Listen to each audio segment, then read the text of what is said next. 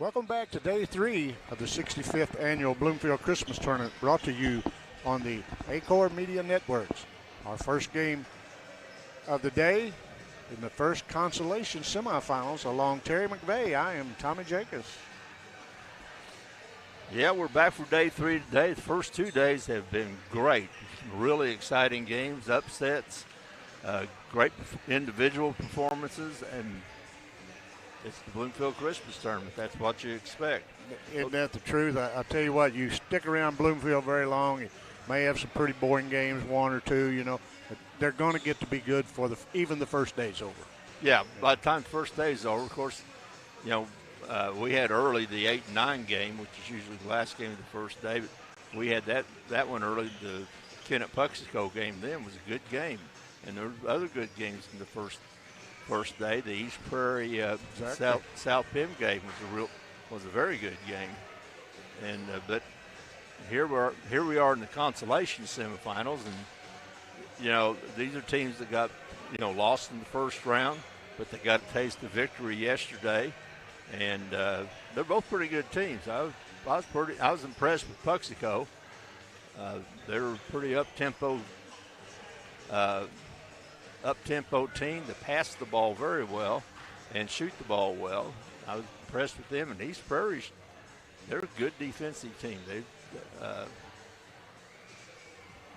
They're better than they have been in the last couple of years. And East Prairie's a pretty decent team. And that's what you get. You're in day 3 of the tournament, and you got the good teams left. And Terry, East Prairie's young. Very. Playing a lot of freshmen, a lot of sophomores. And this game, sponsor of this game will be Focus Bank. So, Terry, looks like we're going to pause for the national anthem, and we'll be back in just a moment. To make the right decisions for your operation, you need 2 things: accurate, secure data and the ability to make it work for you. Introducing AFS Connect Advanced Farming Systems from Case IH. AFS Connect puts you in total command of your operation, bringing together your farm, fleet, and data like never before, with ongoing support from your Case IH dealer every step of the way, so you can increase efficiency year-round. Whether you're optimizing soil conditions, managing nutrients, planting, or harvesting, AFS Connect allows you to remotely monitor every machine. You'll have access to location, diagnostics, fuel, and engine data, giving you the information you need to make the right decisions for your operation. Now that's rethinking productivity.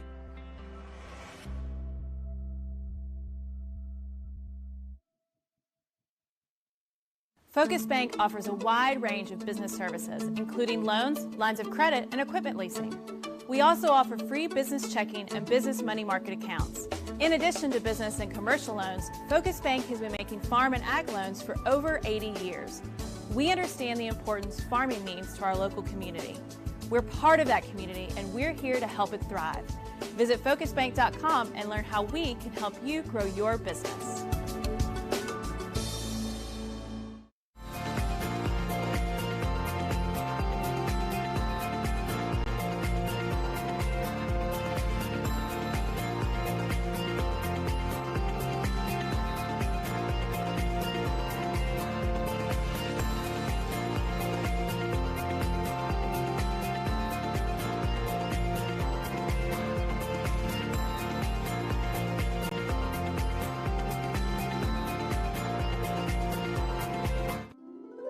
What is Southeast Missouri? Let's try this again. You are Southeast Missouri. You make Southeast Missouri what it is. And Southeast Missouri is who we are. It's in our name. It's in our past. And with you, it's our future. Welcome home. Number 5 for East Prairie is Connor Markham. Also, didn't get that boy's name or his number, but I'll get it for you in a second. That is number 15. That is Garrison Scott. Also, number 20, Hayden Ellis. Number 21 is Wyatt Williams. Scott led East Prairie in their victory yesterday against Van Buren. He had 18, and Williams had 10. Now for the Puxico Indians, they lost to Kennett in the first round, had a big win over Gideon yesterday, and their starting right up will be number 3. Brandon Bridges had 22 yesterday in their win. Also number 5 is David Holyfield. Only had 1 point yesterday, but he'll score more today. He's pretty good scorer. Number 15 is Cole Barnfield. And rounding out the starting lineup is number 40, a 6'3" senior, Kyle Holden. So we've got everybody ready, and I'm ready. Are you ready, Terry? I'm ready. I'm ready to get this day 3 rolling. We got all 6 games of the day. Going to be right here on YHC. As you said, we've got a nice set of officials for this first game of this in the consolation bracket. It looks like we're going to have Scott and Holyfield to jump it, and so the official throws it up, and going to be controlled by Puxico. They have it. Bridges has it down the corner. Now back to Bridges. They'd like to go back to the left corner, but now they swing it around to Barnfield. On the floor, a lot of hustle as it's going to be a held ball, and I think that is going to go to East Prairie. Both these teams, pretty good hustlers. They'll scrap for that ball on the floor, and I like to see that. East Prairie gets the ball in. Puxico is running a half-court trap. They have no trouble breaking as it gets down underneath, up, blocked away by Puxico, but rebound. Who got that, Terry? That was Williams. As number Duncan Crabb, number 20 got that other one. end for Puxico. He had 15 in yesterday's game. Who'd you say got that first bucket? I missed it for Williams.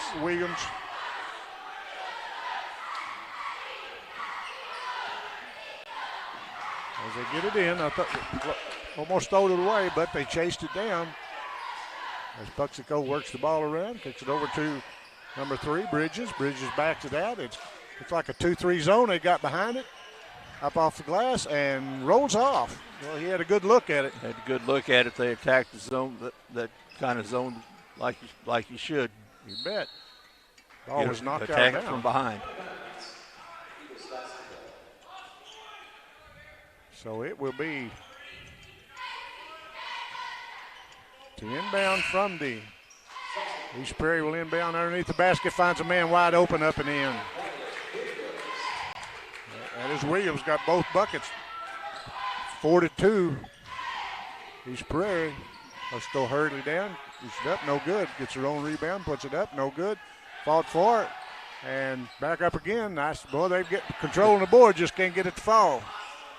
There's a three-pointer top of the key. Well, that's the 5th shot at it. Yeah, I guess they want to turn it over now to Puxico. Coming in the game for Puxico will be number 35, Zimmerman. East Prairie gets it down, drive the baseline, shot put up. Good. No, they're going to call a charge. Probably a good call.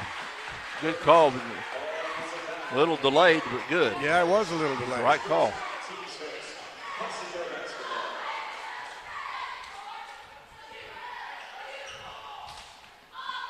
Puxico brings it down. He splits the defenders. Bridges is a good ball handler. Yes, he is a good ball handler. Nice. Try to force it in underneath, and that won't work. A good defense by Hayden Ellis. Sure was. And dropping back. it's going to go off the hands of Holyfield. I guess I better get my glasses cleaned off. It went off of Markham. Yeah. Nice shot off the glass, no good. Rebound up and knocked out of bounds by the East Prairie Eagles. like both teams are going to play the little up tempo. Three-pointer put up, no good. Rebound comes down, fall on the floor, going to come away with East Prairie. They hurriedly take it down. Nice defense, knocked away from behind. That was Hollifield. And comes back, knocks it out of bounds. Up and down affair so far. Now David Holyfield, 6'2" senior, came up from behind, made a good defensive play, made the steal. East Prairie coached by Casey Knight. Shot put up and good. By number 15, and that would be Old Barnfield, and we're going to have a timeout as it's all tied up at 2, and we're going to have we'll keep it here. Terry, what do you think so far? It's early in the game. It's hard to draw a conclusion yet, isn't it? Yeah, they really haven't got their shooting legs underneath them yet. It's the third day in a row they've played, and they really haven't gotten the rhythm in their shooting game. But they're both showing that they want to play up tempo. They're both going to press full court. So I think we're going to see probably a game high 60s, low 70s for both teams. Right. It's the first time that I have done a Puxico game or an East Prairie game in quite some time. But they're always competitive teams. Puxico's known for basketball from years and years back. Well, just from their state championship teams from the early 50s when Arnold Bryan was the coach. Yeah. And there's a book out by Matt Cheney called "My Name Is Mr. Ryan," and if you're ever interested in Southeast Missouri basketball or even Southeast Missouri history, has a lot of really good history of Southeast Missouri in it. It's a great read. Dylan Bartle was at the line, and he missed the first one, and he'll get another. He was after shooting, and both of them rolled off. And Puxico comes down with the board. You got to admire these young players for getting out there scrapping like they do. This is the third day. Their legs they're young and they're in shape. Oh, we're going to have a foul on the block. I think if he hadn't swatted down, if he hadn't swatted down, that'd have been clean. He wouldn't be standing on the free throw lane getting ready for a rebound now. But when you come down, you're going to get the foul call. That's exactly right. Skylar Zimmerman at the line. This is of course, the first time at the line tonight, and he hits the first one. Had 4 last night in their win. 6'4" freshman, Terry. Second free throw, and it rolls off.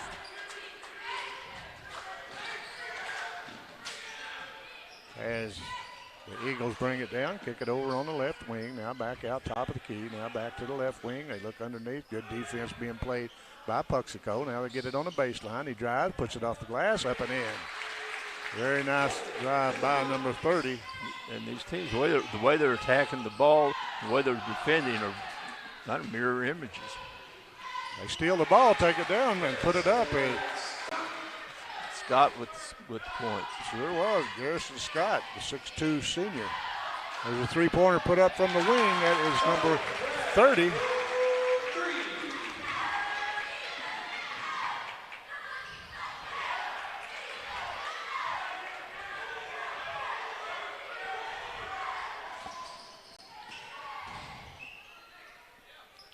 Another long three-pointer up and in by number 15, Garrison Scott. He's got 5 points, back-to-back buckets. Puxico's heating up. East Prairie gets it down, goes off of the defender, and out of bounds. It'll go back to the Indians. Yeah, they attacked that zone the way they should have. That zone press the way they should have. Pass to the middle, over to the side, back to the middle. Right. Just didn't handle the return pass. Puxico walks it down and met with a 1-2-2 zone. They like to trap, and they good success out of it so far as they knocked it out of bounds.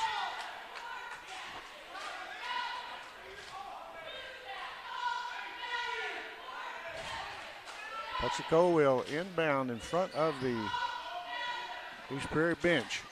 And they finally get it in. And now he telegraphed the pass, and he picked it up and lays it up and in by number 15, Scott. Scott's had a big first quarter, and they said we better talk about this. So it's 11 to 10. That one was like a cornerback reading the quarterback's eyes. Isn't that the truth?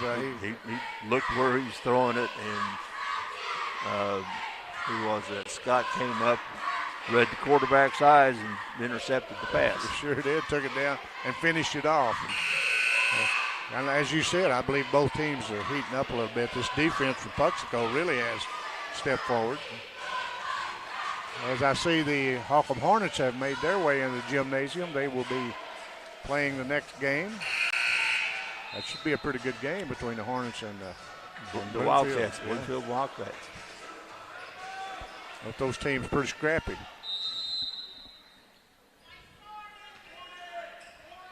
As the Indians bring it down, it's being called across the timeline. Bridges now kicks it over on the left wing, taken away by the Eagles. That's 2 turnovers in a row that the Eagles have forced. They're extending their defense, and it's causing some problems for Puxico. Thought about a 3 now, kicking on the left wing. Now they cut him off. Bring it back across the top of the key, drives the lane, puts it up, little floater, no good. Rebound, high to get the rebound is number 35 for Puxico. That's Zimmerman, again the freshman. Good looking freshman. Mark him all the way. Missed it, tipped back up and in by number 30. Burrell. It's his 6th point of the quarter. Who hit that one? That was Zimmerman. Zimmerman. He's got 3 points in the game so far. We got a good one going here, and we're going to have a foul, bumping foul on one of the Indians. I might want to adjust what the score is going to be. It may be in the 80s and 70s. Yeah, they've kind of kicked it up a little bit. They've kicked it up some, and I think that's the way they want to play. I think you're right. The Eagles will inbound by the Puxico bench. They get it into number 20. That is Ellis. Ellis gives it to number 5, Markham. He handles the ball. He's the playmaker of this group. Nice pass over. Thought about a 3. Drives the lane and kicks back on the baseline. Good move. Takes it in. He's covered up. Double team. And they're going to call 3 seconds in the lane. Good defense. Good, very good defense. And Puxico switched from their 2-3 zone to a man-to-man on that possession, and played it well. They got some good help and caused a turnover. Puxico has the ball deep on the right corner. Now they kick it way back out front, and it's one of that hadn't been picked off. But 3-point spot up, and number 20. That is Duncan Crabb. That's his 5th point. He had 15 last night. He can definitely score. Good drive by Ellis. Hayden Ellis gets on the scorebook. They're just kind of swapping baskets now. Another 3-pointer put up, no good, and get the rebound is going to be East Prairie, and he is fouled. It's like foul on Ellis. Crabb. Coming in the game for East Prairie is number 22. That will be Cooper Toe. Going out will be Hayden Ellis. Nice pass in. They get it down, get it across the timeline. Drives the lane. Nice dish. It's covered up by the big men in there, and smartly gets it out. And the 3-pointer put up, no good. And Puxico comes away with it, but East Prairie gets it underneath. Nice off the back glass, but he's fouled.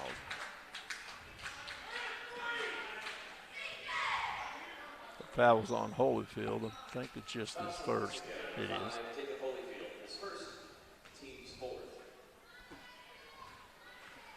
We'll see how this goes as first free throw is up and good.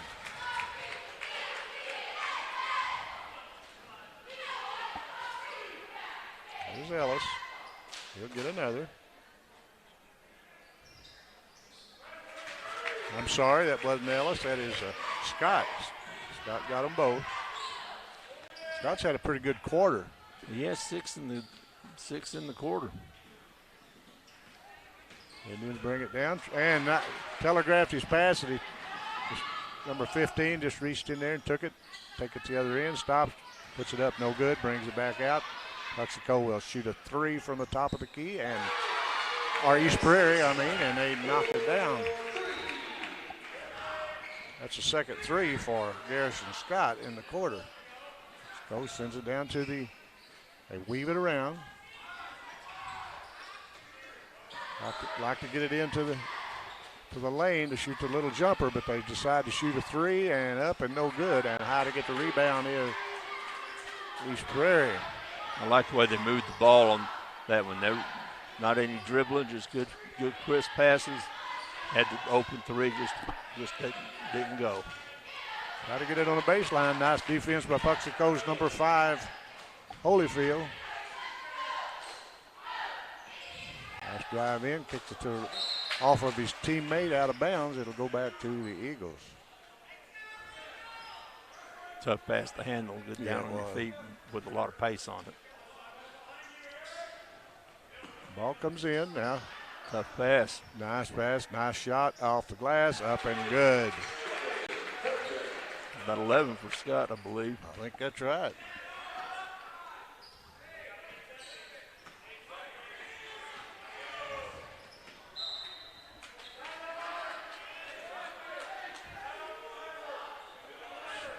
Yeah, they got time to get the inbounds, get the ball inbounds. A couple of dribbles or a pass and a shot. As they get it down, they stop. Oh, he's going to foul the 3-point shooter as the clock, 0.7, and that coach is not happy about that. Well, and that was just a really smart play by was. Bridges. He wasn't squared up. He wasn't in good position to make the shot, but he knew if he saw the player coming, he knew if he got up in the air, he could get 3 free throws. Yeah, it was a very good, very smart play. And he gets the free throw. Terry, I've got probably too many points on Garrison Scott. I got him for 14 first quarter. I probably put someone on him that doesn't belong. We'll check that out overall. Yeah, timeout. We got him for 11.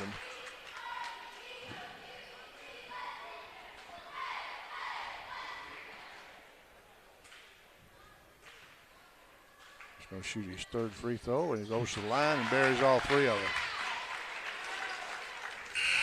That brings us to the end of 1, and we've got the East Prairie Eagles 21, the Puxico Indians 19. We'll be right back. Who you got over there? I'm Zach Tanner. I'm a rice seed farmer from southeast Missouri. I've produced rice seed for various companies, and for the last couple of years I've grown DG 263L. One thing that we noticed, no matter which field we were in, the yield was just very consistent. We have literally never had varieties consistently yield as high as this one is yielding. In 2020, our DG 263L averaged well over 200 bushels. So far, our yields have been just outstanding. I would absolutely suggest somebody grow some of the DG 263L just because of the consistent yield and high quality.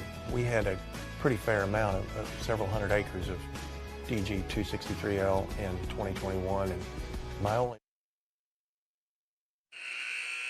5. Okay, that's where it's at.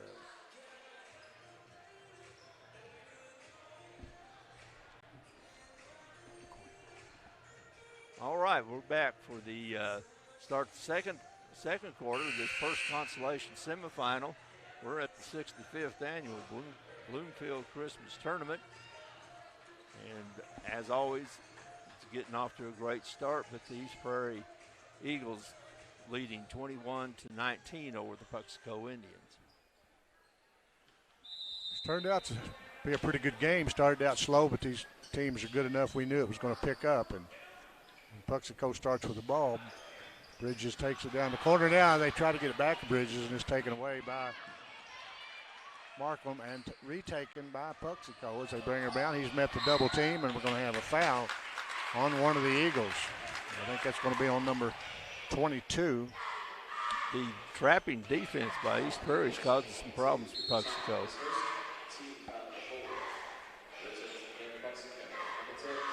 4 fouls for each team. Been a pretty good played first quarter, not many fouls. That's good defense. Mexico gets it over, top of the key, now down in the corner, try to get it back, and chase down, now back to Bridges. Bridges cross-court pass, now he gets it back. They get it into the big man, it's on the floor and taken away by Good idea. East Prairie just got a hand in the way. Sure did, and here comes the Indians the other way. It's been good defense. Again, East Prairie's trapping the ball. Bridges thought about a three. Now there's a three from the corner and no good. And fight for it. And three from top of the key, no good. But Puxico, and he's come back down to Puxico. There's a shot put up, blocked by number 22 of East Prairie. That was Cooper. I don't know if that's how they toe or towel. Toe or towel or something. Sure. That's the way with me. It was a good block. Yeah, it was a beautiful block. He did it just right, too, Terry. There's a three-pointer put up, no good, and East Prairie comes away with the board as they have the lead, 21-19. Looks like they went to a man-to-man. Yeah, they're switching it up. Sure are. Almost taken away, but chased down by Markham. Markham puts it on the floor, drives the lane, puts it up, no good, but he's fouled.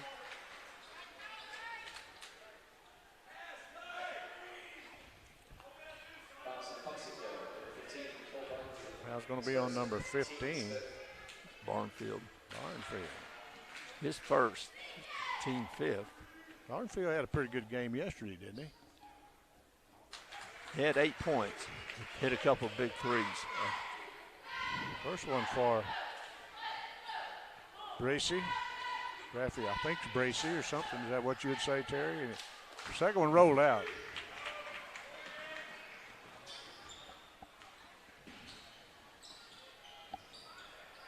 Spots up for a three out of the corner, no good. And the Eagles come away, and they hurriedly get it down, and he loses control, but he runs it down. Now he loses it out of bounds. I only knew one other guy that was named Raffy Miller. Yeah. From Poplar Bluff. I know exactly who you're talking about. Worked at the gym, Bovine's gym down at Camel for a long time. I think he married into the Bovine family. He did.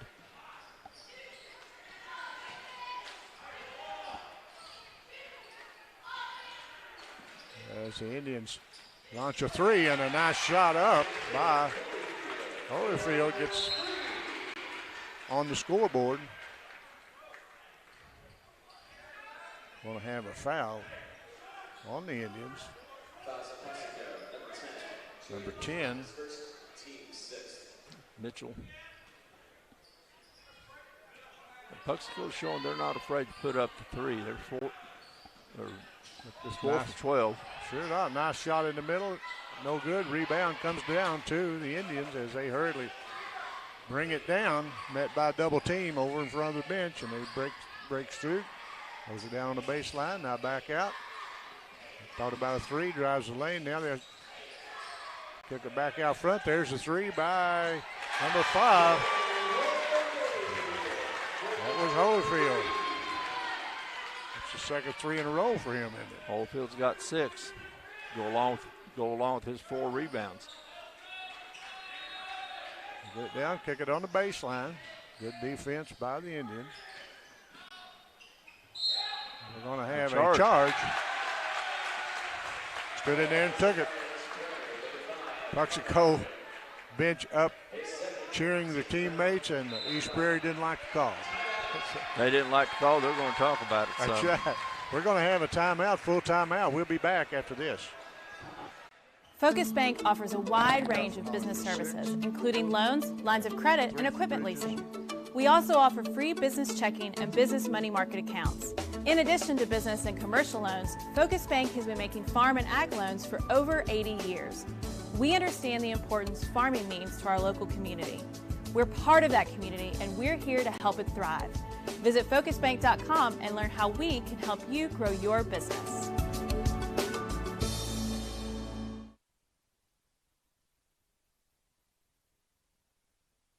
down to the wire. Both these teams playing very hard, playing some good defense. Well, they're going up and down. They both play a lot the same. But East Prairie gets their points inside more than Puxico. Puxico likes the three-pointer. They've shot 13 so far, and they've made 5. Yeah, they're not scared to launch at 3, are they? No, and it's just not just 1 or 2 guys that are launching the threes. They've got 3 or 4 that'll put it up. Well, as the Indians bring it up, remember this game sponsor is Focus Bank, and we appreciate the sponsorship. As Puxico has it, now they're working it around, got it on the baseline, try to get underneath, but it's taken away. Try to get it into the big man, but it didn't work. Zimmerman, and we're going to have a foul on Mitchell. I like the way Puxico's moving the ball on offense in their half court. They're not a lot of dribbling, mostly good, clean, crisp passes. Yeah, I like that. Rafi Bracey will go back the line. He's 1 for 2.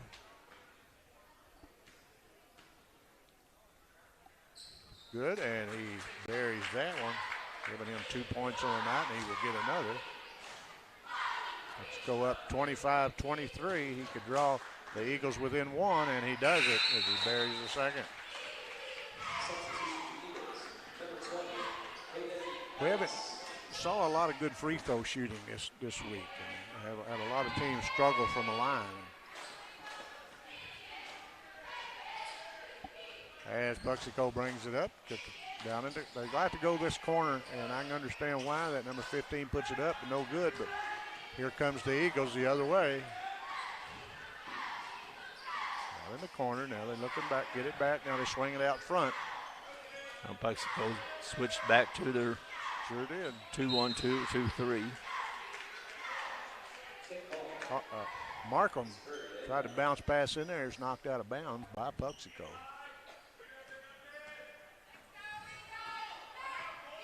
Markham brings it top of the key, lobs it over on the right wing, tries to get it down on the baseline. They do. Nice shot up off the glass and good by number 21. And East Prairie recognized the zone and attacked it well. As they intercept that pass, takes it down, lay it up. No good. Nice rebound up. No good. And we're going to have a foul. Wyatt Williams brought that down a while ago and finished. That was a very nice play. And then they stole the ball and come down and the foul. And number 15, Scott's going to go to the line. It was a good hustle rebound there. Sure was. Came in off the wing with momentum, grabbed the ball, got fouled going back up. Free throw up and rolls off.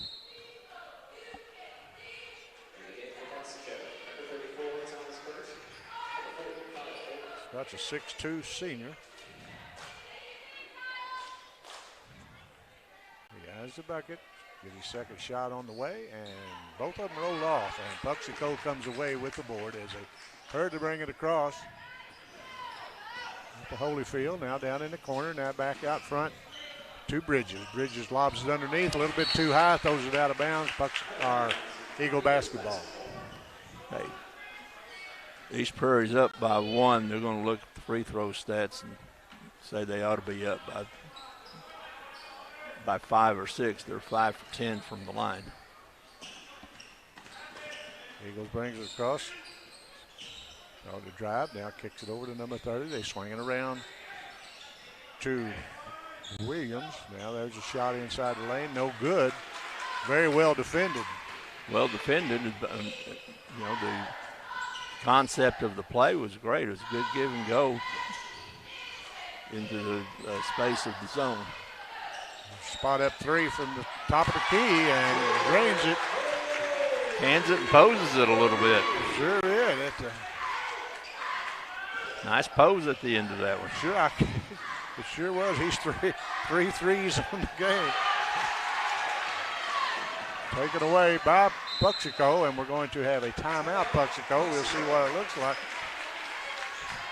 And we'll see if this was a full timeout. But while we're breaking the action, if Travis Day is listening in. We'd like to find out how your wife's getting along. We all been thinking about you, and we miss you here at the tournament. We understand, and everybody understands, and we just hope and pray that everything works out. So, Travis, if you're listening, let us know. Well, this is going to pretty good game, and I think the second half they'll probably really get after each other. They've stepped it up pretty good here, and they're this is not one of those games where you're going to be after the game. There's going to be a debate as to whether or not there should be a clock, because it'd be totally irrelevant in this game, because they're going down and they're pushing the ball and they're not afraid to put it up. And Puxico likes to shoot threes.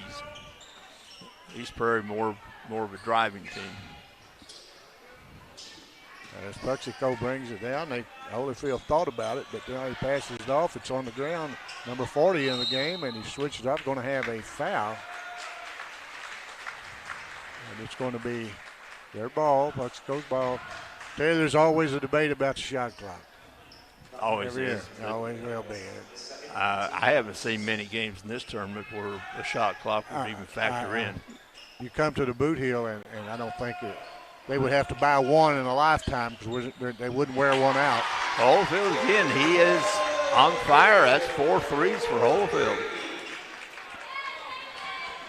Oh, nice pass underneath. Nice block, but it comes back down to the Eagles, and here comes the Indians the other way. And this Holyfield kid can shoot the three, and it's going to be off of a foot. It's going to stay. Going to go to East Prairie. Going to go to East Prairie. Yeah, went off Puxico foot. Sure did. Yeah, I don't think they'd wear a shot clock out down there. I don't think so. I'm really not for that. I mean, that's just my opinion. I don't. When you get in the situation late in the game where you're trying to hold the ball in that situation where the defense is coming out and they have to do something, and you're trying to hold the ball. Holding the ball is very difficult. Oh, yes, it is.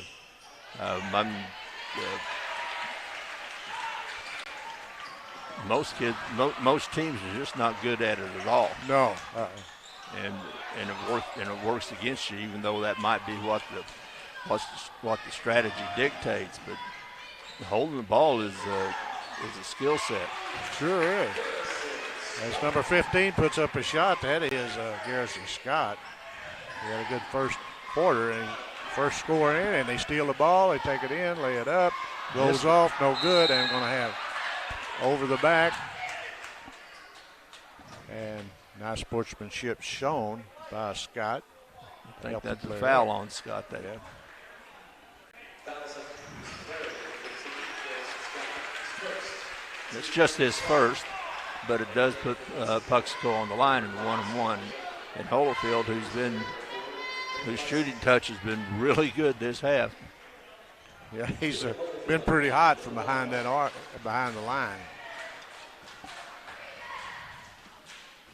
He's got 12 points to go along with his 6 rebounds.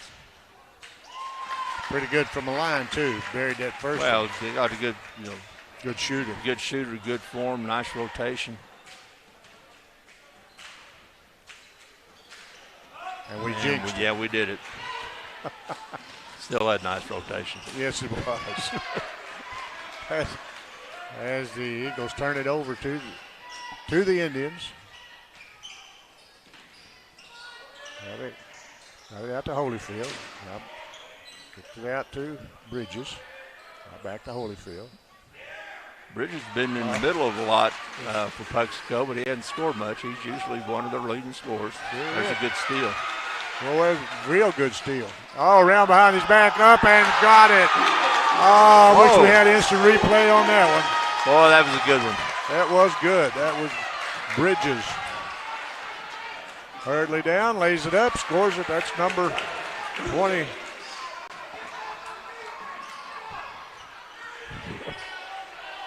Yeah, you couldn't hardly beat that, Terry. Well, and one thing about Bridges going behind the back on that wasn't just showing off going behind the back. He had the defender on his right side. He went behind the back to go up with his left side. I mean, it was a practical thing to do, but he did it well and it looked great. It was beautiful. That brings us to halftime, and we've got Buxico up 34-30, and we'll be back in a little bit.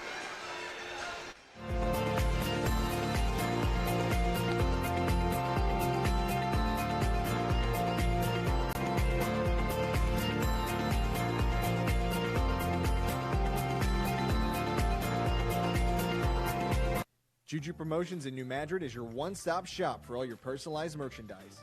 Whether it's screen printing, embroidery, promotional products, heat presses, or decals, we've got something that will suit your needs.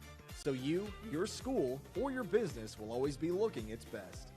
There's tons to see, from apparel to accessories. So what are you waiting for? Stop into Juju Promotions today in New Madrid, Missouri. And don't forget to like us on Facebook.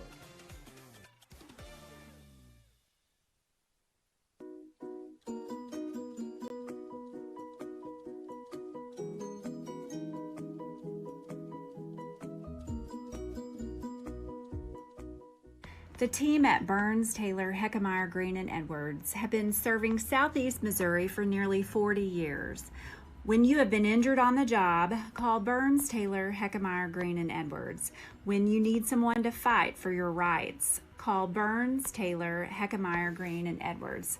When you need dedicated, aggressive legal representation, choose local attorneys. Call Burns, Taylor, Heckmeyer, Green, and Edwards. I'm Zach Tanner. I'm a rice seed farmer from Southeast Missouri. I've produced rice seed for various companies, and for the last couple of years I've grown DG 263L. One thing that we noticed, no matter which field we were in, the yield was just very consistent. We have literally never had varieties consistently yield as high as this one is yielding. In 2020, our DG 263L averaged well over 200 bushels. So far, our yields have been just outstanding. I would absolutely suggest somebody grow some of the DG 263L just because of the consistent yield and high quality. We had a pretty fair amount of several hundred acres of DG 263L in 2021, and my only real regret is that we didn't have more. I absolutely plan to plant more acres of 263 in the future. It's already part of our production plan for 2022.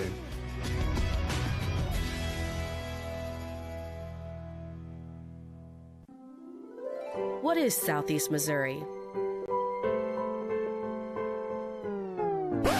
Let's try this again. You are Southeast Missouri. You make Southeast Missouri what it is. And Southeast Missouri is who we are. It's in our name. It's in our past. And with you, it's our future. Welcome home.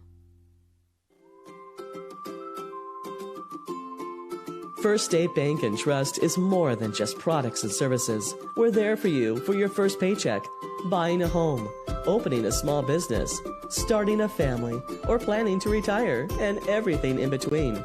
We're the local bank you know and trust for all of your financial needs. Visit fsbtrust.com or stop by your local First State Bank and Trust to explore all of your financial options. Equal housing lender, member FDIC.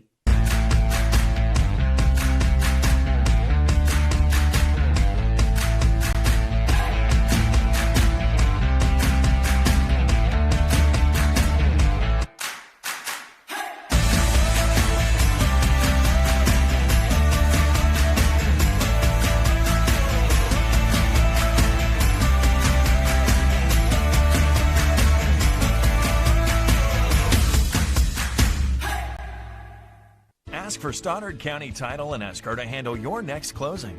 Dustin Mayer, Joe Watson, and the staff at Stoddard County Title have over 50 years of combined experience in the title and legal industry. The purchase of a home or farm is often a family's biggest investment, and Stoddard County Title and Escrow will put your mind at ease.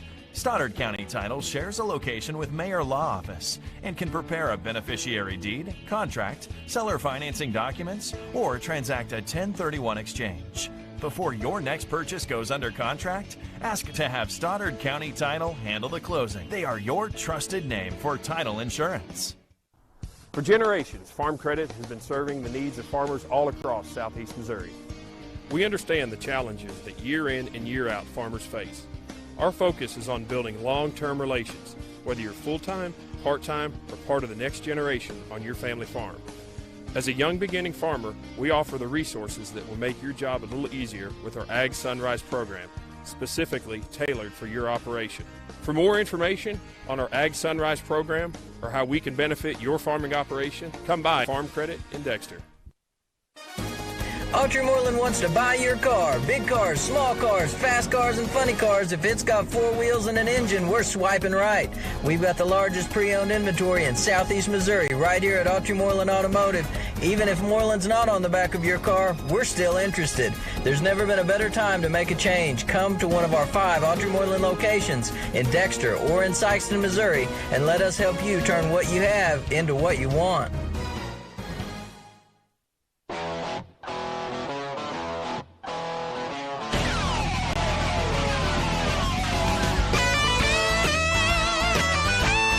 We're right here at King Jerry Lawler's Hall of Fame Bar and Grill on world-famous Beale Street, and as you can see, oh my gosh, we have the best barbecue ribs in Memphis.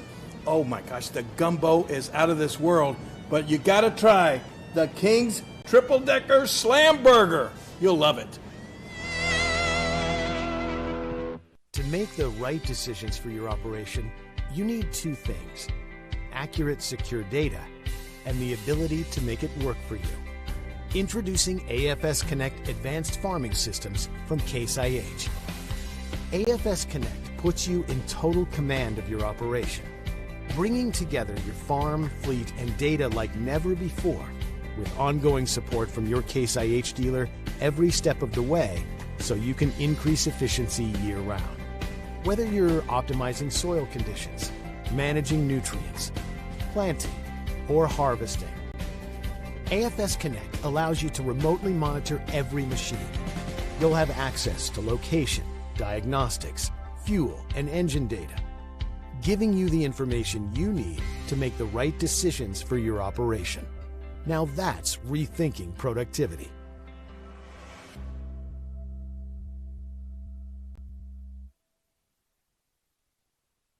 Focus Bank offers a wide range of business services, including loans, lines of credit, and equipment leasing.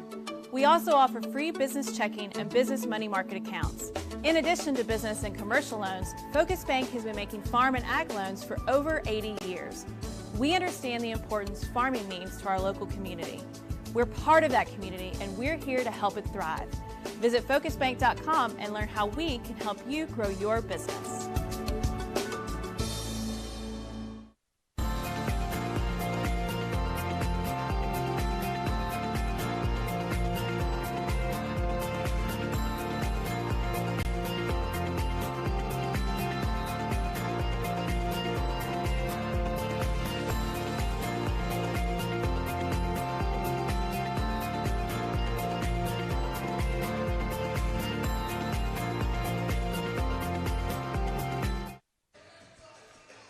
Well, Terry, we're 2 minutes away from the start of the second half. We had a pretty exciting second half. Both teams played very good defense, 34 for Puxico and 30 for East Prairie. And we're going to go over the scoring, but I'll go with what I got, which strictly unofficial. We got Bridges with 5 and Holyfield with 13 at his 4 3-pointers and a free throw.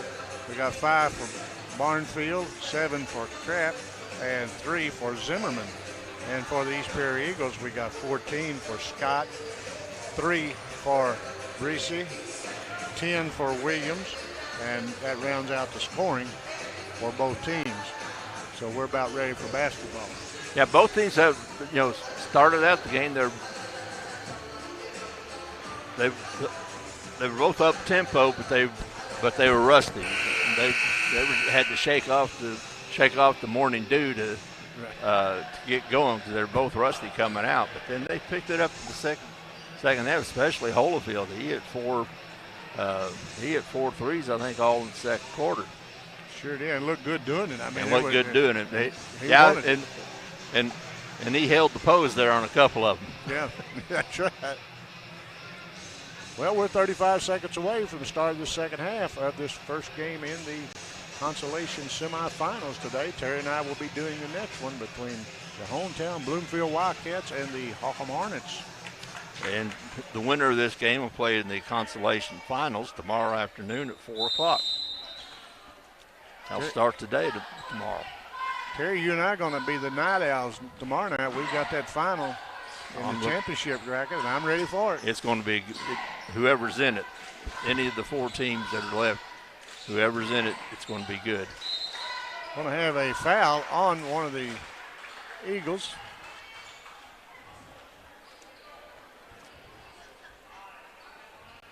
Oh, I'm sorry. It's going to be a foul on Duncan Crabb with his third foul. As the Eagles will inbound from the baseline just inside the three-point arc. The shot put up, no good, but it comes down to number 5. That is Markham. Markham has it between the circles. Now back to the left wing. Thought about a 3. Now down the baseline, trying to get it inside. Good defense as they pick it back outside. Ellis to Markham. Now they get it inside to Markham. Now Markham, no doubt, is related to the Markham that played for East Prairie last year, a couple of years ago. Pretty good player. Sure was. And Connor Markham is just a freshman. Well, there's another shot put up by a very good number 15, Scott. He's taken over where he left off. That's his 16th point of the night. As they've turned the ball over, and it will be, we'll see what the officials are going to talk about. I think they got it right. I think they did. They're going to give it to Puxico, and I think you're exactly right. Puxico looking to inbound. Good defense. Now they get it in. Now they get it back out front. Lob it down deep in the corner. They got him trapped down there, and they forced to travel. Yeah, they had him trapped, and he's trying to break through the double team. Of course, he also had the baseline and the sideline guarding him too. That's right. You know, it's easy to do it from up here, but players will run to that down there, and you're just, like I say, it's 3 men guarding you there.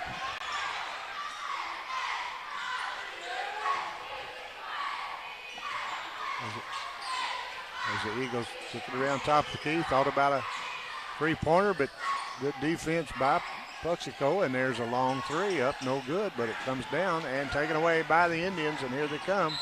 There's going to be a foul. I think that's going to be, I think, on number 15, but we'll wait and see what the officials. Yeah, that's going to be number 15.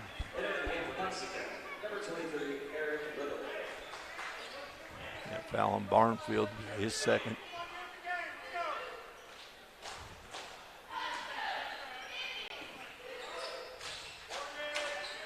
Go gets it over to number 23, first time in the game. That's Eric Riddle.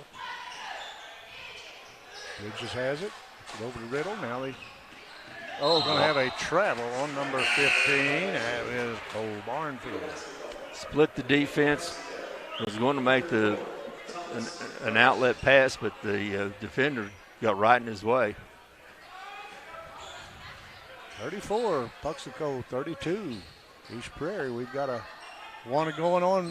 good game going on right now, and they're almost thrown away, but a lot of hustle by East Prairie to come away with it. Markham has it, and now they're telegraphed his pass, and down, lays it up, got it. That was Holyfield. Off the glass, number 15. Scott has him for 18 or 17 or 18.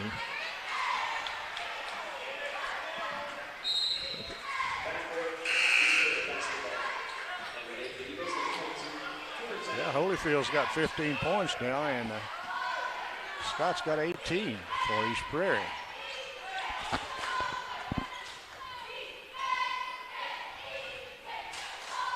I don't think Holyfield started scoring until the second quarter.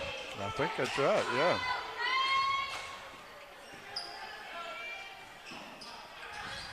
Good defense by Puxico as they force a turnover.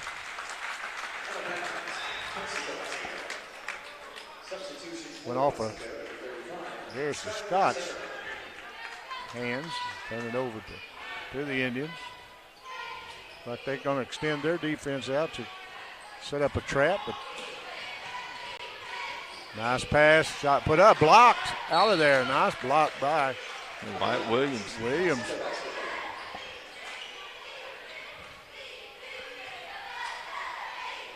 Bridges steps out to inbound it, kicks the top of the key. There's a three-pointer and rolls off. That was for Holyfield, and well, he was hot the first half on those, but that one just rolled out. Three-pointer from the corner, no good.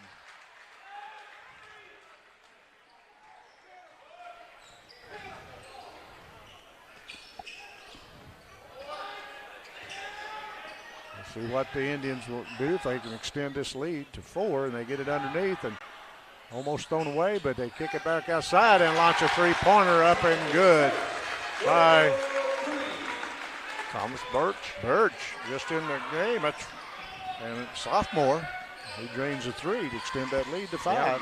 Yeah, Puxville's big man. Zimmerman's a 6'4" freshman. Birch, 6'3" sophomore. There's another three-pointer put up, no good. And how to get the rebound for Puxico is Holyfield. Holyfield's a pretty good-sized young man. He's 6'2", senior. He's got 7 rebounds. It's going to be, ball's going to go back to Puxico. Cross-court pass to Riddle. Riddle back over to Bridges. Bridges controls the offense as they pass it around, drive the lane. Now back to Bridges. He spins down in the corner. Holyfield thought about a 3, and he got started just a little quick, traveling. Yeah, he saw the opening on the baseline and went to it just a little bit before he got the ball.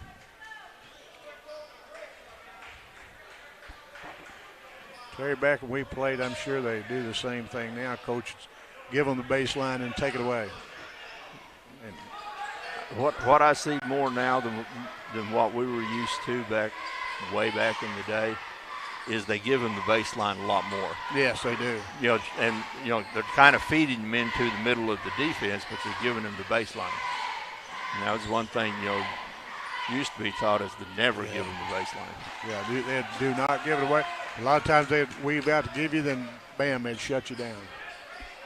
There's a three-pointer put up, no good, and it's going to go back to the Eagles.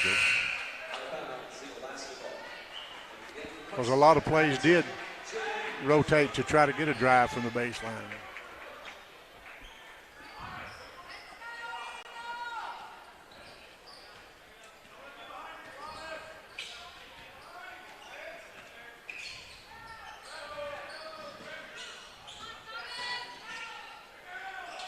Shot put up, no good. Coming down with the rebound is the Indians, and they bring it down. Long pass. And he drives. It's about a 10-foot jumper, no good, and the Eagles come away with it and hurriedly bring it down. It's 3-on-4, but nice spin move. Yeah, he spun right through the defense. As the Indians bring it down, lays it up, got it. Nice move by Bridges. Bridges gets his 8th point of the night. Extended lead, 41-34. Eagles brings it down, thought about a 3. Now they get it inside. Nice spin, nice shot up, no good, just rolled off, and Puxico's controlling the boards right now. And they've extended their lead to 7. You better get on that cat out there. He'll extend it to 10 pretty quick. He can bury that 3. Here comes the Eagles down. Nice spin, shot put up and good, and he'll go the line. Cooper Tao. Was a nice spin, put his left shoulder into the defender and then spun right to the basket. Sure did, very nice. And we're going to have timeout. East Prairie going to talk about it, 41-36. We full. It's going to be a full timeout. We'll be right back after this.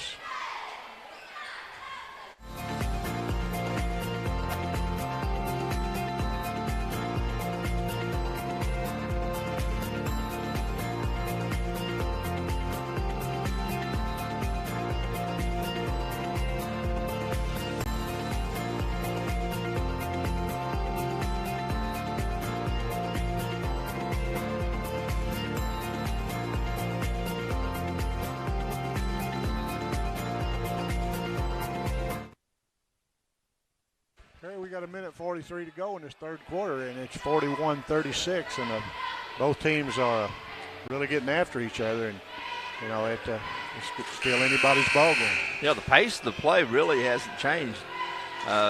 Again, starting out the game, both teams were rusty. They weren't making very many shots. Puxico's heated it up from the three-point line. They're 8 for 20 from three-point. East Prairie's only shot 6 three-pointers and made 1.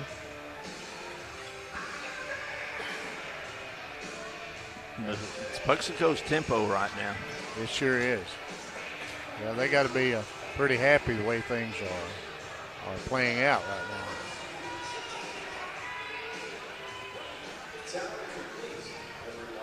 Focus Bank is the game sponsor of this Puxico East Prairie game.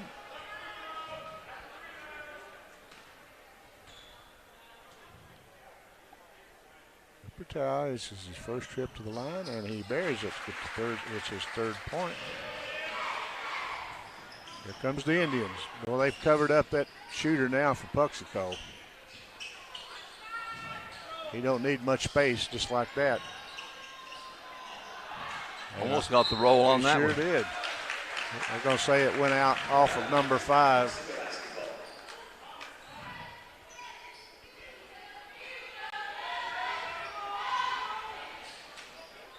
There's a three-pointer put up from the corner, in and out, no good. And here comes the Eagles to try to draw a little closer with the 3. They can draw within 1. Get the ball in Markham's hands. He hadn't scored any points, but he's sure controlled the tempo for East Prairie. He sure has.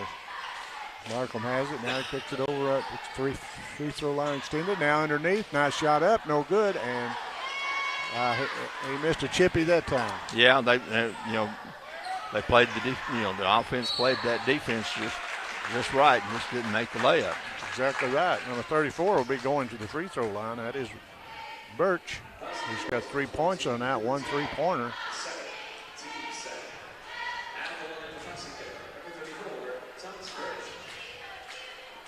Birch will be shooting a pair. First one's up. Got it. Birch, a 6'3" sophomore. Both these teams playing a lot of freshmen and sophomores. They've got something coming along here in the next few years. Pretty good teams now.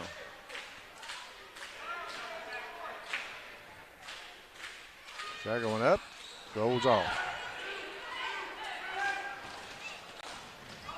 Markham brings it across the timeline. Now kicks it left wing. Now back out to Markham. Markham looking underneath, brings it across, kicks it to the free throw line. Now they get it down on the baseline. Nice move. Fake shot put up, no good, and rebound up, got it, and he'll go to the line. Again, they got it on the baseline, got it behind that zone defense, and ended up with the good shot. Sure did. That's going to send Cooper Toe to the line.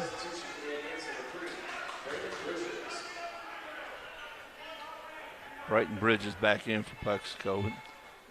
Whenever he sits down, it's not going to be for long. That's right. We throw up. Got it.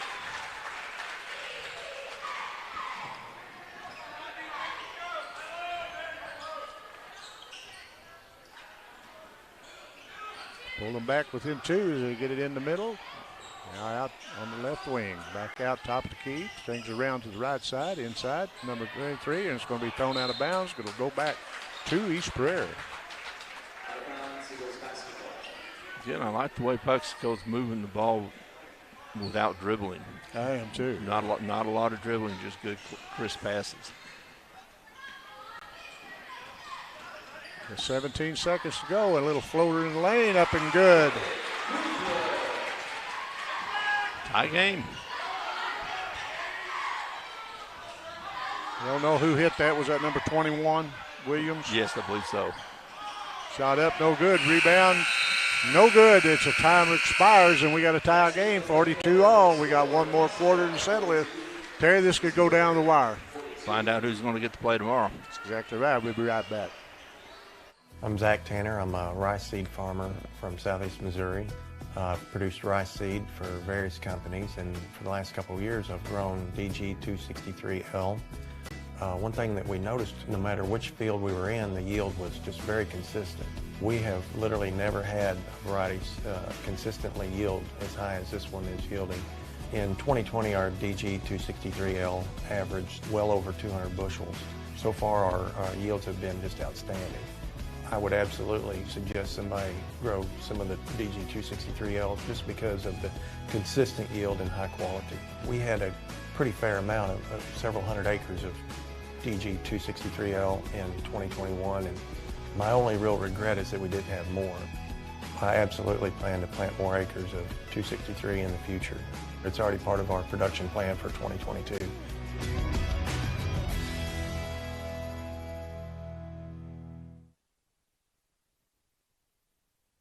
8 minutes to go to see who will advance to the Consolation Championship tomorrow night to take on the winner of the Holcomb-Bloomfield game. So Puxico had a lead, and East Prairie's come back and tied this thing up. Yeah, Puxico looked like they were getting ready to pull away, but then here comes East Prairie. I like the way they played in the first game when they played South Penn. They got way behind. Looked like it was going to be a blowout, and they came back and almost won the game. Barnfield just drained a 3. That's the 9th three-pointer for Puxico. Shot put up underneath by number 21, Williams.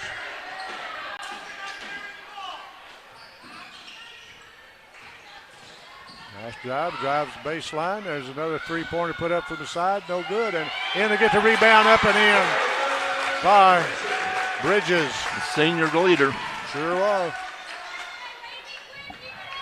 It's his 10th point of the night as bring it down. Shot up and in by Scott. Now it's up and down now. Now it's picking up. It looks like East Prairie's going to take the lead. Oh, no, it rolled off, and we'll see who it goes off of. It's going to stay with the Eagles.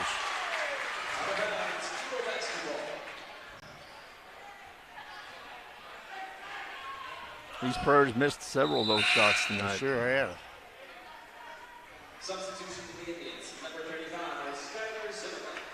Coming in the game for Puxico is number 35, Skylar Zimmerman.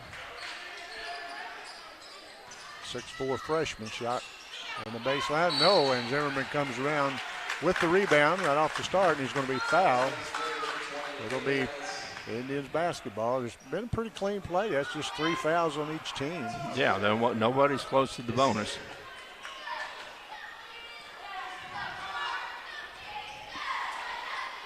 Bridges brings it across. Got to get it inside. Spins, shoots, and off the rim, and here comes the Eagles with a chance to take the lead.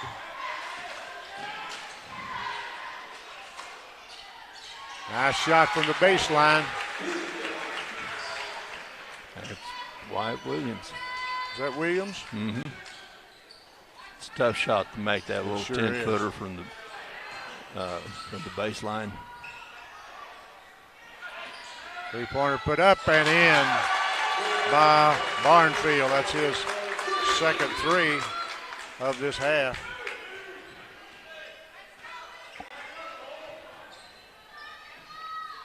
He's kind of going from one team to another, taking the lead as they get it inside.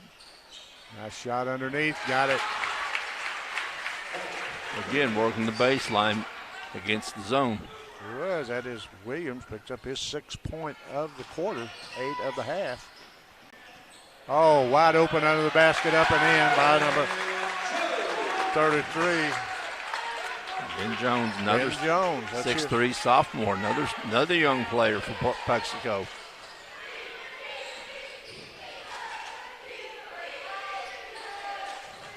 Markham has it. Now he kicks it over on the left wing. They drive the lane all the way in. Lays it up. Got it. And we're going to have a short timeout. We'll keep it right here. Pace is picked up a little bit. Pace has picked up, and they're making more shots. Yeah. 52 all with 5. Well, the 5s are wild. If we was going to draw that, we got 52-52 with 5:15 to go. I wouldn't have any luck if I was the only one in the thing. I'd draw the, as they say, what's your number? Well, I got Joker. 6 and 7 8s. Yeah. Well, this is kind of what we talked about earlier. We thought this thing would probably go down to the wire, and I still think it will. Well, all indications are pointing that way. Sure is. See, coach of the Holcomb Hornets, Michael Snyder, standing down with his team getting ready to take the court after this game. Snyder does a good job with those Holcomb players. He does. Inside, down on the baseline, about a 10-foot jumper, up, no good, and rebound by the Eagles as they bring it down at the 5-minute mark. We're all tied up in this consolation semifinal.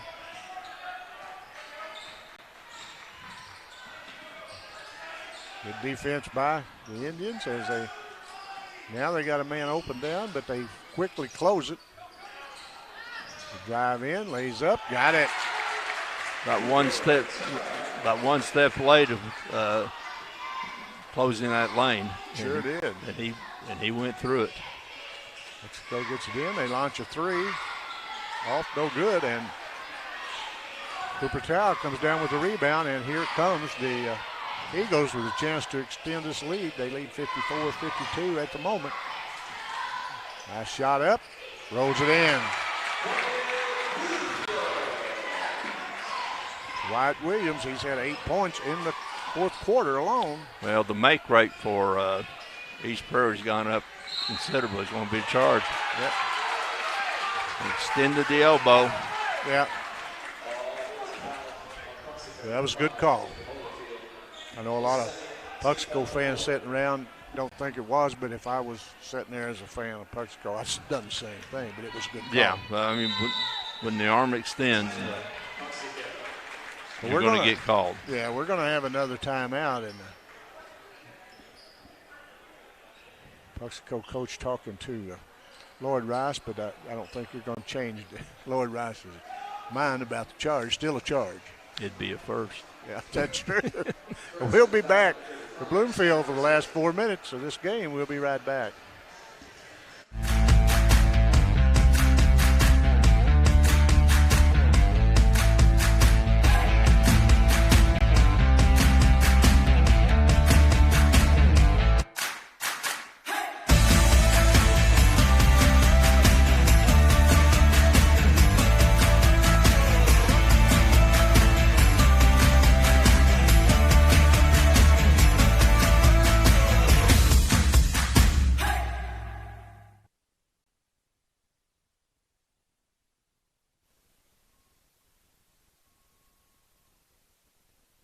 Who's going to go to the championship finals in the consolation bracket? Well, we thought we were going to have a close game. And you know, day 3 of the tournament, everybody's going to be pretty evenly matched. There aren't going to be runaways. And this is what we expect. We said at the beginning,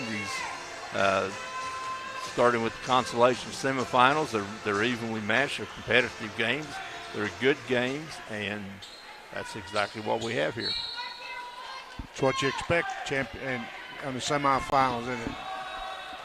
All right, here we go as Markham has it. And the Eagles are going to take care of the ball. I'm sure that's what Coach Knight said. He said, you know, when I say that, and they launch a 3 and no good, and Puxico comes away with a rebound. Big rebound by Holyfield. Get it down in the corner. Now swing it back around. Got to get it in and almost taken away. Now it is taken away, and here good it comes. Defense by East Prairie. It sure was. 3-on-3. They pull it out as Markham has it. They play pitch and catch between him and Ellis. Wyatt's on the baseline, letting him know that he's open. They In no hurry, and we got a kick ball. It'll stay with the Eagles. Getting the Eagles with the 4-point lead. And we're down to just under 3 minutes as Buxico's extended that defense. Now they get it underneath. There's a drive, there's a shot, no good, but he's fouled. He'll go to the line to shoot a pair of those. He's in the act of shooting. That's going to be on number 5, Holyfield. Just his second foul. Holyfield's played a very good game. As Cooper Tower goes to the line, he'll shoot a pair. The first one's up. Got it.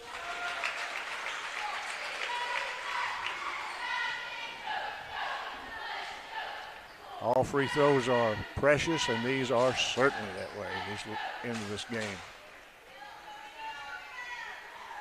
Second up, and he got it. I think that's probably the biggest lead of the day for East Prairie, 6 points. Right. As the Indians have it top of the key, now they switch it over. Thought about a three. Now they launch a three, and no good, but rebound up and in by Zimmerman.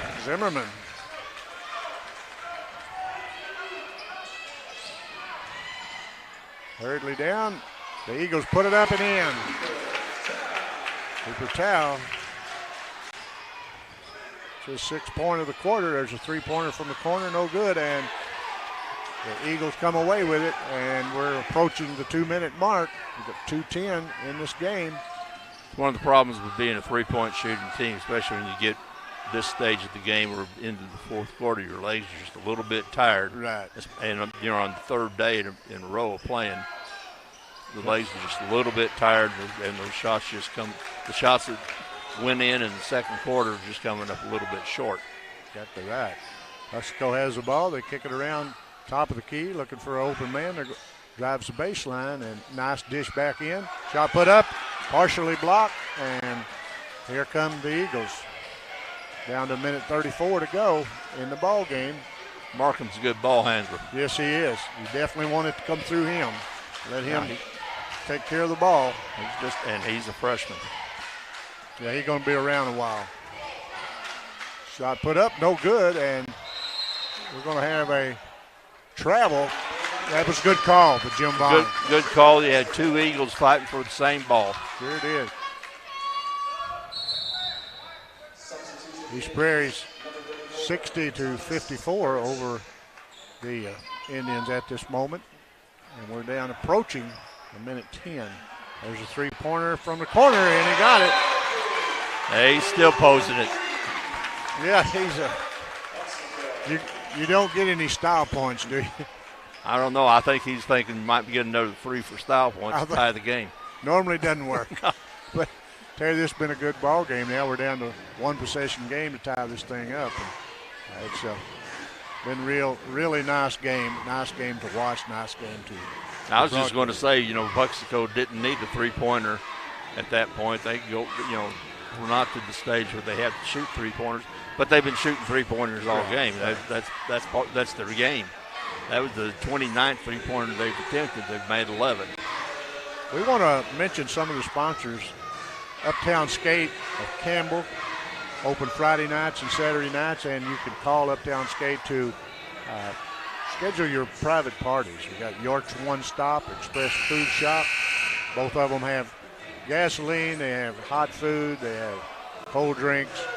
Very nice people. Mako Construction, Lemmings Farms, Spencer and Carrie Lemmings of Gideon and Mullen, Baker Termite and Pest Control of Buxico, serving the Boot Hill of Missouri for 50 years. Malden, Holcomb, Kennett, and Gideon schools, all wishing their teams well in the Bloomfield Christmas tournament. State Senator Jason Bean and Desi Bean, his wife, from the 25th District. We appreciate you all very much, and it's good that people step up and sponsor for these good high school games. Well, and that's, without them, we don't have these games on TV. That's exactly right. Markham mishandled the ball, but luckily for East Prairie, Buxico knocked it out of bounds. Buxico went into full court pressure with a 1-2-1-1.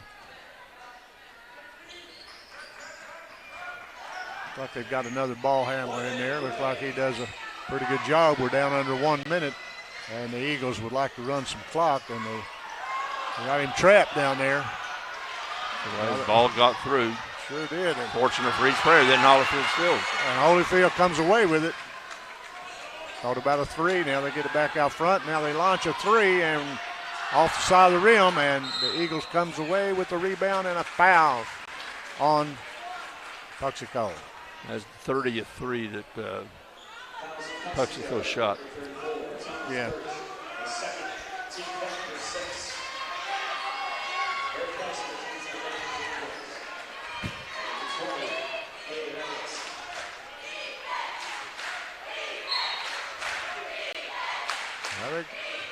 The Eagles get it in, going to be fouled. Have no choice. They've got to foul to get that clock stopped.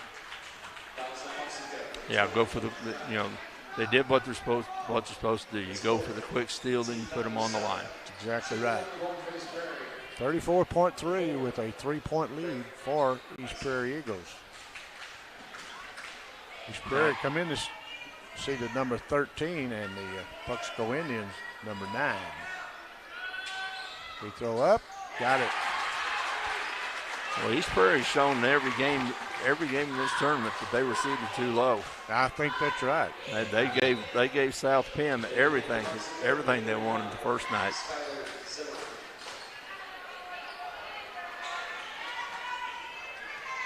Reese looks for one more, and he got them both. Extend the lead to 5.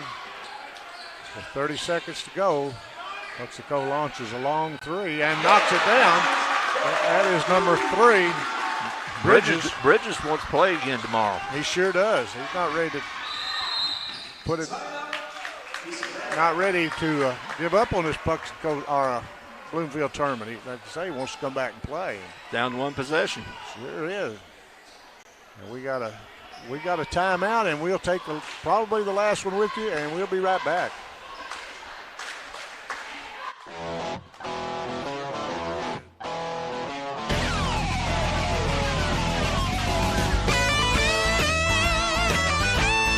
We're right here at King Jerry Lawler's Hall of Fame Bar and Grill on world famous Beale Street, and as you can see, oh my gosh, we have the best barbecue ribs in Memphis. Oh my gosh, the gumbo is out of this world, but you gotta try the King's Triple Decker Slam Burger. You'll love it. 18.3 seconds to go, and a 2-point lead for East Prairie, and Puxico's on the floor. They're ready to get this thing started. Yeah, they've already got their full court press set up. So Holyfield's going to be guarding the ball. We'll see how it plays out. As we've said earlier, the winner of this one will play for the Consolation Championship tomorrow. The winner of the Holcomb Bloomfield game. Okay. Puxico will go for the steal, but then they need to commit the foul. No. Was the foul called? Foul call. I thought it might have been a little. I didn't know. I thought it might have been back court. I don't know. Or everybody dressed in orange thought it was walk. Yeah. And that's going to send Gracie back to the line where he just came from to bury 2 to try to put this to a 4-point lead. Big free throws. This one's real big. Rolled out, and here comes the Indians with 10 seconds to go, trailing by 2. They get it in the corner. They need a 3 to win it, but they could tie this thing up going underneath. They need a timeout to drop a play. Yeah, we got 5 seconds to go in this ball game, and Puxico is going to have possession. We'll see what they're going to do. Yeah, nothing was happening on that possession. No. They really had nothing going on the offense. They needed that timeout to draw something up. We'll see what they come up with. Just as my perspective, which it'll probably be totally wrong. I think you might want the ball in Holyfield's hands or Bridges. Or Bridges, yeah. Bridges can drive, and possibly score and be fouled, or possibly be fouled. We'll see how it plays out. You really don't want to settle for a three, I don't think, in this situation. You want to take the ball hard to the basket. And like I said, if you don't make the shot, you're most likely going to get fouled. Right. Yeah, I think you're right. Let's drive it in there and go for the tie, and let's see what we can do in the overtime. They've made up a lot of ground just here in the last few seconds. Yes, they have. Buxico will inbound on the side. And East Prairie is really not wanting anybody to drive as they get it in. Now they give it two. Oh, they take the three, and that's the ball game, 62-60, as the Eagles come away with the victory. And Terry, that surprised me. It kind of surprised me too. Now you wanted it in Bridges' hands. He's your senior floor leader. He can make those shots. But we'll take a short break. We'll be back to wrap this thing up and get ready for the next game. So we'll be back in about 30 seconds. What is Southeast Missouri? Let's try this again. You are Southeast Missouri. You make Southeast Missouri what it is. And Southeast Missouri is who we are.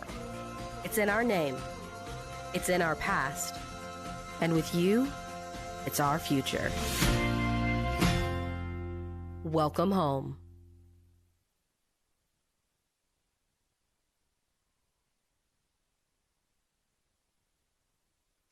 Well, Terry, that was a very good ball game. It was. It went up and down. There in the fourth quarter, East Prairie stretched it out. I think they got an 8-point lead, but Buxico came back, hit some threes, hit free throws, had the chance to tie or win the game right at the end. And good shot by Bridges, just went off the back of the iron. Well, we'll go over the scoring. We got 13 points for Bridges for Buxico Indians, 18 for Holyfield, 5 threes, 11 points for Barnfield, 7 points for Crabb, 2 points for Ben Jones, 4 points for Bush, and 5 points for Zimmerman. For the victorious East Prairie Eagles, who will advance to play the winner of this contest that we're fixing to do tomorrow for the consolation championship. We got 5 for Breesy, 20 for Garrison Scott. He had 2 threes in the game, 14 in his first half of the 20. And we had 4 for Ellis, 20 for Wyatt Williams. He had a nice game. And 13 for Cooper Towle. So it was a fun game, and both teams give it their all, and it's all you can ask for. And East Prairie gets to play at 4 o'clock in the afternoon. Stay tuned for the Hockham Hornets and the Bloomfield Wildcats. And East Prairie will play the winner of this game tomorrow afternoon. All right, we'll be back in a short time for this next contest. We'll see you in a bit.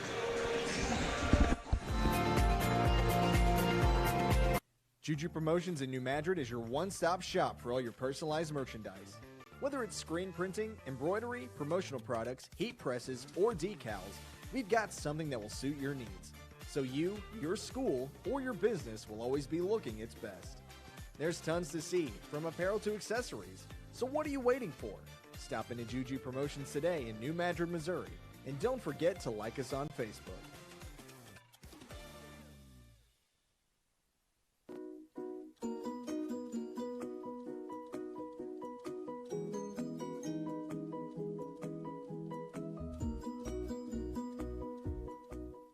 The team at Burns, Taylor, Heckemeyer, Green, and Edwards have been serving Southeast Missouri for nearly 40 years.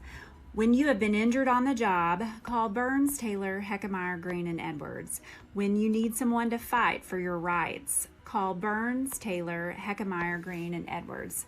When you need dedicated, aggressive legal representation, choose local attorneys. Call Burns, Taylor, Heckemeyer, Green, and Edwards. I'm Zach Tanner. I'm a rice seed farmer from Southeast Missouri. I've produced rice seed for various companies, and for the last couple of years I've grown DG 263L. One thing that we noticed, no matter which field we were in, the yield was just very consistent. We have literally never had varieties consistently yield as high as this one is yielding. In 2020, our DG 263L averaged well over 200 bushels. So far, our yields have been just outstanding. I would absolutely suggest somebody grow some of the DG 263L just because of the consistent yield and high quality. We had a pretty fair amount of several hundred acres of DG 263L in 2021, and my only real regret is that we didn't have more. I absolutely plan to plant more acres of 263 in the future. It's already part of our production plan for 2022.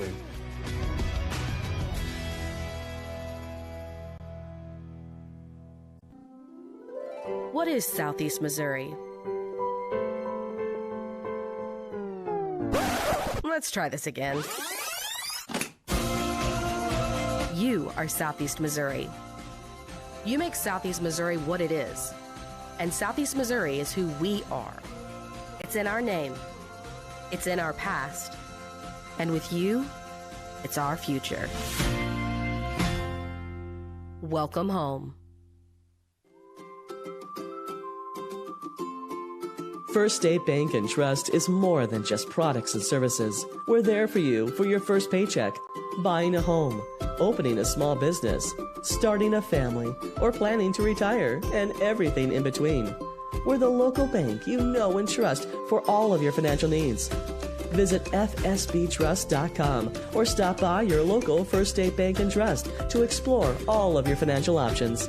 Equal housing lender, member FDIC.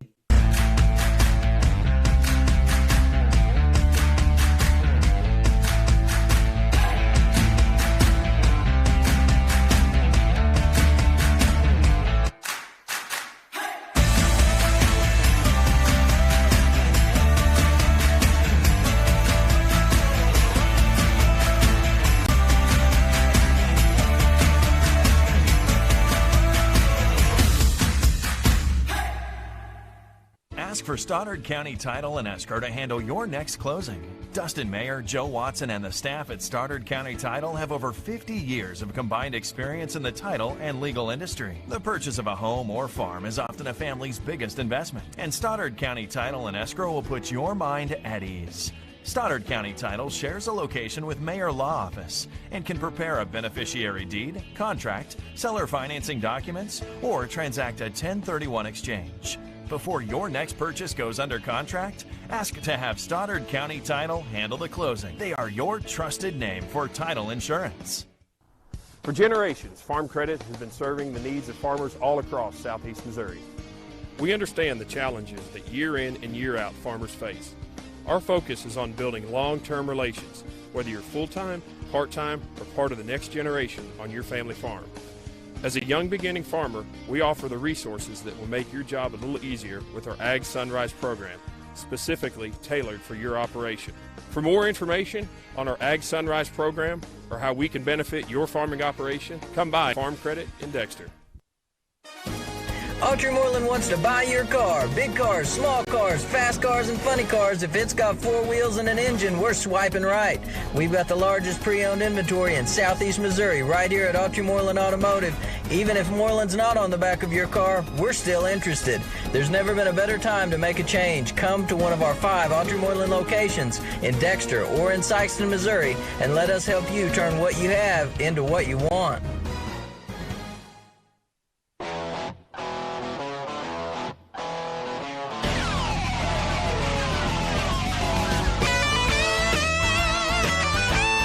We're right here at King Jerry Lawler's Hall of Fame Bar and Grill on world-famous Beale Street, and as you can see, oh my gosh, we have the best barbecue ribs in Memphis.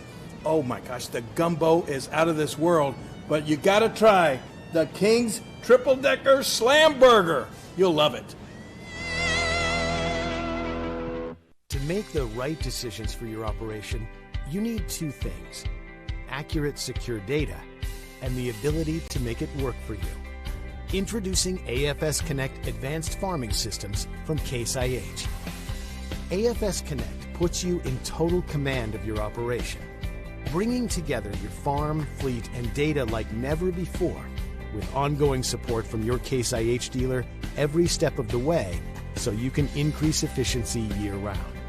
Whether you're optimizing soil conditions, managing nutrients, planting, or harvesting, AFS Connect allows you to remotely monitor every machine. You'll have access to location, diagnostics, fuel, and engine data, giving you the information you need to make the right decisions for your operation. Now that's rethinking productivity.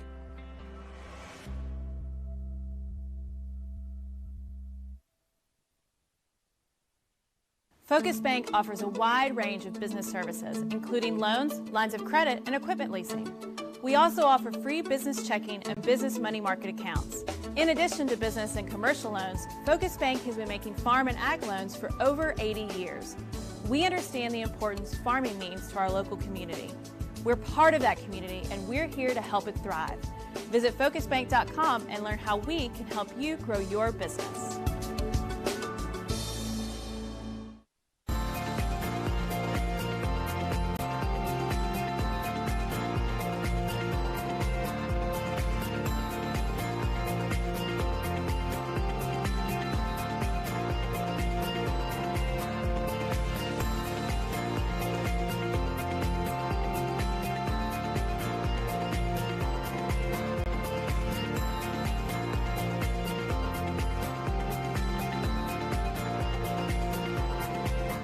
Juju Promotions in New Madrid is your one-stop shop for all your personalized merchandise. Whether it's screen printing, embroidery, promotional products, heat presses, or decals, we've got something that will suit your needs.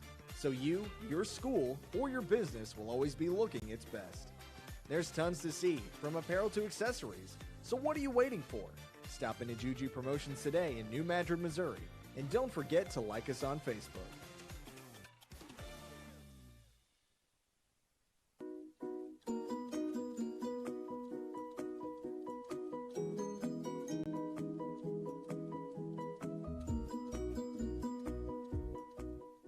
The team at Burns, Taylor, Heckmeyer, Green, and Edwards have been serving Southeast Missouri for nearly 40 years. When you have been injured on the job, call Burns, Taylor, Heckmeyer, Green, and Edwards. When you need someone to fight for your rights, call Burns, Taylor, Heckmeyer, Green, and Edwards. When you need dedicated, aggressive legal representation, choose local attorneys. Call Burns, Taylor, Heckmeyer, Green, and Edwards. I'm Zach Tanner. I'm a rice seed farmer from Southeast Missouri. I've produced rice seed for various companies, and for the last couple of years I've grown DG 263L. One thing that we noticed, no matter which field we were in, the yield was just very consistent. We have literally never had varieties consistently yield as high as this one is yielding. In 2020, our DG 263L averaged well over 200 bushels. So far, our yields have been just outstanding. I would absolutely suggest somebody grow some of the DG 263L just because of the consistent yield and high quality. We had a pretty fair amount of several hundred acres of DG 263L in 2021, and my only real regret is that we didn't have more. I absolutely plan to plant more acres of 263 in the future. It's already part of our production plan for 2022.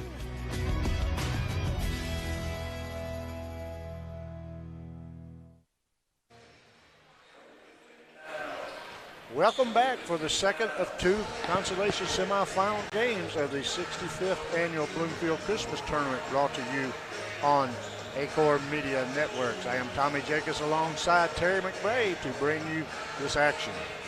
Yeah, the consolation semifinal, just semifinal game number 2, and if this one's going to be anything like the first one, we're going to have a good one. We're going to be entertained, as the last one where Puxico had the shot to win the game. Either they had the chance to win or tie, and the shot just went off the back rim. Great game with East Prairie. Now that East Prairie prevailed, they're going to play the winner of this game between Hockham and Bloomfield. Again, lots of people dressed in purple on this one. There's a lot of purple out there. That's the dominant, that's the primary color for both teams. Color of the day. De jour. Color de jour. Game sponsor for this contest is Farm Credit of Southeast Missouri. And we also want to recognize Uptown Skate of Camel, York's One Stop Express Food Shop, Lemmings Farms of Malden and Gideon, Carey and Spencer to Lemmings, Baker Termite and Pest Control of Puxi Coast, serving Southeast Missouri for 50 years. Malden, Holcomb, Kennett, and Gideon schools wishing their teams good luck in the Bloomfield Christmas Tournament. State Senator Jason Bean and wife Desi of Holcomb. Jason's the 25th District State Senator. And Terry, we're about a minute away from basketball. We're going to be ready for the announcement of the starting lineups. As they say, let's get it on. Let's do it. Yeah, we're going to have, Holcomb probably, they want to score more.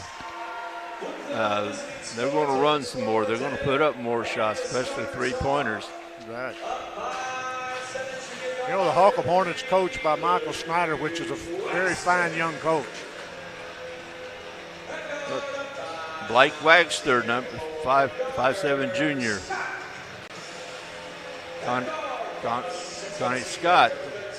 Connor Scott, 5'9" senior.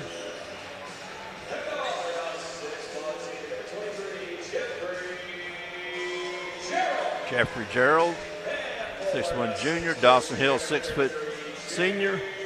And James Barks, 6'3" junior.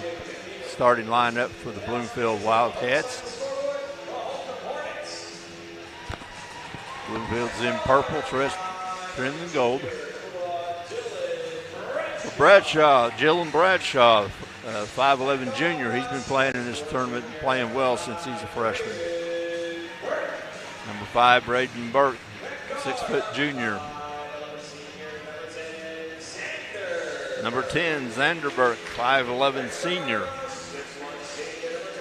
6'1" senior, number 22, Nate Rue, and he's the scorer for Holcomb. He had 34 yesterday. I think he scored the first 16 points of the game. And Hunter Lawrence. Nate Rue's quite the baseball player, too, isn't he? He's an all-state baseball player. He's a great baseball player. He's a really good basketball player. Good athlete. Comes from a good family. Okay. James Burks will be jumping against Nate Rue. Holcomb's in white, trimmed in purple. They're going right to left. Bloomfield's going left to right. Ball's controlled by Bloomfield by Wagster.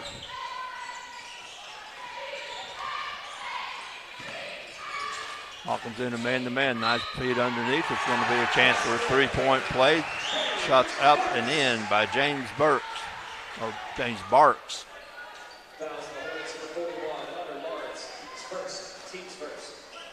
Foul on Lawrence, his first. And the three-point play is completed by Barks. Bloomfield's going to do man-to-man pressure all up and down the court. Bradshaw drives the lane, puts it up, can't get it to roll in. Rebound but to Lawrence or Burke. Yeah, Lawrence. Back to Wagster. Dawson Hill out on the wing, being guarded by Nate Rue. Wagster drives, baseline, kicks it out. It's no good off to Scott. Here comes Nate Rue with the ball. It's cut off, but he shoots the three. It's long. It's going to be off of Bloomfield. It's going to stay with Holcomb. This Wagster, he plays for Bloomfield. Pretty good ball handler. He is. The ball's going to be in his hands a lot. Nice kick out by Bradshaw from the corner. Three-footer by Brandon Burke. Ties the game. Wagster with the ball. He's being guarded by Burke.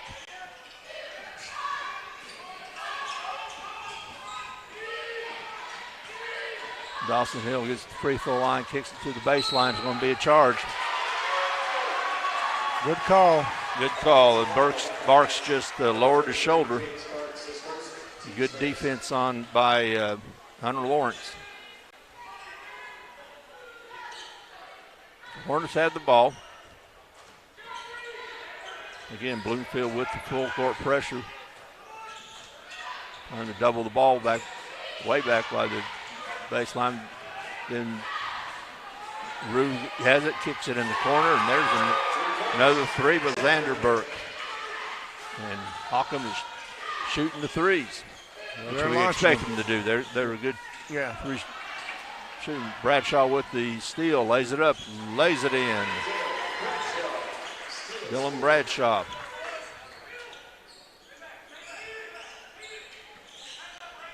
And Bradshaw's been a starter since he's a freshman. Same with Nate Rue.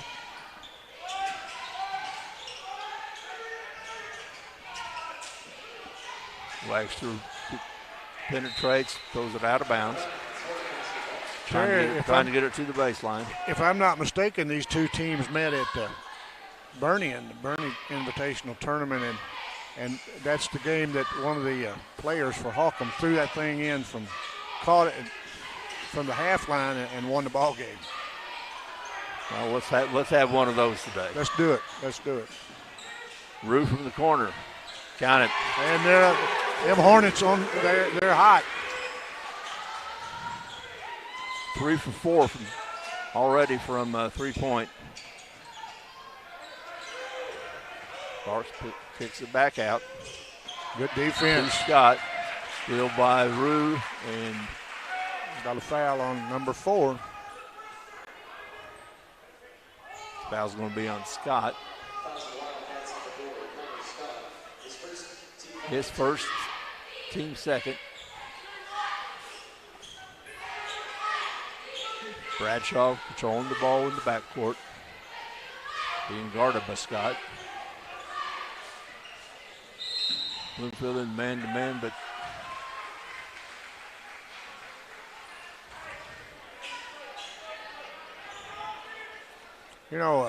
Hockham has got a good sports program down there. They went deep in baseball this year, and with their softball team, their girls softball. Right. I had a great niece that was a freshman all-stater on that team, Molly Lemons. Missed by Hill from the wing.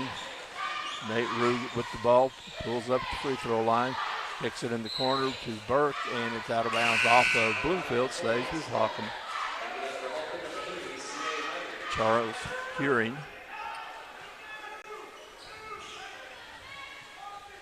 6'2" senior in the game for Hockham. He has the ball. He gets blocked from behind by Wagster. And Bradshaw was on the free throw or on the baseline when he caught the ball after the block. Now Hockham's going to apply some pressure. Looks like a 2-2-1.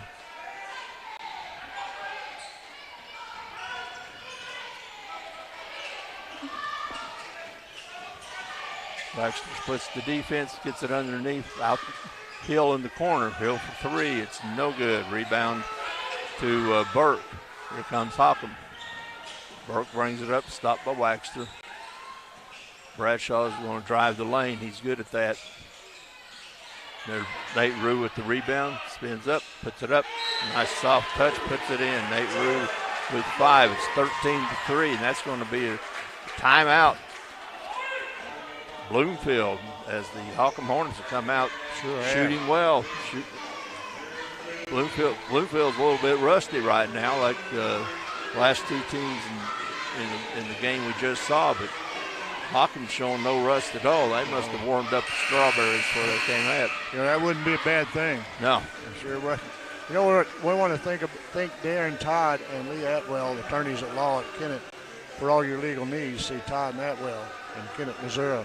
Also, another one of our sponsors another of our great sponsors is Stoneville Cotton, providing cotton seed to farmers for over 100 years. You and I have talked about this, at our age and the way we are about half crippled, sometime I think I was there for the grand opening. Yeah. Tried to get Mr. Lincoln to come speak, but he was busy. He wasn't available. Had a play to go to. Yeah, I bet he wished he'd have come to Stonewall. What do you think?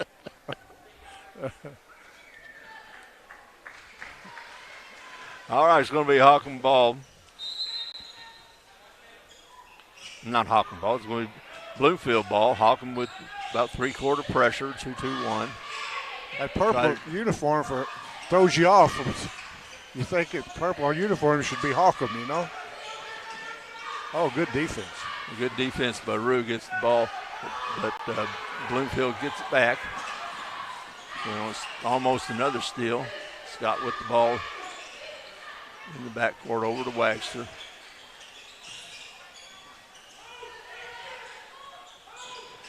Dylan Hill from the wing, it's no good. Three-pointer's no good. He's saved in bounds by Bloomfield, but Hawken picks up the ball, and here comes Hawken.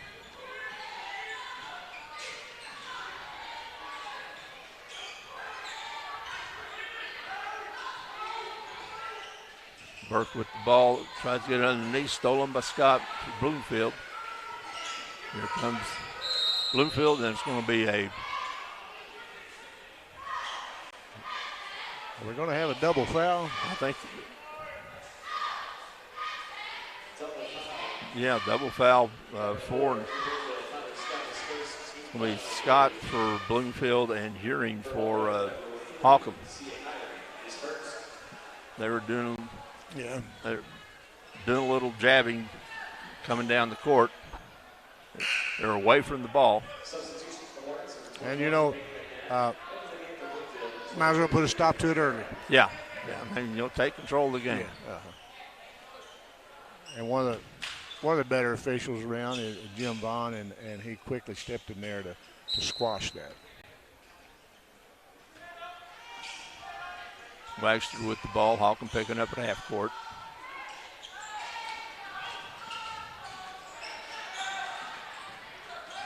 Scoop underneath, puts it up and won't go.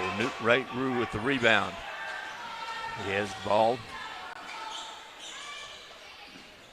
Kicks it to Burke.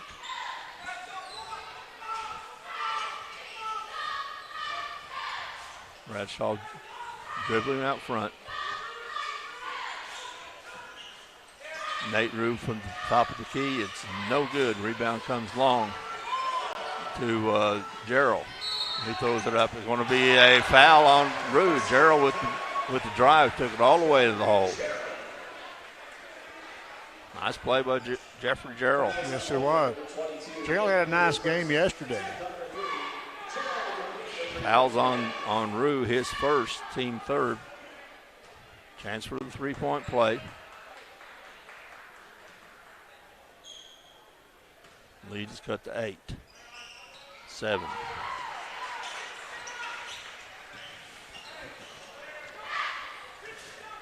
Nate Rue with the ball, being guarded by Gerald. It's cut off, reverses.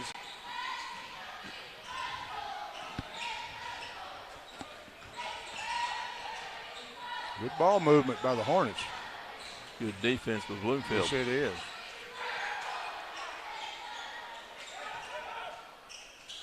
You're in out to Bradshaw.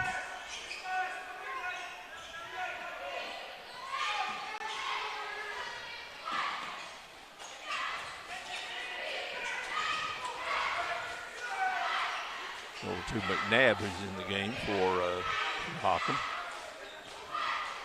1:40 left in the first quarter. Tried to feed underneath the Rue, knocked out of bounds by Gerald. Hawken had the ball underneath their basket and be keyed in by Burke.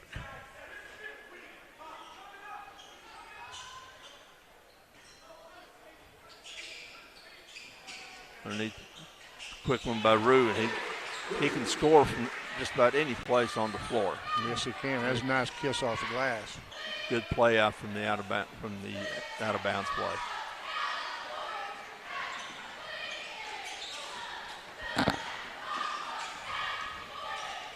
Bradshaw makes some room, shoots the three. It's no good. Rebound comes off the Hearing over to Bradshaw. Bradshaw takes it down to Roots, streaking from the corner.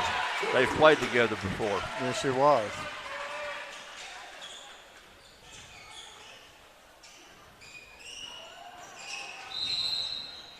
That's going to be a foul on Hockham. Just their fourth.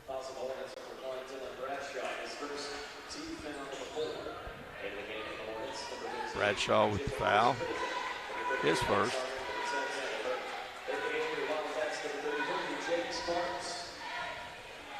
Herring and Rue go out for a Hornet, for a breather. They both have been playing very hard. Yeah, that's especially for Rue, that's about as long as he's going to be on the bench. Yeah. About a minute. Yeah, not, as you say that he's moving down to get him a drink down, it won't be long. He'll be right back in there. That foul's on Harmon. Barks to the line, shoot two. He misses the first.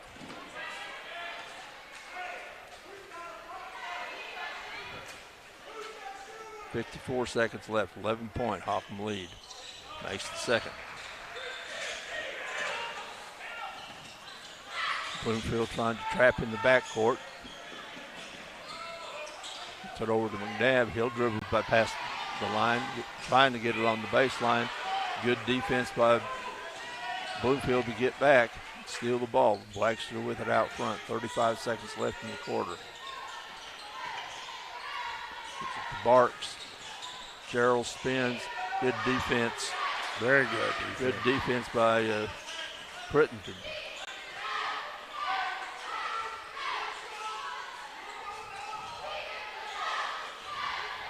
Now, 15 seconds left in the quarter. Bradshaw has the ball. He'll keep it probably for at least the next 7 or 8. He's going to drive the lane, splits the defense, lays it up, lays it in. Going to be a block and foul and one. Bradshaw controls the tempo. He's a good guard. Yes, he is. He's a very good guard. You know, both these coaches for Hockham, Snyder, and for Bloomfield, Keith, they're both up coaching very hard in this game. Well, they want to play tomorrow. You bet.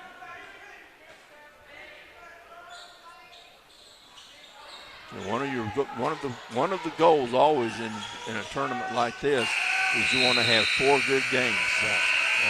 And to have 4 good games, you've got to play 4 days. Exactly. And that's the end of the first quarter. The Hockham Hornets 19, Bloomfield Wildcats 7. We'll be right back on A-Corp Media. To make the right decisions for your operation, you need 2 things: accurate, secure data and the ability to make it work for you. Introducing AFS Connect Advanced Farming Systems from Case IH. AFS Connect puts you in total command of your operation, bringing together your farm, fleet, and data like never before, with ongoing support from your Case IH dealer every step of the way, so you can increase efficiency year-round. Whether you're optimizing soil conditions, managing nutrients, planting, or harvesting, AFS Connect allows you to remotely monitor every machine. You'll have access to location, diagnostics, fuel, and engine data, giving you the information you need to make the right decisions for your operation. Now that's rethinking productivity.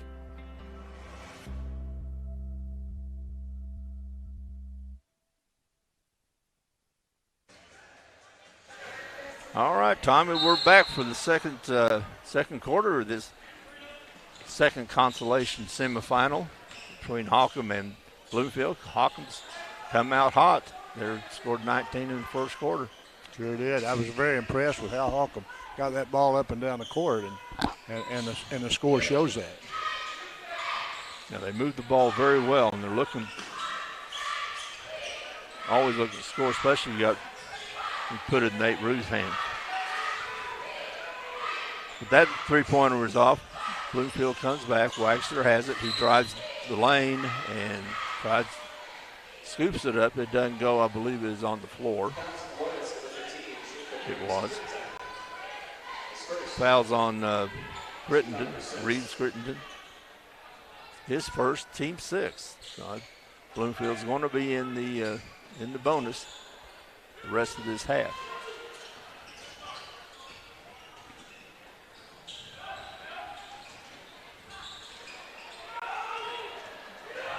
Hill gets blocked. Here comes Burke. Over to McNabb. And there's Rude with the drive. It's no good. Waxter gets the rebound. Shortest guy out there. Yeah. Drives the baseline. Goes right through it. Over to Hill in the corner. Hill gets to the wing. Puts up the three. It's no good. Rebound to Rude.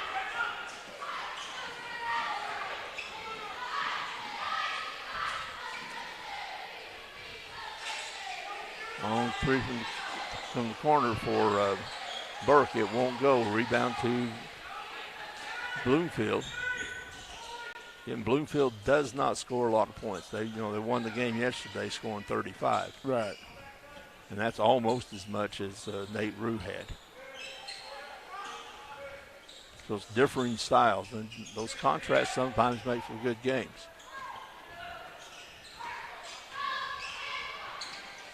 But it also makes it difficult for Bloomfield to come back with their style. Come back from a 12-point deficit, although we're just in the second quarter.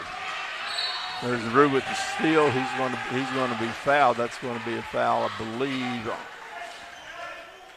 on Barks. Terry, when we got a break, we got a text from one of our old buddies, Donnie Jenkins, said he's tuned in. He said things looking good. Donnie used to do a lot of games with us. Donnie does a good job officiating.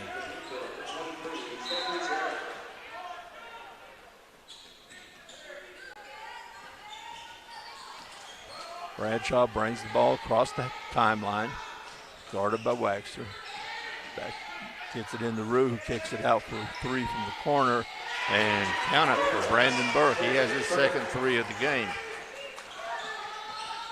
Now has 6 points.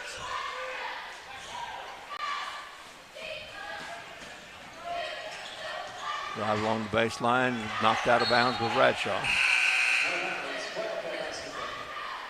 Heads up play by Bradshaw that time.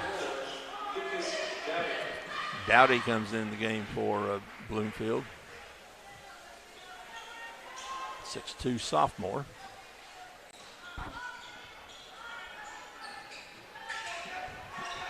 Waxter looks for Gerald, but gets it into, that was Moore. He had the layup, didn't convert. Bradshaw behind the back. He's going to call double dribble.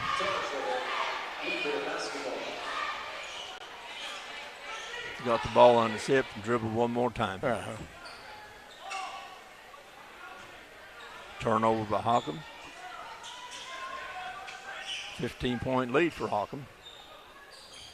Bloomfield breaks the timeline. Gets it to Moore on the wing. He's double teamed. Gerald looks underneath. Nothing there. Pulls it back out with the dribble. Looks for Waxter. Got it.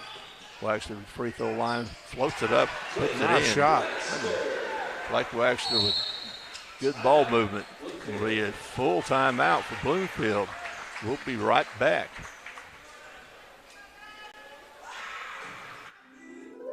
What is Southeast Missouri?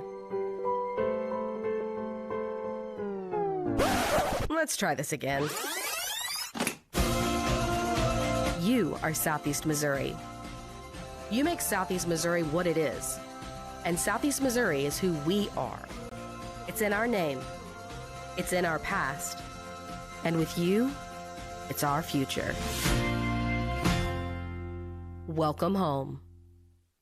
All right, we're back. 4:58 left in the first half. We're in the consolation semifinal game of the 65th annual Bloomfield Christmas Tournament on A Corp Media. The Hockham Hornets have extended their lead to 13 points. They're up 22-9 over Bloomfield. Bloomfield's having trouble buying a basket. Sure have. Nate Rue has matched the 9 points that Bloomfield has, and he also has 6 rebounds.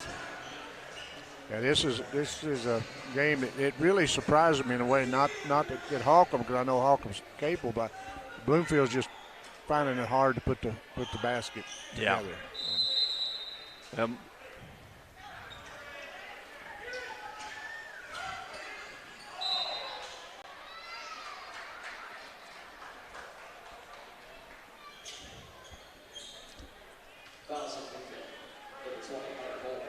Okay, Hunter Moore at the foul. Bloomfield's going to be their sixth now. Both teams will be in the bonus after this, the rest of the half. Hawkins ball underneath the Bloomfield basket. Gets it in the Rue, out to Burke. It's underneath them. Bloomfield again with the steal. Bloomfield's a good defensive team. Yes, they are. Waxter drives his lane, kicks it out to Moore. Moore drives, and it's going to be a call for a walk. Split the defense, but then had nowhere to go with it. It's going to be Hawken ball. Bloomfield applying full court pressure, trying to get traps in the corner, and they do. There's Gerald with the pickup and the layup. Gerald with the layup, and now Hawken wants to discuss how they're going to attack that pressure. I think that's right. And remember, this game sponsor is Farm Credit of Southeast Missouri. Terry, I think Bloomfield's, they got the type of team they could close this gap in the next 4 minutes. They would like to get it down to single digit, but they're going to really have to hustle to do that. Well, they're going to have to hustle to do it, but they can do it by with their defense. Yeah, that's right. They can do it. They trap and steal the ball pretty well, and they can turn those steals into points just like they did, and that's how they're going to do it. Cut the lead to 11. Hawken will have the ball. 4:23 left in the first half.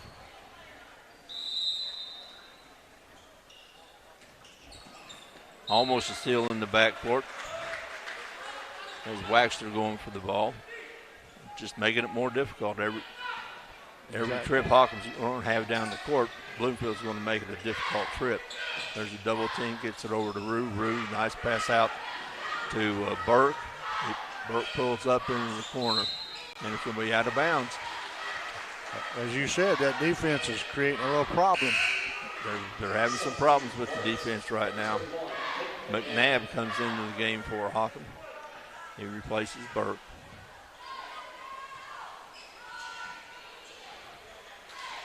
Waxter brings the ball up for Bloomfield. Again, Hawken's going to pick him up at midcourt. We a foul on the sideline against Hawken. Going to put Moore to the line, shoot a 1-on-1. Foul's on Burke, his first. 17th foul, going to be a 1-on-1 for Moore.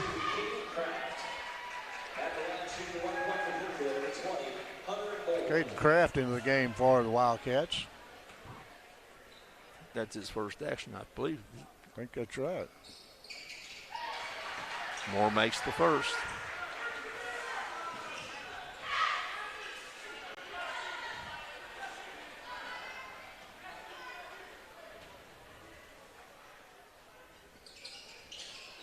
Misses the second. Ball will be out of bounds off of Hawken. Looks like number 3, Hiring in the game.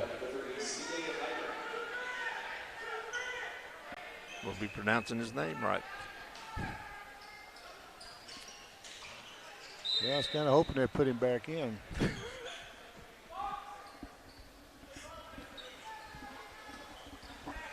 And Bloomfield has the ball. Waxter has it in underneath. Gets it in, spin, no good. Rebound to Hiring.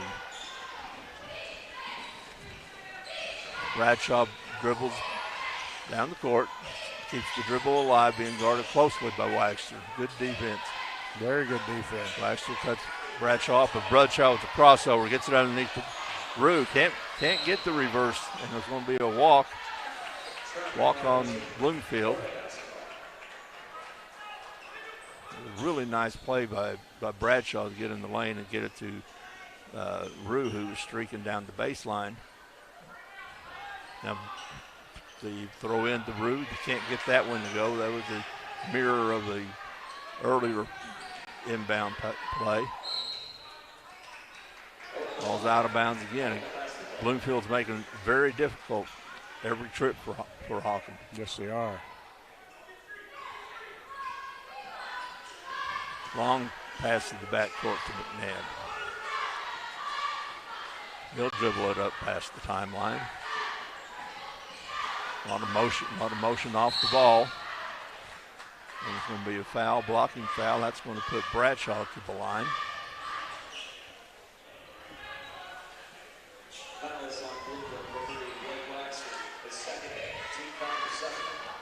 Second foul on Wagster. And Wagster comes out of the game. They don't want him to get his third foul in the first half. Exactly right. Bradshaw will be shooting 1-on-1. And he makes the first. He's 1 for 2 from the line. And has 4 points. Makes the second. Sends the lead to 12. And with all the trouble that Bloomfield has been giving Hawken, they haven't really cut into the lead at all. No, that Hill drives, goes down the lane. Nice play by Dylan Hill.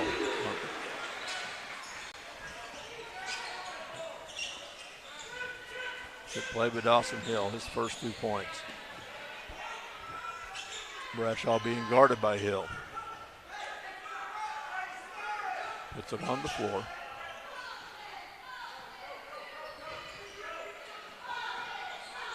Lob in for Rue. He collects it, can't get the layup. It's going to be a foul on the rebound. It's going to be a foul on Bloomfield. I think it's going to be on Doughty. No, Hunter Moore. His second teammate. Going to send Reeves Crittenden to the line. Shoot 1-on-1. Makes the first.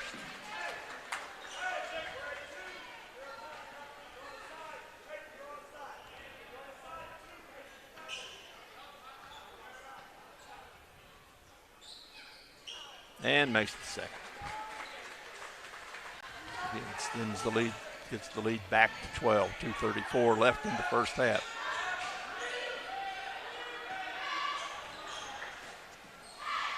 Gerald over to Hill. Then Bloomfield playing away from the basket.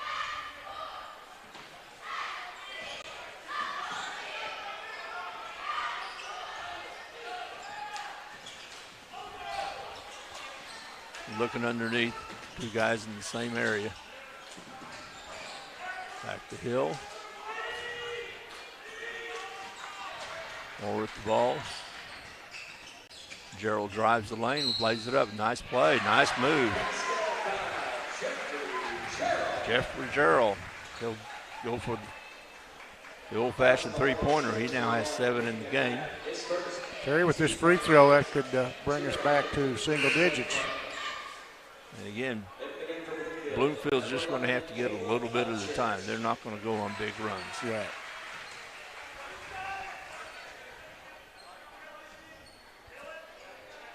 Gerald's 1 for 1 from the line. 2 for 2, and it's now a 9-point game. Nate Rue brings the ball past the timeline. He's going to pop. Oh, double dribble.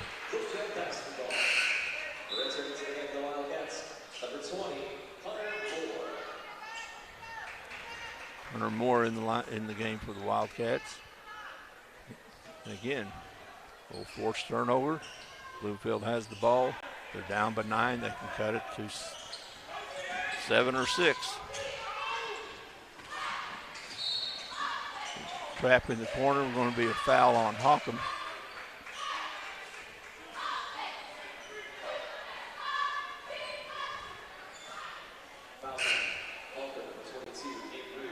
Nate Rue with the foul, his second. He'll probably go to the bench, and he does. Burke in the game for Rue, you sure don't want Rue getting his third foul in the first half. No, you sure don't. Hunter Moore makes the first. He'll have one more. He's 1 for 2. Back up 2 for 3 from the line. And it's an 8-point lead. Makes them both.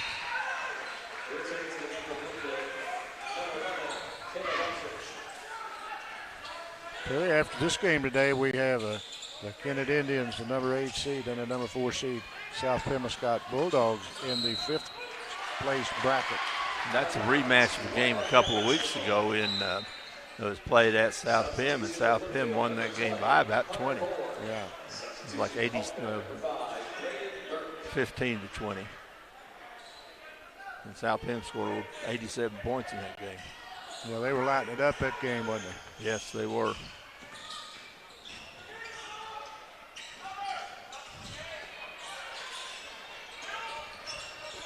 Nice spin move underneath by Gerald. Gerald's having a good first half.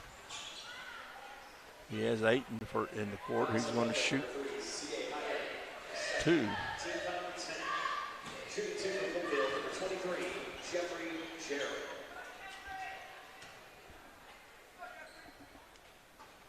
Makes the first. Nice touch. And we're down to a 6-point lead. Yeah.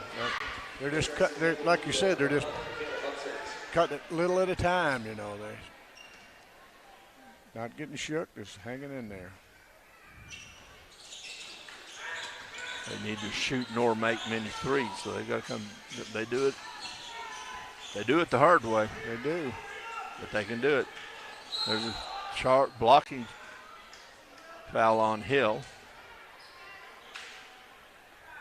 Going to send Bradshaw to the line. He'll shoot 1 and 1. Bradshaw's a good shooter. He's 2 for 3 from the line. He'll shoot 1 and 1. 1:04 left in the second quarter. The Hockham Hornets with the lead. Bradshaw makes the first. Bradshaw walks up the line very confident, just strokes it up there, knocks the bottom out of it. Yeah, you can tell he shot 1 or 2. Yeah, you bet you. He's been in the backyard doing that for years. Misses the second, and I but did it again. That's twice today. Yeah, we got him again. I'm not going to let you talk about free throw shooters again. Gerald drives the lane, drives through the bucket. He gets fouled. It's going to be a foul on Burke. And Gerald's going to go back to the line, shoot 2 more.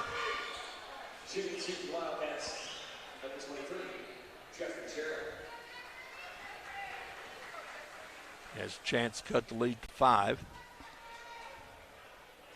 He will not. Misses the first.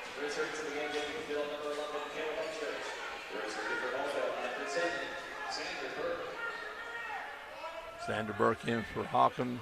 Upchurch into the game for Bloomfield. I think it's his first action of the day. Gerald makes the second.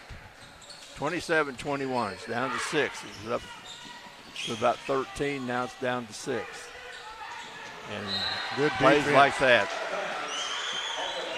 Bloomfield they play very tough defense. They just play tough defense. They make every possession difficult. They sure do.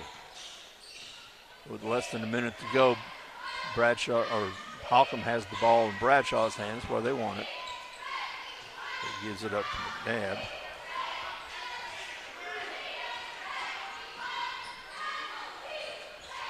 Back out to Reese Crittenden. McNabb being guarded closely by Upchurch. Bradshaw being guarded by Hill. Goes to the baseline, nice quick move. Kicks it back out, he walks. Yeah, he walked. Step back.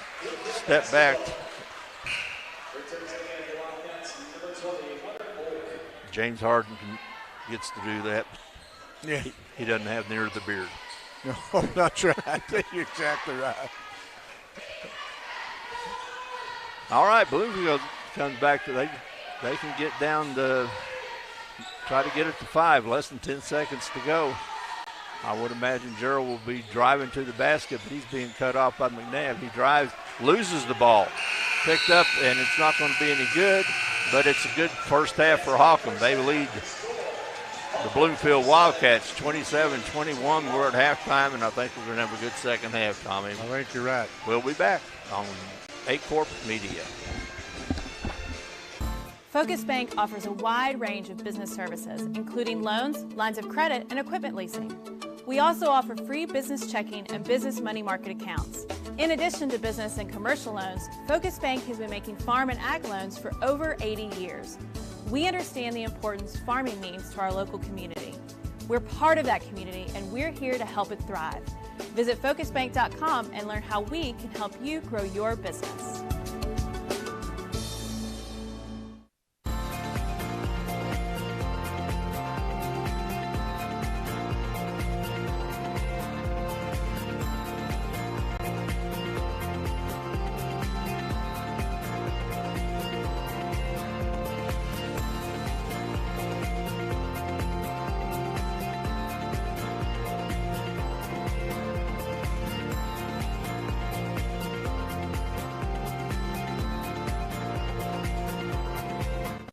Juju Promotions in New Madrid is your one-stop shop for all your personalized merchandise. Whether it's screen printing, embroidery, promotional products, heat presses, or decals, we've got something that will suit your needs. So you, your school, or your business will always be looking its best. There's tons to see, from apparel to accessories. So what are you waiting for? Stop into Juju Promotions today in New Madrid, Missouri. And don't forget to like us on Facebook.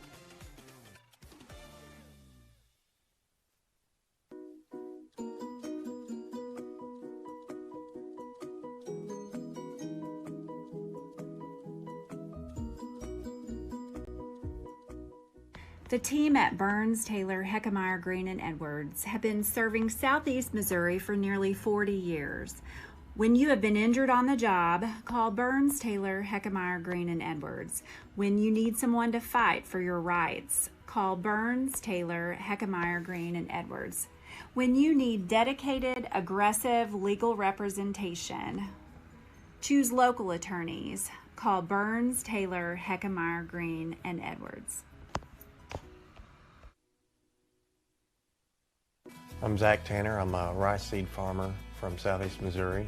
I've produced rice seed for various companies, and for the last couple of years I've grown DG 263L. One thing that we noticed, no matter which field we were in, the yield was just very consistent. We have literally never had varieties consistently yield as high as this one is yielding. In 2020, our DG 263L averaged well over 200 bushels. So far, our yields have been just outstanding. I would absolutely suggest somebody grow some of the DG 263L just because of the consistent yield and high quality. We had a pretty fair amount of several hundred acres of DG 263L in 2021, and my only real regret is that we didn't have more. I absolutely plan to plant more acres of 263 in the future. It's already part of our production plan for 2022.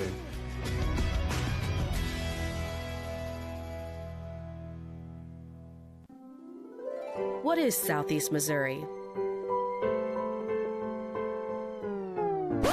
Let's try this again. You are Southeast Missouri. You make Southeast Missouri what it is. And Southeast Missouri is who we are. It's in our name. It's in our past. And with you, it's our future. Welcome home. First State Bank and Trust is more than just products and services. We're there for you for your first paycheck, buying a home, opening a small business, starting a family, or planning to retire, and everything in between. We're the local bank you know and trust for all of your financial needs. Visit fsbtrust.com or stop by your local First State Bank and Trust to explore all of your financial options. Equal housing lender, member FDIC.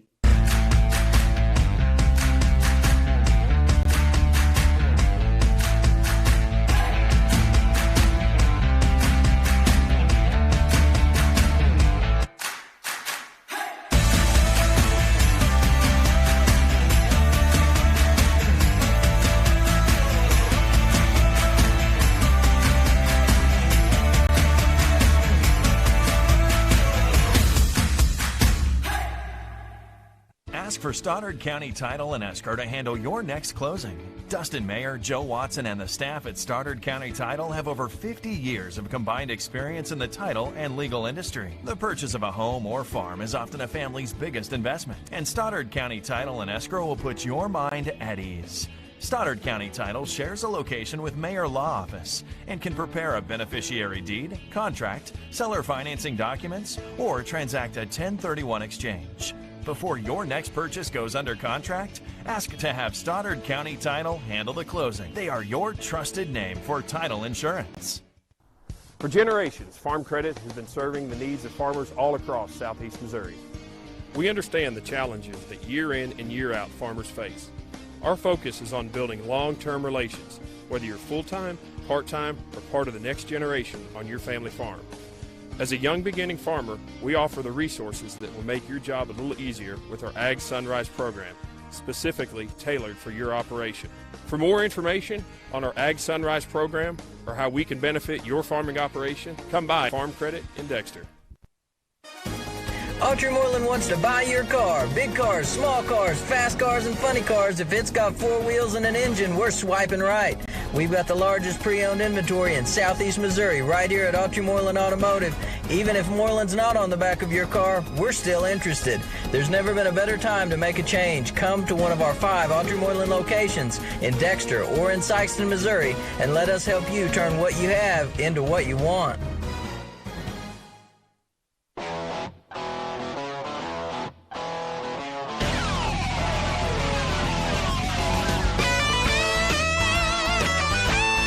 We're right here at King Jerry Lawler's Hall of Fame Bar and Grill on world-famous Beale Street, and as you can see, oh my gosh, we have the best barbecue ribs in Memphis.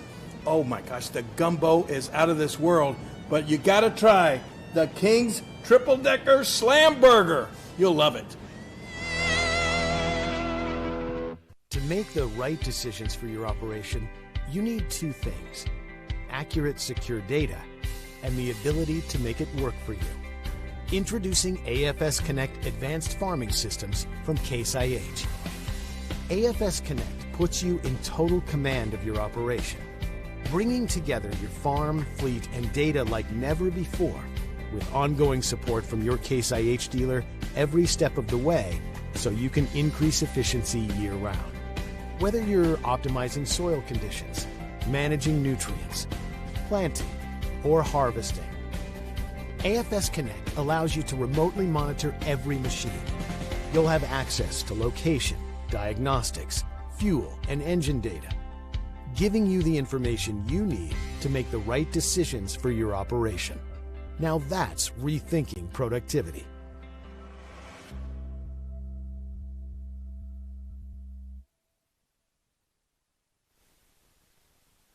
Back for the second half. This is the second semifinal consolation game here on the 3rd day of the 65th annual Bloomfield Christmas Tournament, brought to you on 8 Corp Media. I'm Terry McVeigh. With me is Tommy Jacobs. And Tommy, we saw a pretty decent first half. We did. I tell you, Holcomb ran that pretty good lead out there, was playing good, and Bloomfield just kept chipping away, and we got a 6-point ball game right now. Yeah, it was 12-13. Yeah. And we talked about how Bloomfield was going to get back in the game and about how they could do it through their defense, and that's what they did. Especially second half and second quarter, every trip Holcomb had down the court was a difficult trip down, and that wears on you after a while. So their defense, they can keep the defense pressure and like they played the second half of the second quarter. This is going to be a good one. You know, Terry, you and I have talked a lot of times. You and I have the easy part, sit up here and talk about basketball, and we want to thank Kevin Johns, David Cooper, Philip, and Luke for all they do behind the scenes, and we really appreciate it. And we just get to sit up here and do what we love, talk about basketball. Yeah, it's our part's pretty easy. It sure is. And it's fun. You bet it is. I mean, that's one of the things that makes it easy is that it's fun. All right, Bloomfield comes out with the ball there in purple, going right to left. Hawkins and White. They'll go left to right. Again, they stretch out the defense and cause the turnover. Picked up in the backcourt by Burke. Out to Bradshaw. Bradshaw controls the tempo. He's the point guard. Nate Rue's the scorer. Bradshaw's looking underneath, looking for Rue. Rue gets double teamed, but Wagster comes out late, and it's going to be a foul. Foul on Hill. Pushing off underneath. It sure was. That's Hill's second foul.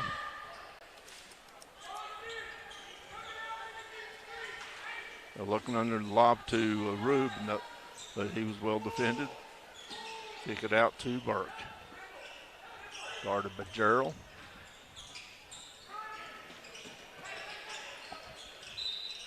Rube gets the ball on the baseline, gets knocked out of bounds with Gerald. He was triple teamed when he gets the ball. He draws a lot of attention when he puts the ball, and yes, for good reason. That's the third time, and it's going to be a charge. Dawson Hill sold that one well. Yes, he did. Nate Rue with his third foul. That's his third foul early in the third quarter.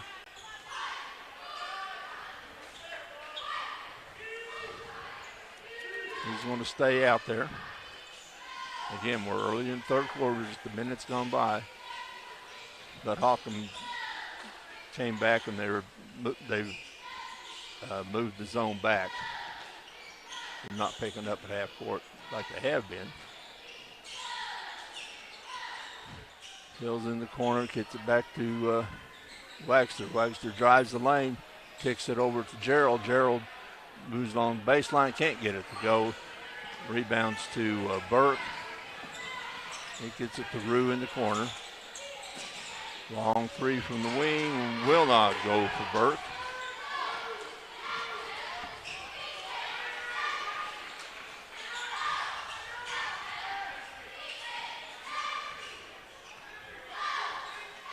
Hawkins dropped back into a 2-3 zone.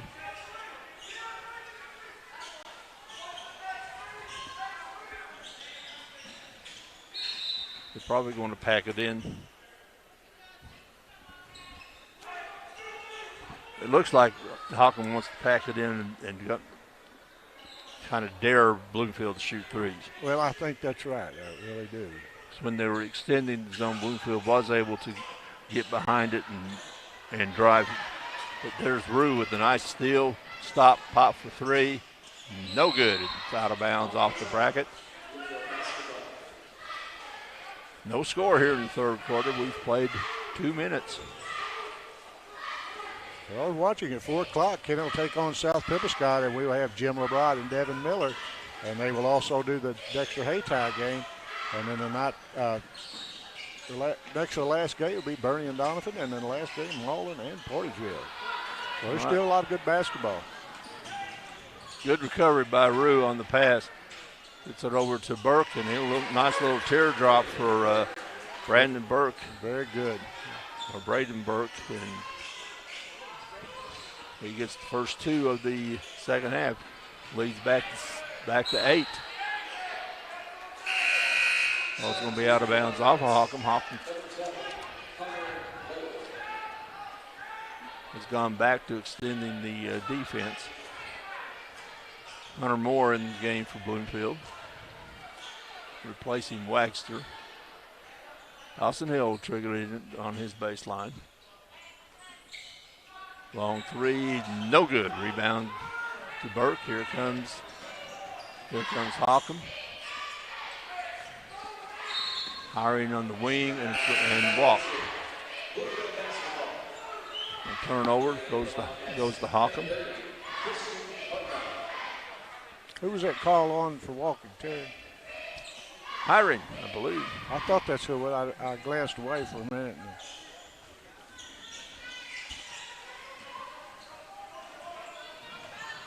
Nice drive all the way for James Burks. Just took it through the Hawkins defense.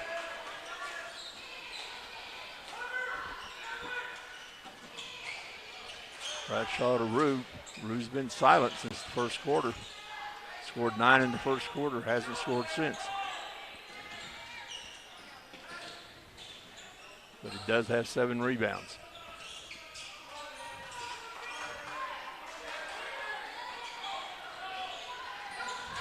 Burke to Burke. Rue with the ball, drive, stop, pop. No good. Rebound to Bloomfield over to Gerald down the sideline. He's going to be fouled. That's going to be on Sanderberg. First foul, team second.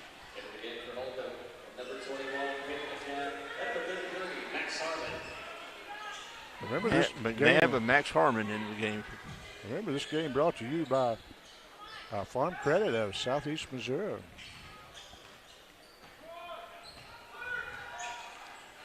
Bloomfield with the ball. Hawkins dropped back into 2-3 zone. Gerald's able to penetrate, gets it underneath. It's no good. Rue with the rebound. He dribbles the ball up. Skip pass over to Bradshaw, back to McNabb. McNabb out to Rue. He has an open 3, and it's short. Nice rebound. McNabb from the corner. No good. Rebound comes out to Bradshaw. Hawkins going to have a third shot at it.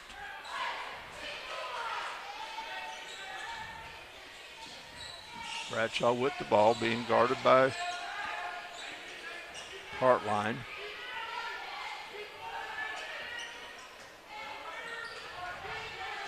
Bradshaw measuring, takes it down the lane, puts it up, puts it in, and count it. Dylan Bradshaw, nice move. He has that move down the lane where he goes down the left side of the lane and puts the left-hander up from about 5 feet. He scores a lot of points with that.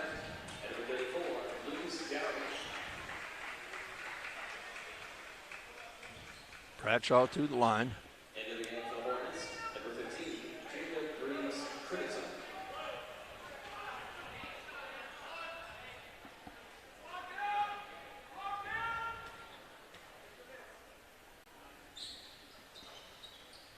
Misses the free throw. Bloomfield comes down with it. Bradshaw commits the foul. Tried to poke the ball out of bounds, but he got some of the body and missed the foul. That's Bradshaw's second. Nobody's in foul trouble. The only person in foul trouble is Rue with his 3. But he's on the point of the defense.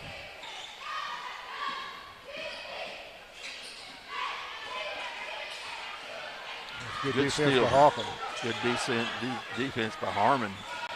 Max Harmon, there's Bradshaw taking it all the way, and he's going to be fouled. He'll shoot 2. Dylan Bradshaw, I think he's seeing things a little bit stagnant, and he's picking it up. Yeah, really.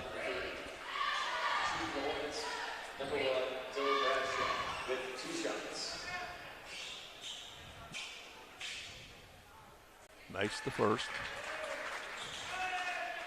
Terry, I was home last night when you and Darren Todd did that game, and I want to tell you, you guys did a good job. It's always good to have Darren Todd with us. It's always entertaining. It is entertaining. Hill gets trapped in the corner, gets it out. Gerald drives, and he gets fouled.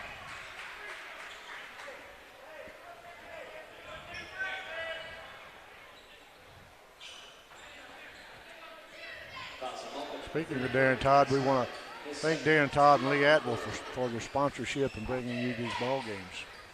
Certainly do.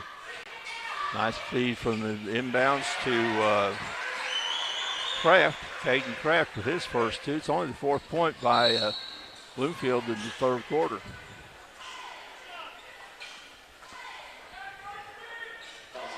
But they've only lost 1 point from on the lead. Right. Neither team is scoring much. Holcomb has 5, Bloomfield 4. There's Bradshaw from the corner. It's no good. Rebounds tapped around, picked up by Rue. 3 from the wing. It's no good. Bloomfield. Nice play by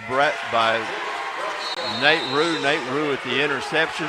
Saw Bradshaw underneath, and that's 2 points for Hawkins. Good play, Nate Rue. And there's a timeout by Bloomfield. It's going to be a full timeout, so we'll be back in just a minute. What is Southeast Missouri? Let's try this again. You are Southeast Missouri. You make Southeast Missouri what it is. And Southeast Missouri is who we are. It's in our name. It's in our past. And with you, it's our future. Welcome home. Okay, we're back, Tommy. It's 2:27 left in the third quarter. The game has been on a pace, with the scoring pace, that really does favor Bloomfield, but Holcomb with the 9-point lead, they've had their lead up to 12 or 13, but Bloomfield keeps coming back, but they can't close the gap all together. And Holcomb's been able to extend it from their halftime lead. Yeah, what was it, a 6-point lead at half? Yes. Yeah. All right, Holcomb applying full court pressure.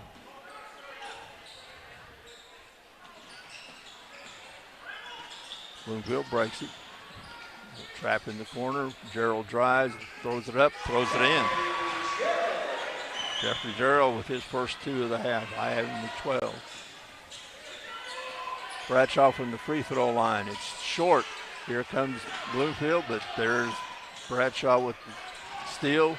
Rue with the 3. Count it. Nice shot. That was a long 3, too. Long 3, but Bradshaw got it to him. Got it to him in rhythm, and then Bradshaw with the steal and a little scoop, and he's going to go to the line and shoot for 3. And that's got the lead back to 12. It's going to could be 13. Waxter back in the game for Bloomfield. The way Bradshaw's been shooting free throws, that's a man you'd want to the line.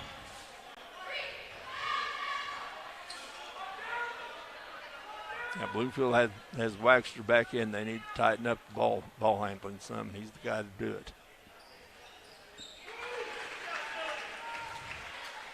Bradshaw makes the second. He has 13 in the game.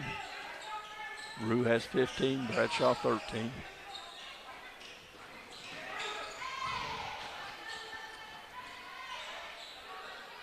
Wagster drives, under the basket, kicks it out to Gerald for 3. It's no good. McNabb with the rebound.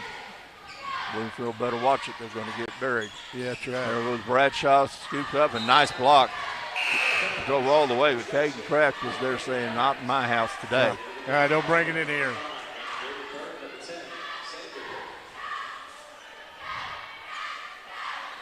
Burke will key it in underneath the basket for Holcomb. They have a 13-point lead. Nice pass underneath, nice inbound play. They've done that about 3 times. That went to Harmon. That's about the 3rd time they've done that same play. 3rd time they've scored 2 off the inbound play. Gerald with the ball out front. And all of a sudden it went from 6 to 15. Bradshaw being guarded by Burke. Not Bradshaw, Waxter. Burke got a hand on him. Going to be the 5th team foul.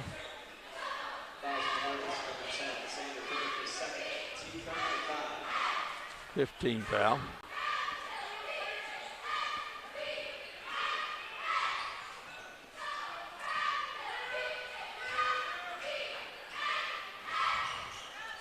Less than a minute to go. Waxter with the ball.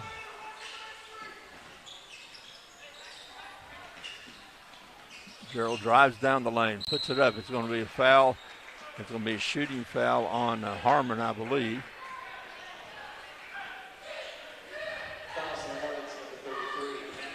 That's his 3rd foul. We'll put Gerald to the line for 2. He's the leading scorer for Bloomfield.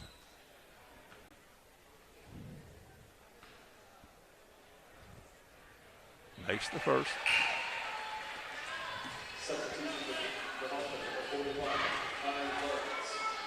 Lawrence in the game for Hockham. It's been a nice quarter for Hockham. Yeah, they they kept the lead where it was, and then all of a sudden they added about 7 to it. That's right. Fouls on Hockham, number 41, Hunter Lawrence. A second, team foul number 7. Shooting the 1-1 for Bloomfield. Number 4, Connor Scott. Connor Scott to the line. He'll shoot 1-1, makes the first, gets the bonus. Bloomfield will be in the bonus the rest of this game. Hockham still about three fouls away. Makes the second.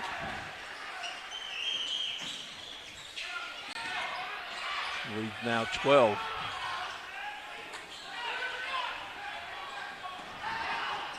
Long three, no good. Step back to take the lead 3 instead of driving to the basket. Be open for a layup. Right, and he had a clear lane to the basket.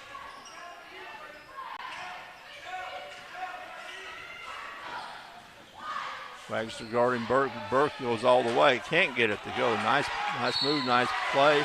But then a rebound by Lawrence, and he's going to go up and he's going to shoot 2. 4.7 seconds left.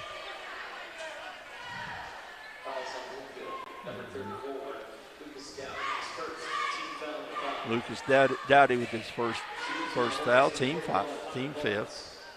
Lawrence going to shoot 2. He has no points in the game to this point. He now has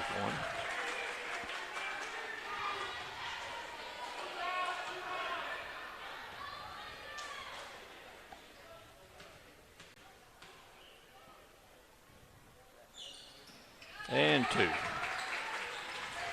14-point lead. They've got 4.7 seconds left. They have Tyus Edney. He can make a layup, but they don't. And ball gets loose and no shot. And that's the end of the third quarter. It's 44 Hockham, 30 Bloomfield. We'll be back to bring you the final quarter of this consolation semifinal on Acorp Media. I'm Zach Tanner. I'm a rice seed farmer from Southeast Missouri. I've produced rice seed for various companies, and for the last couple of years I've grown DG 263L. One thing that we noticed, no matter which field we were in, the yield was just very consistent. We have literally never had varieties consistently yield as high as this one is yielding. In 2020, our DG 263L averaged well over 200 bushels. So far, our yields have been just outstanding.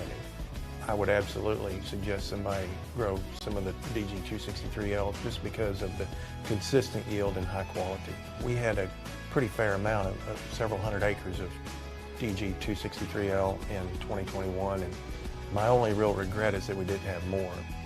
I absolutely plan to plant more acres of 263 in the future. It's already part of our production plan for 2022.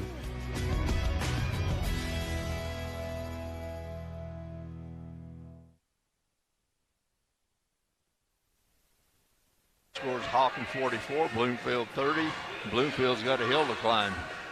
Yes, they do. You know, 6-point lead at halftime. Now it's a 14-point lead. So it was a good quarter for the Hornets. And a lot of that was off of their defense. And just Bloomfield's style in their game, that's going to be difficult for them to score 14 points in the quarter. Or especially to make up 14 points. Exactly. Yeah.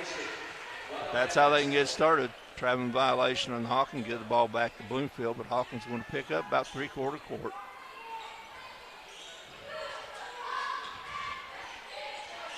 Yeah, you know, Hawkins with that defense, with this lead, but that's just kind of keeping you honest.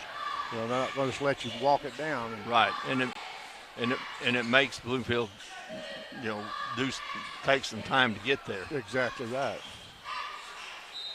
Good drive by Gerald. He's going to get fouled. He's going to go back to the line.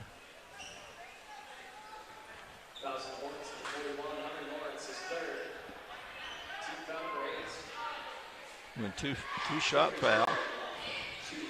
A foul on Hunter Lawrence, his third. Gerald makes the first. He now has 12 in the game.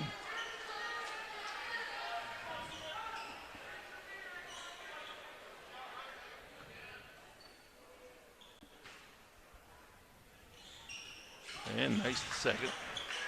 Gymnasium gets off quiet sometimes. You know? Even this one. Right.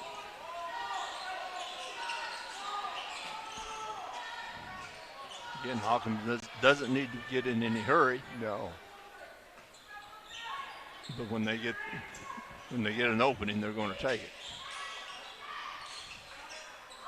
In this half, Rue's been pretty quiet. There's a long feed by Burke. It's no good. Rebound to Waxter. He gets cut off by Rue, still in the backcourt. Gets past Rue with the dribble fake. Scott with the drive. It's no good. Rebound gets it out to Gerald. He drives the lane, puts it up. No good. Rebound to Hiring. Nate Rue will walk the ball up.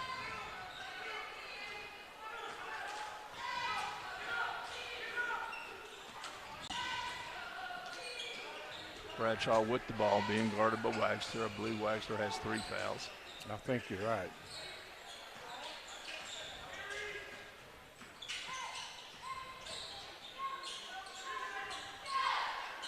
Rue guarded by Scott. Feeding the ball just on the perimeter. Not making too many moves towards the basket. Again, only 1 or 2 people are moving on the offense. Yeah.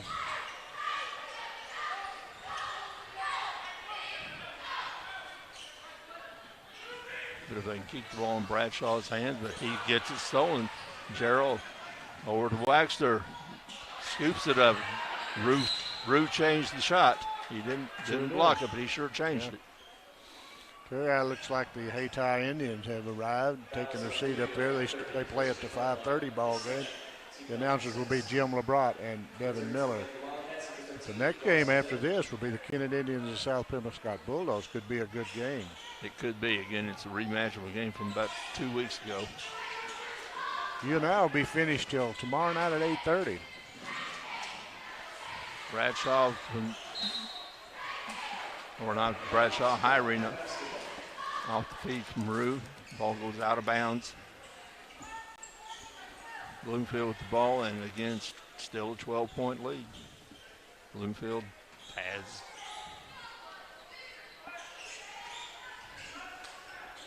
only scored 2 this quarter.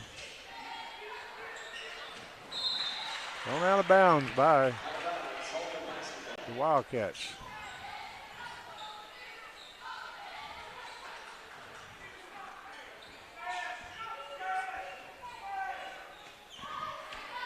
Burke with the ball in the backcourt, being guarded by Barks.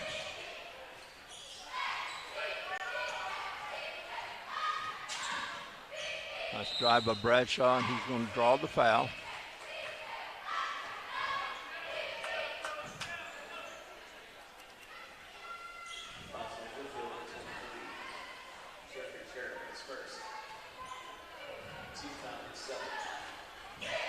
Gerald with the foul. It's just his first, but it's a 17th foul. That was a shooting foul, so it will be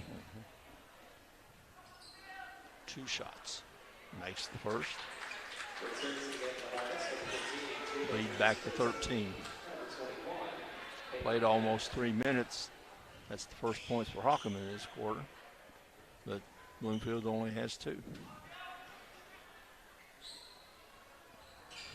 Second one's good.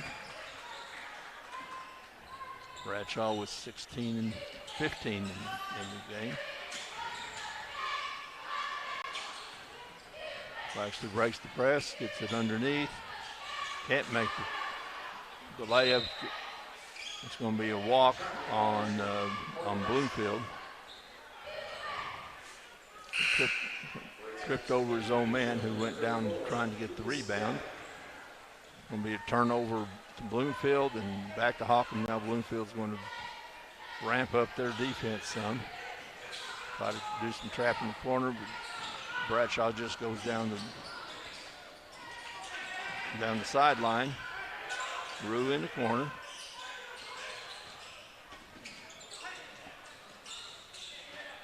McNabb to Hiring. Hiring gets cut off over to Rue.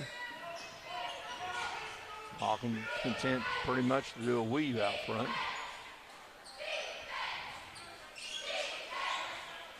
Nice little pick by Gerald, the out of bounds.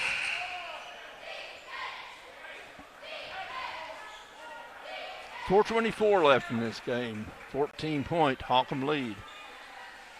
And if it stands this way, Holcomb Hornets will play for the Consolation Championship tomorrow at 4 p.m. They will take on the East Prairie Eagles. East Prairie has shown that they're a pretty decent team. Yes, they have. They were seeded 13, but they've shown that they're a better team than a 13 seed. Yeah, they did. Hiring with the putback, no good. Tip back up by Bradshaw, no good. Rebound Bloomfield. Gets the ball to Waxter. He brings it up in a hurry over to Hill. Nowhere to go. Waxter looking out front. Hill's going to take a long three. Count it. He shot that downtown, didn't he? Dawson Hill with his 5th point. First three. Now that's NBA range. Yes, it was. All right, we got a timeout. It's going to be a 30-second timeout. Hey, we want to thank Farm Credit Southeast Missouri for sponsoring this game. We also want to thank Uptown Skate at Campbell, York One Stop at Campbell, Express Food Mart at Campbell, Mako Construction, Mullen and Clarkin, Lemmings Farms of Gideon and Mullen and Kerry Lemmings, Baker, Termite and Pest Control of Portageville. I always say a Puxico. They've serviced Southeast Missouri for 50 years. The school districts of Mullen, Holcomb, Kennett, and Gideon wishing their teams success in the Bloomfield tournament. As 25th District State Senator Jason Dean and wife Desi. We thank you all very much.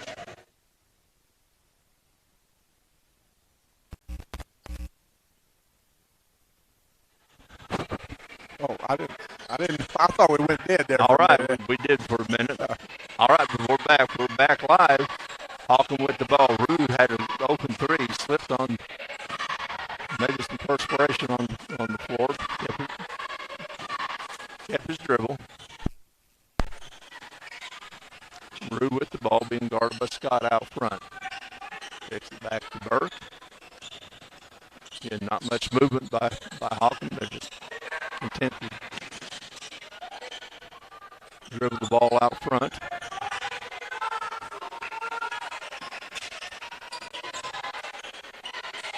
Hiring gets stolen by Waxter. He's going to take it all the way. Makes it.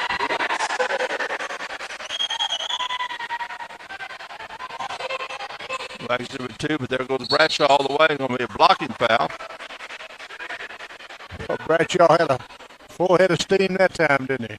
He did. I don't think I'd want to get in front of him. No.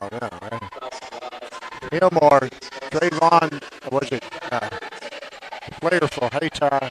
It's the quarterback. What's his name? Trayvon Thomas.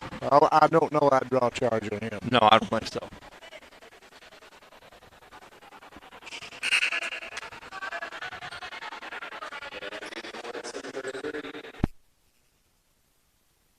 Going back some, you go back to Hayti when Williams Cooper was on the team. I don't think I'd want to get in front of him either. No. Cooper he had some size and some strength. Didn't he? He had some size and strength. He was hefty when he went to play ball at Kansas State. Right. Did he? Is he the one that is a doctor now? I don't know. Knowing some of his family would not surprise me in the least. And I may have that totally wrong, but nice play, good. Nice play. Good play to Rue. Very nice. Terry, we're about 2 in this game, and so it's a. Nate Rue now has 17. He'll go to the line, shoot one. 12-point lead. It'll be very, very difficult for Bloomfield to make up that deficit.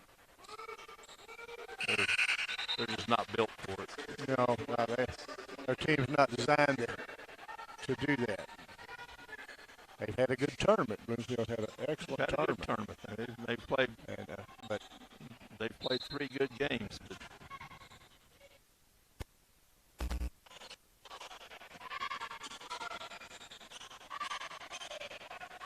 Gerald drives all the way with the scoop, with a long way to scoop it. And it goes out of bounds off of Bloomfield. 2:17 left in the game. Holcomb will win this game. Yes, I think we can call it this avenue. Bradshaw for 3, it's no good. It'll be a jump ball, alternate possession, goes to Bloomfield. 2:07 left in the game, 13-point Holcomb lead, Bloomfield with the ball.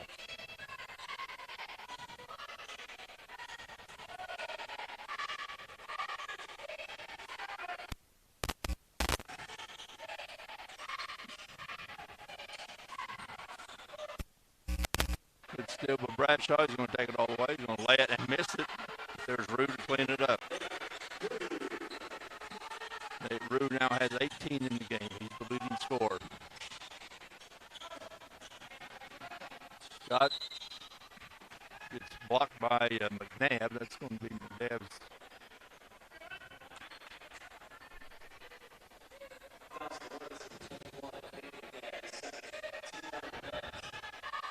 McNabb's second, team foul number 9. Got some substitutions coming in for Holcomb and for Bloomfield. Marvin Smith and Caden Kraft coming in for Bloomfield. Also coming in is Caleb Upchurch. Dawson Hill to the bench. 15-point Holcomb lead, very comfortable. First free throw by Scott is good.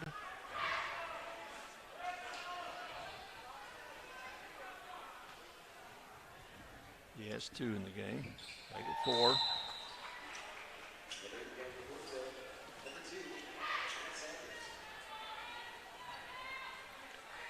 Terry, there's still some good basketball. You have time to get here if you don't make it. There's great basketball. There's still Acorn Media still got proud 4 to bring games. them. We've had 2 pretty good games from the semifinal or the consolation bracket today. Yeah, and then you get into the fifth place bracket. The next 2 games, and then the 2 after that is the semifinals. The semifinals in this tournament are always electric. Oh yeah. Yeah, we got Kennett and South Pim, and then Dexter and Haytie. So that could turn out to be a pretty good game. Both of them could be good in both games. Anyway, move out at 7 o'clock. The number 1 seed Bernie Mules take on the number 5 seed Doniphan Dons, followed by at 8:30 the number 7 Malden Greenway takes on the number 3 Portersville Bulldogs. So that's going to be good. That's going to be a good game. Well, the first time they met this year, a couple of weeks ago in the Clarkton Christmas tournament, Portageville and Malden met, and Portageville came from behind and won that game 41-40. Right. Terry and I will be back with you tomorrow night at 8:30 for the finals of this 65th Bloomfield Christmas Tournament. It's an honor for us to get to do that. It's an honor for Acorn to get to bring you this, and we thank the sponsors for all they do.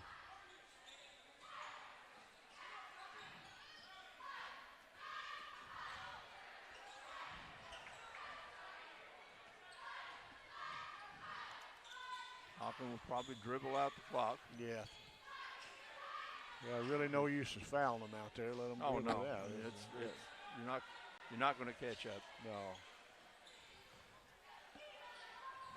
But Bloomfield should be proud of themselves at the tournament they've had. They've played 3 good games. You're exactly right. Looks like that's going to be the final score. 52 for the Holcomb Hornets, 41 for the Bloomfield Wildcats. The Holcomb Hornets will go on to play at 4 o'clock tomorrow afternoon in the consolation finals. They are going to play East Prairie. So that's going to be a good game. Sure will. Again, East Prairie is actually a lot like Bloomfield. They're not a big run and gun 3-point shooting team, so it could be a very good game. But the Hockman Horners play 4 days this week, and that's what a coach likes to do. That's what a coach likes to do.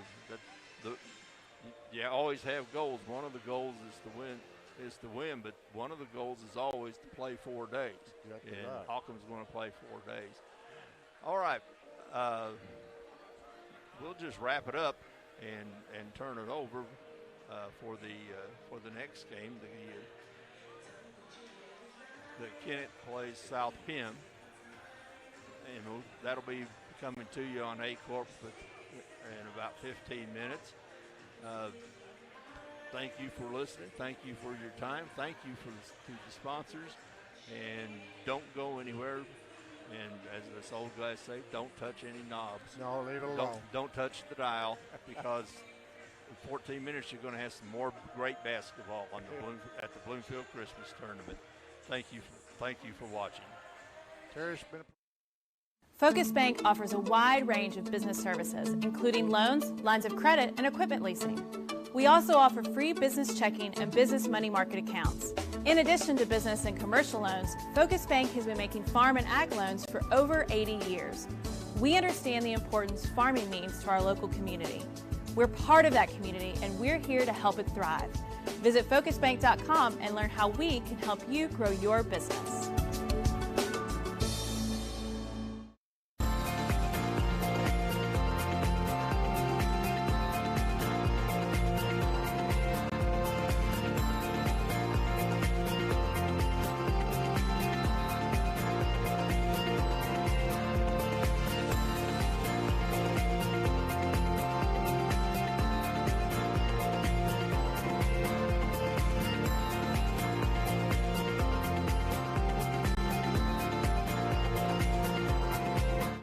Juju Promotions in New Madrid is your one-stop shop for all your personalized merchandise.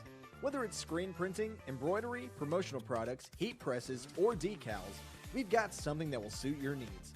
So you, your school, or your business will always be looking its best. There's tons to see, from apparel to accessories. So what are you waiting for? Stop into Juju Promotions today in New Madrid, Missouri. And don't forget to like us on Facebook.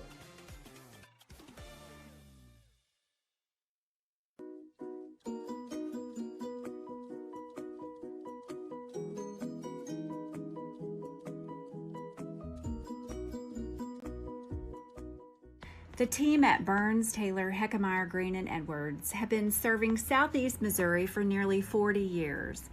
When you have been injured on the job, call Burns, Taylor, Heckmeyer, Green, and Edwards.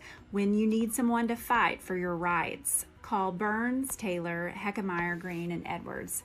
When you need dedicated, aggressive legal representation, choose local attorneys. Call Burns, Taylor, Heckmeyer, Green, and Edwards. I'm Zach Tanner. I'm a rice seed farmer from Southeast Missouri. I've produced rice seed for various companies, and for the last couple of years I've grown DG 263L. One thing that we noticed, no matter which field we were in, the yield was just very consistent. We have literally never had varieties consistently yield as high as this one is yielding. In 2020, our DG 263L averaged well over 200 bushels. So far, our yields have been just outstanding. I would absolutely suggest somebody grow some of the DG 263L just because of the consistent yield and high quality. We had a pretty fair amount of several hundred acres of DG 263L in 2021, and my only real regret is that we didn't have more. I absolutely plan to plant more acres of 263 in the future. It's already part of our production plan for 2022.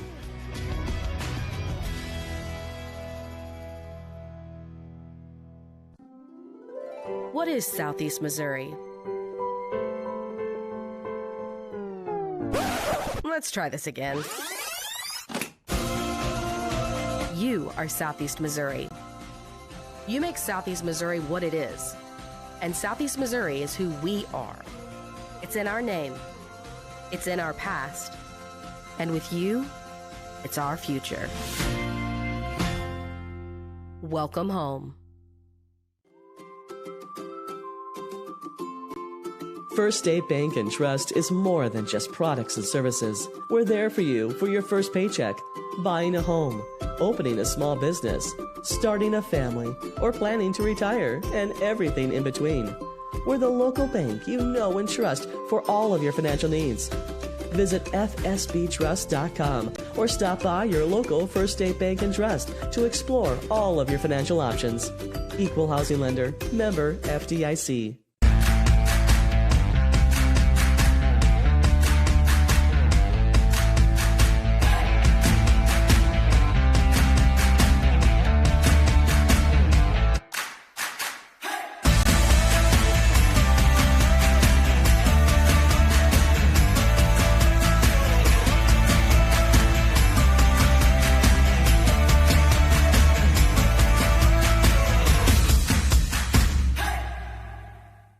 For Stoddard County Title and Escrow to handle your next closing. Dustin Mayer, Joe Watson, and the staff at Stoddard County Title have over 50 years of combined experience in the title and legal industry. The purchase of a home or farm is often a family's biggest investment, and Stoddard County Title and Escrow will put your mind at ease.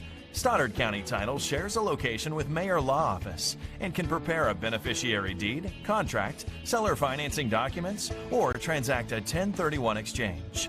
Before your next purchase goes under contract, ask to have Stoddard County Title handle the closing. They are your trusted name for title insurance. For generations, Farm Credit has been serving the needs of farmers all across southeast Missouri. We understand the challenges that year in and year out farmers face. Our focus is on building long-term relations, whether you're full-time, part-time, or part of the next generation on your family farm. As a young beginning farmer, we offer the resources that will make your job a little easier with our Ag Sunrise program, specifically tailored for your operation. For more information on our Ag Sunrise program or how we can benefit your farming operation, come by Farm Credit in Dexter. Moreland wants to buy your car. Big cars, small cars, fast cars, and funny cars. If it's got 4 wheels and an engine, we're swiping right. We've got the largest pre-owned inventory in southeast Missouri right here at Moreland Automotive. Even if Moreland's not on the back of your car, we're still interested.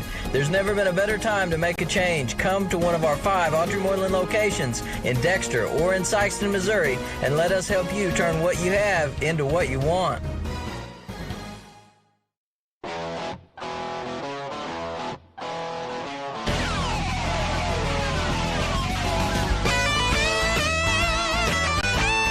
We're right here at King Jerry Lawler's Hall of Fame Bar and Grill on world-famous Beale Street, and as you can see, oh my gosh, we have the best barbecue ribs in Memphis. Oh my gosh, the gumbo is out of this world, but you gotta try the King's Triple Decker Slam Burger. You'll love it. To make the right decisions for your operation, you need 2 things: accurate, secure data and the ability to make it work for you. Introducing AFS Connect Advanced Farming Systems from Case IH. AFS Connect puts you in total command of your operation, bringing together your farm, fleet, and data like never before, with ongoing support from your Case IH dealer every step of the way, so you can increase efficiency year-round. Whether you're optimizing soil conditions, managing nutrients, planting, or harvesting, AFS Connect allows you to remotely monitor every machine. You'll have access to location, diagnostics, fuel, and engine data, giving you the information you need to make the right decisions for your operation. Now that's rethinking productivity.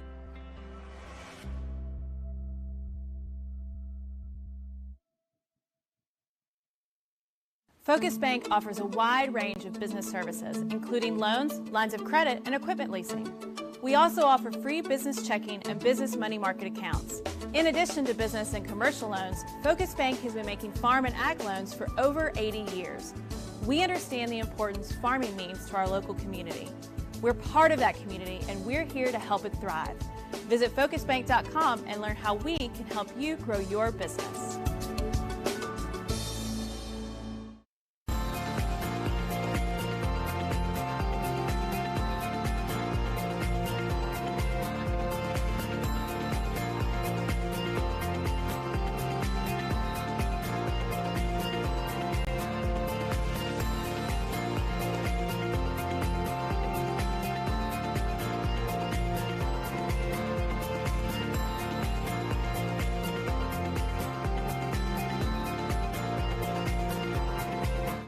Juju Promotions in New Madrid is your one-stop shop for all your personalized merchandise. Whether it's screen printing, embroidery, promotional products, heat presses, or decals, we've got something that will suit your needs. So you, your school, or your business will always be looking its best. There's tons to see, from apparel to accessories. So what are you waiting for? Stop into Juju Promotions today in New Madrid, Missouri. And don't forget to like us on Facebook.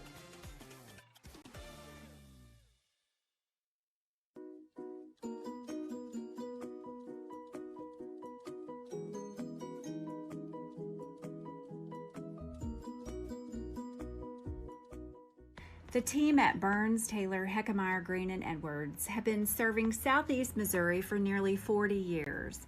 When you have been injured on the job, call Burns, Taylor, Heckmeyer, Green, and Edwards. When you need someone to fight for your rights, call Burns, Taylor, Heckmeyer, Green, and Edwards.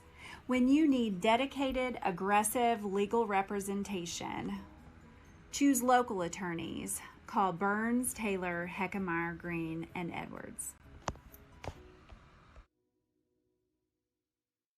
I'm Zach Tanner. I'm a rice seed farmer from Southeast Missouri.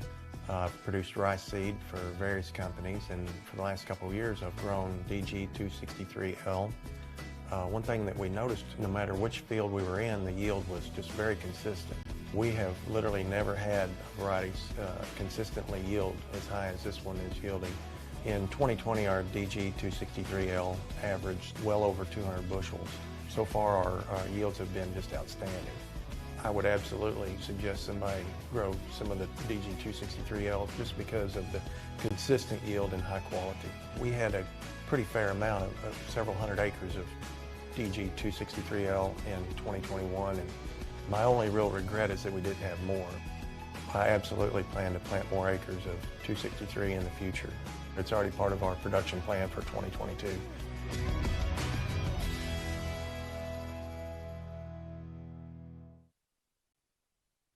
Welcome back to the 65th Annual Bloomfield Christmas Tournament, brought to you on the ACO Media Network.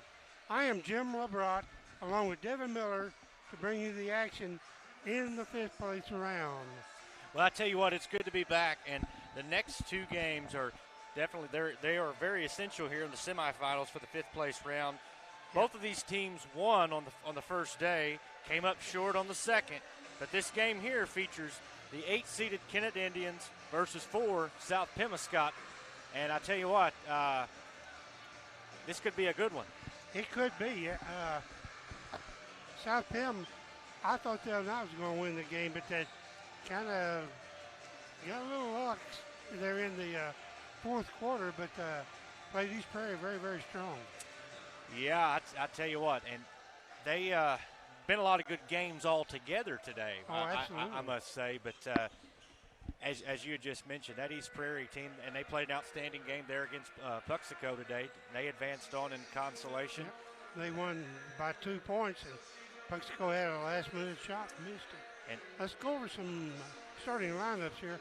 First for the 8th place Kennett Indians, it'll be Riley Spencer, a 5'9" junior, Deshaun Wilson, a 5'10" freshman, Will Gaines, a 6'2" freshman, Elijah Jackson, a 6-foot senior, and Ben McMullen, a 6'2" senior. They're coached by Corbin Clark. Again, it's Spencer, Wilson, Gaines, Jackson, and McMullen. And for the 4th seed, South Pem Bulldogs, it's Tawan Amerson, a 6'1" senior, Jonathan Perry, a 6'3" senior, Mark Jones, a 6'1" senior, Matt Moore, a 6'2" junior, and Zach Southern, a 6-foot senior.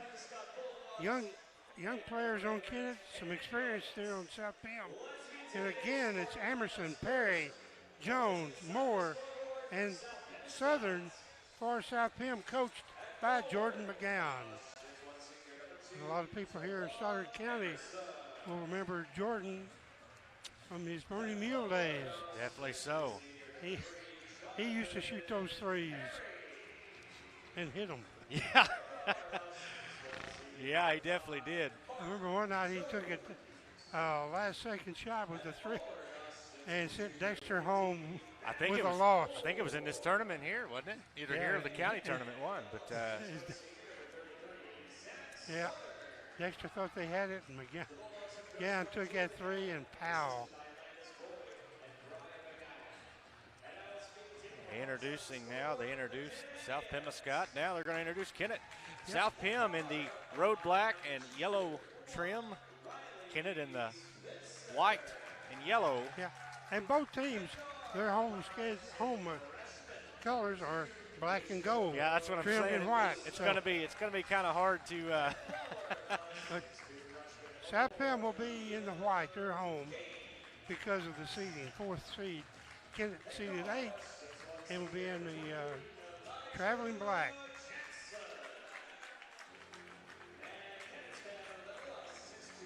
It's been a good tournament. I tell you what, it's been really well officiated. I just, you look out there and it's a different crew, and they do just as well as the ones before them. Yeah, they have. There hasn't been a whole lot. I haven't heard any complaints. No. But anyway, both teams are making their way out onto the floor, and we're about ready for tip-off. You betcha. It'd be McMullen and Emerson to jump, and here's Devin. And the ball's tipped up, and it's going to be picked up by Kennett. They're going to be quickly. They're going to fire a 3, and that was South Pem. That was Emerson. Was it? I think so. Now you got me confused. I don't have my. We got another 3-point attempt out on the floor. It's going to be short. That is Southern for South Pem. South Pem's in the black. South Pem's black, and Kennett is white uniforms. That was Southern. Okay. Kennett with the ball. It's going to be Jackson crossing the timeline. It's a 3-0 Kennett lead to start the game.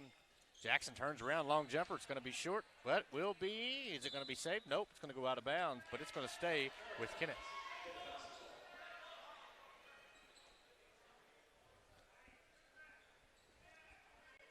And looks like Jackson will inbound. Ball's inbounded in. Oh! Going to get a travel.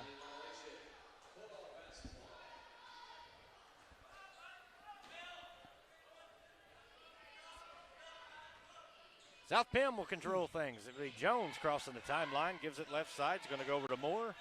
Moore bounce passes to Southern. Southern looking in. The ball's going to be knocked loose out of bounds, and it's going to go back the other way.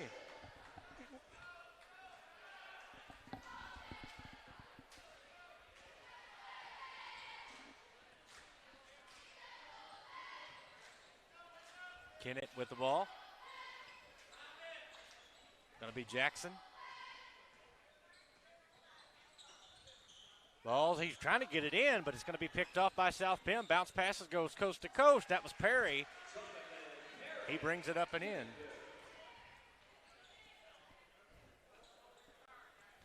And it'll be Kennett with the ball.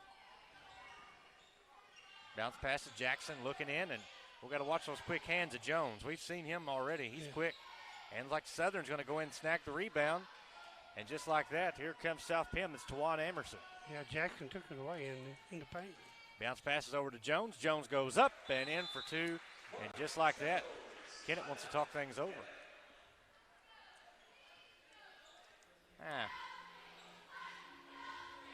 And remind you that Baker Implement Company is a sponsor. Baker has several of their implement stores around South Missouri and Northeast Arkansas.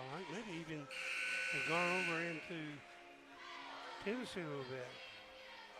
Yeah, they go quite a ways.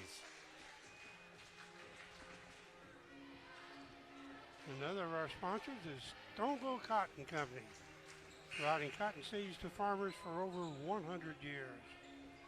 That's Stoneville Cotton Company. And we're going to be back out here. It's like Kennett will inbound. Try to get something going here. Ball gets passed around. It's going to go over to Jackson. Jackson feeds it inside. Wow, that was a leaner. Oh, yeah. Looks like that was Deshaun Wilson. Just kind of not balanced. Just hung it up and went in. Good shot. Jones controls things for South Pim. He goes over to Moore. Moore looking into Emerson, but it's knocked loose, picked up by the Indians. And very quickly they make their way back down. Quick pull-up jump shot. Nothing but net for Ben McMullen. South Pim in white. No, Kennett's in white. They get it inside the Southern, and it's knocked away. Very quickly, Jackson goes down, goes up, and goes in. Number 4, that'll be Will Gaines for Kennett. South Pimlico calls a timeout. Yep. They want It's to talk a 9-4, and we'll be back after this.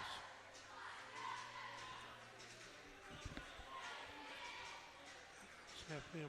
Focus Bank offers a wide range of business services, including loans, lines of credit, and equipment leasing. We also offer free business checking and business money market accounts. In addition to business and commercial loans, Focus Bank has been making farm and ag loans for over 80 years. We understand the importance farming means to our local community.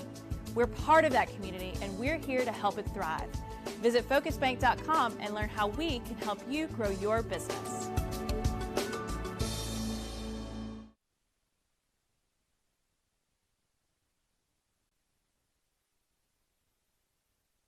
South Pim with the basketball. Full court pressure by the Kennett Indians.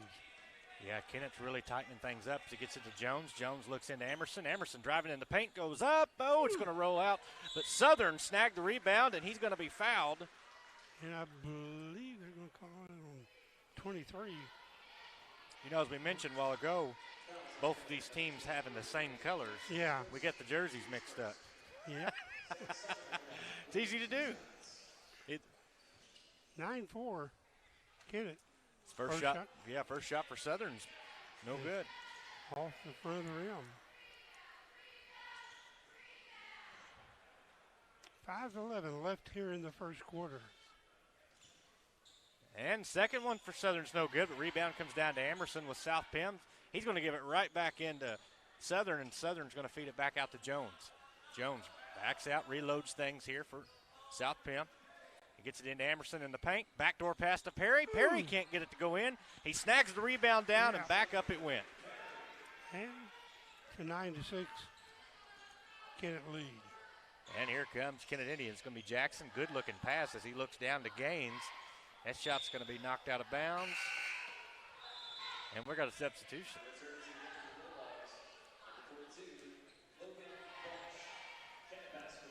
Logan Welch comes in. Logan played a good game the other night.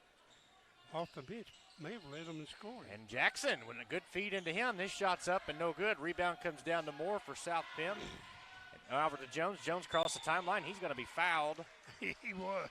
He kind of got hugged there. That was easy to call. They got Will Gaines for the foul. Still 4:29 left here in the first quarter. 9-6, Kennett. South Pim with the ball. South Pim, they're going to go over to Perry. Now to Jones. Moore. Back over to Perry. Perry for three. It's going to go up and count it. And now we're tied.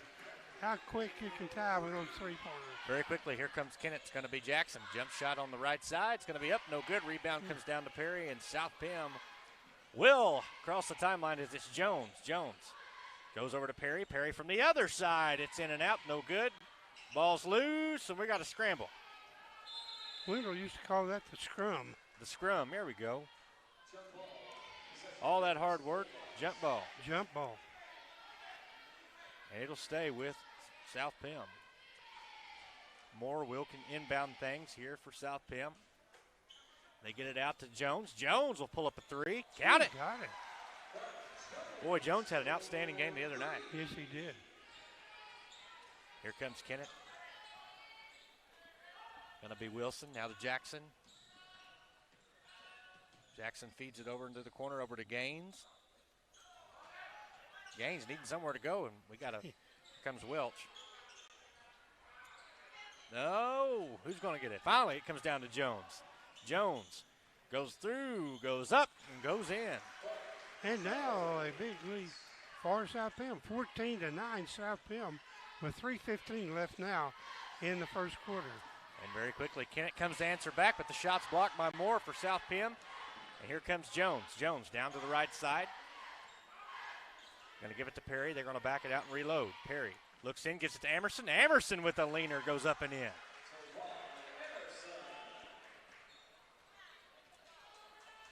Kennett kind of getting quiet. Yeah, they brought a 9-6 lead. Yep, and Jackson. There we go. Jackson gets it to fall in for Kennett.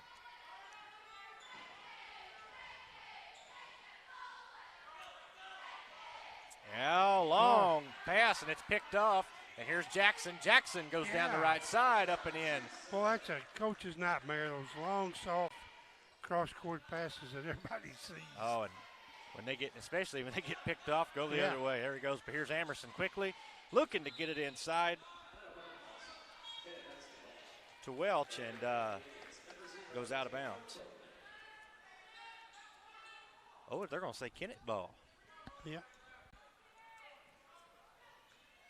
And it'll be Deshaun Wilson controlling things for the Indians. He'll go down the left side, splits the defenders, looks in, passes. Going to be no good. Welch with the rebound. Here come the South Pim. South Pim's going to be Jones down the right side, backs it out. Looks over to Moore. Moore over to Jones. Jones, why not?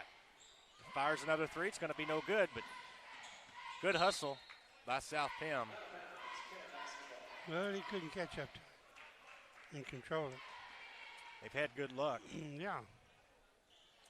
Got a good look to take it. Just take it.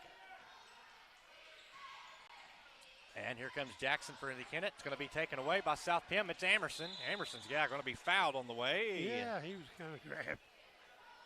In football, that'd be called collar. Horse collar. Horse collar tackle. Yeah, there you go. With 1:41 left here in the first quarter, it's South Pim 16, Kennett 13. So this is anybody's ball game right now. Kennett's just 1 3-pointer from tying it. And it looks like Morton has checked in for South Pim as Moore controls things, looks into Perry. Now inside, shot's going to be blocked, but it's going to be recovered by Emerson, and Emerson puts it up and in. Well, he had an outstanding game as well the other night. Yeah. Doing pretty good so far. And very quickly, Deshaun Wilson comes down, pulls down a jumper. It's going to be no good, out of bounds, and it's going to go back to South Pim.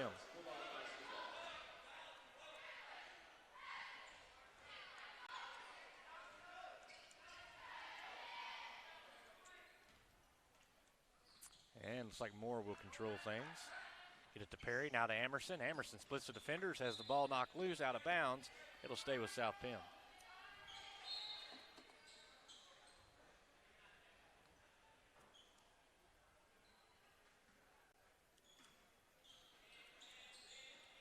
Ball's inbounded. It's going to go out to Perry. Perry looking in. Shot's going to go up. It's going to be no good for Welch. And recovered by the Indians to Kennett. Here comes Deshaun Wilson. Across the timeline, goes to the right side to Spencer. Spencer bounce passes to McMullen. Back over to Boatman. Daniel Boatman feeds it over to Wilson. Wilson shots up. It's no good. Rebound to Perry. And here comes South Pim. And we're down to under 40 seconds now. Perry on the right side. Fires a three. No good. We got a pickup. It's going to be recovered by South Pim. Another three-point shot. It's going to be no good. And the rebound comes down to McMullen for the Kennett Indians. McMullen over to Wilson. Wilson across the timeline, looks in, fit goes up to Boatman. It's going to be no good, but we're going to have a foul. Yep, 18 seconds to go, and it's 18-13 South Pim, but Kennett at the line. He'll be shooting too. That's Ellis. It's going to be, Various Ellis. He snagged that rebound and went up strong and he did. got fouled. Strong. Got first shot for him is good. Count it. Good looking shot. He can pull it within three here late in the first quarter.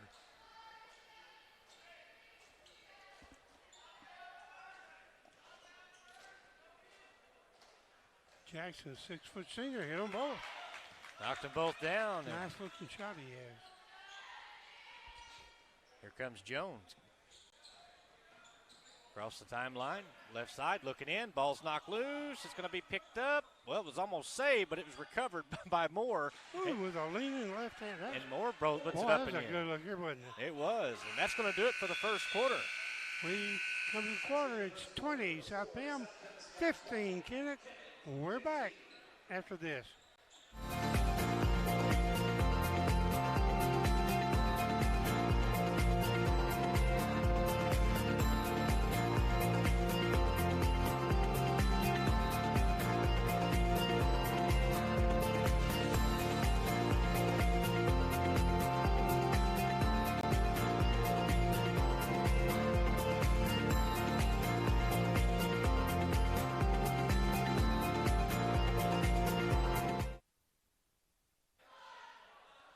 We're back in Bloomfield at the 65th annual Bloomfield Christmas Tournament.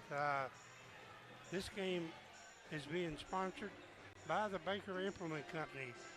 And like you say, they have Case IH, I guess is what it's called now. But back when they started, they were the International Harvester dealer there in Kennett. And they had one on down south, either Arburg or Cardwell, I can't remember. But now they have them everywhere. They're in Dexter. They're in Charleston. They're in Sykeston, Arkansas. Arkansas. I think you can go over into Tennessee maybe, but they have all the International Harvester Case equipment that you could want. Tractors, combines, cotton pickers, planters, everything. And Kennett will get the ball to start the second quarter. The ball's inbounded. Ooh, good pass as they get it over to McMullen. Yeah. Knocks it down. Here comes South Penn.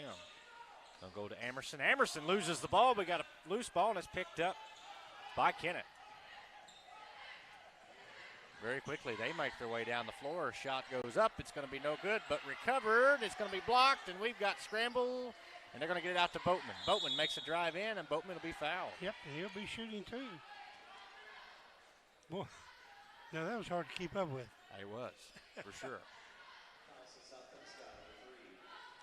10 players on the court, and at least 8 of them touched the ball. It's one of those things as an official, you just kind of pick a person, and here we go. Draw a number. First shot for Boatman is good. And it looks like Zach Southern's going to check back in for South Penn. We got a 2-point game. And shots up, it's good. Now we're down to 1. 20-19, South Penn hanging on. It's going to be Jones going to Perry, the right side. Perry back to Jones. Jones got an open lane. He goes up. He's going to be fouled. And I think they're going to get Ellis.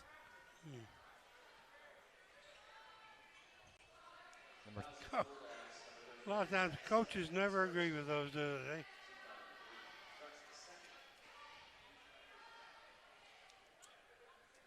First shot for Jones is up and no good. One thing I've always thought through the years, if both coaches are on the officials, they're doing all right. Yep. Next shot's up, it's in and out, and it's going to be recovered, and we're going to have a travel.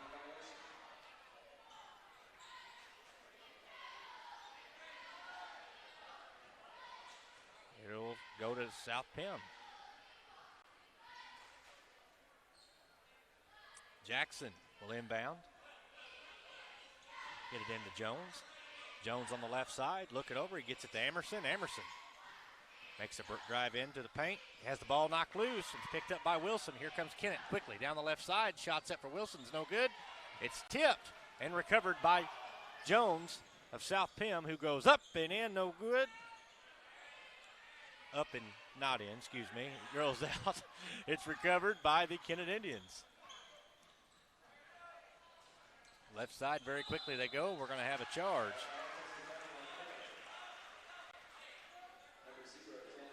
And they're going to get Daniel Boatman on that.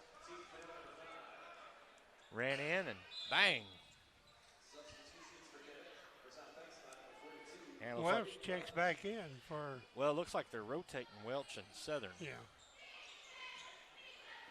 And here comes Jones for South Pim. Jones left side. And we're going to have a foul. Blocking foul. On the floor, and it'll be out of bounds. 6:39 left in the first half. 1 point ball game. Been a lot of action. Yeah, South Pim up by 1, 20-19 over the Kennett Indians. And we had some substitutions. Balls go.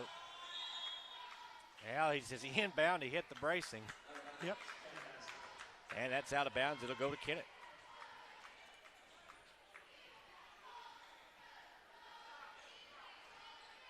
Kennett with the ball again. 1 point game. Crafton is checked in, number 12.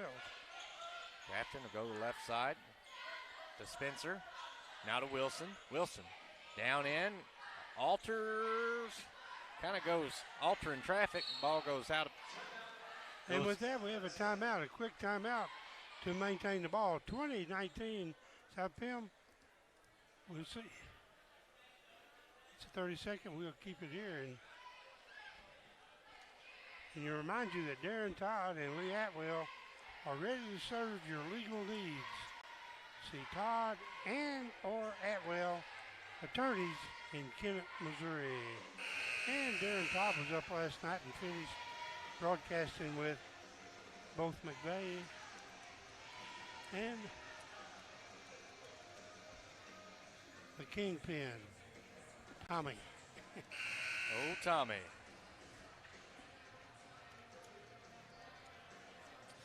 Again, if you're just tuning in with us, this is the first game of the 5th place bracket. Yep. Kennett, South Pim, and then following them will be Dexter and Hayti. South Pim will control things. They go left side to Perry, now inside to Emerson. Emerson spins, goes up and in and out. No good, and now we've got a jump ball. And it'll stay with South Pim.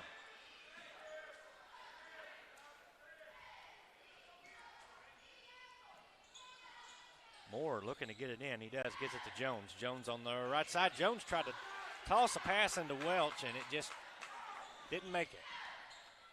Here comes, it's going to be recovered by Kennett Indians, and we're going to have some trouble out here. Now it's going to have to go somewhere, and it goes out of bounds. And yeah, he was out there caught in it in no man's land, and he was able to get the ball out without losing. He being Camden Crafton. And the ball's inbounded. It's going to be out. I think Crafton's going to pull up a three. It's going to be no good. Rebound comes down to Jones, and here comes South Pim. Very quickly goes to Perry. Perry down the right side. He works his way in. He's going to be fouled.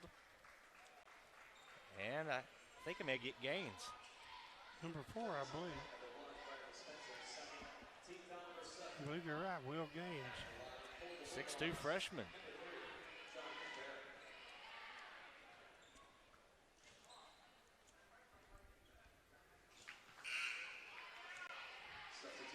Spencer trying to explain to the official. He went straight up. Well, I guess they got Spencer on the foul. Hmm. I thought it Number was Gaines. 1, I did too.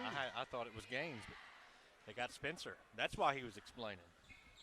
Next shot's going to go up and no good. Rebound comes down to Kennett. Here come the Indians very quickly down the floor. Going to be Crafton. Over to Gaines. Gaines back to Crafton. Crafton makes a break in. He's going to back things out. Gets it over to Wilson. Wilson on the right side, making his way in the paint. Going up and going to be fouled. Made the sweep, went up the left hand, but there was a reason it didn't go. He was pushed. He hit the line for 2. Still a 1 point ball game. South Pim 20, Kennett 19, but Kennett at the line with 2. And shot's going to be up, no good for Deshaun Wilson, 5'9" or 5'10" freshman. Kennett's playing 2 freshmen. Next shot's up, it's good. And we're tied with 5:25 left here in the first half. And here comes Moore, crossing the timeline into Emerson. Emerson, oh, he tried to backdoor pass it into Welch, and it was picked up by the Kennett Indians. And they move down quickly as they make a drive into paint. Yep, he's going to travel. Good call. Yep. He stopped, but his feet didn't. They'll catch you. It'll do it. South Penn with the ball. 5 minutes. We're knotted up at 20. Going to be Moore on the left side. Moore back up to Jones. Jones to Perry. Perry for three. Fires it. It's up. No good. Rebound comes down to the Indians. Over to Will Gaines. Gets the rebound. He's going to get it over to Crafton. Crafton across the timeline. Backdoor pass into Wilson. Wilson's shot's no good. Rebound Amerson. Here comes South Penn. Amerson down left side. It goes no good, and it's going to be knocked out of bounds. And belong back to South Penn. Good hustle, good effort there by South Pemmican. Yep. That's going to set Moore out of bounds. He will inbound for the Bulldogs. Gets it into Perry. Perry fires a three. Going to be no good. Rebound to Moore. Moore gets it back out to Perry. Perry now to Jones. Jones pulls up. No good. Got a scramble. It's going to be picked up by Crafton, and here comes McMullen. Down the right side for the Indians. He's going to be fouled before.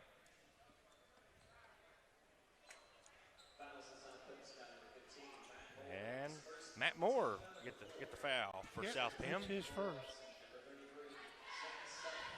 It was before the shot was on the floor, so out of bounds beneath the basket for the Indians. Crafton looking to get it inbound. Amerson got a hand on it, knocked it out.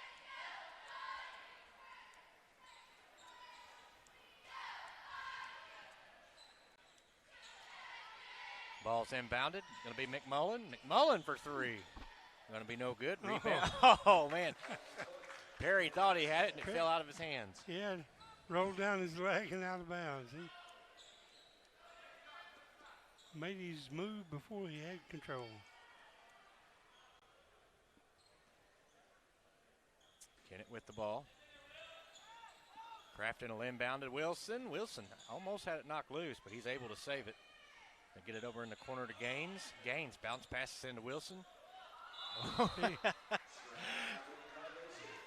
Tell you what, Wilson was really making an effort, but he took a couple steps. We could call that good. Yeah. But I tell you what, that young man, he's not afraid to go in the paint. Boy, he isn't. He's going right in there. And he is a freshman playing outstanding ball. Absolutely. I think they're going to get Gaines on the fouls. They tries to go over to Moore.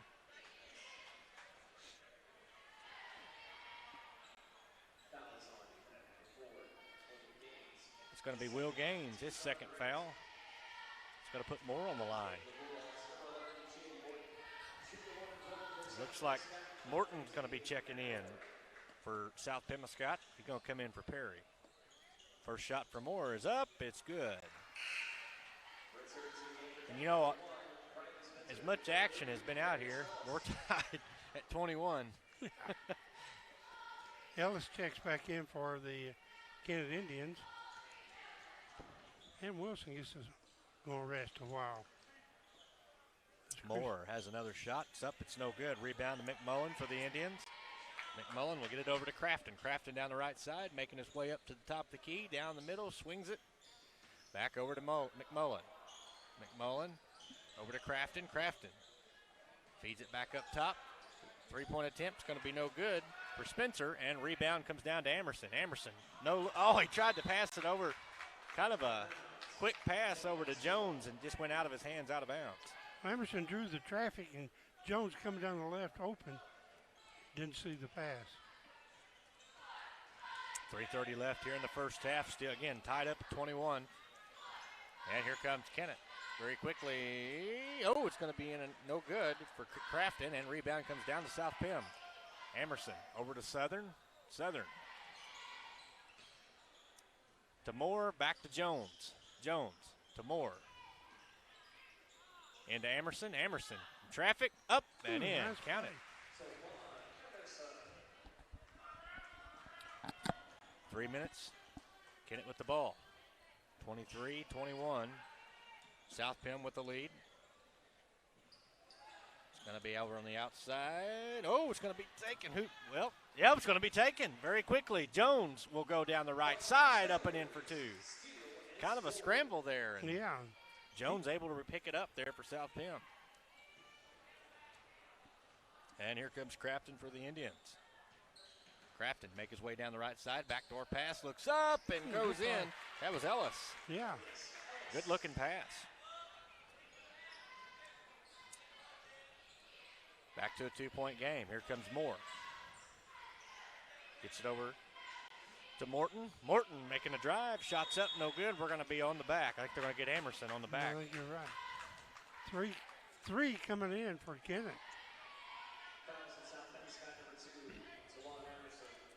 Jackson's coming back in.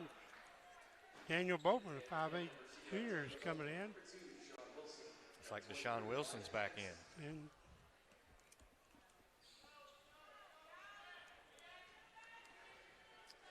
down to 2 minutes. Kennett with the ball. It's going to go over to Wilson. Over to Boatman. Boatman making a drive in. We're going to have the ball knocked loose. Picked up by South Pim. Very quickly, it's over to Jones. Jones comes down the right side, splits the defenders, goes up, and no good. Ball rolls out, and it's going to be picked up by Jones. All that action. Yeah. They look inside. They find Anderson. Anderson down the left side, up and in. Count it. 27-23, down to a minute 35. And very quickly, McMullen fires a three from downtown. It's going to be no good for the Indians. Picked up by Emerson. Here comes South Pim. Emerson, left side, goes up. We're going to have a foul. And I think they're going to get Wilson. Hard to tell. Or Boatman. Number 0, Boatman. That'd be Daniel Boatman. And shooting 2. Juan Emerson, 6'1" senior. Yeah, he'll be at the line to shoot 2. First shot is up, it's good. Looks like Perry's going to check in for Morton. For South Pim. And Emerson will have one more. Shots up, it's going to be no good, and rebound comes down to Boatman for Kennett. He's going to get it over to Jefferson. Very quickly, fires a shot. It's going to be good for Jackson.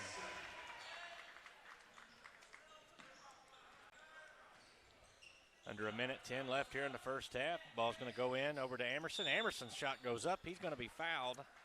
I think they may get Ellis on that.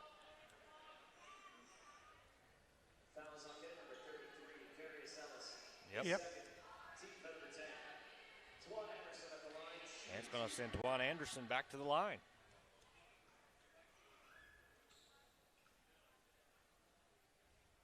And shot goes up and in. Bounced around but finally decided to fall in.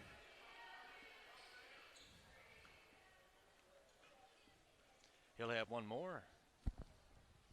Looks like Southern's going to be set to check in. As the ball goes up, it's going to go out. No good, and rebound comes down to the Indians. Went through a couple of hands first, but finally come down, and looks like McMullen down the right side. He's going to draw a foul.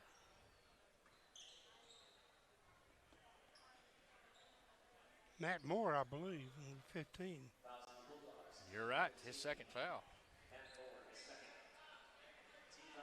That'll set Kennett up under the basket. Looks like Deshaun Wilson will inbound things here for the Indians.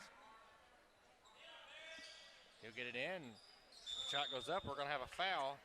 Looks like Elijah Jackson tried to go up. Now you'll get number 3, Perry, though. You're right. Jonathan Perry. It's going to send Elijah Jackson to the line. First shot for him's up. It's going to roll out. I want to say it's going to roll in, and it just rolls out. Yeah. Good-looking shots. Next one for him's up. It's going to roll in and out. Same thing. Bounce around. Out. And here comes South Pim. It's going to be Emerson splitting defenders, and we're going to have a loose ball. We're going to jump it.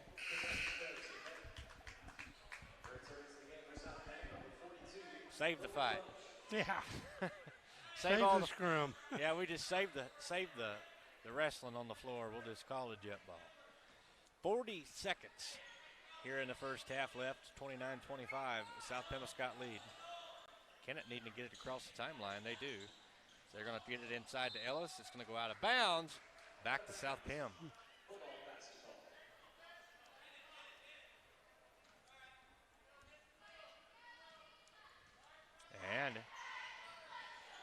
Ball goes from Welch to Jones. Over to Emerson. Emerson's going to have the ball knocked loose. It's going to be recovered by Perry. Now over to Jones. Jones thought about a three. He thought, no, I'll drive in the paint. And he does, and puts it up and in. So we're down to 15 seconds. Very quickly, here comes Jackson down the left side. Going to get it to Boatman. Boatman splits the defenders, goes up, no good. Rebound Emerson. Emerson very quickly down the floor, about 5 seconds. He goes up. It's going to be no good. And I think that's going to do it for the first half. And it will. It will. It's 31 for South Bend and 25 for the Kennett Indians. It's been an entertaining first half. But right now, we have some time, and we'll be back for the third quarter after a while. What is Southeast Missouri? Let's try this again. You are Southeast Missouri. You make Southeast Missouri what it is. And Southeast Missouri is who we are. It's in our name. It's in our past. And with you, it's our future. Welcome home. First State Bank and Trust is more than just products and services. We're there for you for your first paycheck, buying a home, opening a small business, starting a family, or planning to retire, and everything in between. We're the local bank you know and trust for all of your financial needs. Visit fsbtrust.com or stop by your local First State Bank and Trust to explore all of your financial options. Equal housing lender, member FDIC.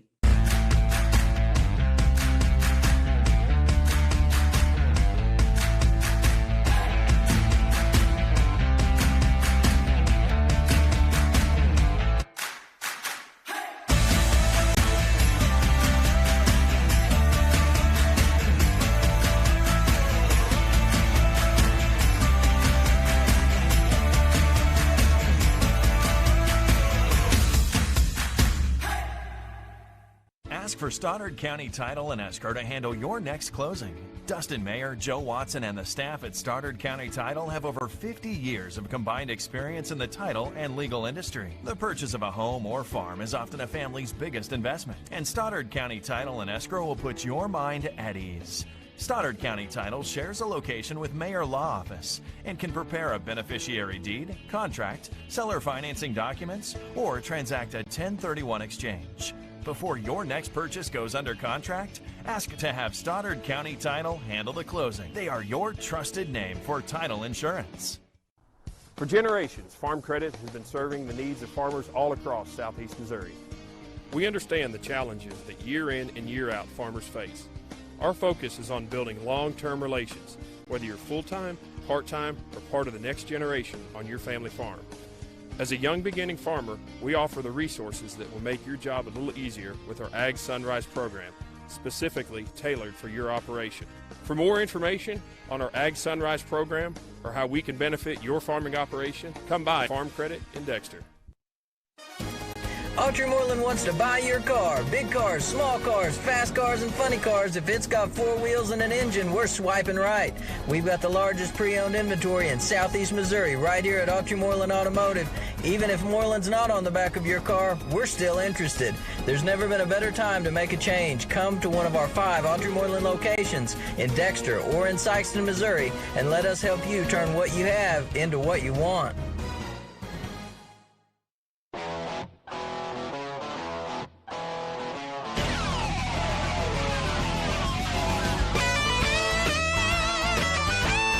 We're right here at King Jerry Lawler's Hall of Fame Bar and Grill on world-famous Beale Street, and as you can see, oh my gosh, we have the best barbecue ribs in Memphis. Oh my gosh, the gumbo is out of this world, but you gotta try the King's Triple Decker Slam Burger. You'll love it.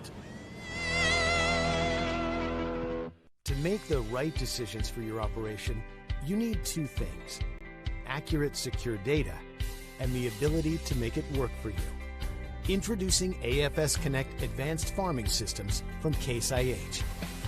AFS Connect puts you in total command of your operation, bringing together your farm, fleet, and data like never before. with ongoing support from your Case IH dealer every step of the way so you can increase efficiency year-round.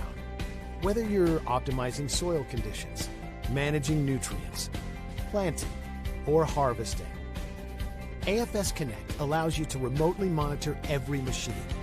You'll have access to location, diagnostics, fuel, and engine data, giving you the information you need to make the right decisions for your operation. Now that's rethinking productivity.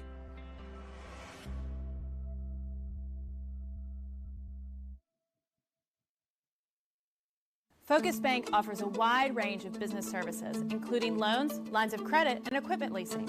We also offer free business checking and business money market accounts.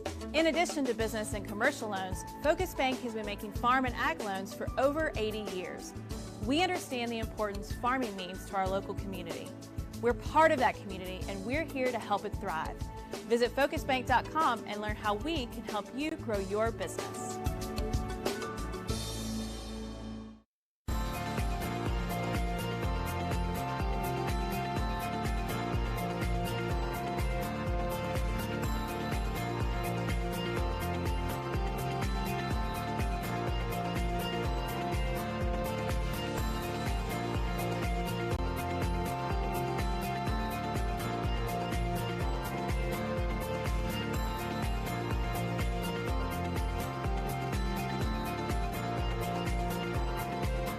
Juju Promotions in New Madrid is your one-stop shop for all your personalized merchandise. Whether it's screen printing, embroidery, promotional products, heat presses, or decals, we've got something that will suit your needs. So you, your school, or your business will always be looking its best. There's tons to see, from apparel to accessories. So what are you waiting for? Stop into Juju Promotions today in New Madrid, Missouri. And don't forget to like us on Facebook.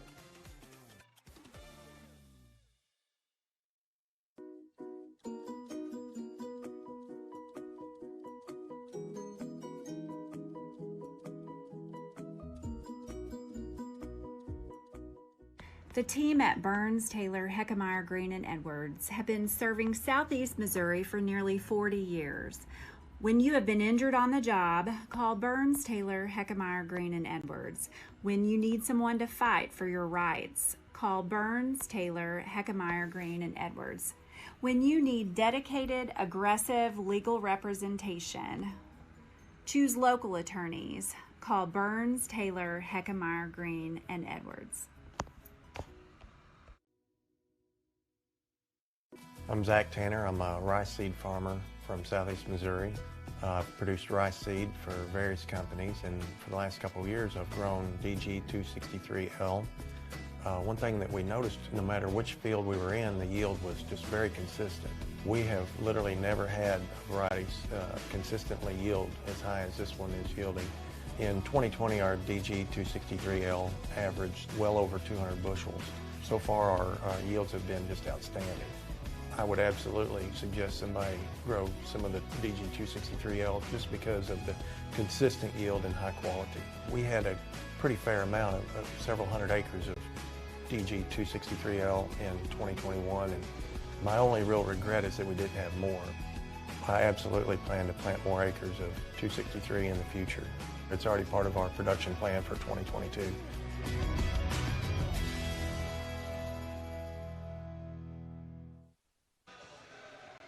Welcome back to Bloomfield. 65th Annual Bloomfield Christmas Tournament. A game between the 4th-seeded South Pembroke Bulldogs and the 8th-seeded Kennett Indians. And remind you once again that the game sponsor for this game is the Baker Implement Company and all of their implement dealers throughout Southeast Missouri, Northeast Arkansas, and Western Tennessee. I think we've got one or two over there. But again, like to thank the sponsors. Oh, absolutely. Thank all the sponsors and thank everyone for tuning in with us. Go over some of the scoring as we have it. First for South Pem, Tawana Amerson with 10. Jonathan Perry with 7. Mark Jones has 11. Matt Moore with 3. For the Kennett Indians, Deshaun Wilson with 7. Will Gaines with 2. Elijah Jackson has 6. Ben McMullen with 4. Daniel Boatman with 2. And that's all we have, but there's some others, but we just don't have them. But for the Kennedy Indians, they were 9 of 33 from the field. South Pim was 13 of 36. Free throws, Kennett was 6 of 8. South Pim only 3 of 12. So there's a big difference there. Quite a bit. 3 points, Kennett had 1 of 7. South Pim 2 of 7. South Pim really had the rebounding advantage. Kennett had 11 rebounds. South Pim had 25. Been a good game.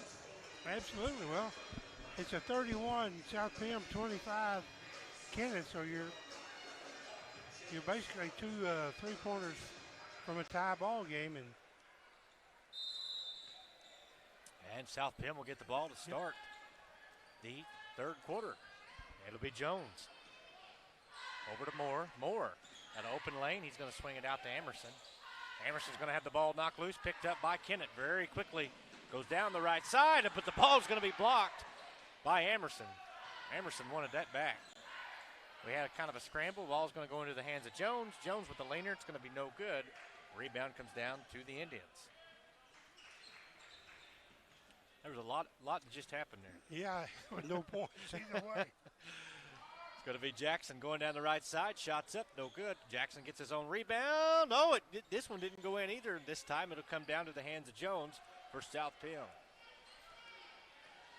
Jones making a drive. Almost went too far, almost left the ball. Yeah. Jones down the right side has the ball knocked out of his hands, out of bounds, and they're going to give the ball to Kennett.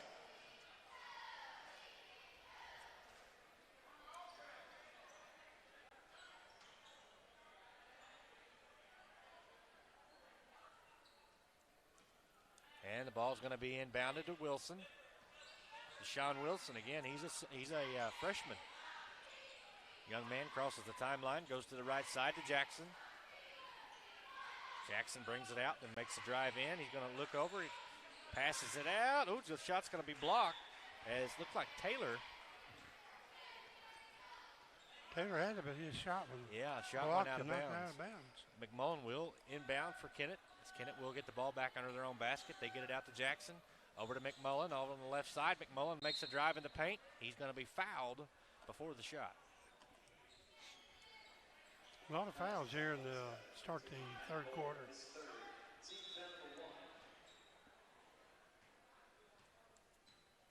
Yeah, it looks like Gaines had to tie his shoe. Now we're ready to go. As Wilson inbounds, he gets it out front. Going to be Taylor. Gets it over. Ooh, gets it over to Wilson. Line drive. Boy, that was a pretty shot. It did. Just right in there as Wilson knocks it down very quickly. Here comes Perry down the right side for South Pim. Gets it to Jones. Inside. Ooh, good move inside as Emerson goes up strong on the right side. 33-28. Quickly, here comes Kennett. Down the floor. Going to get it over to Jackson. Jackson splits the defenders. Goes up. He's going to be fouled.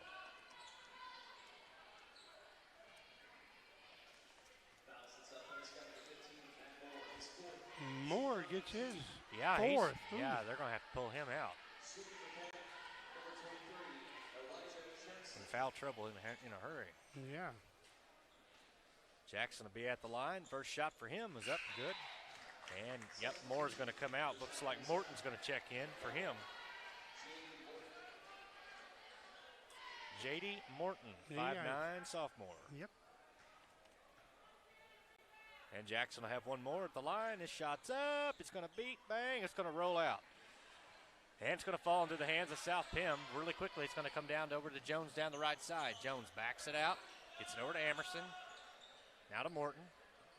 Morton at midcourt. Goes to the right side to Jones. Jones brings it back out to midcourt. Trying to get something set up here. Jones makes a trip down the right side, but before that, he's going to be fouled. And they're going to get Taylor for that, I believe. Yeah, going to get Taylor. Ball's inbound. They're going to get it to Perry. Perry stops, swings it out over to Jones. Jones into Amerson. Amerson going up strong on the right side. Yeah. Boy, he can do it for you. Boy, he goes up. But just like that, here comes Kennett down very quickly down across the timeline. Gets it over. It's going to be to Wilson. From Taylor to Wilson. Back to Taylor. Taylor fires a three. It's going to be no good. We're going to have a foul. I believe we're going to get McMullen. McMullen, yeah.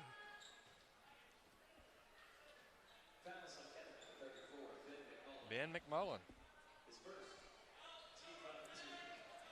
But, boy, we've got a trap in the corner. Able to get it over to Jones. Jones will bring it across the timeline.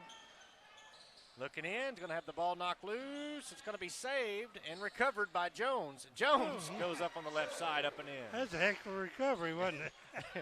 There was a lot that just happened there. But Jones scored very quickly. Wow, good move there by McMullen. McMullen goes down on the right side, up and in for the Indians. It's a 37-31 South Penn lead. Very quickly, Amerson down the right side, backdoor pass.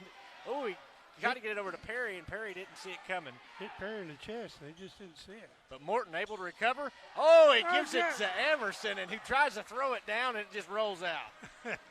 Well, that would have been a nice finish. Kennett with the ball. They go down. The shot goes up. It's no good. And we're going to have a jump ball called. As Welch goes back to Kennett. Welch and Jackson get tied up down here. And yes, as you say, Kennett with the ball. Looks like Jackson will inbound. We're going to get it in. Gives it to Wilson. Wilson makes a drive. He's going to go up and get fouled. He'll shoot two.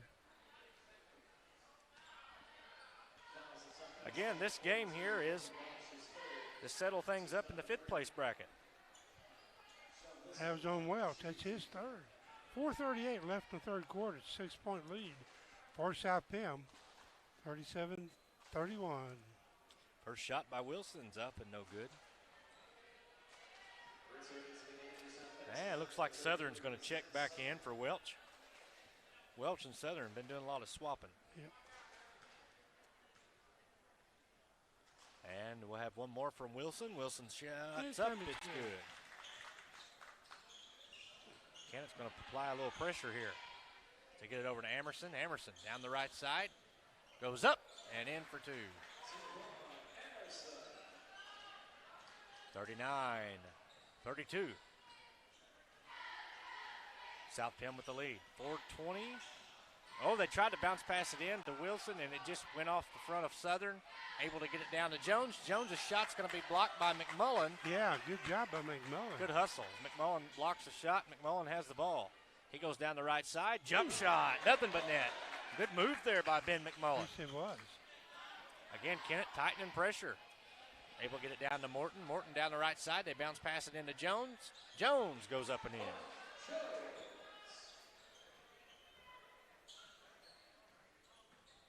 Wilson controlling things for the Kennett Indians, crossing the timeline. Gonna feed it out to Taylor. Taylor over to Gaines. Now over to McMullen.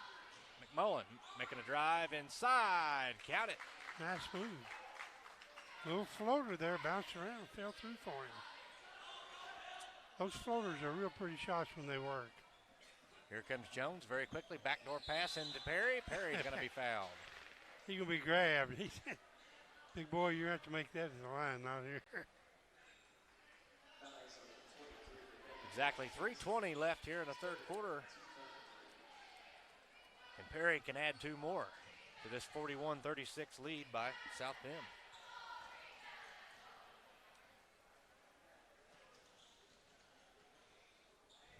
First shot's up, and it's good. We have a timeout on the floor. Kennett takes a timeout with 3:20 left in it. 30-second timeout. We'll just keep it here. I tell you that in your time of need, see Mathis Funeral Homes in Dexter and Bernie. Mathis Funeral Homes celebrating life and healing grieving hearts. That's the Mathis Funeral Home in Dexter. And reminds you while we got a chance that another of our great sponsors is the Stoneville Cotton Company. They've been providing seed to farmers for over 100 years. And we do appreciate all of our sponsors here during the Christmas tournament. Been almost a New Year's tournament, isn't it? It is almost a New Year's tournament. Definitely been a good one. 65th annual. This is one of the better run tournaments in the area, if not the best. Second shot for Perry's up. It's no good. Rebound comes down to the Indians, and we're going to have a foul.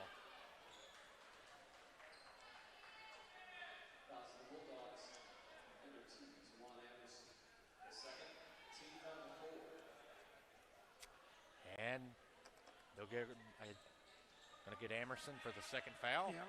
Kennett with the ball. It'll be into the hands of Deshaun Wilson. Again, this young man's a freshman. 5'10" freshman crossing the timeline.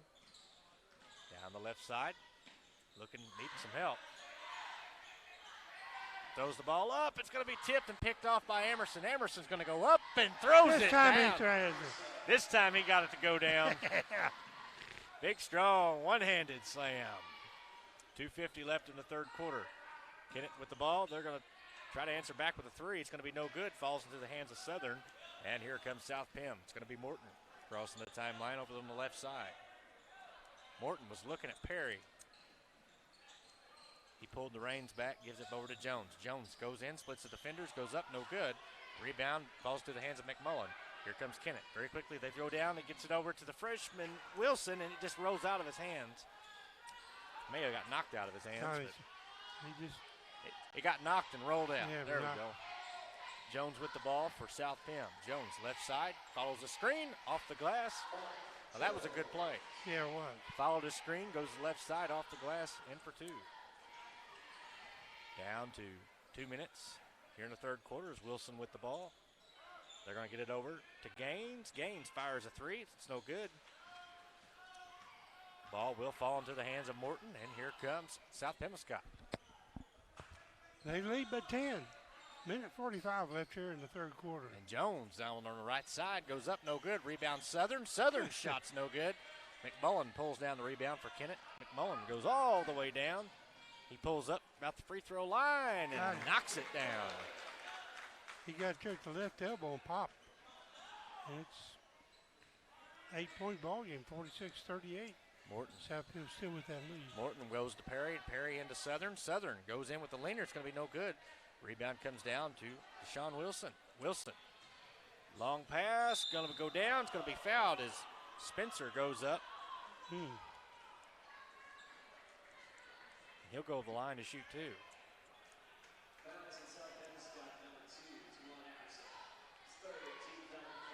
That's Emerson's third. He's picked up two real quick here in the last couple of minutes.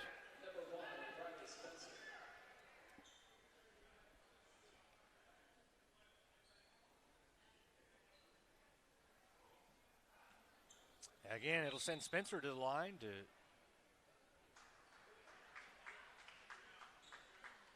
what happened?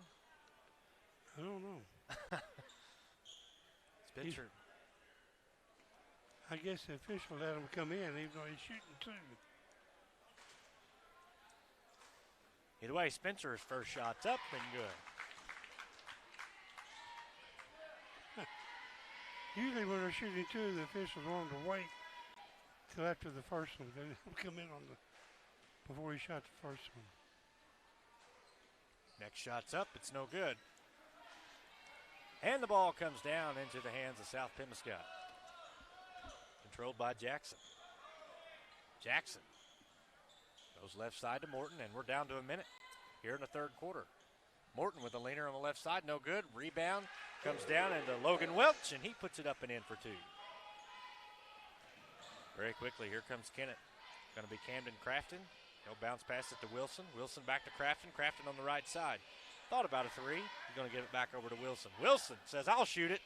Ball goes up, no good. Rebound comes down to South Pim and Morton, and he's going to be fouled.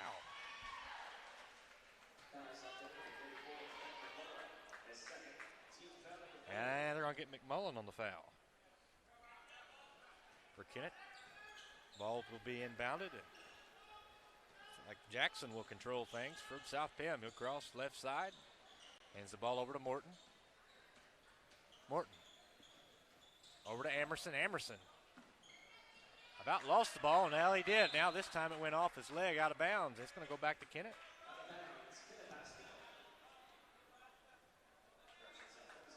Yeah, they went off Spencer's foot. They're going to keep it with South Penn. I thought it went off Emerson's foot, but it went off Kennett's foot. 15 seconds. It's a 48-39 South Penn lead as Jackson has the ball. Jackson on the left side makes the move in, stops, gives it out to Morton.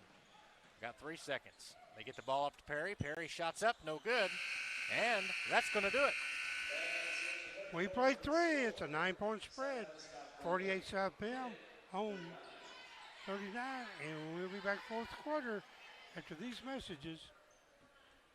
Juju Promotions in New Madrid is your one-stop shop for all your personalized merchandise. Whether it's screen printing, embroidery, promotional products, heat presses, or decals, we've got something that will suit your needs. So you, your school, or your business will always be looking its best. There's tons to see, from apparel to accessories. So what are you waiting for? Stop into Juju Promotions today in New Madrid, Missouri. And don't forget to like us on Facebook.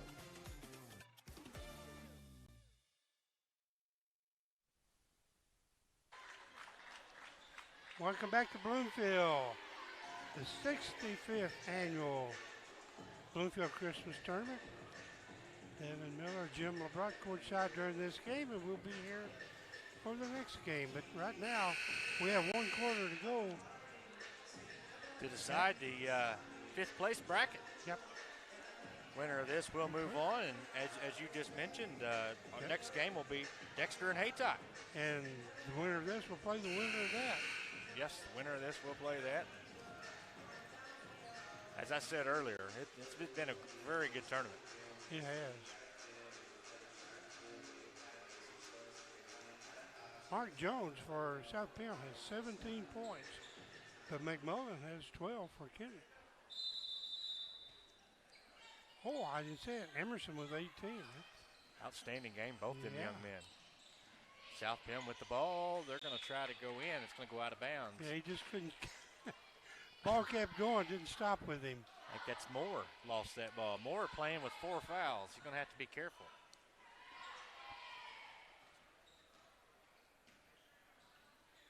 Kennett with the ball.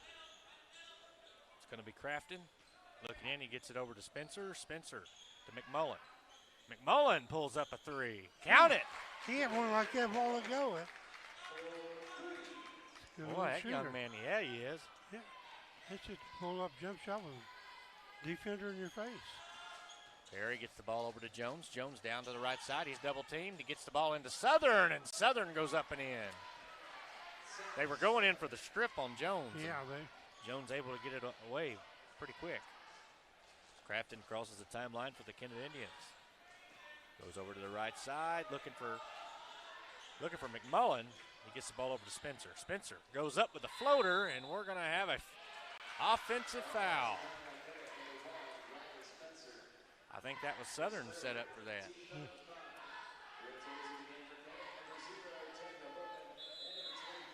And with that, we have a timeout. 6:59 left in the ball game. 8-point spread.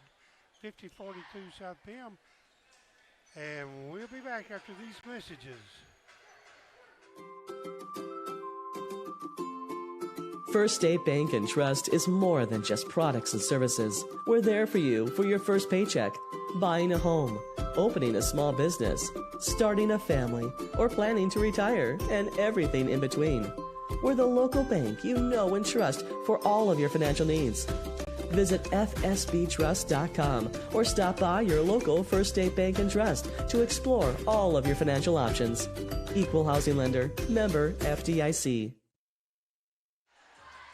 We're back and remind you once again the sponsor of this game is the Baker Implement Company.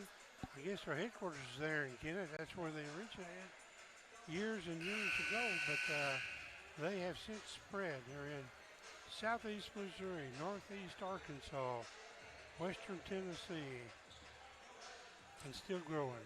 All over the place. Yeah. Well, again, thank you to our sponsor. You betcha. Thank you to all the sponsors. All of them. Exactly 6:59 left here in the fourth quarter. It's a 50-42 South Penn lead as ball's inbounded to Perry. Now over to Moore. Perry, Southern, into Emerson. Emerson with the ball. He goes up and rolls it in. Nice recovery. Boy, he's had a heck of a game. 20 points for him. Yep. And Kennett will have the ball. It's going to be Jackson. Jackson, Wow, strong. good pass. Boy, that was almost like just a missile right in there. Right to him. He was waiting on it. He saw it coming. The ball's going to be down over to Emerson. Emerson, backdoor pass over to Southern. Southern shot rolls up, no good. Ball comes down into the hands of Kennett. And we're going to have a double dribble.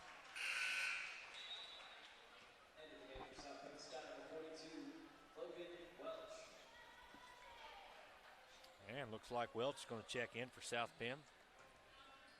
For Southern. Ball's inbounded to Perry. Yep, he's going to get a foul. Well, Daniel Boatman on Kennett really was on old Perry. Yeah.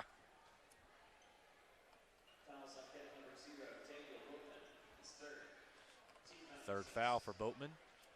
And Moore will inbound for South Pemiscot. And Taylor comes in for Boatman. Yeah, he's going to come in, give Boatman a rest. Jones gives it over to Moore on the left side. Moore into Emerson, but the ball's knocked loose. We got a scramble. And we got a jump ball.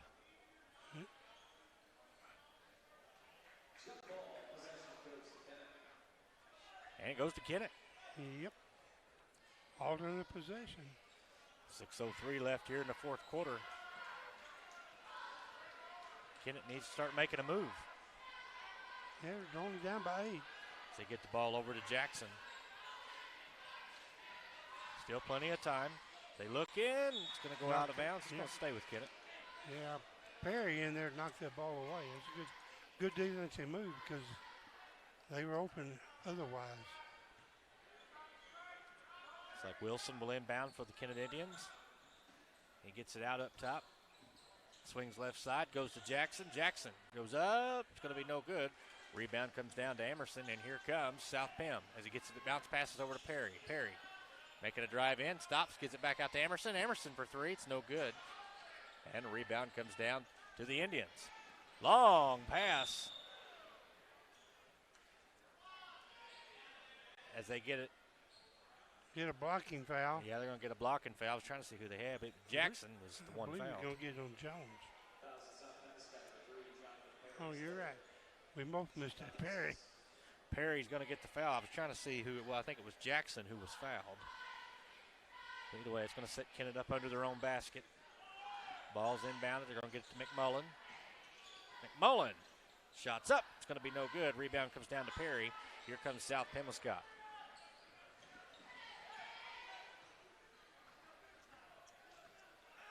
Jones will have control.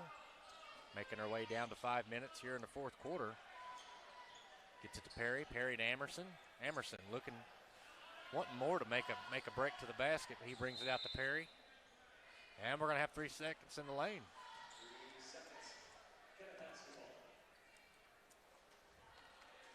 That's not something you see called very often.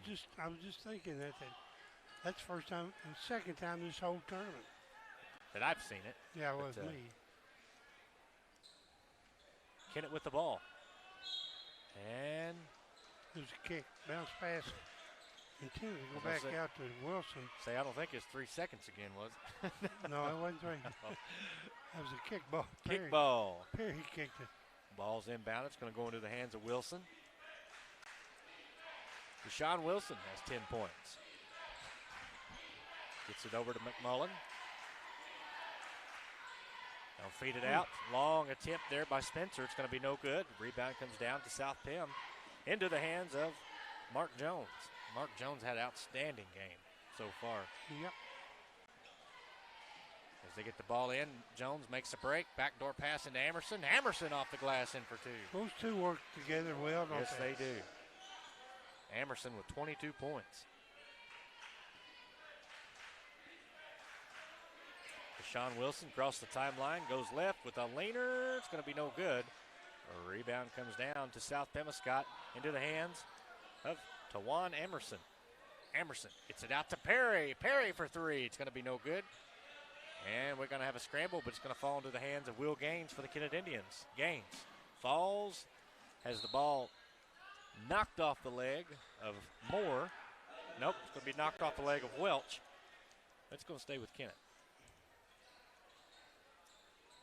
3:51 left here in the fourth quarter. It's a 54-44 South Pemiscot lead. As Deshaun Wilson makes a drive left, right side, shot's no good. Rebound comes down to McMullen, and he's going to be fouled. Yep. He'll be at the line.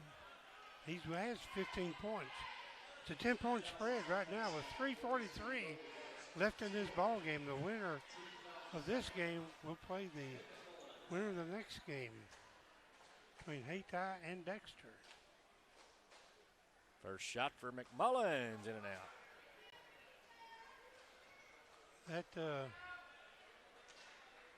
That'd be a game of two different styles, Hayti and Dexter.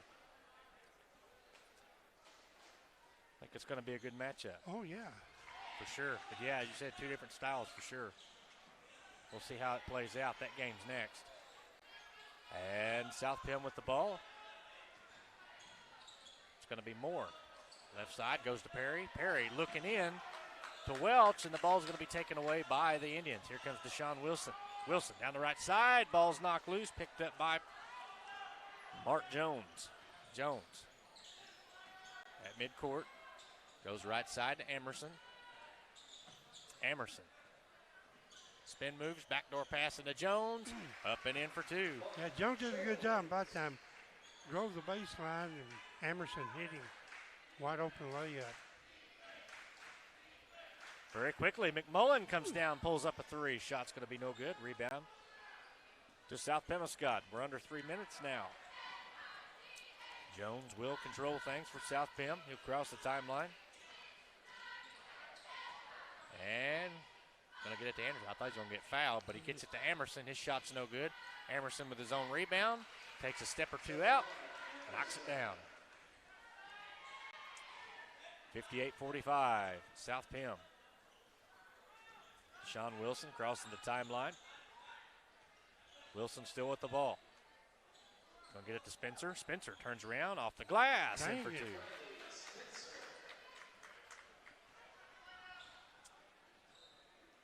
Back into the hands of South Pemiscot. It's going to be Mark Jones. He'll cross the timeline. He'll split the defenders, go up and in. Count it. Well, he just went right down the middle. He did. Back to a 13-point lead with a minute 55 left in the contest. Kennett needs some threes in a hurry. Wilson goes to the right side. Backs it out. Bounce passes. Going to be knocked loose and picked up. Thrown over to Jones. Jones goes up and in. And we have a timeout. Minute 41 left in the ball game, and we have a minute timeout. Devin and I'll be back after these messages.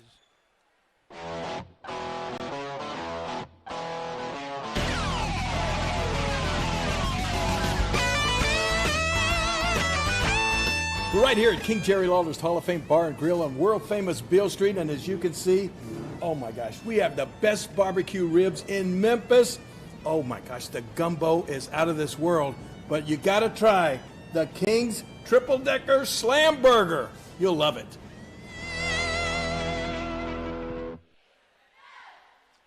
We're in Bloomfield, the 65th. That's a long time. 65th Bloomfield Christmas Tournament. And we're down to semifinal night in the championship. 62 South Pem, 47 Kennett. With only a minute 41 left, Kennett needs some threes and threes in a hurry. That they do. Again, the winner of this game will advance here in the fifth place bracket. Yeah. Again, they will play the winner of the next game, which is Dexter and Hayti. And that's two contrasting teams, styles. Both teams gonna come to win. And Kennett with the ball. It's going to be Wilson. Wilson's going to have the ball knocked loose, picked up by Jones. Jones, he'll go down the right side, up and in. South Penn's really stretching this out now. So Kennett's going to send some bench players in. And looks like we're going to have a charge. Yep. So now we got wholesale substitutions. Yep, I think they're going to swap. Boatman's coming back in. Hunter Kirk is coming in. Camden Crafton is coming back in. Chris Jefferson coming in. There's one more, but I didn't see him. I think it's Ashton Williams.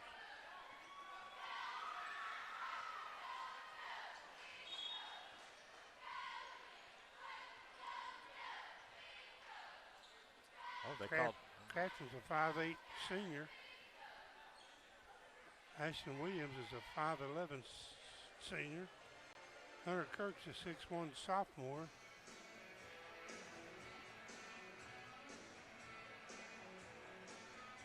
Which one's that not?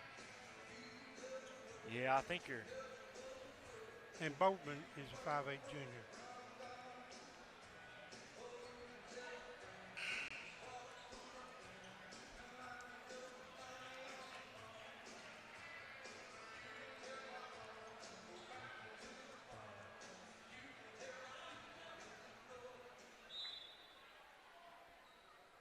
And looks like the ball being inbounded to South Pemiscot.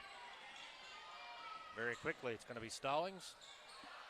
Had the ball knocked loose, but it's going to be recovered by Cooper. Cooper's going to have the ball taken away. It'll be the Indians going up, coast to coast, no good. Rebound comes down into the hands of Boatman. Boatman's no good. But we're going to have a foul, I think. Trying to see who they. 15. It's going to send 13. D'Angelo Taylor for South Penn. That's going to put Ashton Williams on the line for the Indians. Shots up, good for him. Mm-hmm.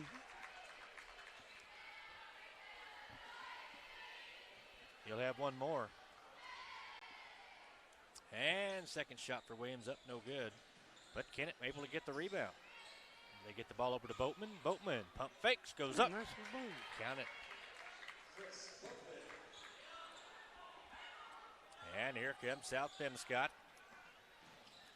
As the ball's going to be knocked out of bounds. And it'll go back to Kennett. 38 seconds left, a 64-50. South Penn lead. Going to be Camden Crafton. Crafton fires a three. It's going to be no good. It'll be rebounded by Kennett. They get it back over to Crafton. Crafton fires another three and This count time it. he got it, yeah. We're down to 20 seconds. Going to be Stallings crossing the timeline. He goes down the right side. They'll get the ball in over to Hoskins. They feed it out. 3-point shot by Taylor is going to be no good. And looks like Rebound to that's Williams. the Williams. He'll rebound, and that'll do it for the ball game. And that's the final. The South Penn will move on. They will play the winner of the next game. They win it 64-53. Some scoring.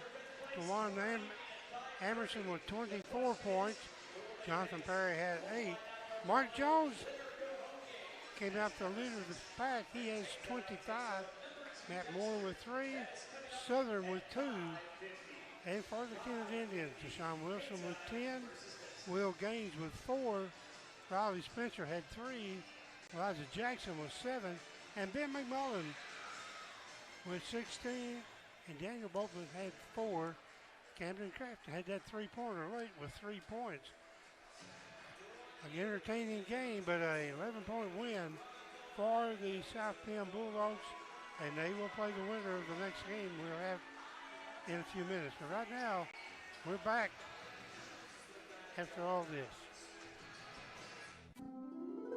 What is Southeast Missouri? Let's try this again.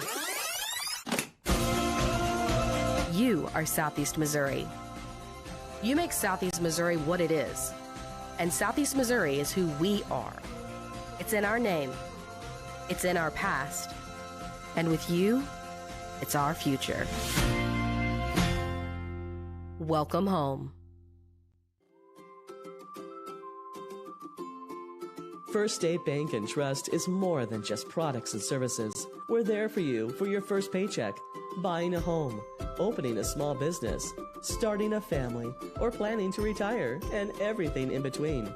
We're the local bank you know and trust for all of your financial needs.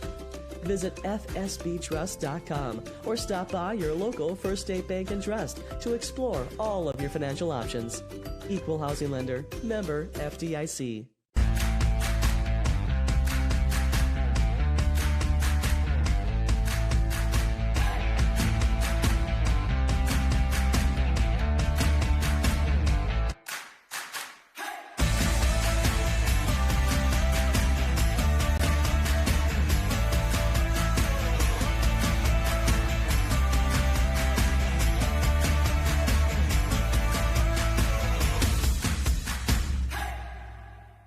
Ask for Stoddard County Title and Escrow to handle your next closing. Dustin Mayer, Joe Watson, and the staff at Stoddard County Title have over 50 years of combined experience in the title and legal industry. The purchase of a home or farm is often a family's biggest investment, and Stoddard County Title and Escrow will put your mind at ease.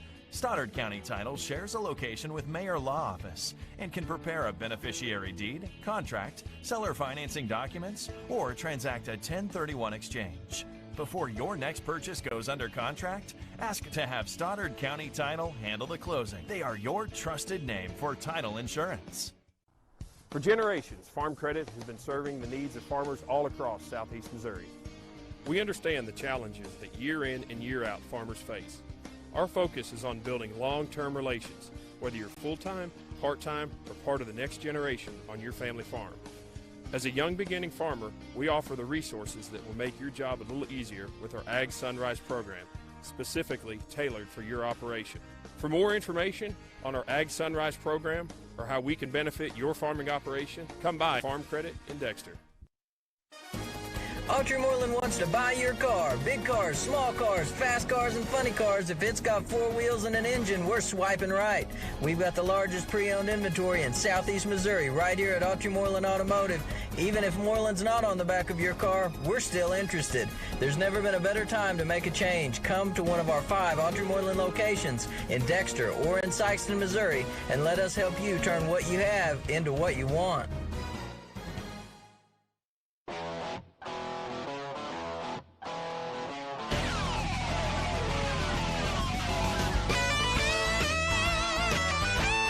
We're right here at King Jerry Lawler's Hall of Fame Bar and Grill on world-famous Beale Street, and as you can see, oh my gosh, we have the best barbecue ribs in Memphis. Oh my gosh, the gumbo is out of this world, but you gotta try the King's Triple Decker Slam Burger. You'll love it.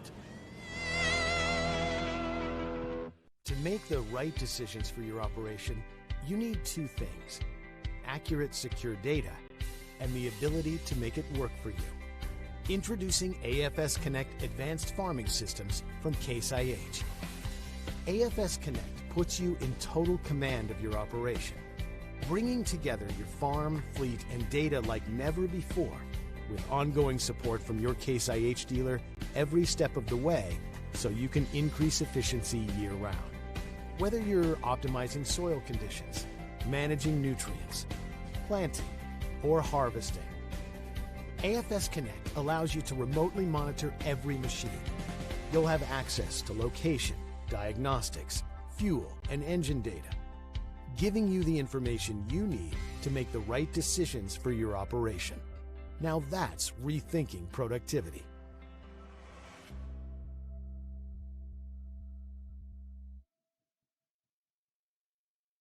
Focus Bank offers a wide range of business services, including loans, lines of credit, and equipment leasing. We also offer free business checking and business money market accounts. In addition to business and commercial loans, Focus Bank has been making farm and ag loans for over 80 years. We understand the importance farming means to our local community. We're part of that community, and we're here to help it thrive. Visit focusbank.com and learn how we can help you grow your business.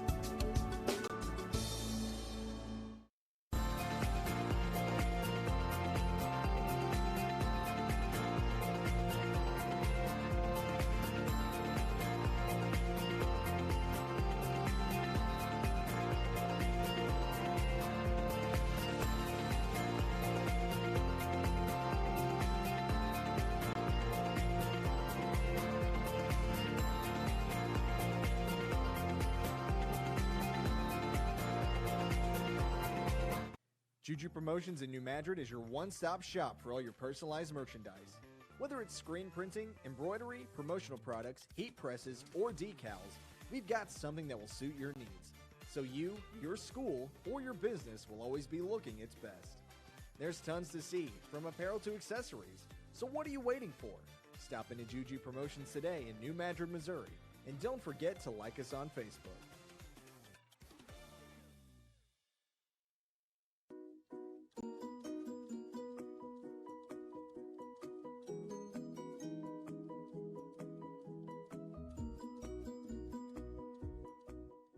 The team at Burns, Taylor, Heckmeyer, Green, and Edwards have been serving Southeast Missouri for nearly 40 years. When you have been injured on the job, call Burns, Taylor, Heckmeyer, Green, and Edwards. When you need someone to fight for your rights, call Burns, Taylor, Heckmeyer, Green, and Edwards. When you need dedicated, aggressive legal representation, choose local attorneys. Call Burns, Taylor, Heckmeyer, Green, and Edwards. I'm Zach Tanner. I'm a rice seed farmer from Southeast Missouri. I've produced rice seed for various companies, and for the last couple of years I've grown DG 263L. One thing that we noticed, no matter which field we were in, the yield was just very consistent. We have literally never had varieties consistently yield as high as this one is yielding. In 2020, our DG 263L averaged well over 200 bushels. So far, our yields have been just outstanding. I would absolutely suggest somebody grow some of the DG 263L just because of the consistent yield and high quality. We had a pretty fair amount of several hundred acres of DG 263L in 2021, and my only real regret is that we didn't have more. I absolutely plan to plant more acres of 263 in the future. It's already part of our production plan for 2022.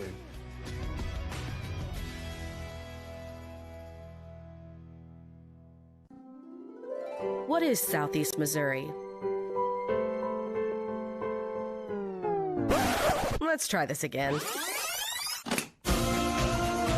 You are Southeast Missouri. You make Southeast Missouri what it is. And Southeast Missouri is who we are. It's in our name. It's in our past. And with you, it's our future. Welcome home.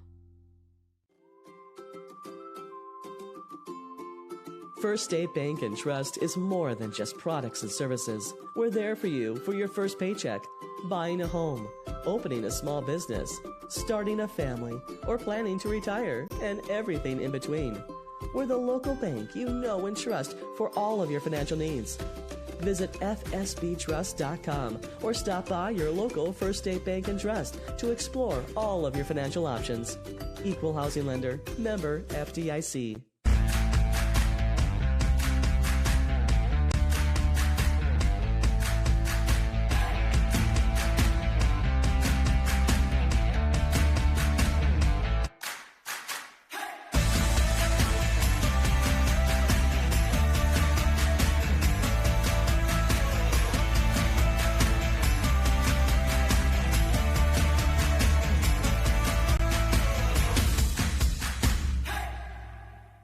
Ask for Stoddard County Title and Escrow to handle your next closing. Dustin Mayer, Joe Watson, and the staff at Stoddard County Title have over 50 years of combined experience in the title and legal industry. The purchase of a home or farm is often a family's biggest investment, and Stoddard County Title and Escrow will put your mind at ease.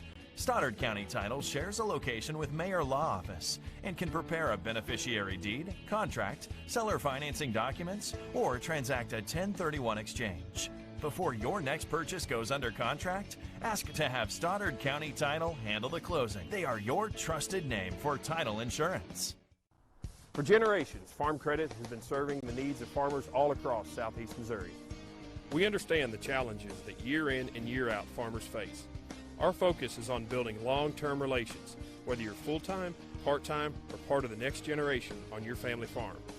As a young beginning farmer, we offer the resources that will make your job a little easier with our Ag Sunrise program, specifically tailored for your operation.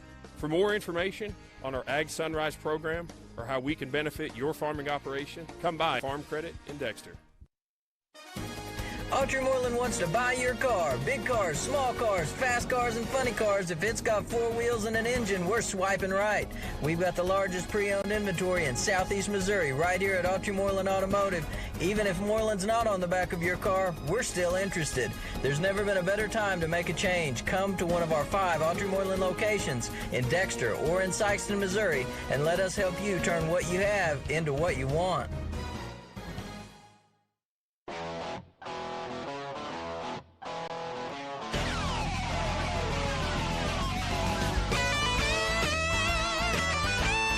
We're right here at King Jerry Lawler's Hall of Fame Bar and Grill on world-famous Beale Street, and as you can see, oh my gosh, we have the best barbecue ribs in Memphis. Oh my gosh, the gumbo is out of this world, but you gotta try the King's Triple Decker Slam Burger. You'll love it. To make the right decisions for your operation, you need 2 things: accurate, secure data and the ability to make it work for you. Introducing AFS Connect Advanced Farming Systems from Case IH. AFS Connect puts you in total command of your operation, bringing together your farm, fleet, and data like never before, with ongoing support from your Case IH dealer every step of the way, so you can increase efficiency year-round. Whether you're optimizing soil conditions, managing nutrients, planting, or harvesting, AFS Connect allows you to remotely monitor every machine.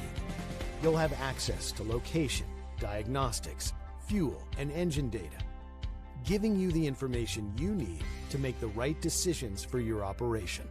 Now that's rethinking productivity.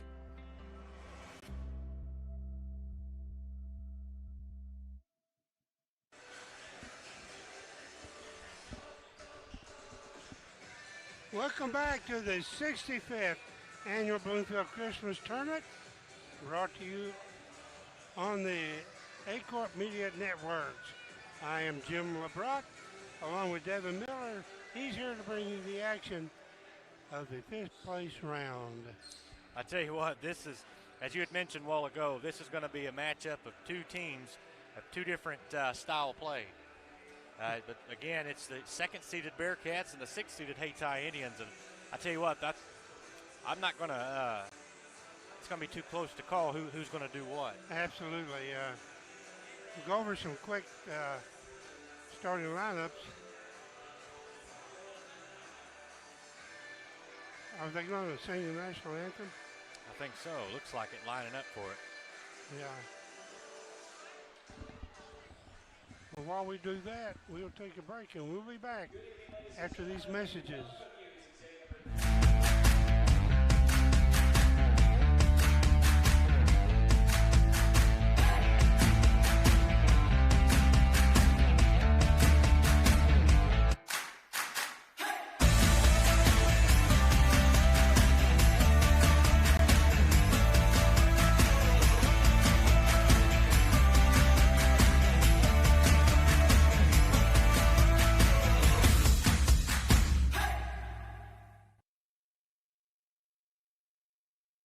Ask for Stoddard County Title and Escrow to handle your next closing. Dustin Mayer, Joe Watson, and the staff at Stoddard County Title have over 50 years of combined experience in the title and legal industry. The purchase of a home or farm is often a family's biggest investment, and Stoddard County Title and Escrow will put your mind at ease. Stoddard County Title shares a location with Mayor Law Office and can prepare a beneficiary deed, contract, seller financing documents, or transact a 1031 exchange. Before your next purchase goes under contract, ask to have Stoddard County Title handle the closing. They are your trusted name for title insurance. For generations, Farm Credit has been serving the needs of farmers all across southeast Missouri. We understand the challenges that year in and year out farmers face. Our focus is on building long-term relations, whether you're full-time, part-time, or part of the next generation on your family farm. As a young beginning farmer, we offer the resources that will make your job a little easier with our Ag Sunrise program, specifically tailored for your operation. For more information on our Ag Sunrise program or how we can benefit your farming operation, come by Farm Credit in Dexter. Moreland wants to buy your car. Big cars, small cars, fast cars, and funny cars. If it's got 4 wheels and an engine, we're swiping right. We've got the largest pre-owned inventory in southeast Missouri right here at Moreland Automotive. Even if Moreland's not on the back of your car, we're still interested. There's never been a better time to make a change. Come to one of our 5 Moreland locations in Dexter or in Sykeston, Missouri, and let us help you turn what you have into what you want. We'll go over some starting lineups real quick. First for the Hayti Indians will be Trayon Thomas. Trayon is a 6'2 senior. And then it'll be Lee Taylor Jr., a 5'10 senior. Then it'll be Quantrell Clay, a 5'9 junior. And Elijah Burnett, a 5'8 junior, and number 30, Trey Barber. Don't know what class he's in. He was a late. They're coached by Travis David. He isn't here, and his assistant, Michael Richmond, is on the bench. And now for the Dexter Bearcats. Chris Stone, a 6'2 junior. Dylan Sykes, a 5'8 senior. Cole Nichols, a 6'2 junior. Truman Kropp, a 6'1 junior. And Alexander Smith, a 6'4 junior. And that's the team. Again, this is going to be a good matchup, I think, between both teams here. Well, I think so, too. Looks like Smith and Trayvon Thomas are going to meet in the circle. Yeah, Trayvon. He's a 6'2 senior. We're underway, and it's going to be controlled by Hayti. Hayti is going to be controlled by Quintrell Clay, excuse me. Go over to the right side to Burnett. Moving the ball around the horn. Goes back over to Clay. Now to Hamilton. Hamilton. Back over into the hands of Thomas. Thomas quickly out to number 10. That's going to be Keon Hamilton. Dexter in that matchup zone. As they look inside, they're going to go up. It's going to be no good for Thomas. Rebound comes down to the Bearcats. And it's going to be crossed the timeline by Cole Nichols. Nichols gets the ball over to Seitz. Seitz sets things up for the Bearcats. Guarded very close by Hayti as they get it back over to Nichols. And Hayti's in the man-to-man. Nichols back over to Seitz. Smith comes up, throws the screen. Seitz goes around, now back over to Croft. Now into Smith. Smith turns around, jump shot's going to be no good, and it's going to be recovered by Hayti. And very quickly, Thomas crosses the timeline, goes down to the right side. Thomas over to Hamilton. Hamilton pushing the ball around as they get the ball back over to Thomas. Thomas spin moves. He tries to throw it back up. I think he was trying to get back over to Hamilton, but it goes out of bounds, back to the Bearcats. Again, no score. Still nothing, and Bearcats with the ball. Stone will inbound to Nichols. Nichols looking to set things up here for the Bearcats. He goes right side over to Seitz. Seitz to Smith, back over to Nichols. Nichols over to Croft.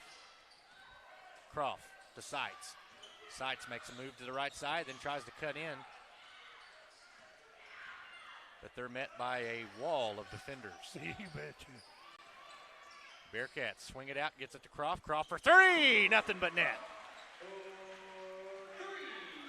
And here comes Hayti. It's going to be Thomas crossing the timeline. He bounce passes over to Hamilton. Hamilton over to Barber. The ball's going to be taken away by the Bearcats. Bearcats looking to get it in. Almost threw it away. Nichols able to save it. It's a shot from Nichols up, no good. We got a scramble. Xander Smith able to get in front of it. They get the ball over to Croft. Croft, take it again. And very quickly, Hayti wants to talk things over. Yeah, still 5:38 left in the first quarter, but it's a 6-0 Dexter lead thanks to Truman Croft. Yeah, wow. Two looks in almost in the same spot. Yeah, from the right side, he's got that spot. He must have some tape on the floor. He does. It's marked there for him, and but good looks there and good knockdowns. Nothing but net. Hayti wanting to talk things over. And the game sponsor of this game is the Bank of Advance. And they have several banks throughout there. I know they got one in Dexter, they got one in Bell City, I believe, and one there in Advance, and maybe more. But appreciate the Bank of Advance sponsoring this ball game between Dexter and Hayti. Hayti with the ball. It'll be Thomas crossing the timeline. Gets the ball over to Smart. Riley Smart's checked in, 6-foot sophomore. They're going to get it back over to Thomas. Thomas fires a three. Count it. Thomas was on the left side. Cole Nichols across the timeline for the Bearcats. He's in trouble. He got into that trap. Side's able to come over to help him. They get it to Stone. Now they're going to get it back over to Croft. Croft, three-point shot's no good. And it's to be picked up by Hayti. Hayti running the floor down the left side. It's going to be no good. And they're going to be out of bounds. Elijah Burnett made a drive, and I think he recovered it, but he's on the line. Bearcats with the ball. Again, Hayti with pressure. Left side's going to be over to Sykes. Croft fires another three. It's up. It's no good. Rebound comes down to Nichols. Nichols on the right side has the ball knocked loose. Picked up by the Indians. Fast-paced ball game right now. Both teams running the floor well. Thomas.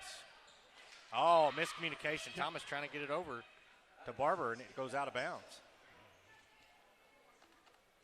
Yeah, Burnett just started to cut the baseline, and the ball went to where he was. And Sykes controls things to the Bearcats. He gets it over to Smith. Xander Smith back over to Sykes. Sykes top the key, looks left, goes over. Going to be Croft. Back to Stone. Stone over to Long. Three-point attempt. But it's going to be over to Sykes. Dylan Sykes knocks it down. 9-3 Bearcats. All threes. All threes. For the Bearcats so far. And for Hayti. And for Hayti, yeah. It's all nothing. Hayti has the ball. Into the corner to Smart. Now over to Burnett. Burnett looking in. They're trying to get it inside to Clay. And it's going to be knocked out of bounds. Good defensive effort there by Stone. But it'll stay with the Indians.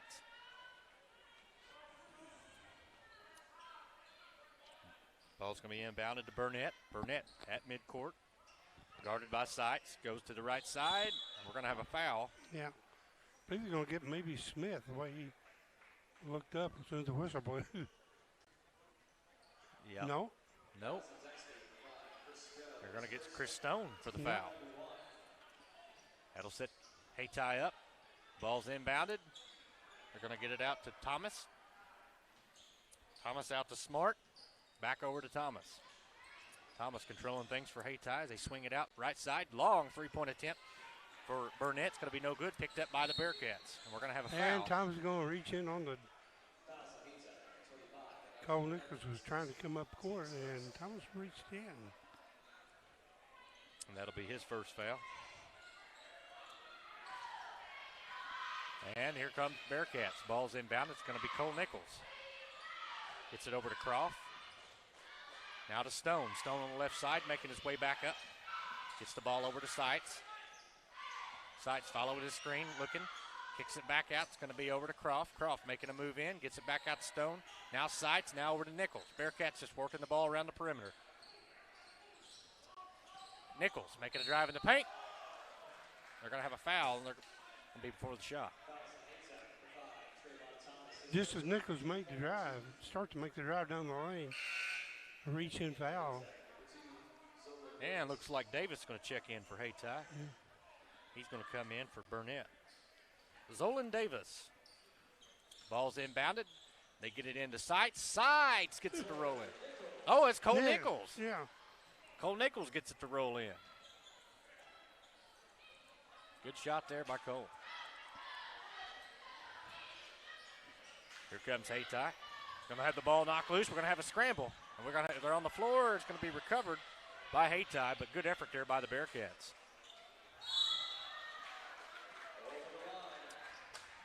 A little too quick there, Hayti. Yeah. Trying to get the ball, and they threw it back court. Yeah, in basketball, you are where you came from, and he was coming across the timeline, but he hadn't made it touched there. the front court yet. He was in the air but when he got the ball. And it's going to be Leighton Pullum has checked in for Dexter. Sights goes out, swings it over to Pullum. Pullum, long two-point shot. Nothing but net. Good shot. And here comes Hayti. It's going to be Trayvon Thomas crossing the timeline. Swings it over to Smart on the left side. Smart back over to Thomas.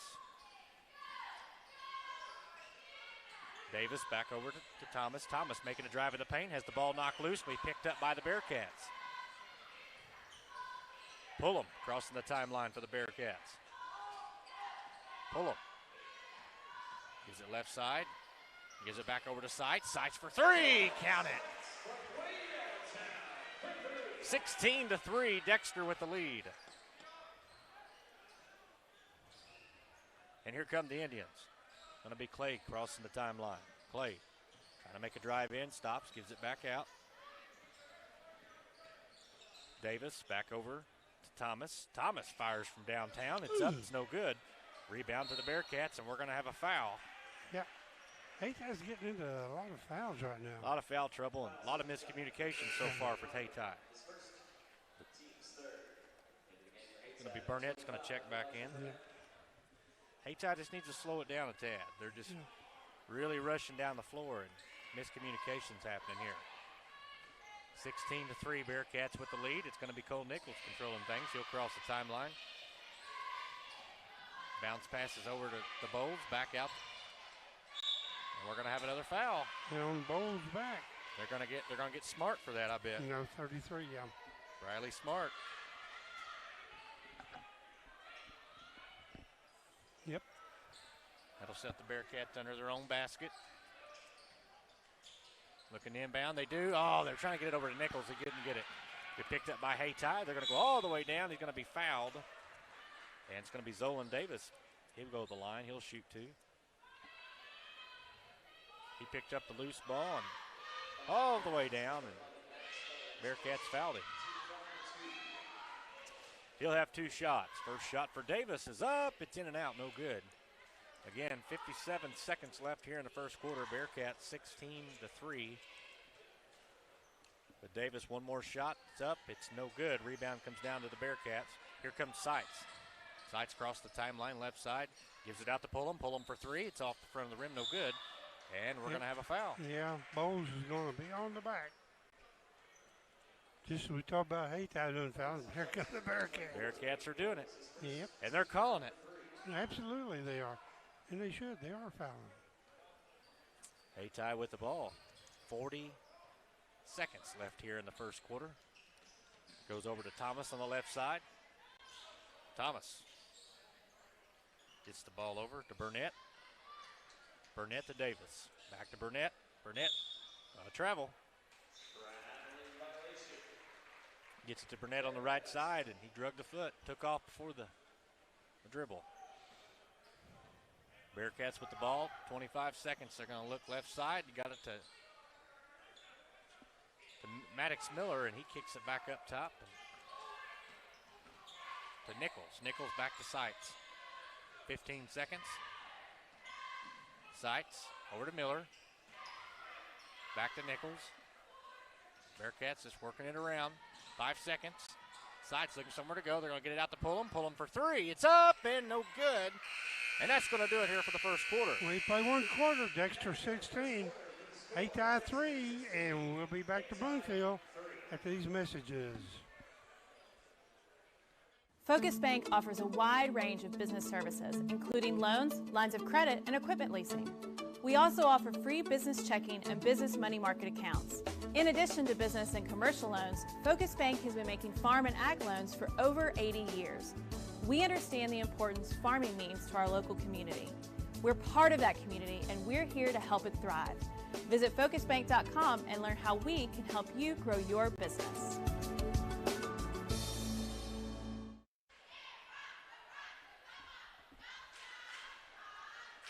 At the end of the first quarter, the Bearcats 16.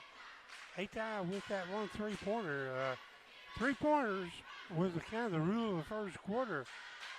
Dexter had 4, and of course, Thomas for Hayti had that 1. But not a lot of free throws. Hayti 0 for 2. That was Davis. That's only 1 shot. So most of the shots are coming from out court. And both teams are doing good blocking that interior. Ball will remind you that attorneys Darren Todd and Lee Atwell are ready to serve your legal needs. See Todd and Atwell, attorneys in Kennett, Missouri.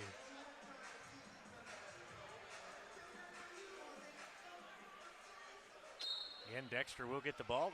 Starts second quarter. Stone will inbound. He gets it to Nichols.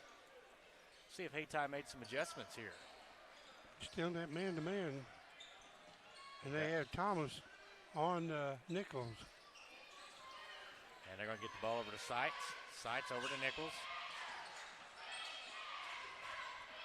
Really on him, guarding him close. Yeah, he's wearing him like a glove.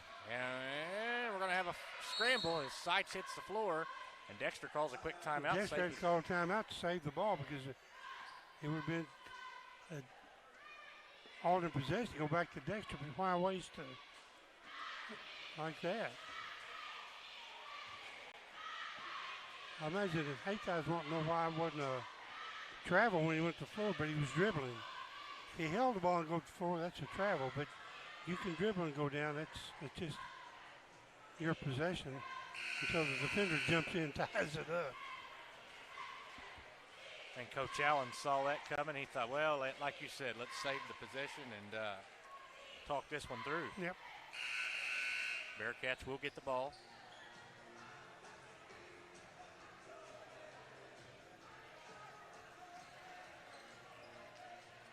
And looks like Seitz will inbound for the Bearcats. Seitz, long throw up to Stone. Stone's going to fall. Ball's going to be recovered by the Bearcats and Smith's trapped. Boy, good defense by the Hayti Indians. No doubt about that. They're really. They are up on them. It's going to be Seitz, and we're going to have a foul. He said, I can't have fouled him, but you did. You can't get that. You can't get that close and rub them.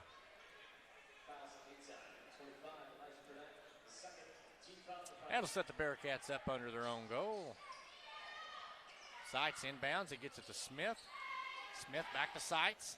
Seitz in traffic, kicks it out, gets it to Stone. Stone for 3. Ooh, it's going to roll out. And they're going to get Smith, Xander Smith on the back for the Bearcats. Yep.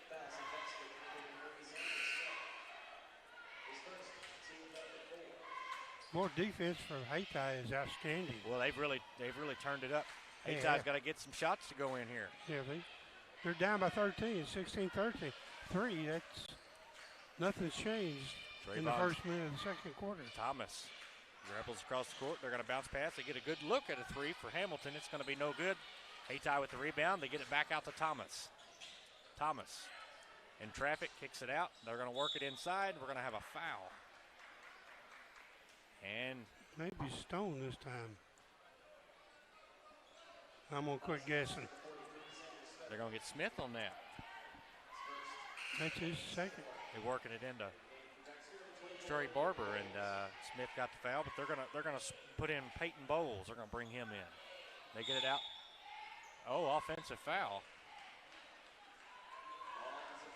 I didn't see that. Well, yeah. I was looking at the book. Oh, yeah. Hamilton come in. I think he ran into him. And Bearcats with the ball. It'll be Nichols. 6:40 here in the second quarter. Again, Hayti really turning the pressure up here. Yep. They're going to get it over to Sykes. Sykes making a drive in the paint, goes up Oh, and my in. goodness, how Wow. did he? Wow. Bearcats will take it. 18-3 Bearcat lead. It goes to left side over to Thomas for Hayti. Jones now back to Thomas. Thomas in the paint, making a drive up. It's going to be no good, but he's going to be fouled.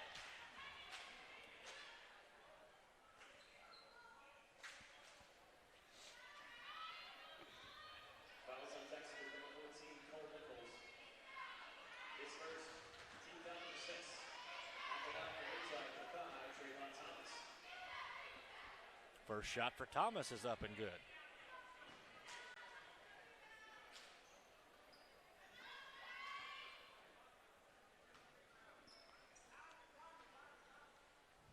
Thomas will have one more. His shot's up. It's good. And Thomas is the lone scorer for the Indians.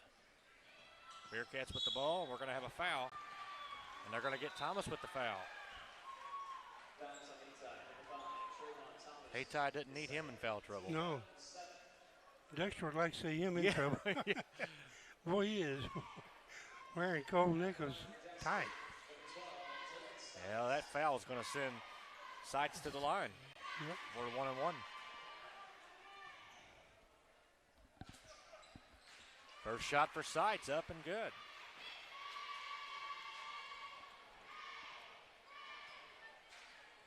One more for Sykes, count it. And Hayti with the ball. Going to be Hamilton crossing the timeline for the Indians. Hamilton goes left side to Jones. Back to Hamilton. Hamilton looking for Thomas, but he gets it back to Jones. Jones fires a three. Count it. 20-8. Here come the Bearcats. Going to be Nichols. Down the right side, swings it out over to Croft. Croft for three. It's in and out, no good. Rebound to the Indians. It's going to be Jones. Jones brings it down the floor, goes to the right side, goes over to Clay, back over to Thomas, left side. Wide open look to Hamilton. Hamilton for three, no good. Rebound to the Bearcats. And here comes Nichols crossing the timeline. Nichols left side, going to go to Croft. Now to Sykes. Back to Nichols. Nichols gets it back to Croft. Now over to Sykes. Sykes from downtown. It's up. It's no good. Rebound comes down to Stone for the Bearcats. Bearcats will reload things as they get it back out to Truman Croft here at midcourt. 5 minutes left here in the second quarter. It's a 20-8 Bearcat lead. Again, Hayti really tightening up the pressure. As Croft goes, pulls up a jump shot. Count it. And here comes very quickly. It'll be Thomas crossing the timeline for Hayti. Thomas looking over to the right side, gets it to Clay. Jones now back over to Thomas. Thomas makes a drive inside. Shot's no good. He's going to get his own ball, and he's going to be fouled. Yeah, the Bowles, I believe.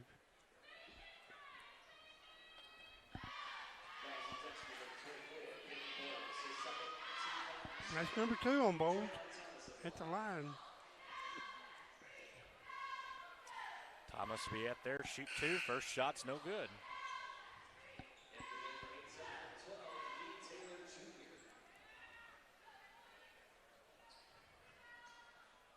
All right, he'll have one more. Second shot's up. It's good. Count it. 22-9. 4:30 left here in the first half. Here come the Bearcats. Hayti able to get a hand on it, knock it out of bounds.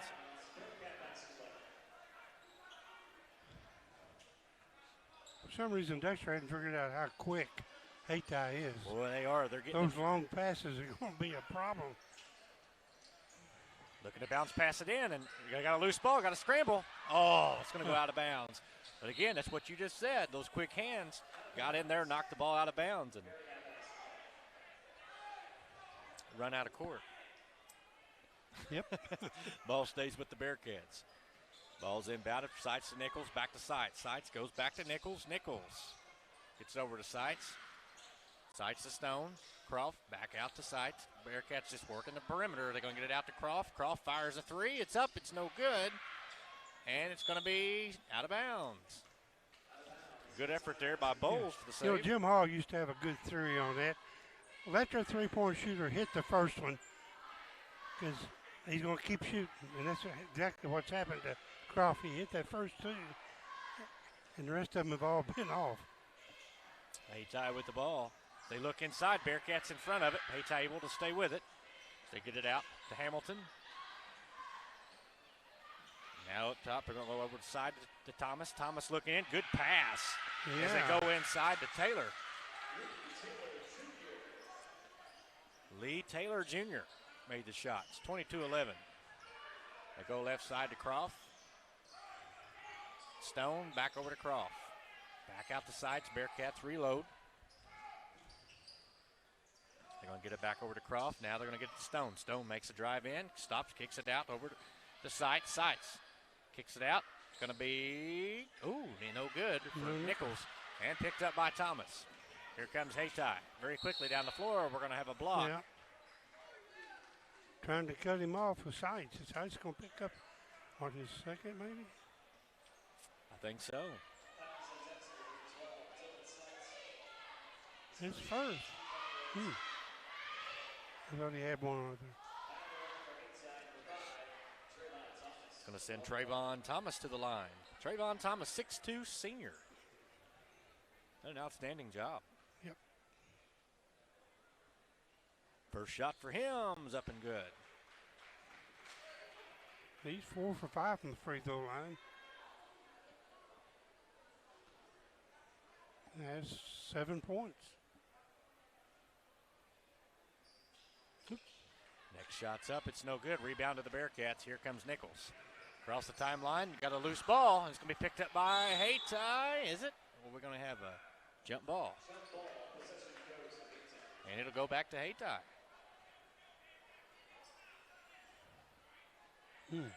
Coach Richmond might ought to watch it.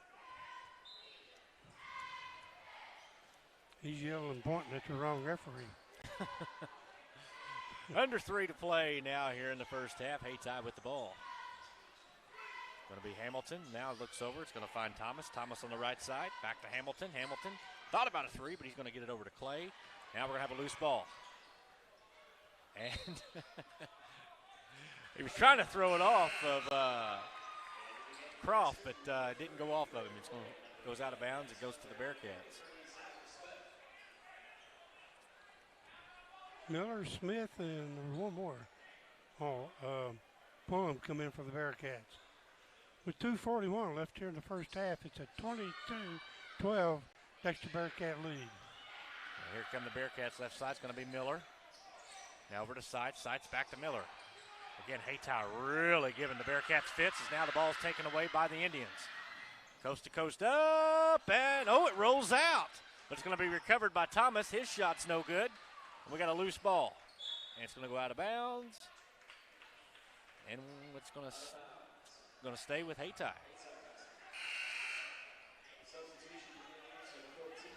And looks like Jones is going to check in here for Taylor. Nope, going to check in for Hamilton. Thomas will inbound things for the Indians. He's going to throw it up top. It's going to be knocked loose, picked up by the Bearcats at Sites. Sites looks over, passes to Miller. His shot's blocked. And here comes Hayti very quickly down the floor. Over to Parker. Parker's shot's up. It's good. Trey Barber's shot was good. 2 minutes left. Bearcats having some trouble. 22-14. Bearcats still with the lead. They got it over to Miller. Left side, back out to Sites. Sites has the ball knocked loose. To be picked up by Thomas. Thomas goes left side, up and in. Just Dexter like that. takes the timeout. Now it's a six-point spread with 1:50 left. Lose the 30 seconds. We'll just keep it there. And remind you that another one of our great sponsors is, again, the Stoneville Cotton Company. Stoneville has been providing cottonseed to area farmers for over 100 years, and we figured up that night that's a lot of cottonseed. Quite a bit, over 100 years. That's a lot of cottonseed. And in your time of need, see Mathis Funeral Homes in Dexter and Bernie. Greg Mathis Funeral Homes, celebrating life and healing grieving hearts. They have a couple of nice facilities in both Dexter and Bernie. What a game we've had here. Oh, absolutely. Wow. Minute 50 left here in the first half. And again, those high arching passes are going to be slapped away or intercepted. You got to. Dexter having some trouble with the defense here. They go left side. It's going to be Miller. Miller fires a three. It's going to be no good. Nobody under rebound. And picked up by Hayti. It's going to be Thomas. Thomas crossing the timeline. Ooh, I thought he was going to fire that three. He started to. Gets it to Jones. Jones right back to Thomas. They fire it right back out to, well, he's going to I think he's going to travel. Yep. Lee Taylor make a drive for the basket, and they're going to get him for the travel. Bearcats inbound. They get to Nichols. Nichols going to be fouled. I think they're going to get Jones for the foul.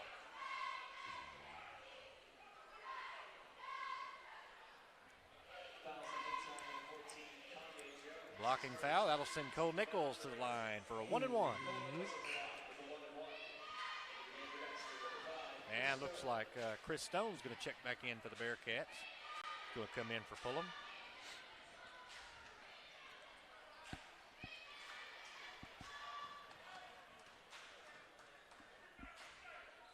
First shot for Nichols. Count it.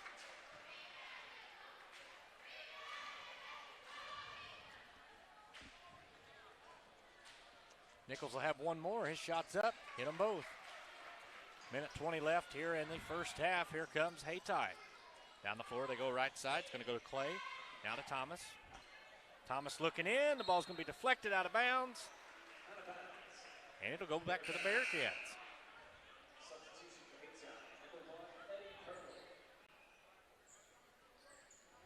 Chris Stone will inbound things for the Bearcats. They're going to get it into Cole Nichols. Nichols over to Sites. Sites to Stone. Ball's knocked loose. Going to be picked up by the Indians. And we're going to have an offensive foul. And they're going to get Jones for the foul. Kanye Jones, 5'10 junior. That's his second foul. And I think he's going to come out. They're going to bring in Davis. Hayti steals inbound pass. Stole the pass again. It's going to be Thomas. That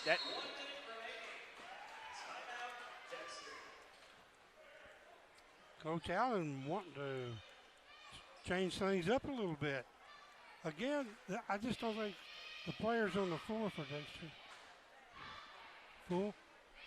So with a full timeout, we'll take a break and we'll be back after these messages.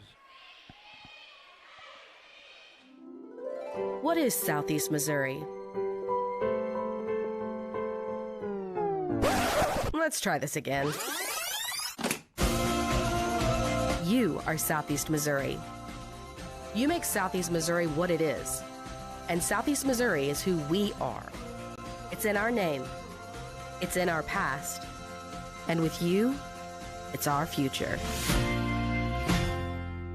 Welcome home.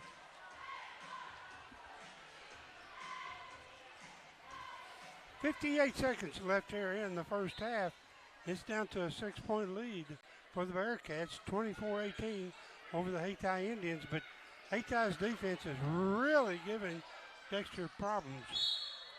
And we may have another foul. Hayti's not careful. Well, Dexter's got 8 fouls. Yeah, they're going to get Eddie Pirtle for the foul for Hayti. It's going to send Kraft to the line. Yeah, shots up and good.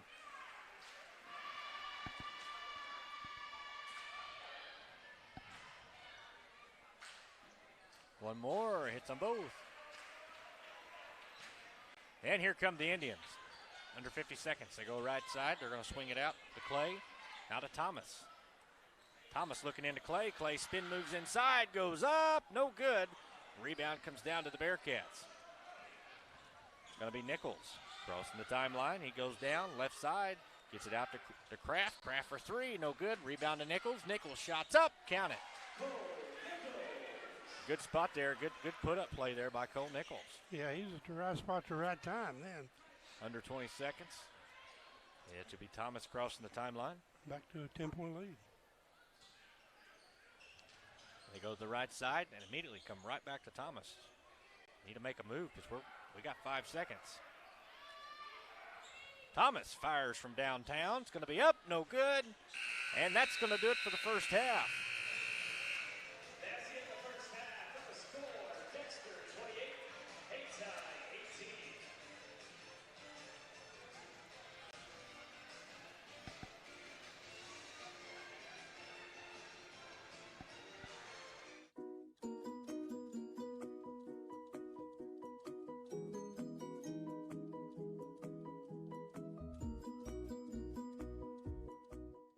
The team at Burns, Taylor, Heckmeyer, Green, and Edwards have been serving Southeast Missouri for nearly 40 years.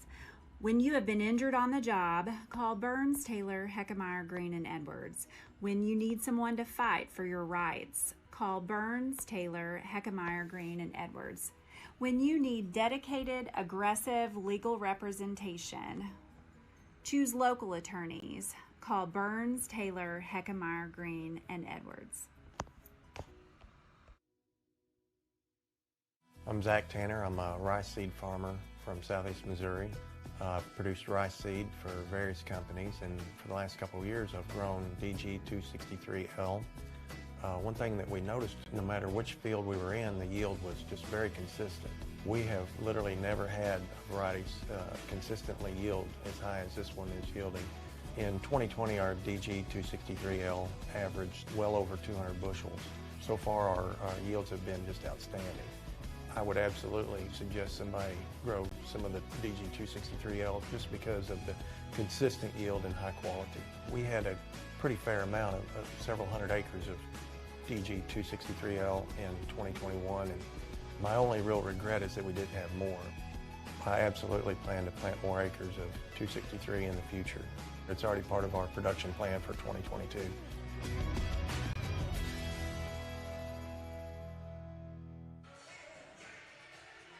Welcome back to Bloomfield, and one of our great sponsors for this tournament is the Farm Credit of Southeast Missouri, and Mark Zabellin is here. He is the branch manager of Farm Credit, and you guys do an outstanding job with area farmers, but we certainly appreciate the support that you and your company give us. But tell us a little bit about the Farm Credit. Well, I've been with Farm Credit for almost 19 years now. I'm the branch manager. Have you really?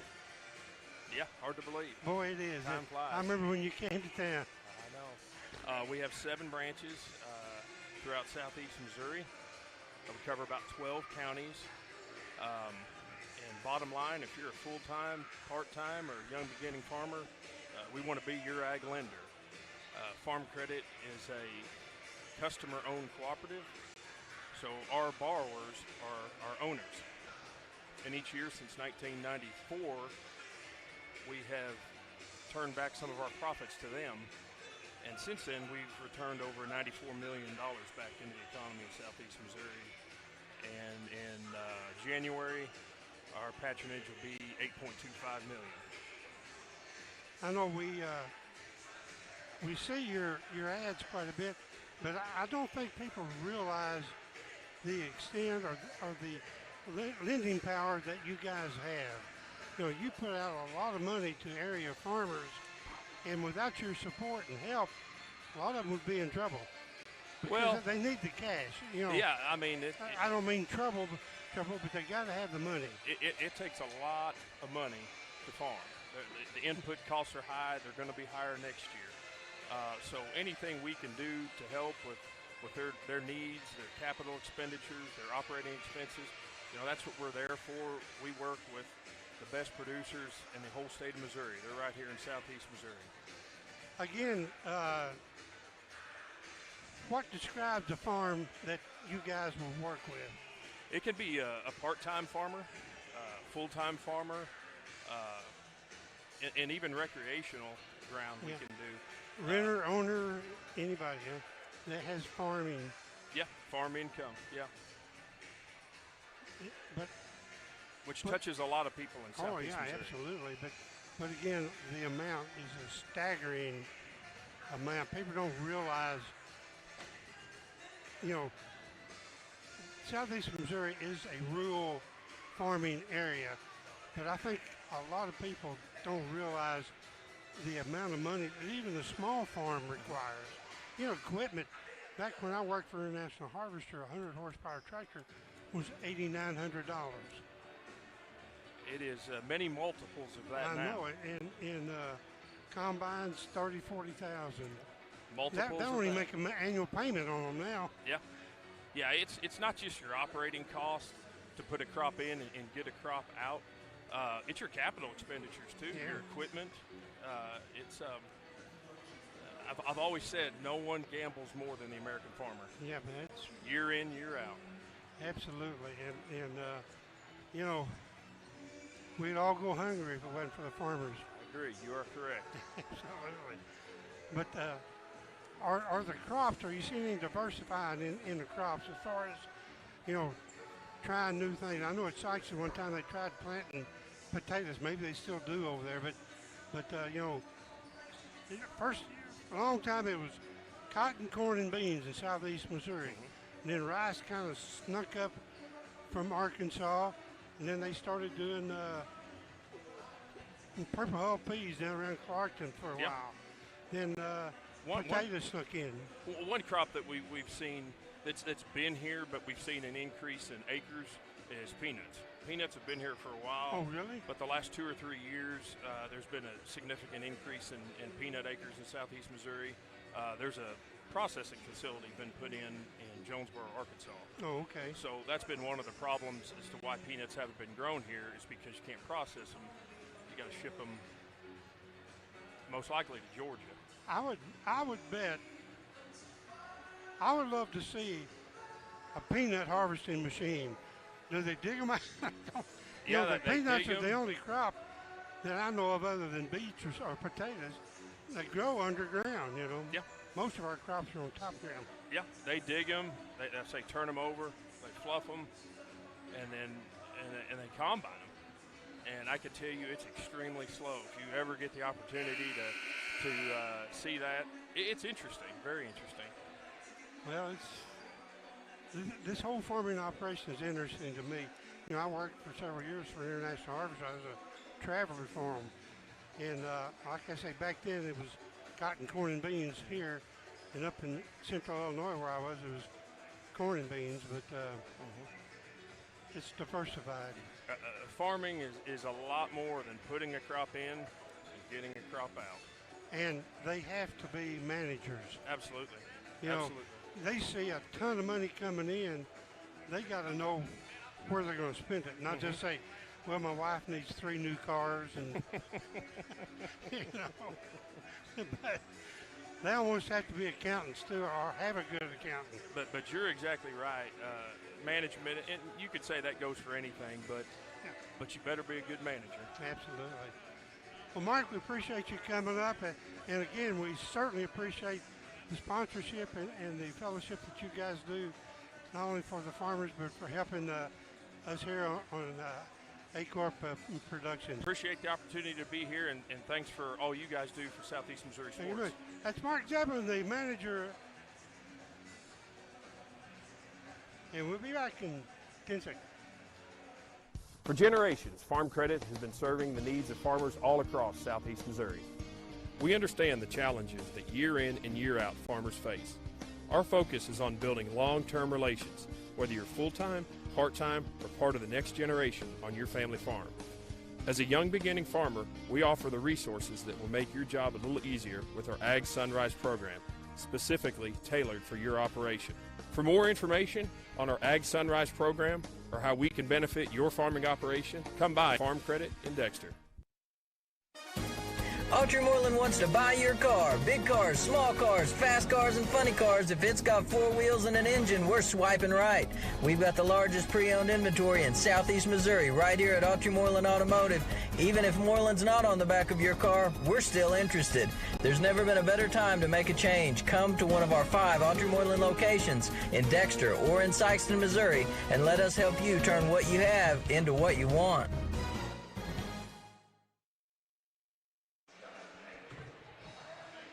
From the free throw line, Dexter was 3 of 7. freshman. They were 6 of 6, and Haytime was 3 of 7. I'll get my pencil going the right way here in a minute.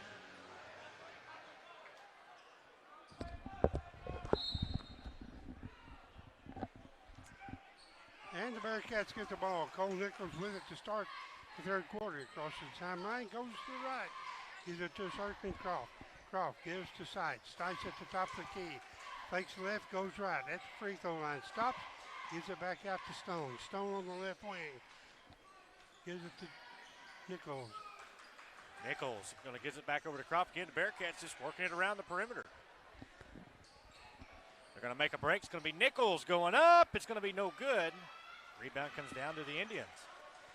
Again, it's going to be Trayvon Thomas looking in. Oh, I thought he was going to roll it out, but he's able to save it. As Thomas, he gives it back out to Hamilton, and they swing it over to Clay. Clay has the ball stripped. It's going to be picked up. We're going to have a loose ball. It's going to be picked up by Sites. Sites goes down. They're going to give it over to Cole Nichols. He puts it up and in for 2.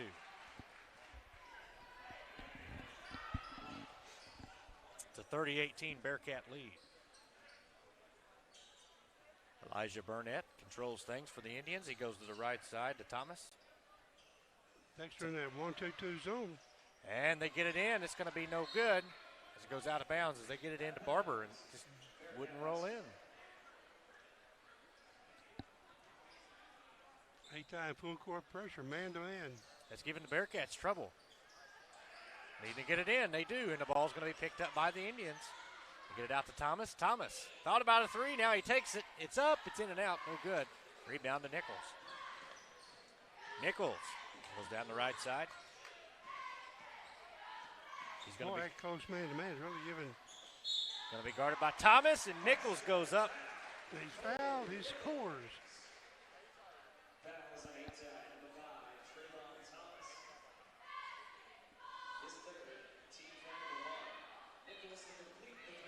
That's 3 on Thomas. He's the one player they really can't afford to lose with his offense and defense. Shots up. It's good. Count it. And Haytime will get the ball. It's a 33-18 Bearcat lead. 6:20 left here in the third quarter. It's going to be into the hands of many guys. As soon as you say one, they're swinging it around the horn quick. Burnett, they go back out to Thomas. Thomas left side, makes a break in. Passes it off to Barber. Barber gets it up and in.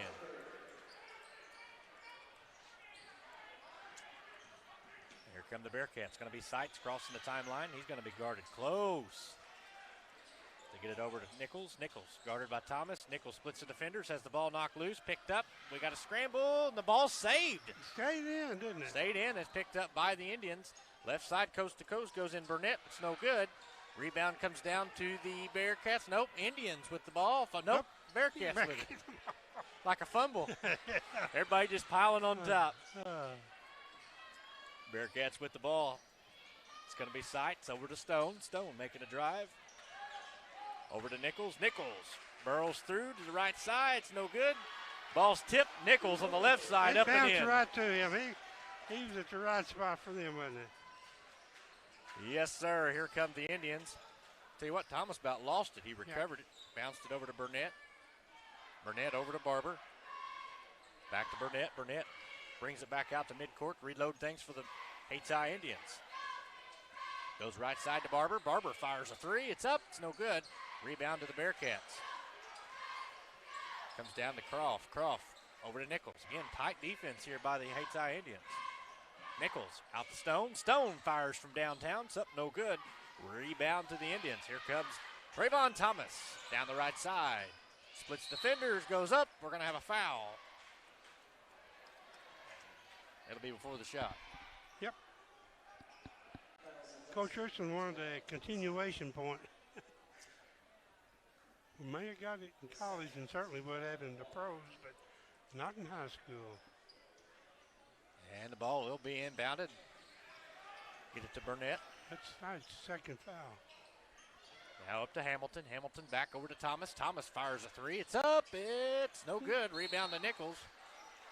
We're going to have a foul on Hayti. Yeah, I believe they're going to get number 14. They're going to get Jones. And that's 3 on him. 4:17 left here in the third quarter. Bearcats on top, 35-20. Boy, that pressure's really causing fits. It's a tough pressure. And Nichols. It was effective there, wasn't it? Nichols lost the ball and went out of bounds. You won't see that very often, but often enough for Hayti, wasn't it? Hayti working the perimeter. Long pass over to Hamilton, now to Thomas. Thomas cuts the baseline, goes up, no good. But we got a foul. We'll see if they get Nichols or Bowles. Nichols. Nichols with the foul. That's his second. Yeah, second foul on him.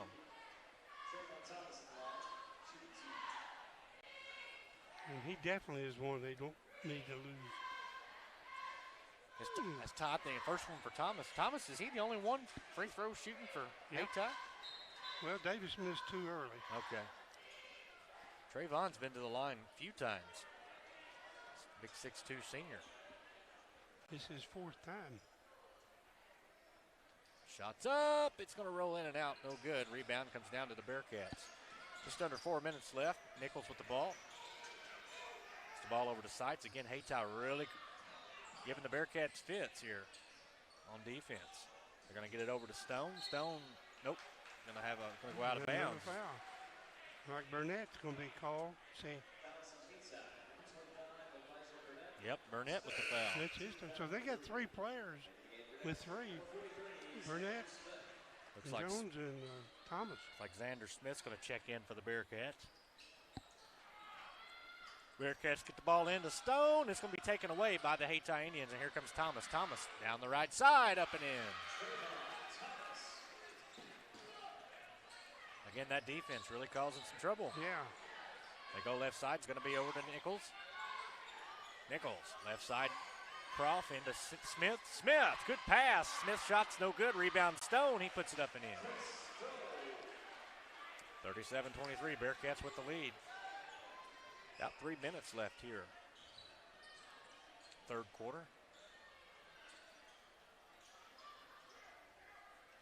Right side, they're going to go to Thomas. Thomas takes a step in. It rolls up and in.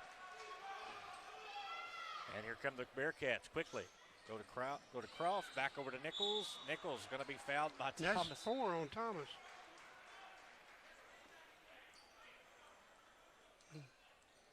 Yep, that's number 4 for him. Well, that hurts if you're Hayti. Yeah. This early in the third quarter, I mean, it's roughly 3 minutes to go. He's going to have to set a walk because they're going to need him later. Clay comes in for him, doesn't he? I think, yes, sir. That'd be right. Bearcats with the ball. They're inbound it to Pullum. Pullum looks over the right side. He finds Nichols. Nichols over to Stone. Stone drives in the paint, goes up, no good. Rebound to Smith. Smith goes up. He's going to be fouled. And he beat the line shooting 2.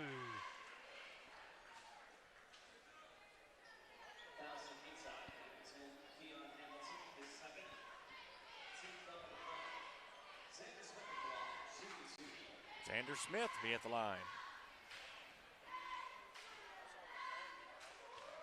First shot for him is up. It's going to roll out.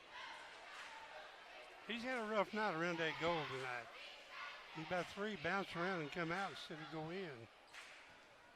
Now free throw did. Maybe this was going for him. Shots up. Oh! Victor Lappin came out. Came out, picked up here by Hayti. And it's going to be over Burnett. They look inside. Wow, inside to Barber, and it rolls in and out. Well, that was a good look. Picked up by the Bearcats. 2:25 here in the third quarter. 37-25. Dexter with the lead. Going to be Seitz. Over to Pullum. Stone. Back over to Nichols. Nichols spin moves in the paint. Leaner, no good. The rebound comes down to the Indians. We got a loose ball. Going to be still going to be recovered by the Indians. Kind of a lock and deal there with Nichols, and we've got to scramble.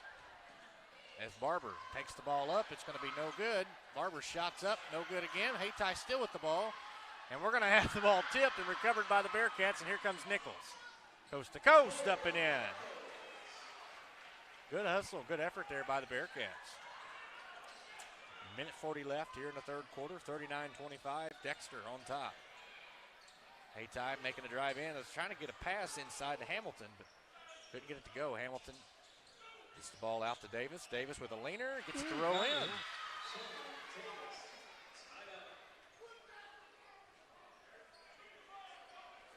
Timeout on the court. Short timeout. 39 Dexter, 27 for Hayti with a minute 28 left here in the third quarter. You know, the first two quarters kind of drug out because of so many fouls. It's been a pretty fast one. It has been. We're in a very fast quarter. And we also want to thank the Bank of Advance. They are this game's sponsor, Bank of Advance. Originated there in Advance. They branched out into Bell City for a while, and then they came to Dexter. And we certainly appreciate their support here at the Christmas tournament. Again, in my opinion, this is the best managed, best produced tournament at this time of year in the area. I know there's 3 or 4 going on, but none can compare to this tournament. They bring in good teams. It's been an outstanding tournament. Yep. Well played. A lot of good teams, a lot of good basketball in this tournament. Congratulate Jason Carnes, this year's tournament director. He's been here quite a while. Bearcats with the ball, in trouble. They're going to get the ball over. It's going to be Seitz. Seitz right side over to Nichols. Now they got Davis on Nichols. They can't find anybody to hold him here in the third quarter. They got Pullum. Back over to Stone, now to Nichols. Again, Hayti in that man-to-man. And a very sticky man-to-man. Outstanding man-to-man, in my opinion. Bearcats just working the ball, working some clock. They got Nichols, now back over. Gonna go to Seitz. 50 seconds. Seitz in trouble, backs it out to Nichols. Nichols sets things up for the Bearcats. 40 seconds now. Still a 39-27 Bearcat lead. Seitz with the ball. And they get the ball over to Stone. Stone goes in with a floater. Count it. Way to work some clock, and Stone able to get the floater to roll in down to 20 seconds. Hayti with the ball. Ball's going to be tipped, knocked out of bounds from Burnett, trying to get the ball over to Hamilton. Hayti will set things up here with 15 seconds. Ball's over to Burnett. Burnett. Hamilton. Hamilton back over to Burnett. Burnett left side. Tries to get it over to Davis. Ball was knocked loose, knocked out of bounds. Yeah, Pullum did a good job that time getting his hands up and slapping the ball out of bounds. So with 3.5 seconds, Hayty's got to get the ball in and get the shot off. Very quickly to get the ball in. Turn around, jump shot's going to be short, and that's going to do it for the third quarter. Dexter 41 and Hayti 27. We'll be back for fourth and final after these messages.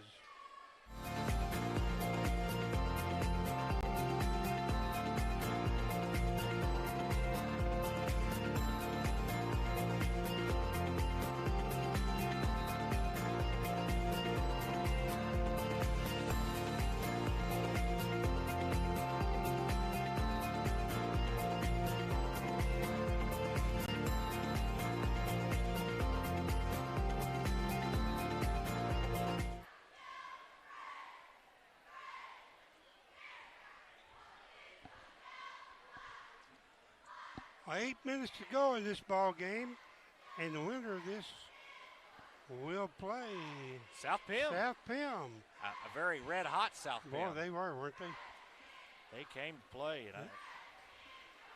But still a lot of ball game here. But right now, the number 2 seed Dexter Bearcats, who got put down in the 5th place bracket by the Malden Greenwaves. And Malden came to win that ball game. They sure did. And they did. Malden will be playing later on tonight. They'll be playing Portageville 8:30. And the winner of that game will go into the championship game. They also got Bernie and Donovan before then, so that'll be a lot of good basketball Yep. left. Hates High will get ball to start the fourth quarter. And it doesn't look like they're going to have Thomas in right now for Hates High. They got to. No, he's not in. Oh, he's not? Yeah, I kind of thought they would have started him. Yeah, I would have too. But anyway, Hates High with the ball. They're going to go left side. It's Hamilton. Hamilton for three. Oh, I thought it went in. I did too, but it was short. Short, rebounded by the Bearcats. That's why I said, ooh, it was good. Very quickly goes Stone. Now over to Nichols. Dexter don't have to shoot. They just work the ball around. I think Hates High again is going to stay with close man-to-man. As you said, a real sticky man-to-man. Yeah. Ball's over to Nichols. Nichols in the paint. Goes left side. Up, no good. Rebound comes down to the Bearcats. They're going to maintain it. It's no good, and we're going to have Nichols. Scores and fouls. Boy, that's just hustle. It is. Bowles snatched the rebound first. Couldn't get it to roll in, and then Nichols goes up strong on the other side, gets fouled. 17 points for Cole already. He had 6 in the first half.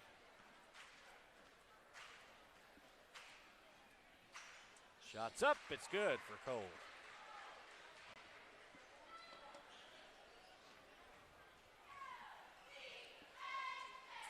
And it looks like Thomas has come in for Hates High.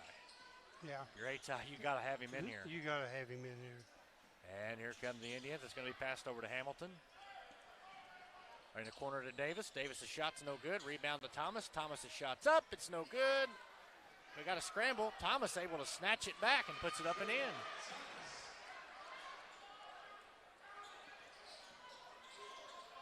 Your Thomas got to be careful. You got 4 fouls.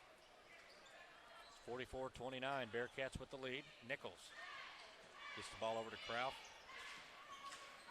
Stone now back over to Nichols. Bearcats just working some clock. Again, they don't have to shoot.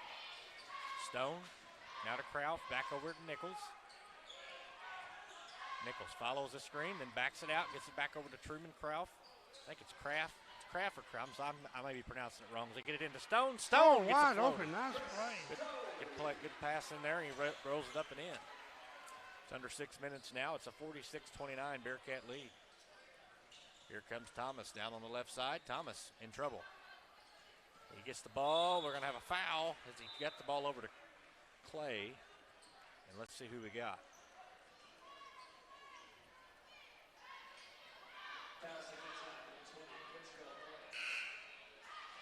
Be on Hates High.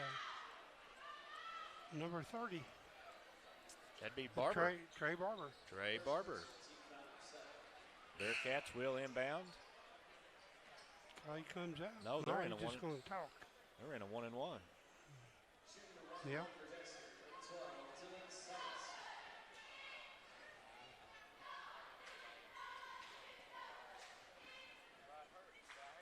Shots up. It's going to roll in and out. Rebound comes down to Jones for the Hates High Indians. Jones will cross the timeline. He'll go to the right side to Hamilton. Hamilton has the ball knocked loose, but he's able to recover. Guarded close there by Sides. They are quick, let me tell you. They're going to get the ball into Thomas. Thomas has the ball knocked loose, picked up by the Bearcats. Here comes Nichols. Nichols has the ball knocked loose. It's picked up by Davis. Very quickly, here come the Indians. Over to Hamilton. Hamilton, right side. He goes up. He's fouled. And I think he'll shoot 2. Yes, he will.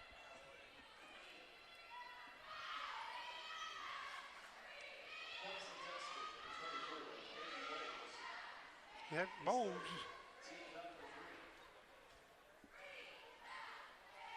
Again, he'll be at the line. That'll be Keon Hamilton. First shot for him is no good. Place is really starting to fill up again. Next game will be the Bernie Mules and Donovan Dons. Yeah. Be a good matchup. A lot of blue. A lot of Bernie blue. There you go. Next shot's up. It's good for Hamilton. 5:20. 46-30 left here in the fourth quarter. 46-30 is the score. Dexter on top. It's going to be Stone. Cross back over to Sites. Sights over to Pullum. Pullum in trouble. Gets the ball over to Sights. Now over to Nichols. We're down to 5 minutes here in the fourth quarter. Over to Sights. Sights to Pullum. Stone. Now to Nichols. Back over to Stone. Now to Pullum. Again, Bearcats just working some clock. Pullum making a drive inside. The ball's going to go out of bounds and go to Hayti. If you're Hayti, I think you really need a three-pointer to go in. You need something. You need something to spark. Get some fire going here. 4:40 left here in the fourth quarter. Trayvon Thomas will cross the timeline. They swing it to the right side. And they're going to throw it out of bounds to go back to the Bearcats. Thomas is tired. You can tell. He has a right to be the way he's been wearing old cold. These guys have been playing hard. Yep. And here come the Bearcats. Left side's going to go over to Pullum. Pullum in the paint. Swings it out to Sights. Sights brings it back up to the top. Stops, gives it back out to Pullum. Pullum makes a drive in the paint. Up and no good. Rebound comes down to Thomas. And here come the Hayti Indians. 4 minutes left here in the fourth quarter. Thomas pulls up a three. It's up. It's no good. Rebound comes down to the Bearcats. Hayti's not able to snag that second chance rebound. Cole Nichols doing a good job both ends. Nichols gets the ball over to Pullum. Pullum now to Stone. Stone spins, goes in the paint, looking in, got a kick ball. Yep. Try to get it into Peyton Bowles. And Thomas did the right thing. He just kicked it. That slows things down, gives him a breather.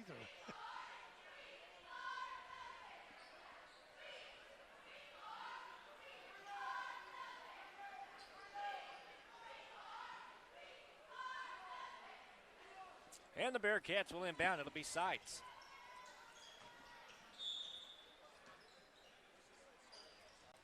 And we have another kickball. Evidently.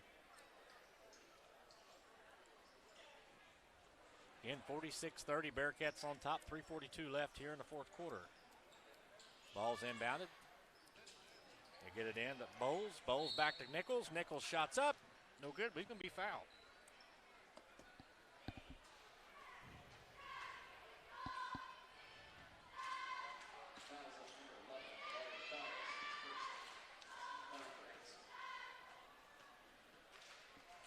First shot for Coles, up and in.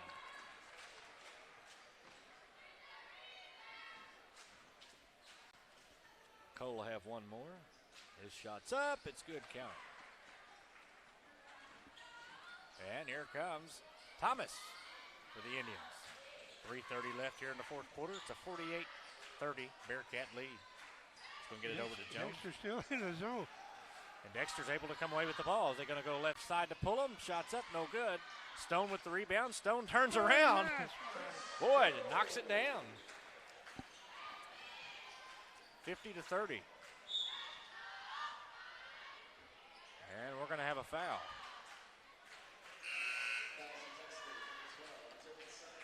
Tice gets his third. With 3 minutes to go, Dexter up by 20, 50-30. They get the ball in very quickly. They fire a three. It's going to be short for Hamilton and picked up by the Bearcats. And here comes Cole Nichols. Cole on the right side, guarded by Hamilton. And he's in trouble. He's trapped. And Dexter calls a timeout. Yep, we have a full timeout. 50 Dexter, 30 Hayti. We'll be back to Bloomfield after these messages. Juju Promotions in New Madrid is your one-stop shop for all your personalized merchandise. Whether it's screen printing, embroidery, promotional products, heat presses, or decals, we've got something that will suit your needs. So you, your school, or your business will always be looking its best. There's tons to see, from apparel to accessories. So what are you waiting for? Stop into Juju Promotions today in New Madrid, Missouri. And don't forget to like us on Facebook.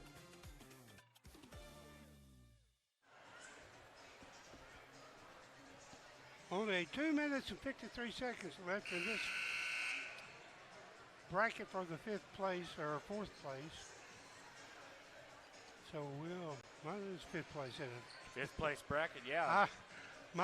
My math's been off all week. Yeah. It's all right. The winner of this will go into the 5th place bracket. Yeah. Play South Pemiscot tomorrow at 5:30. Again, at South Pemiscot, really been playing well. Absolutely. I could say that for a lot of teams in this tournament. Just about all of them. They've all played. I mean, they just played hard. Bearcats with the ball. Oh, ball goes off Pullum's feet, and it'll be a back court. Hayti with the ball.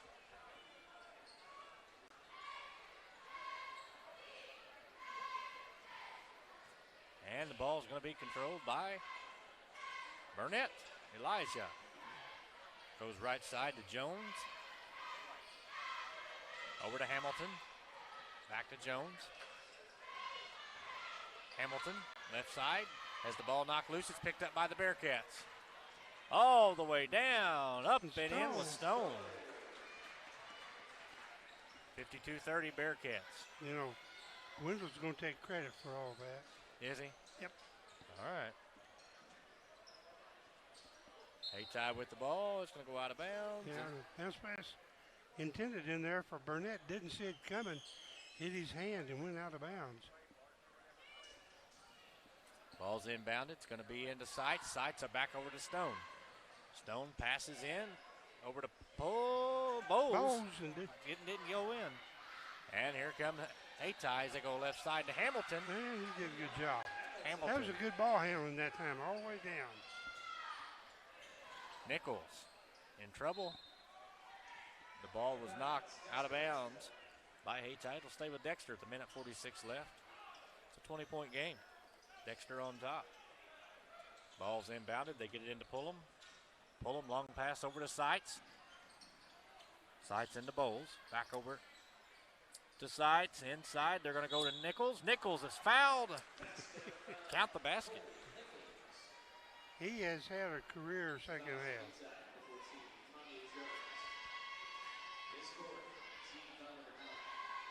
He's had 16 points, 17 out here in the second half.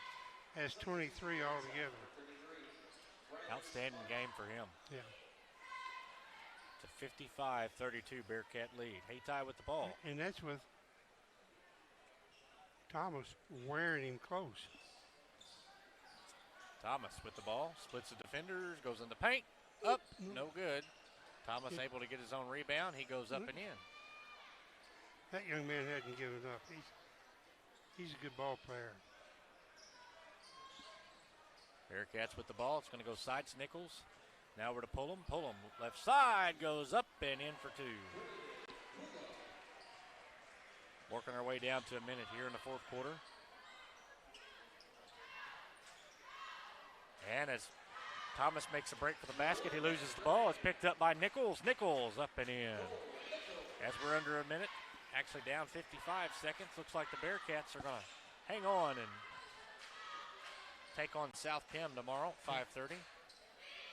Hayti with the ball. It's going to go inside to Kyles. They're going to give it back in. He's going to go up with it. It's going to count as they get it into Demarion Kyles. 30 seconds. Bearcats with the ball. They're going to go left side. Pullum for two. It's going to be short. Rebound goes up. It's Bowles no good didn't for Bowles. Gets his own rebound, goes up. And here comes Thomas. Thomas on the right side. Thomas pulls up a three.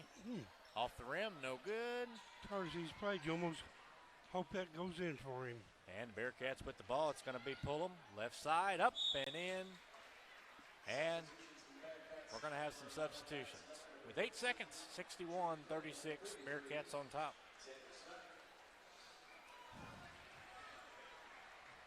Smith checks back in. Maddox Miller's in. And with just 2 seconds, one, and looks like this is going to be done. Bearcats are going to hang on to it. It's a 61-36 final. Dexter will move on to face South Pemiscott tomorrow. Yep. Again, that game will be tomorrow at 5:30. Dexter and South Pemiscott playing, and I think that's going to be a good game as well. Scoring for the Dexter Bearcats are like this. Brandon Pullum with 6 points. Chris Stone had 10. All 10 of his come in the second half. Dylan Sides had 10. All 10 of his came in the first half. Cole Nichols came in with 25 points. Truman Croft with 10. That's the 61 points for the Dexter Bearcats. For the Haytime Indians, John Davis had 2. Hamilton had 3. Kyles had 2. Taylor Jr. had 2. Jones had 3. And Thomas had the rest, which is 17. Big game.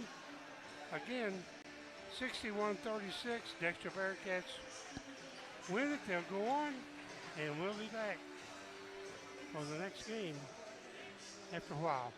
So long. To make the right decisions for your operation, you need 2 things: accurate, secure data and the ability to make it work for you. Introducing AFS Connect Advanced Farming Systems from Case IH. AFS Connect puts you in total command of your operation, bringing together your farm, fleet, and data like never before, with ongoing support from your Case IH dealer every step of the way, so you can increase efficiency year-round. Whether you're optimizing soil conditions, managing nutrients, planting, or harvesting, AFS Connect allows you to remotely monitor every machine. You'll have access to location, diagnostics, fuel, and engine data, giving you the information you need to make the right decisions for your operation. Now that's rethinking productivity.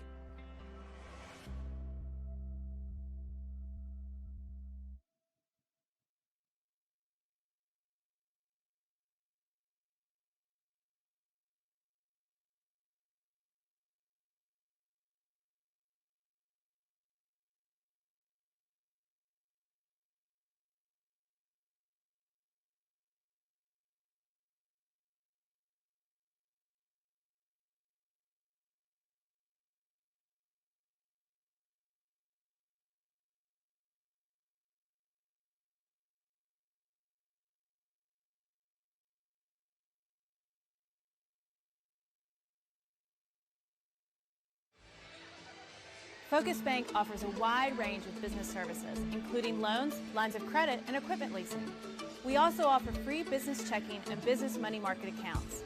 In addition to business and commercial loans, Focus Bank has been making farm and ag loans for over 80 years. We understand the importance farming means to our local community. We're part of that community, and we're here to help it thrive. Visit focusbank.com and learn how we can help you grow your business.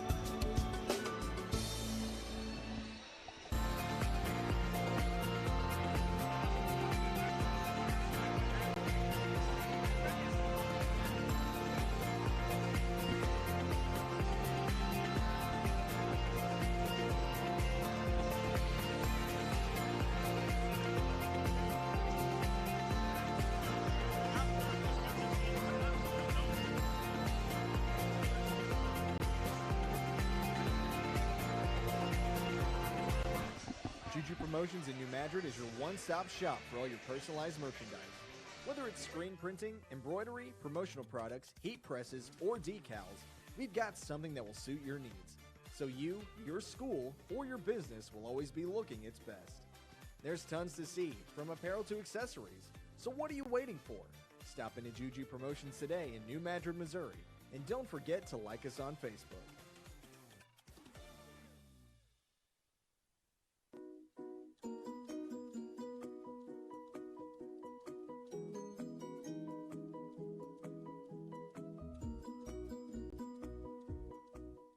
The team at Burns, Taylor, Heckemeyer, Green, and Edwards have been serving Southeast Missouri for nearly 40 years.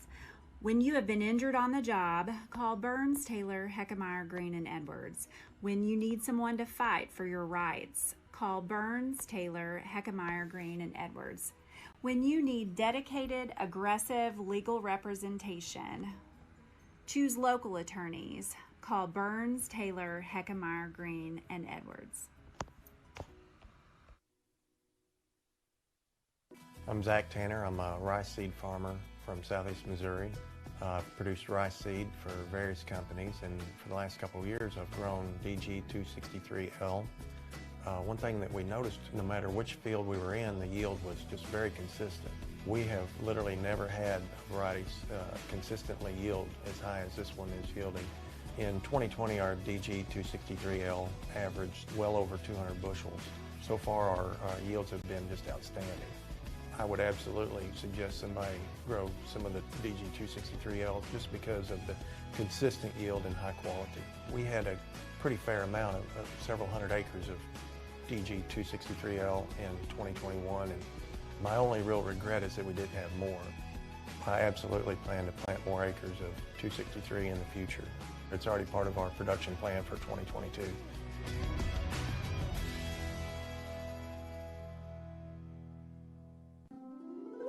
What is Southeast Missouri? Let's try this again. You are Southeast Missouri. You make Southeast Missouri what it is. And Southeast Missouri is who we are. It's in our name.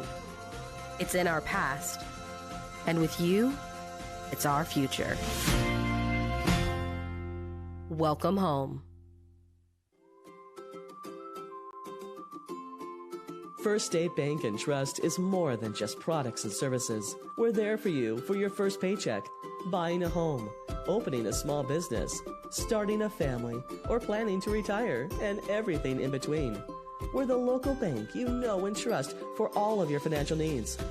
Visit fsbtrust.com or stop by your local First State Bank and Trust to explore all of your financial options. Equal housing lender, member FDIC.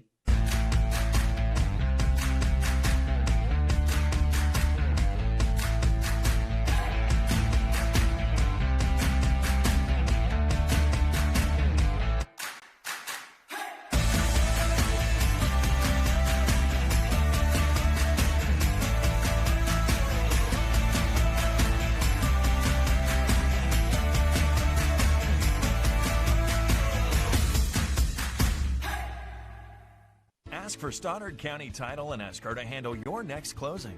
Dustin Mayer, Joe Watson, and the staff at Stoddard County Title have over 50 years of combined experience in the title and legal industry. The purchase of a home or farm is often a family's biggest investment, and Stoddard County Title and Escrow will put your mind at ease. Stoddard County Title shares a location with Mayor Law Office and can prepare a beneficiary deed, contract, seller financing documents, or transact a 1031 exchange. Before your next purchase goes under contract, ask to have Stoddard County Title handle the closing. They are your trusted name for title insurance. For generations, Farm Credit has been serving the needs of farmers all across Southeast Missouri.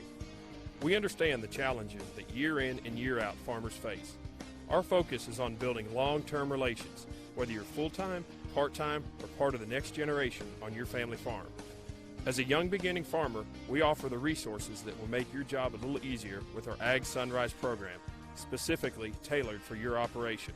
For more information on our Ag Sunrise program or how we can benefit your farming operation, come by Farm Credit in Dexter. Autry Moreland wants to buy your car. Big cars, small cars, fast cars, and funny cars. If it's got 4 wheels and an engine, we're swiping right. We've got the largest pre-owned inventory in Southeast Missouri right here at Autry Moreland Automotive. Even if Moreland's not on the back of your car, we're still interested. There's never been a better time to make a change. Come to one of our 5 Autry Moreland locations in Dexter or in Sykeston, Missouri, and let us help you turn what you have into what you want.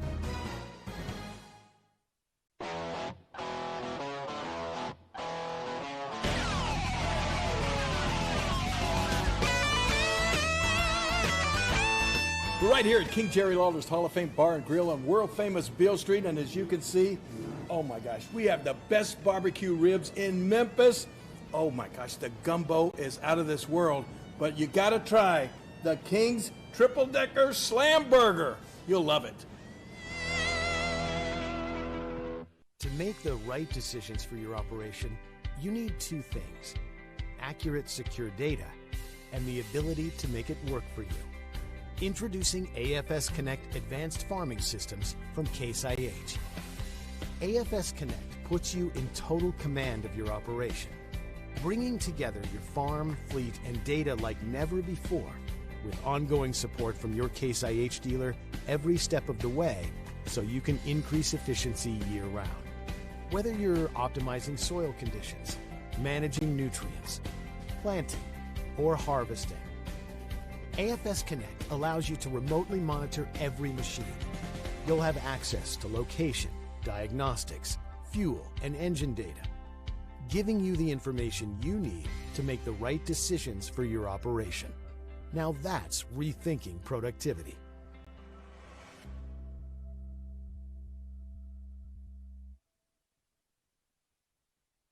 Focus Bank offers a wide range of business services, including loans, lines of credit, and equipment leasing.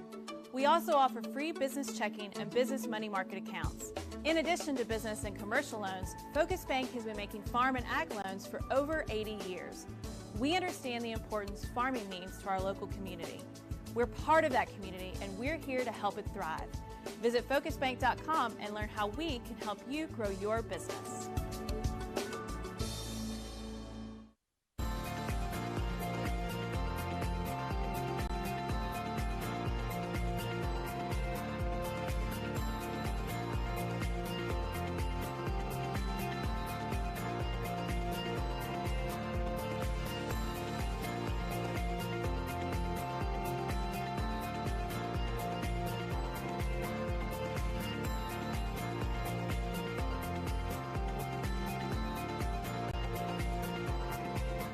Juju Promotions in New Madrid is your one-stop shop for all your personalized merchandise. Whether it's screen printing, embroidery, promotional products, heat presses, or decals, we've got something that will suit your needs. So you, your school, or your business will always be looking its best. There's tons to see, from apparel to accessories. So what are you waiting for? Stop into Juju Promotions today in New Madrid, Missouri. And don't forget to like us on Facebook.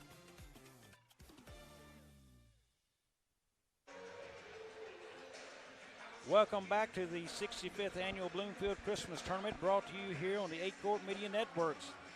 It is time for our semifinal game. I'm Bobby Alford alongside Delvin Miller. Devin, it is a fun night to be here. This gym is getting packed in, and I can't wait for this one to get started here between Donovan Dons and the Bernie Mules. I tell you what, like I said, it's good to be here as well with you, Bobby. And I tell you what, this one here is going to have the number one Bernie Mules, who've just been absolutely dominant the first two rounds, and then the Donovan Dons, who come in seeded number 5, knocked off the 4-seeded South Pemboscott Bulldogs yesterday, and that game come down to the wire. And South Pem played a really good game. Donovan just able to hold it out. I think this will be a good one as well. And Devin, Bernie comes in. They are shooting it really hot from the outside. They love the 3-ball, but on the other side of the court, you've also got a kid named Ethan Jones who can shoot it well, and also Max Owens.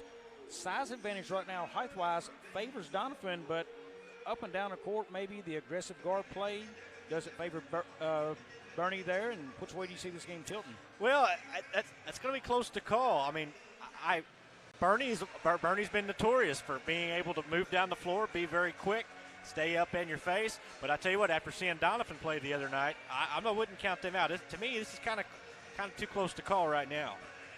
Good deal. Hey, we want to remind you folks, this game is being brought to you by the Matthews Funeral Home of Dexter and Bernie.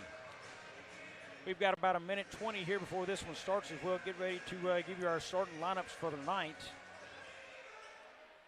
And those of you who just watched the last game, Dexter was able to knock off Hayti real quick. For the Dexter folks still listening, and we'll touch it again for the Malden game. I think we're going to get to this. We're going to touch on the play last night. A bunch of people had a question about why they stopped the play. We'll touch on that at some point during this broadcast to make sure everybody understands the ruling on that play. But right now, folks, we're going to take a break here as we'll have the national anthem, and we'll be back in 1 minute here on 8-Court Media Network. Focus Bank offers a wide range of business services, including loans, lines of credit, and equipment leasing. We also offer free business checking and business money market accounts. In addition to business and commercial loans, Focus Bank has been making farm and ag loans for over 80 years. We understand the importance farming means to our local community. We're part of that community, and we're here to help it thrive. Visit focusbank.com and learn how we can help you grow your business.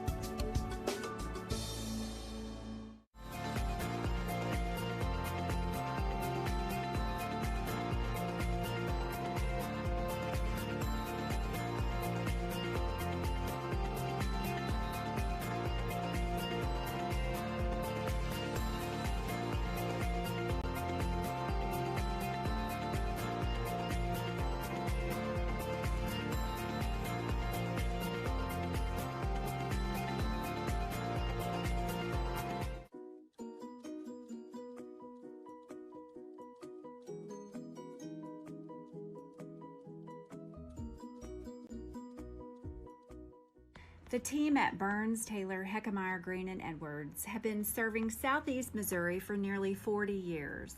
When you have been injured on the job, call Burns, Taylor, Heckmeyer, Green, and Edwards. When you need someone to fight for your rights, call Burns, Taylor, Heckmeyer, Green, and Edwards. When you need dedicated, aggressive legal representation, choose local attorneys. Call Burns, Taylor, Heckmeyer, Green, and Edwards.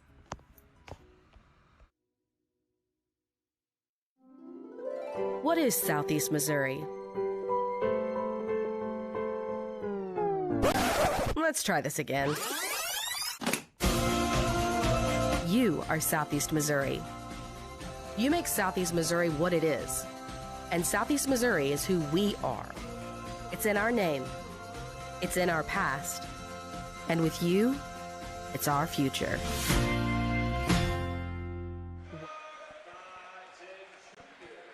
Welcome back as we're getting ready to start this one. Starters are being announced. First for the Doniphan Dons, number 1, a 5'9" senior, Tristan Bryant.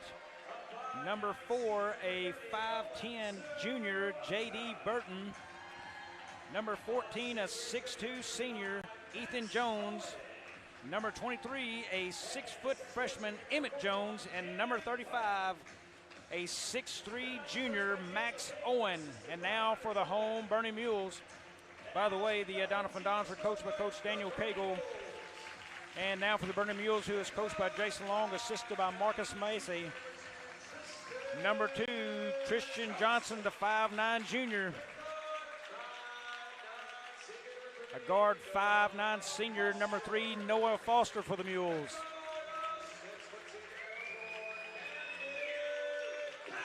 At guard, 6-foot senior, number 4, Camden Powell. Another guard, a 5'11" junior, number 12, Hunter Corzine. And the big man in the middle, a 6'3" senior, number 33, John Nemo. Tell you what, big crowd on hand. Big crowd. I'm going to tell you, Devin, I expect this place to get really loud, especially I think Bernie's got a big crowd. They're a close town to this thing. If they get on fire from 3, you're going to see this place absolutely explode. We've got John Nemo, and it looks like a different sub in here. Cam Barton is actually starting tonight instead of one of the other guys, and Noah Zerwanka. So a couple of substitution changes in our books here. Tip is up, and it is won by the Bernie Mules, and it is back to number 2, Tristan Johnson. He'll bring it up. Looks like a little bit of a man defense going on. Johnson will drive left, kicks it out. Spin move out to Johnson, back outside. Ball to the corner, Corzine to kick that back out top. Foster will kick it over. That's a deep 3 there. Ooh. Bottom! I tell you what, you said it. They start knocking the threes. Christian Johnson gets it started right with a 3. There's Bryant. He'll kick it out to Barton now. Back around to Bryant. Looks inside, nothing there. Jones kicks it around top. He's a shooter. There's a Wonka with it. Looks like both teams going man-to-man here early on in the game. Bryant, he'll look. Back to Max Owen up top. Zawanka, he's got it. Drives into the lane, nothing. There's Max Owen up and no good. On rebound, count it. Good spot there. Owen couldn't get the first shot, but he snagged it back up and in. Both teams have started this game off with a score on their opening possessions. Corzine out to Foster. Look inside, nothing for Nemo. It is going to be a battle down low tonight with Nemo and Barton. Corzine, he'll take the long three. Got it! 2 for 2, or that's Camden Powell. Sorry, correction on my bad. That's a second one. They are 2 for 2 on the night from 3. Bryant's going to kick it out to Jones. He's the man to watch deep from 3 on Donovan. He'll drive in. Jumper won't go. Rebound, Bernie. Good defense. They'll push it up the floor. Powell's kick wide. He'll have the open look for 3. You got it. Bang. All threes for the Mules.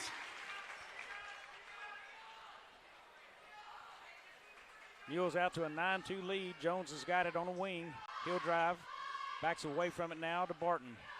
Barton looks. He's got it to Bryant. Bryant a drive into the lane. Up. We're going to have a foul.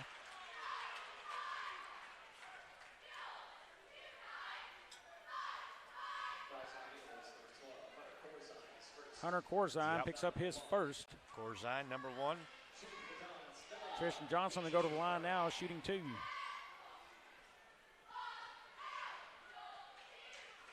What a start so far for the Mules. Good start for them, and you know that's the way you get the crowd into it. They seem to have the crowd on their side right now as they got on fire from 3, and nothing better than the team just getting on fire from there. Second off the mark again for Johnson. Rebound Barton, he goes up off the glass, no good. Rebound goes to Max Owen, nice hustle play. Zawanka now controls it, goes into the lane, left-hand layup. It's good. Good move there by Zawanka.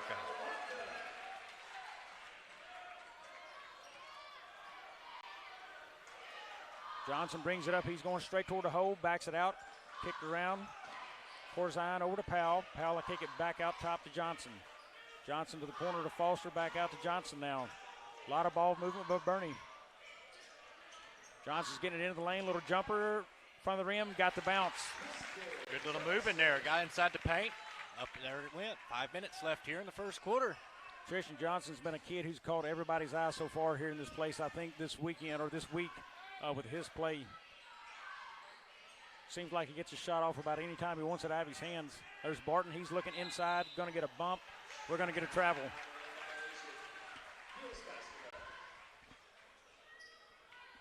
Bernie will get the ball. Again, Bernie holds an 11-4 lead over the Donovan Dons. Coach Jason Long calling his play in from the side. They'll move around. Looks like a screen coming up top. It is. Goes away from it. Kicked around. Nemo lost it on the floor. He's on the floor. Needs a help. He's got it. There's Foster. Got him out of trouble. Good spot there for Foster to be in. Bernie resets now at the top. That's lobbed over the top to Nemo. Left hand up and good. Good pass.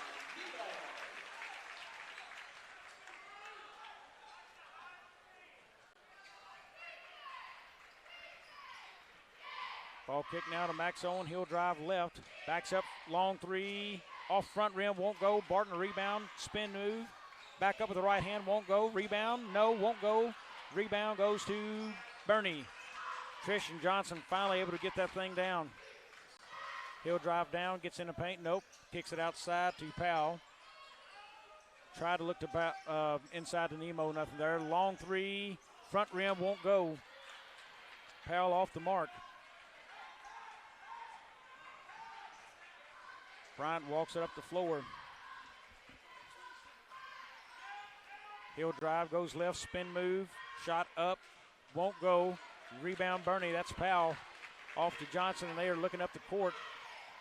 Johnson up and no good. Ooh, Rebounds are walk up, knocked away, and Max Owen grabs it.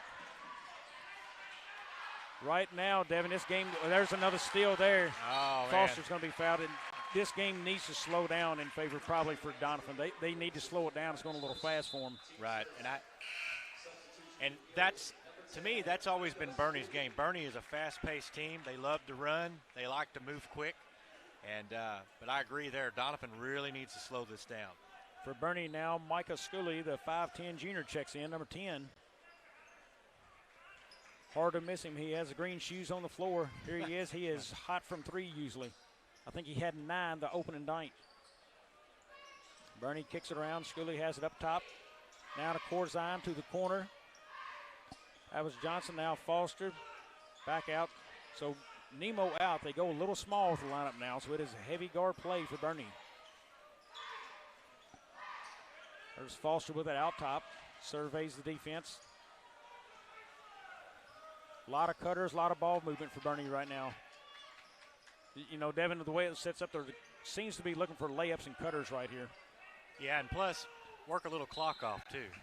Going to be a pushing foul against Max Owen. That'll be his first. Bernie as the referee, Jay Powell, calls that in.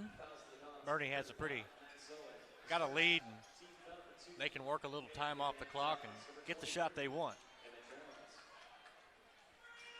It'll be Foster to inbound. Deep pass goes out to Corzine. He's got it. Kicks it over to Schooley. Now up to Johnson. Bringing that around to the top, left hand to Johnson. Open shot for Foster. Off the mark, won't go. Rebound Schooley. He's going to kick that back around, back out top. I did miss earlier Emmett Jones rather into the game for Donovan, number 23 there. Corzine on the corner now out. Corzine has it. A lot of perimeter passing. Here's Foster on the runner on the baseline. No good. On rebound. Up. Fouled there. Tell you what, Bernie's just done an outstanding job in there crashing those boards. That foul goes against Max Owen. That's his second. That's not a good spot here. He's already picked up 2 before half, so he's going to hit the bench for a little while. Looks like number 4, that will be J.D. Burton checking in for Donovan. First free throw is good from Foster.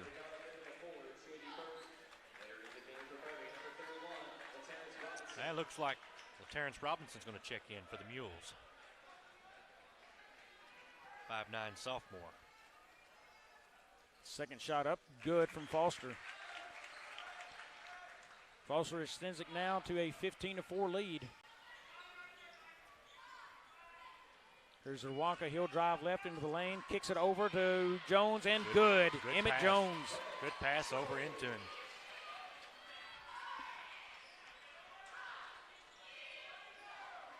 (15-6) as Bernie has opened up the lead. A lot of threes early. They hadn't shot one in a while. It seems like it's gone in for them. There's a screen back out top. Just missed. Schooley's going to pop up a 3. Off the mark. Won't go. Rebound, Ethan Jones. Well, now that Donovan's snagging these rebounds, Donovan, it's their chance to make a run at it. Screen of Jones. Here's Bryant. Drives. Hesitation shot. They're going to get him in a walk.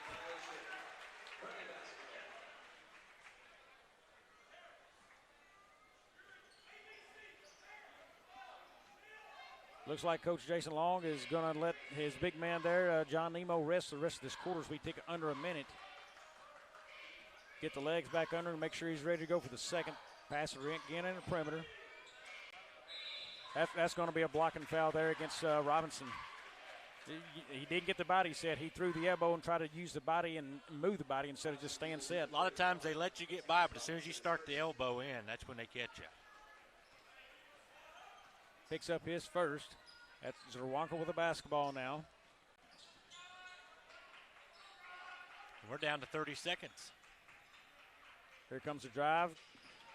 Burton passes in. Emmett Jones missed, no good. On rebound, back up, and good. And it's going to be a foul, so the and one. Just good hustle there by Jones, staying after it, not giving up. Fouls that goes against number 3, Noah Foster, his first. Team third. We'll see if Jones can complete the three-point play here. Shot up and good.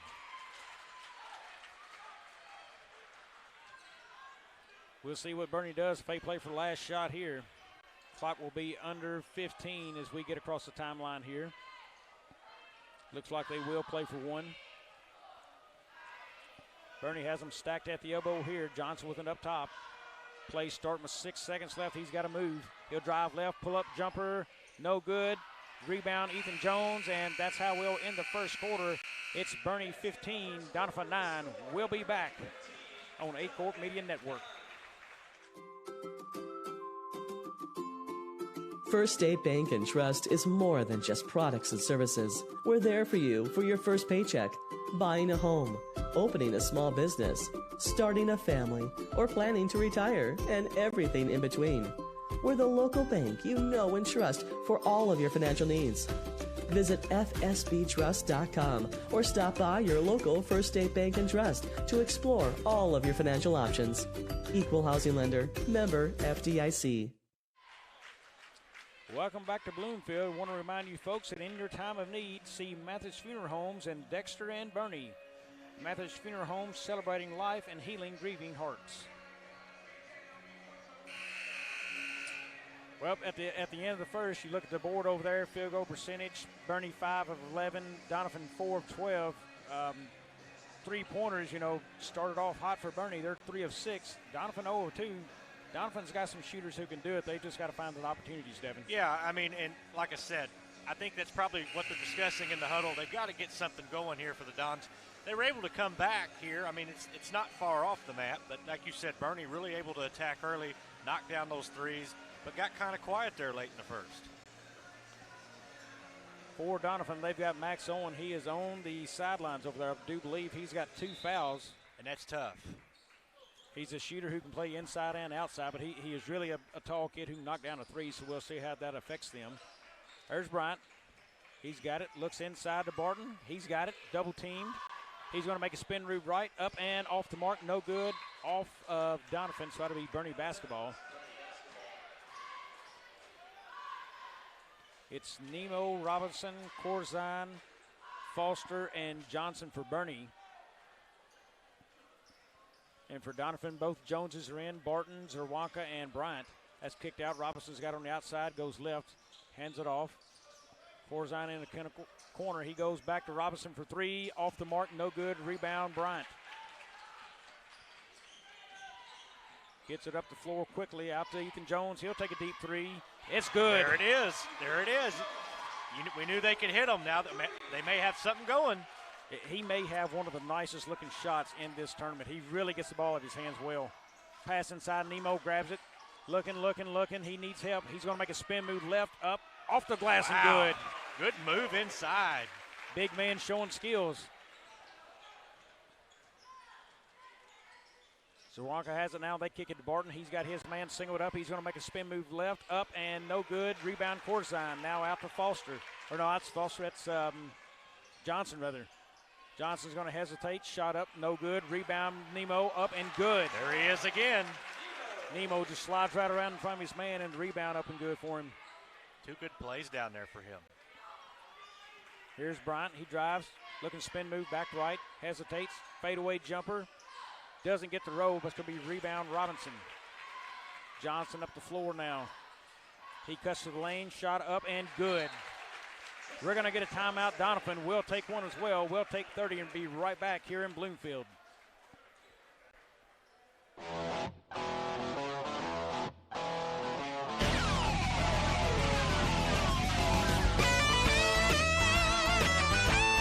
We're right here at King Jerry Lawler's Hall of Fame Bar and Grill on world-famous Beale Street, and as you can see, oh my gosh, we have the best barbecue ribs in Memphis. Oh my gosh, the gumbo is out of this world, but you gotta try the King's Triple Decker Slam Burger. You'll love it.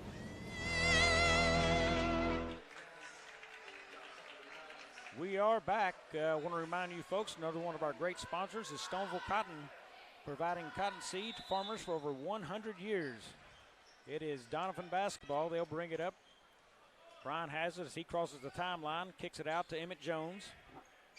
Now up top to Barton, over to Bryant. Cutter missed him there. Here's Ethan Jones, fumble the basketball. He'll go drive right. Up high off the glass, no good. Rebound Nemo. He has been a rebounding machine today. Here's Johnson into the paint, up and no good. Fight for the basketball. It's going to go Donovan way.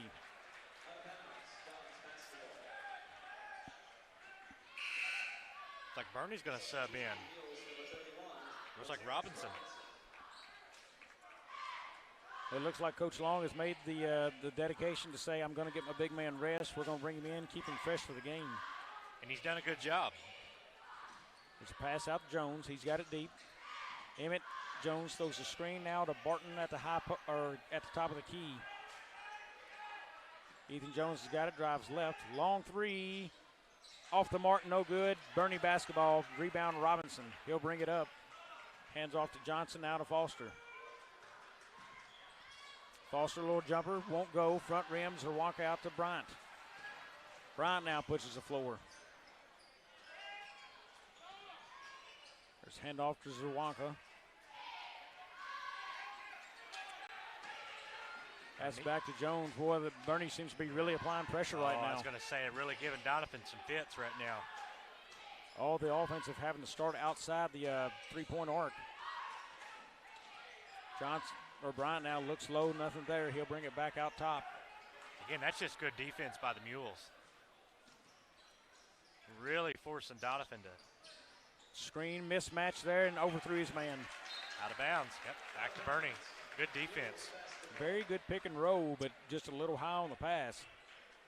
That's a play you've got to watch. I got to believe Donovan's going to come to that again with a smaller size. Bernie Mules out there. Good time to use the pick and roll.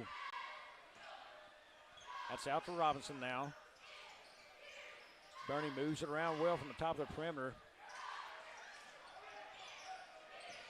That's Foster. He'll back it out top. Powell out to Robinson. Robinson's going to drive. Elbow jumper. It's good. Oh, good shot for him. Nice elevation release there from Peanut Robinson as he gets it to fall. 23-12 now. Bernie seems to open this up a little bit as Donovan's struggling to find the offense. There's Zerwanka. He drives. Nothing there. Shot up. No good. He's going to get the foul. It's going to go against number 12, Corzine.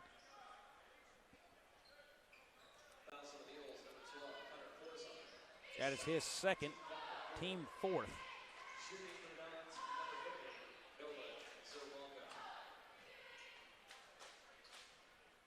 First up from Zerwanka and his back rim, no good. And now walking away from the rim a little bit in frustration. You know, he's got to gather here for another shot. Even if it's just a free throw at this point, Devin, they need a basket to fall. Oh, yes, they do. They need something to go right now. Been awfully quiet.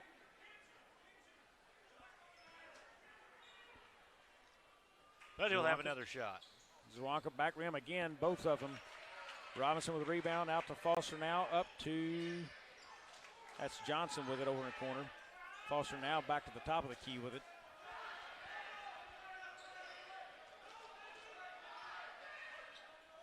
You know, one thing Bernie's doing, showing a lot of different offensive looks. Jump shot there, nice shot by Johnson.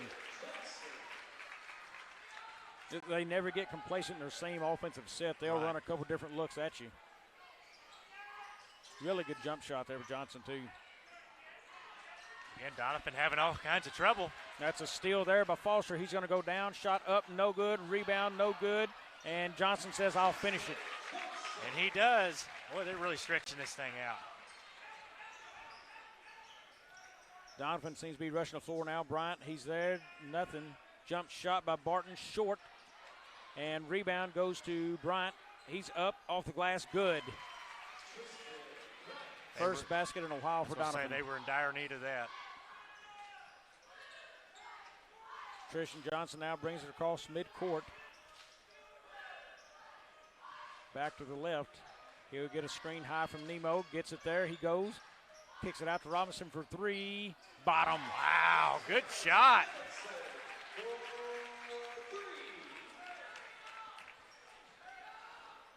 Bernie has been playing the string music from three, haven't they, Devin? Oh, yes, they have. Here's Zerwanka. He's got it at the top of the key now. Drives. Nothing, looking for help. He's got it from, that's Burton, I believe, is going to be fouled. Yeah, I think they're going to get Robinson on that.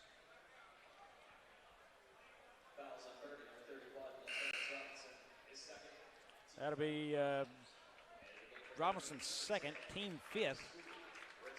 So Micah Schooley back in this game. Well, Schooley's a kid who's yet to get on the scoreboard. I believe he's just shot one time over one tonight. Yeah, it is. Inbound passers, Zawonka now out top to Bryant. Again, Donovan really needing to get something going here. Bryant, little jumper in the lane, nice move, won't go. Rebound, Bernie, and that's knocked away. Nice move to find his man. Very good job by Camden Powell. Bernie basketballs, they push the tempo up the floor to the corner to Schooley. No, won't go. Rebound. Bernie basketball up. They're going to call Camden Powell out as he steps out there. Good hustle, good effort there by the Mules again, and it's a 30-14 Mule lead, and it's just, again, Donovan really having some trouble. And they haven't got the open threes they're used to, and remember one of their shooters, Max Owen, now back in the game. He's been on the bench since early in the first. He's playing with 2 fouls. There's a drive left, spin move, up by Barton, short. Won't go, gets his own rebound, back inside, off the glass, no good. Schooley with the rebound. Here's Noah Foster pushing the tempo. He's going to go up, blocking foul, and good. Good drive there by Foster. Just go straight down, take it straight to him.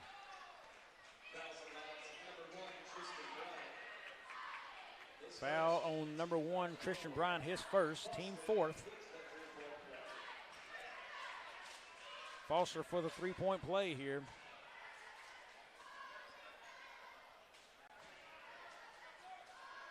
While we've got a pause in action, I want to let you know that attorneys Darren Todd and Lee Atwell are ready to serve your legal needs. See Todd and Atwell, LLP in Kennett. Definitely like to thank all of our sponsors. Been a good tournament. I believe the officials are discussing which letter needs to be rubbed off the floor right here. Yeah. And it looks like it's the D in Wildcat.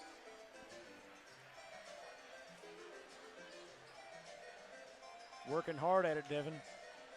It's going to take a while to scrub that D off the floor. Well, I think they've all agreed the paint's not going to come off, so we're going to get back to basketball.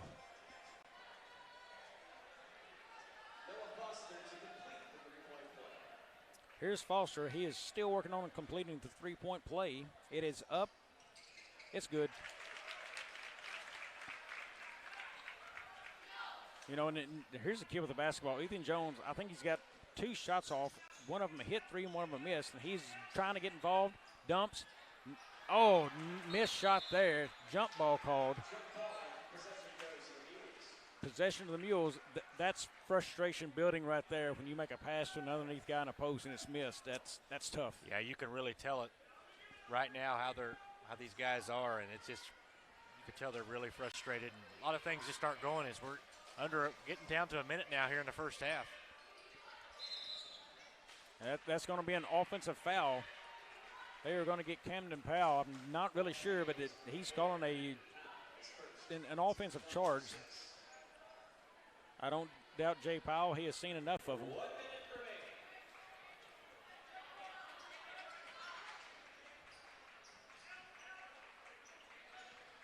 Max Owen, he'll drive left now, back out top, kicks it out to Bryant. Looks around, Zawonka has it at the top. They're going to play for last shot maybe here. Back to Bryant. Well, you would think coming down to 30 seconds. Owen in the lane, he's going to put up a shot, no good, a little out of control. Looks like it's off of Emmett Jones's hands. Now you leave 32 seconds on the clock for Bernie to get last shot if they please. Substitution, that will be Mr. Burton checks back into the game for Max Owen as Max Owen has to check out with the 2 fouls. And we're under 30 seconds now. Here's Johnson, he walks it up.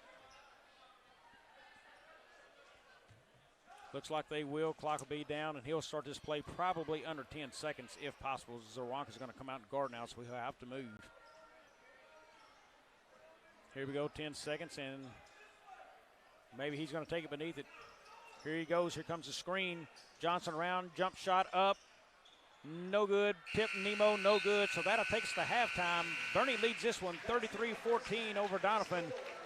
We'll be back here. We're going to take about a 7-minute break. We'll be back with about maybe 3 minutes left before in the halftime. So we'll see you back here on 8 Court Media Network.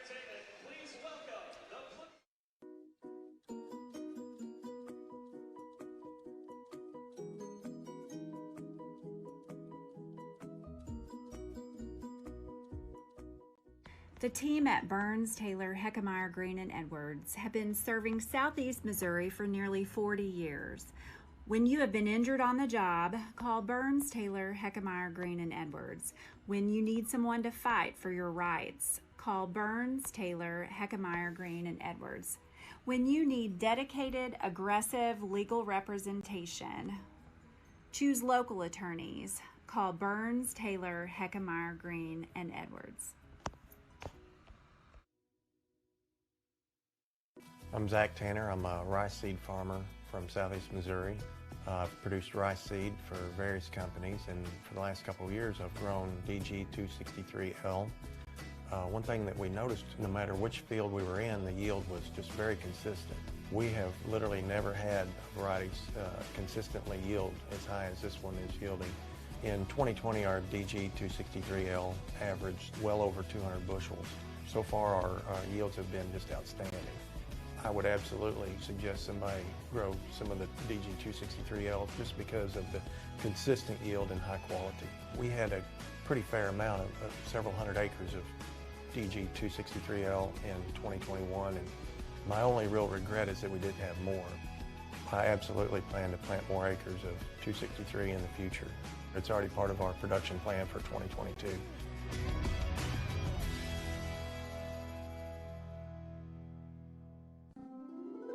What is Southeast Missouri? Let's try this again. You are Southeast Missouri. You make Southeast Missouri what it is. And Southeast Missouri is who we are. It's in our name. It's in our past. And with you, it's our future. Welcome home. First State Bank and Trust is more than just products and services. We're there for you for your first paycheck, buying a home, opening a small business, starting a family, or planning to retire, and everything in between. We're the local bank you know and trust for all of your financial needs. Visit fsbtrust.com or stop by your local First State Bank and Trust to explore all of your financial options. Equal housing lender, member FDIC.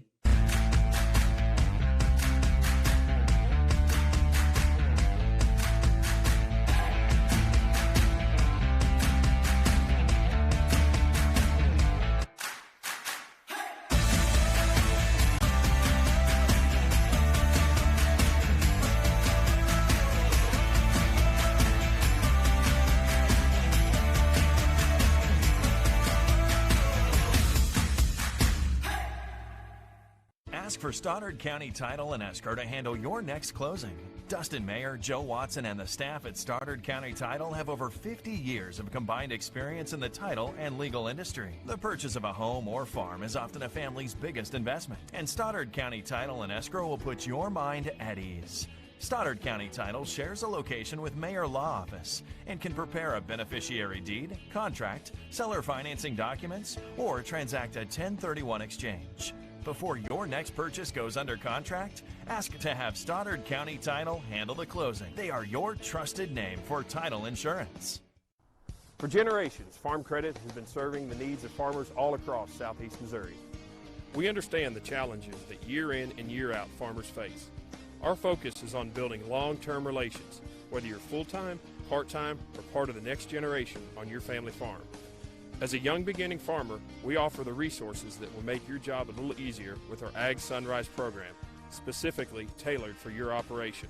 For more information on our Ag Sunrise program or how we can benefit your farming operation, come by Farm Credit in Dexter. Autry Moreland wants to buy your car. Big cars, small cars, fast cars, and funny cars. If it's got 4 wheels and an engine, we're swiping right. We've got the largest pre-owned inventory in Southeast Missouri right here at Autry Moreland Automotive. Even if Moreland's not on the back of your car, we're still interested. There's never been a better time to make a change. Come to one of our 5 Autry Moreland locations in Dexter or in Sikeston, Missouri, and let us help you turn what you have into what you want.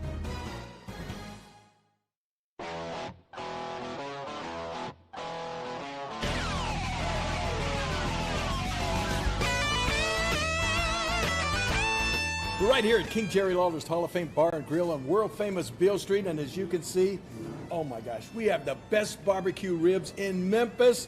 Oh my gosh, the gumbo is out of this world. But you got to try the King's Triple Decker Slam Burger. You'll love it. To make the right decisions for your operation, you need two things: accurate, secure data and the ability to make it work for you. Introducing AFS Connect Advanced Farming Systems from Case IH. AFS Connect puts you in total command of your operation, bringing together your farm, fleet, and data like never before, with ongoing support from your Case IH dealer every step of the way, so you can increase efficiency year-round. Whether you're optimizing soil conditions, managing nutrients, planting, or harvesting, AFS Connect allows you to remotely monitor every machine. You'll have access to location, diagnostics, fuel, and engine data, giving you the information you need to make the right decisions for your operation. Now that's rethinking productivity.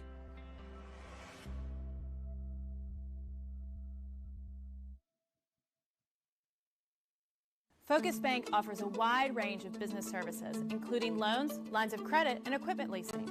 We also offer free business checking and business money market accounts. In addition to business and commercial loans, Focus Bank has been making farm and ag loans for over 80 years. We understand the importance farming means to our local community. We're part of that community, and we're here to help it thrive. Visit focusbank.com and learn how we can help you grow your business.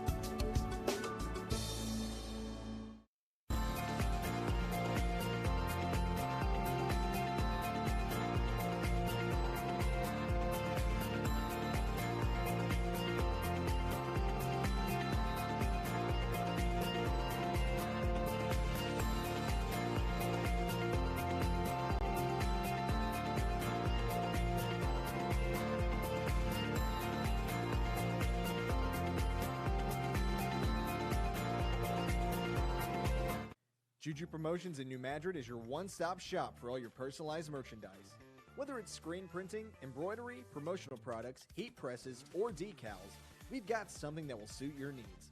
So you, your school, or your business will always be looking its best. There's tons to see, from apparel to accessories. So what are you waiting for? Stop into Juju Promotions today in New Madrid, Missouri. And don't forget to like us on Facebook.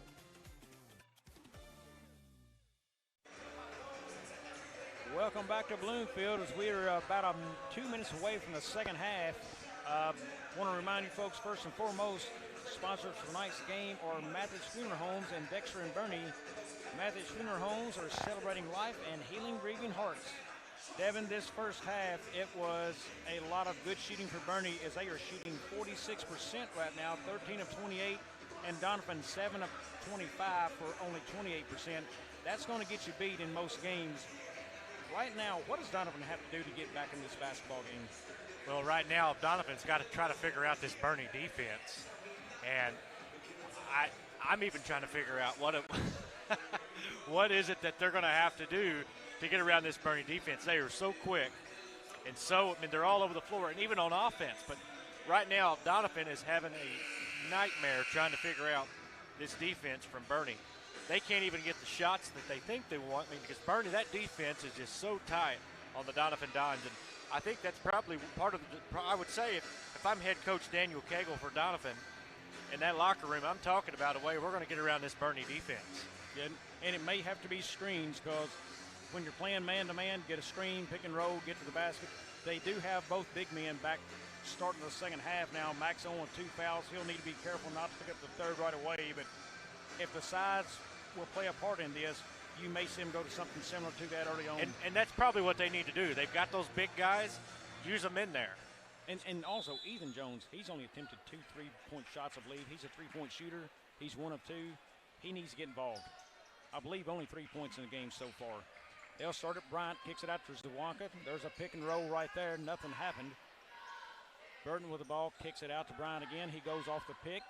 A lot of pick and rolls, we said. They're looking for it. Max Owen, a 3. Got it. But that's a good look. Good start there for Max Owen. We know he can hit them. Johnson brings it up. He has led all scores right now with 11 in the game. There's Powell to the corner to Foster. They go to the big man, Nemo. He goes far side, looked for a guy. He thought he was going to the corner and just didn't catch him. He stayed close. Ball goes back to Donovan again. Good first drive there by Donovan. We'll see if they can keep up the momentum. I actually messed that up and said Nemo when I talked to his mom before the game and made sure it was Nemo. I wasn't going to say anything, but. There's Barton up. He spins, moves, goes right, and it's good. They start off the quarter 5 points. That's what they need to do right there. Use those big guys. Here's Johnson. He looks, kicks it over to Powell. Back out to Foster now. He is being face guarded. Everything's man-to-man, both teams right now. They're trying to apply pressure to the ball. Denied very well inside right now by Barton on Nemo. There's Johnson, kicks it out wide open, look for Foster. He got it. Nothing but net. Left him open. 50% from three for Bernie tonight.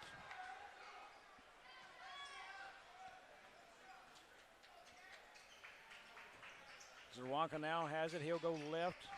Nothing doing on the pick and roll. Here's Barton out top. He's looking for help. Definitely not a three-point shooter because he did not take that wide open look, did he? Here's Zerwanka up. No good with the right. Kicked around, rebound, Trishan Johnson.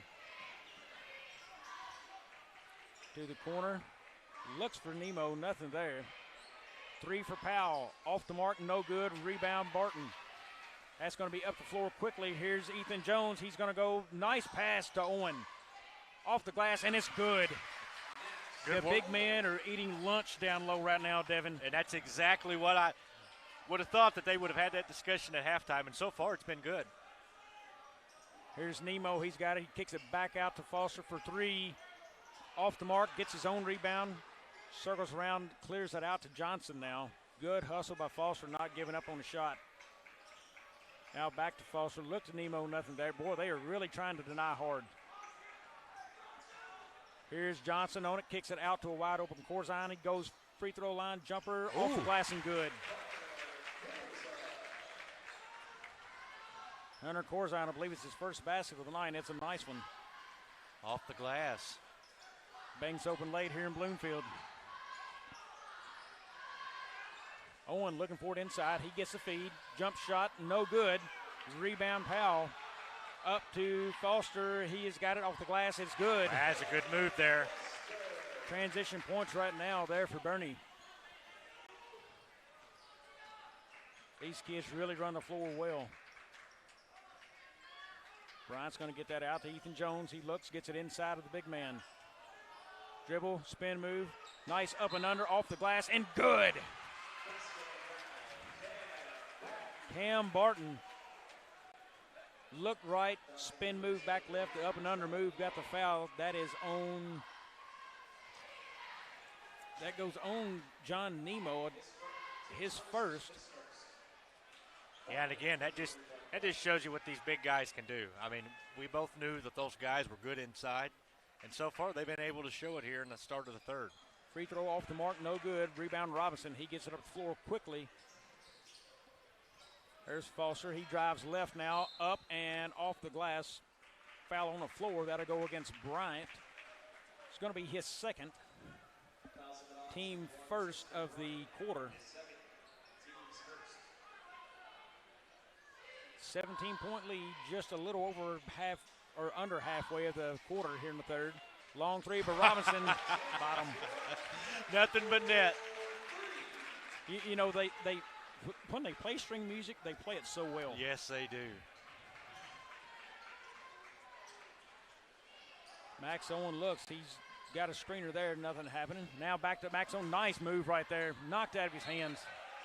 Got to keep that ball closer to the body. He extended the arms trying to go up, and it knocked away. So, an easy two taken off the board. Again, good defense there by the Mules, denying that. That's in to Barton, right back to him, off the glass and good. Good pass. They have made a focus to go to the big man inside right now, second half.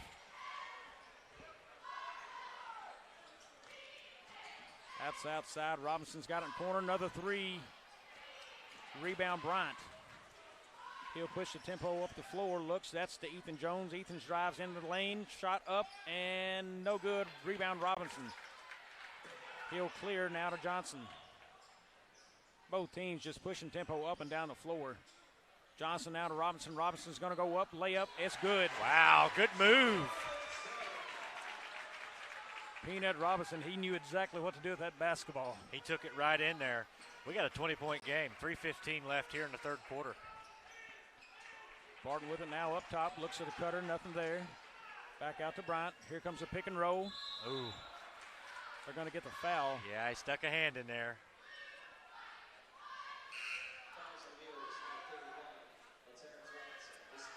Foul goes on Terrence Robinson. That's his third. So John Nemo checks in he checks in actually for Hunter Corzine. So they did not sub Robinson out after the third. So we'll see how that plays out. Zerwanka looks to get it in. Deep pass out top to Bryant.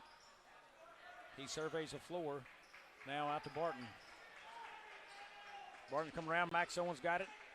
Wanted to get that three. Just didn't happen there. Now to the big man. Barton, he's going to spin move. Nice fadeaway jumper and good.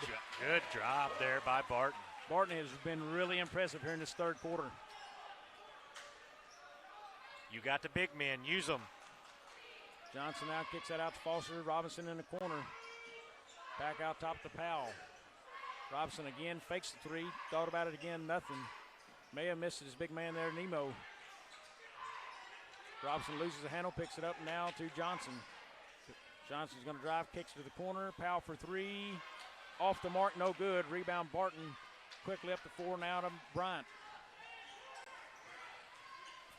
That's going to be a corner three for Owen. Ooh. Rims out, no good. Rebound, Ethan Jones kicks it right back to Owen again.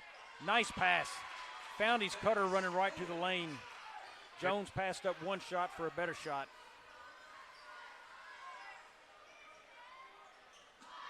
That's out. Powell has it now back to the corner. That's going to be a push-up foul. That's going to be the third foul now on Christian Bryant. That's going to be team foul number 2.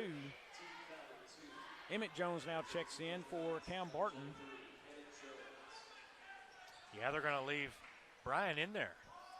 2 players on the floor, 3 fouls, 1 for each team. Well, actually, Robinson just checked out. So Schooley in for him. That is Johnson. Man, look at him. This kid must bathe in baby oil because he slides around everybody. Good move there. Bryant now brings it up, kicks it over to Zawanka. He's got the pick and roll set up. There it is. Nice. Boy, you really like the way Owens is rolling off the pick and rolls. Bryant, he looks from the elbow, nothing doing. Back to Zawanka now. He's going to drive left. Gives it to Emmett Jones. Up and foul. No good, but that'll be a foul on John Nemo. It's going to be his second, team third. Well, one thing you like to see if you're Donovan, they're doing exactly what you thought they would do. They're doing these pick and rolls. They're taking advantage of this, using these big guys, something that they wasn't doing in the first half. Yep, and when you have an undersized Bernie team, that's something they need to utilize. Right. And maybe got a little bit caught up in the speed of the game, forgot the flow of it, and saying, hey, we can still beat them with 2-point shots. We've just got to make them. That's been a thing with Donovan. Bernie is just the defense and this tempo of this thing. It's just been all Bernie's. Hunter Corzine checks in for John Nemo. Next free throw up and good from Emmett Jones. Right now they're going for the trap in the deep court there.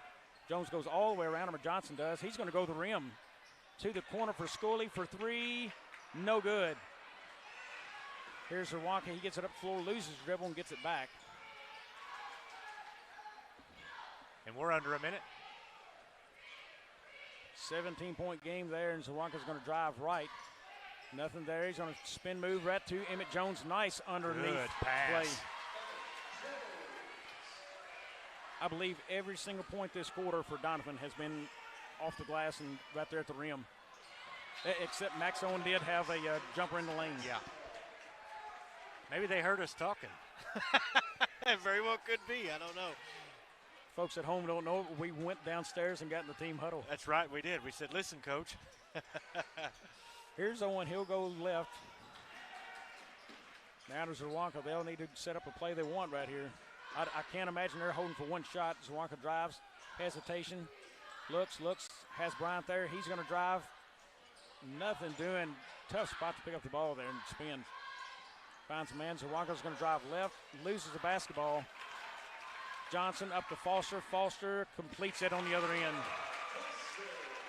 Good job there by the Mules. Max Owen throws it up. It's short. We're going to go to the fourth. It's 49-32. We'll be back here on A-Corp Media.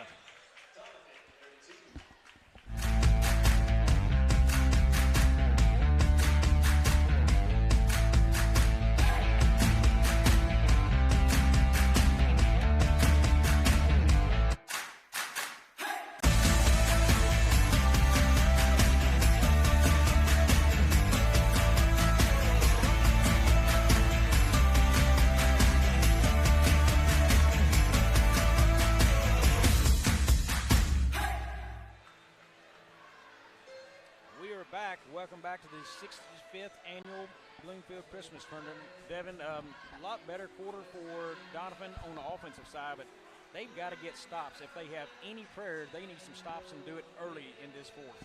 I tell you what, it's been a fast 3 quarters. This game has went really, really fast, and you're absolutely right. They got to make some stops. They're getting the shots inside. They're doing a good job at that. But like you said, they've got to get the stops if they got any chance to do anything. Because like I said, this is winner, winner of this moves on to the championship game tomorrow. Something to keep an eye on. Bernie's only got 24 shots off, I believe. No, 39. 30. So they're 20 of 39. They're shooting it well, right at 50%. And 15 of 38 on the other side of the board. But the three-point margin, Bernie has got off 15 three-point shots this game. They're 6 of 15, which is not normal for Bernie. Usually they're probably more like 10 of 15. Yeah. 15 of 15. Yeah. But for Bernie, they want to see that pick up a little bit. Right. Here we go. Johnson's got the basketball. He'll bring it to midcourt as we start the fourth. In no hurry, they'll try to trap out top. Now back to Johnson. Again, the trap. Bernie content for just moving basketballs around. Yeah. I mean, they're sharp right here. Nemo back to Johnson. There's no reason for Bernie to have to shoot. Good clock management right here by Bernie. Foster has it now, drives toward the three-point line. He looks. Johnson's going to go right. Kicks it to the corner, Corzine now to Nemo. Nemo goes up, tough shot. People all over him, own rebounding, good. And he is limping. That is a bad, bad sign if you're a Bernie Mule fan. Yeah, he sure is. Good hustle. With now a 19-point lead, you wonder how much more of John Nemo we'll see tonight. Hopefully it's just something maybe he just kind of tweaked it. Maybe it's something simple. Well, he is irreplaceable no matter who they play tomorrow night. Irreplaceable for Bernie. Jones has it. He surveys, he drives right. Robinson cuts him off. Now jumper in the lane. Good. Good move in there.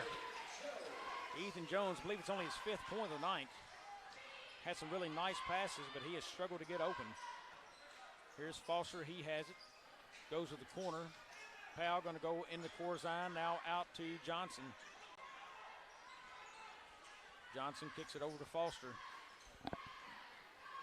Bernie really just trying to handle the basketball out top. They're going to take an easy layup when it's there, it looks like. Now back to Foster. And they are absolutely eating clock. And there's going to be a foul there that is committed by J.D. Burton. And it looks like Nemo's going to come back in. Must have fed him some Wheaties over there. Maybe he just kind of shook him up. He's glad to know it's nothing serious. Foul went against Burton. It was his first of the game. Robinson has it now. He's going to kick it back out top. Well, notice Bernie is not looking for three-point shots at all because they're there if they want them, but they are past them up. Now to Nemo. Back out to Johnson. This is just good basketball for Bernie right now. No reason to shoot at all. Robinson has it now. Back out to Johnson. Here we go, Corzine, baseline jumper, no good. Rebound Foster, so they're going to clear it back out. Look at this. Smart basketball. Long three, but Robinson. Goes out of and bounds. boy, Coach Jason Long was over there pointing to his head. You know, be smart with the basketball here. We've got a huge lead, and we didn't need that shot because now it's a turnover. Bernie was doing a good job, really just working that clock. You know, and Devin, right there, if you're not a starting player, that's how you earn starting minutes. Don't make mistakes like that because that does not help you say, hey, I belong on the starting five. There's a long three by Barton, no good. You're going to have a foul under. No, that's going to be hits the crossbars. Yeah, say hit the bracing there, yeah.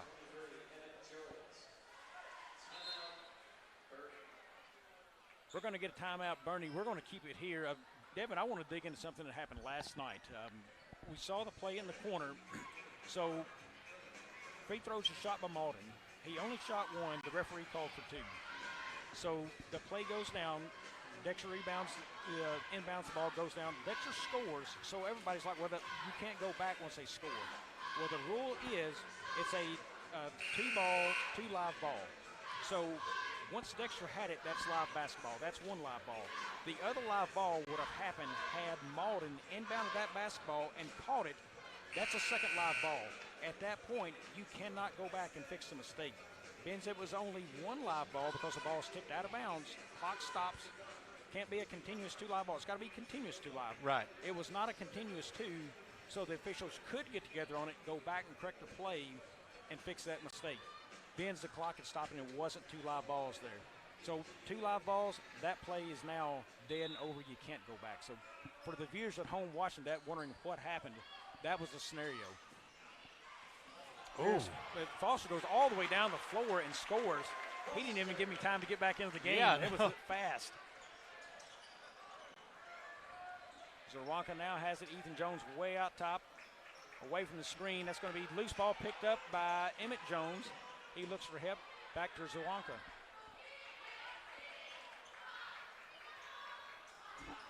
Zawanka drives right, gives it to Max Owen off the glass and good. Good feed inside to Owen. Max Owen and Barton have really had good second halves. Just not enough right now as they trail 53-36.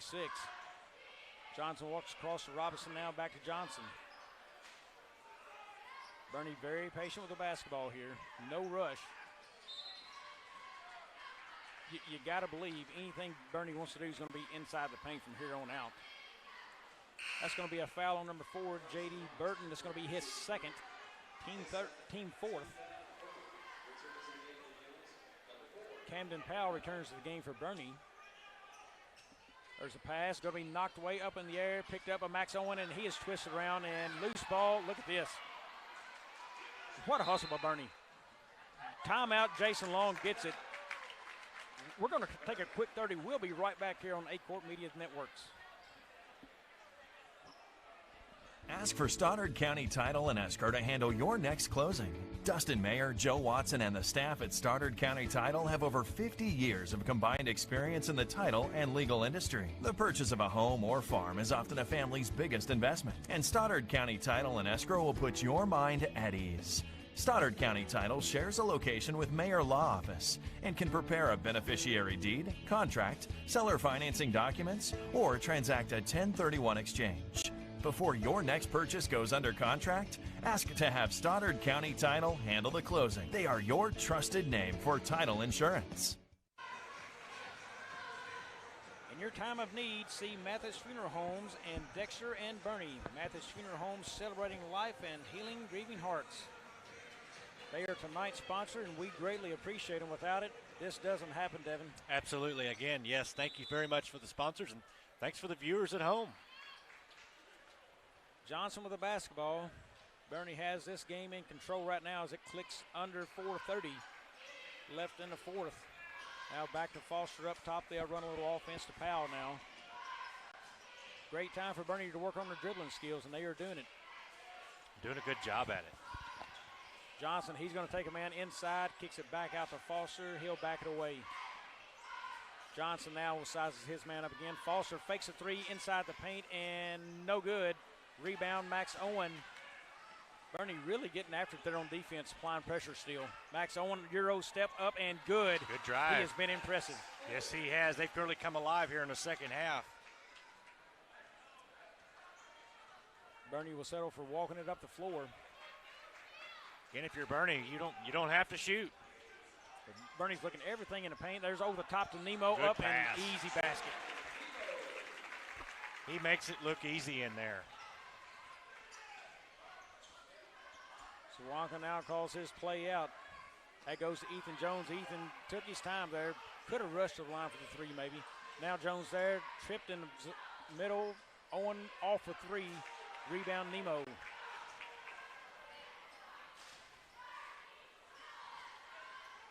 Pass out top. That is Foster. Over to Corzine. Now back out to Tristan Johnson again. No pressure being applied to the basketball. Here we go. They're going to have to come up on it if they want to make any move at this game. Johnson inside, up and foul and good.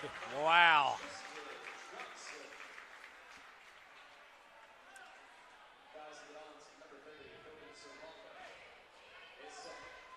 Foul goes against number 30, Noah Zawanka, his second.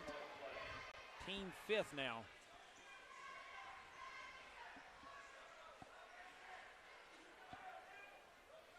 Johnson to complete the three-point play. Shot up. Good. Good, yeah. Neither team really shot a whole lot from the line. I believe Donovan looks like they are 2 of 8. I mean, even 2 of 8, it doesn't change the 20-point game, but, you know, it's still 14. Bernie 3 of 4 from the line tonight. Here's Owen, drives, kicks it over, bounces around, now back to Barton. Nice handoff to Bryant, short, but it's going to be a foul. That's going to go against Tristan Johnson. His first. Team foul number 4 for Bernie.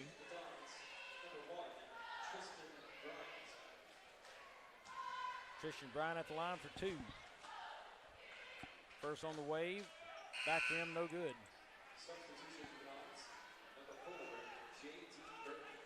Substitution for Donovan, J.D. Burton in the game. Coming in. He's in, looks like Zawanka out, I believe. Second one from Bryant is good. Makes it a 19-point game now. Foster now outside. Bryant's going to drive baseline. We're going to get a pushing foul against Max Owen. I believe it's going to be his third. I believe you're Team right. Sixth. Yep, that is number 3 on him. So the next one, Bernie, will be in the bonus. Nemo looking for a guy to get it into. Now out to Hunter Corzine. Kicks it out top to the main man there, Tristan Johnson. Again, just good work here by the Mules. Johnson's going to go left hand. Again, same move, same foul from Max Owen. And this one here is going to put them in the bonus. They'll be at 1-1. You know, right there, Max Owen is saying, I know I've got you beat off the dribble. He believes his dribbling skills are better than the footwork of Owen, and he's shown it twice in a row in the same play.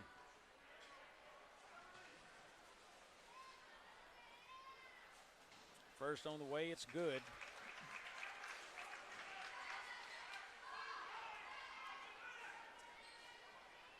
Now Coach Jason Long clears his players away from the free throw line. He wants them back for defense. As they extend to 20 again. Second on the way, off the mark, no good. That is rebound Ethan Jones as he brings it up. Outstanding game for Tristan Johnson. There's a screen, pick and roll, up by Burton. Shot no good. Rebound Noah Foster. He'll push the pace up the floor. Foster up, left hand, good off the glass. Good drive. Noah Foster, another kid who's had a nice game. Now Brian up the floor, kicks it out to Burton. Yeah, 15 points for Noah Foster, 17 for Johnson. Another good pick and roll by Max Owen. Didn't get him the basketball there, but nice pick and roll. Donovan's just running out of time. There's Burton with a drive, going to go up and fouled.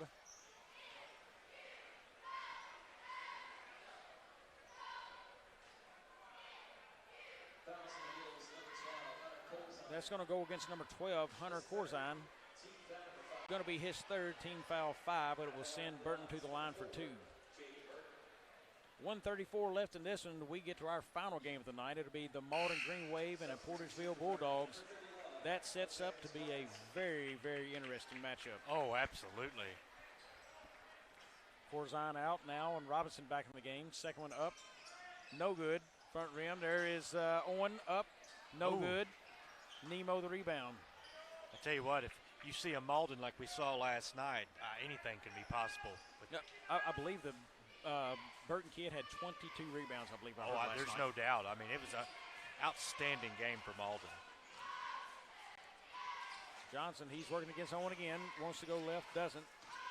Hands it off to Foster. He'll go left now. Backs it out to Johnson. And we're down. We've got a minute left here in the fourth. And I think that's what he's looking at. He didn't want a shot. He just wants to run his clock out. There's Johnson back to the left. He's going to bring it back up top. What a separation. What a game for Bernie. I mean, absolutely great game for Bernie. Yeah, he's calling 5 out now. He wants to run the clock out. Pass down to Foster. Surveys the floor. Here's Foster inside, going to dribble it all the way around. Up, taken away. Ethan Jones got it, drives up the floor, into the lane, up and fouled by, that's going to be on John Nemo. I believe that's his third. We'll have to check out maybe a second. That's the 3 on John Nemo now, so that is their team 6, but I'm not sure it's going to matter. Jones up with the first. It's good.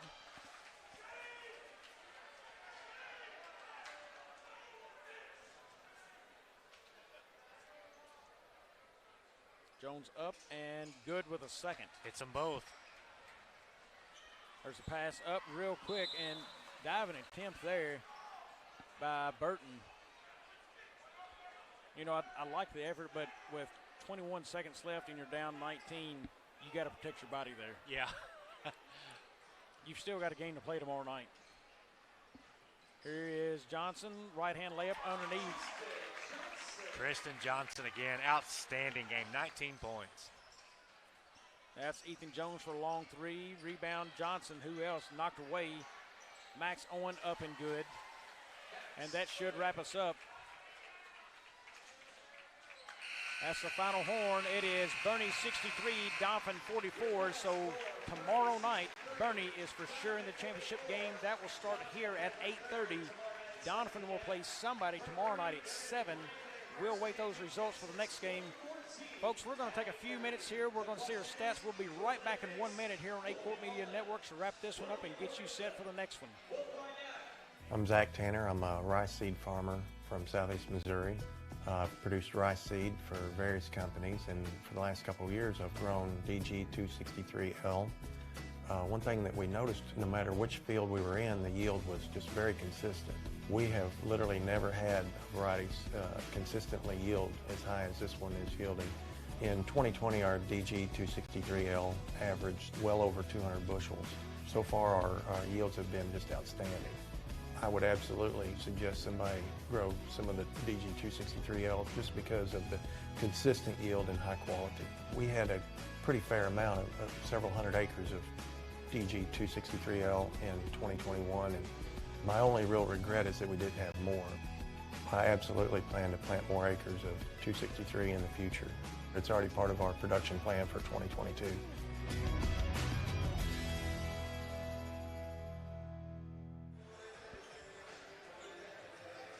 David, we're back. We're going to get a quick wrap on this. Tristan Johnson led his team to victory tonight. 15 points in that one, followed by Noah Foster with 13. Guard play was very big for Bernie tonight. Oh, absolutely. And just like you said, outstanding game by Bernie. Doniphan come back after halftime, made some adjustments, but just wasn't enough for them to make a big difference there in the second half. As a team, they shot 55% tonight from the floor. That will win ball games for you. On the other side of the board, you know, you get down there and look, Max Owen finished with 17 points tonight. He had a really nice game, shot at 53% from the floor, but as a team, only 39%. That's a tough night shooting the basketball. You got to be better. Hopefully Doniphan can turn it around, get ready for a game tomorrow night because they'll need it. They sure will. And their big man, Ethan Jones, really didn't get going tonight. Only 2 of 8 shooting, 7 points in the game. I expect he'll have a different night tomorrow night. Folks, I'm Bobby Alford. That's Devin Miller. We're going to wrap this game up. We will see you back here in about 10 minutes for the start of Portageville and New Madrid. It should be a good one, folks. Don't go away. Join us back here in 10 from the A-Corp Media Network.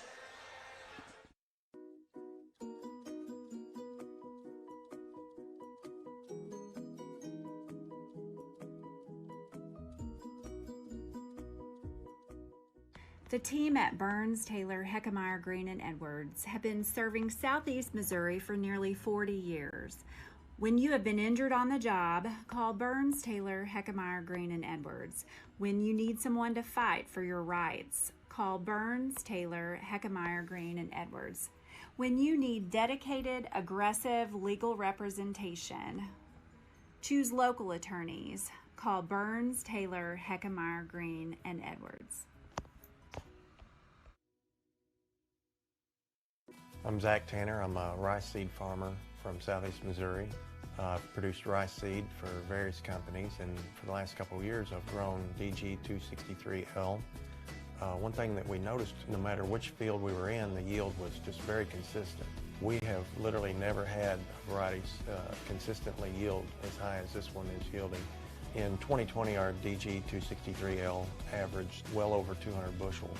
So far, our yields have been just outstanding. I would absolutely suggest somebody grow some of the DG 263L just because of the consistent yield and high quality.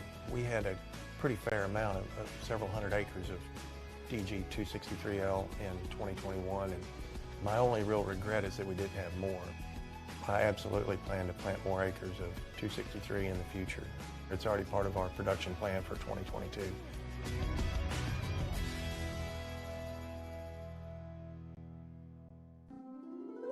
What is Southeast Missouri? Let's try this again. You are Southeast Missouri. You make Southeast Missouri what it is. And Southeast Missouri is who we are. It's in our name. It's in our past. And with you, it's our future. Welcome home. First State Bank and Trust is more than just products and services. We're there for you for your first paycheck, buying a home, opening a small business, starting a family, or planning to retire, and everything in between. We're the local bank you know and trust for all of your financial needs. Visit fsbtrust.com or stop by your local First State Bank and Trust to explore all of your financial options. Equal housing lender, member FDIC.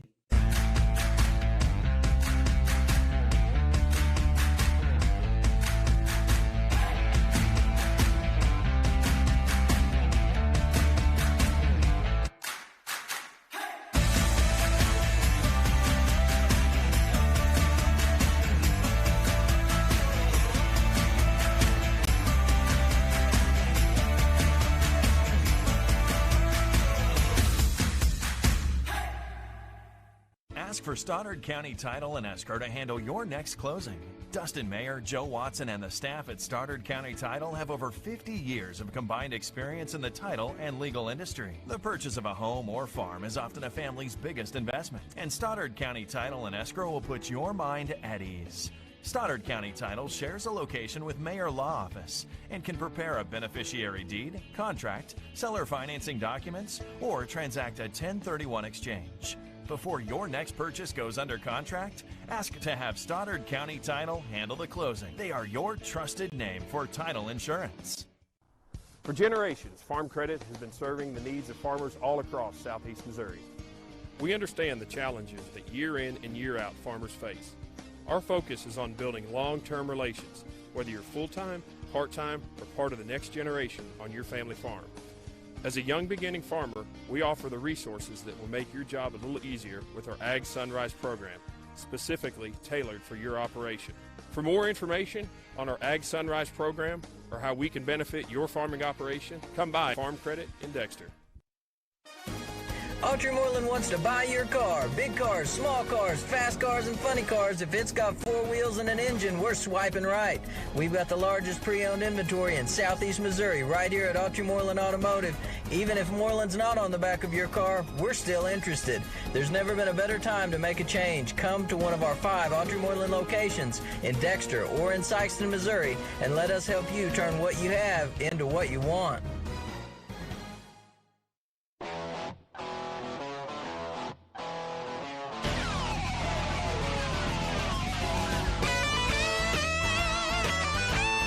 We're right here at King Jerry Lawler's Hall of Fame Bar and Grill on world-famous Beale Street, and as you can see, oh my gosh, we have the best barbecue ribs in Memphis. Oh my gosh, the gumbo is out of this world, but you gotta try the King's Triple Decker Slam Burger. You'll love it. To make the right decisions for your operation, you need 2 things: accurate, secure data and the ability to make it work for you. Introducing AFS Connect Advanced Farming Systems from Case IH. AFS Connect puts you in total command of your operation, bringing together your farm, fleet, and data like never before, with ongoing support from your Case IH dealer every step of the way, so you can increase efficiency year-round. Whether you're optimizing soil conditions, managing nutrients, planting, or harvesting, AFS Connect allows you to remotely monitor every machine.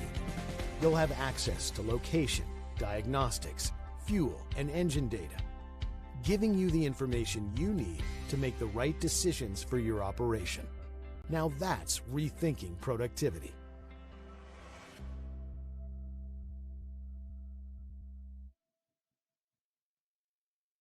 Focus Bank offers a wide range of business services, including loans, lines of credit, and equipment leasing. We also offer free business checking and business money market accounts. In addition to business and commercial loans, Focus Bank has been making farm and ag loans for over 80 years.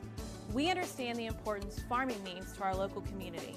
We're part of that community, and we're here to help it thrive. Visit focusbank.com and learn how we can help you grow your business.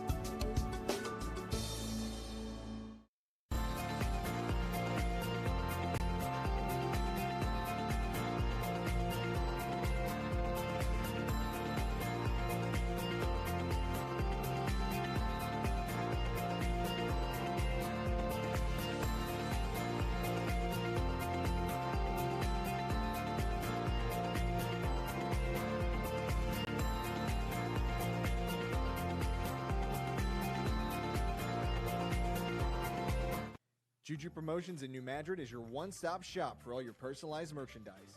Whether it's screen printing, embroidery, promotional products, heat presses, or decals, we've got something that will suit your needs. So you, your school, or your business will always be looking its best. There's tons to see, from apparel to accessories. So what are you waiting for? Stop into Juju Promotions today in New Madrid, Missouri. And don't forget to like us on Facebook.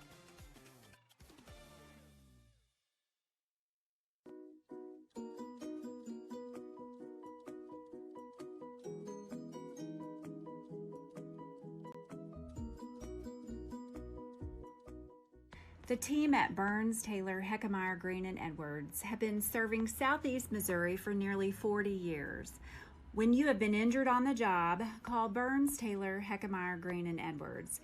When you need someone to fight for your rights, call Burns, Taylor, Heckemeyer, Green, and Edwards. When you need dedicated, aggressive legal representation, choose local attorneys. Call Burns, Taylor, Heckemeyer, Green, and Edwards.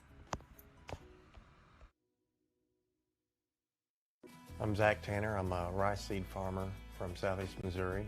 I've produced rice seed for various companies, and for the last couple of years I've grown DG 263L.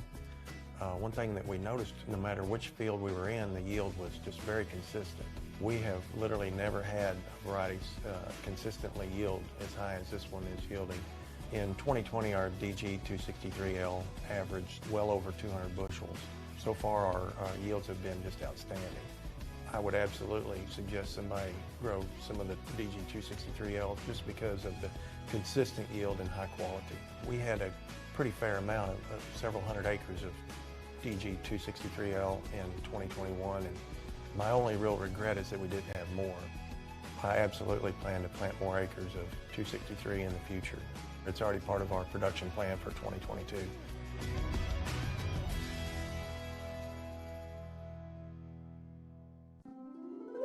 What is Southeast Missouri? Let's try this again. You are Southeast Missouri. You make Southeast Missouri what it is. And Southeast Missouri is who we are. It's in our name. It's in our past. And with you, it's our future. Welcome home. Welcome back to Bloomfield as the 65th annual Bloomfield Christmas Tournament is still underway, and it is game 2 of semifinal action. That's Devin Miller. I'm Bobby Alford here on 8 Court Media Networks as we're getting ready to bring this one to you. You know, Devin, looking at these two teams, last night I think all eyes were on Malden Dexter to see how that was going to turn out. You know, I had the feeling that Malden is not a 7 seed is where they got seeded. They played really strong. They looked good earlier this year against Dexter, and Dexter was able to pull it out. Malden come out with something to prove and did it. And a lot of the credit to the big man down low, Marcus Burton. He is getting a lot of attention across the boot hill right now. 6'5", sophomore. Says a lot, doesn't it? Oh, wow. Yeah, outstanding game from him. And I tell you what, I don't think that was just a one-off. I think that I think you're going to see more of it tonight. And you know, Malden being a 7 seed, you know, they're out here to prove a point. They want to be in the championship tomorrow night facing Bernie just as bad as Portageville does. And I tell you what, they're not gonna go quietly. Yeah, and, you know, last night I got a chance to say hi to the young man, and just seemed like a really humble young man, good kid.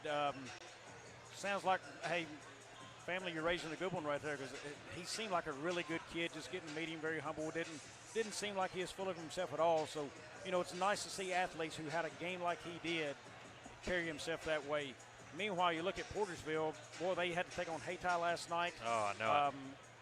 Mr. Rand there, Bryson Rand, he will be the guy battling against Burton all night. Let's see how that battle goes. Earlier this year, Portersville was able to knock off Malden 41-40, I believe. That was in the Clarkton Christmas tournament. Now, they're a Clarkton open season tournament. So we'll see how that one flows as the night goes on. Will there be a residual effect there, or does that win last night from Malden over Dexter, does that really propel them to where they want to be? Well, with Malden with the big upset over Dexter, they've got some momentum going. Like you said, we'll see what happens. We are set for the opening starting lineups. First for Portageville.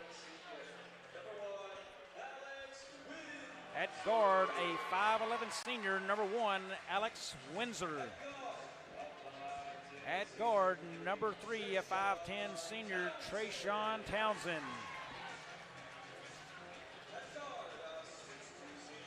And at guard, a 6'2 senior, number 11, Bryson Rand. And a forward, a 6'1 senior, number 15, Keelan Bills. And at a 6'3 junior, number 22, Thomas Frakes. Now for the Malden Green Wave. They are the home team tonight. I was going to say Portageville in the road blue, Malden in the white, green lettering. Number 1, a 6'3 senior, D'Angelo Austin.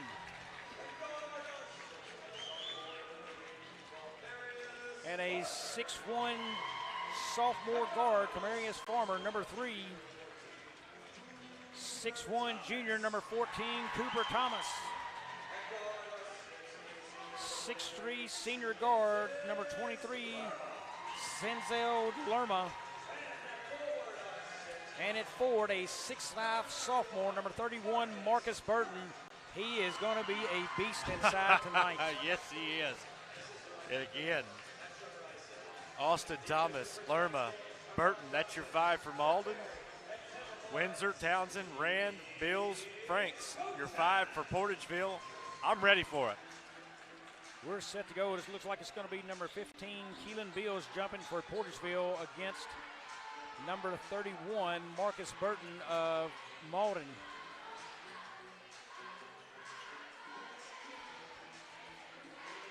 Folks, want to let you know this game is sponsored by First State Community Bank. We are set to tip, and here we go.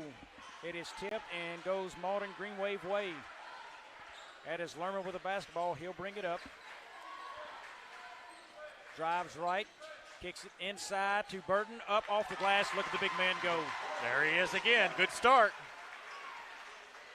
They established right off the bat where they want to go with the basketballs. Here's Windsor bringing it up the court now, gets it across half court. He's going to hand that off to Townsend. Townsend set on, he guarded his man, pops, ball knocked away, stays with Portersville. Looked like there's going to be a hop, skip, and a backwards layup, but nothing doing there as Malden knocks it away. Windsor will inbound. That goes to Keelan Beals. He is fouled.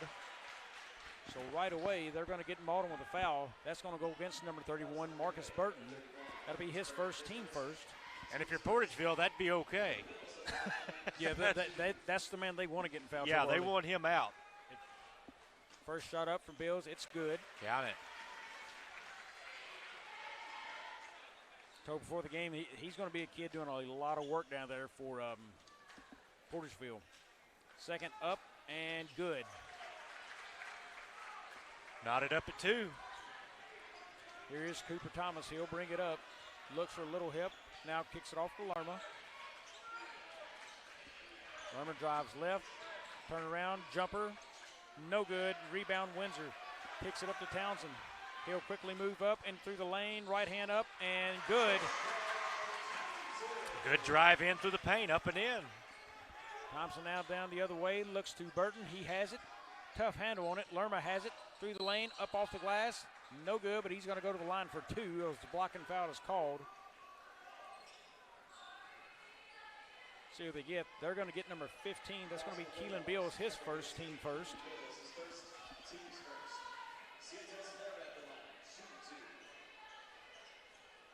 And Sintez Lerma at the line. Shot is up. Nice rotation, but back rims, no good.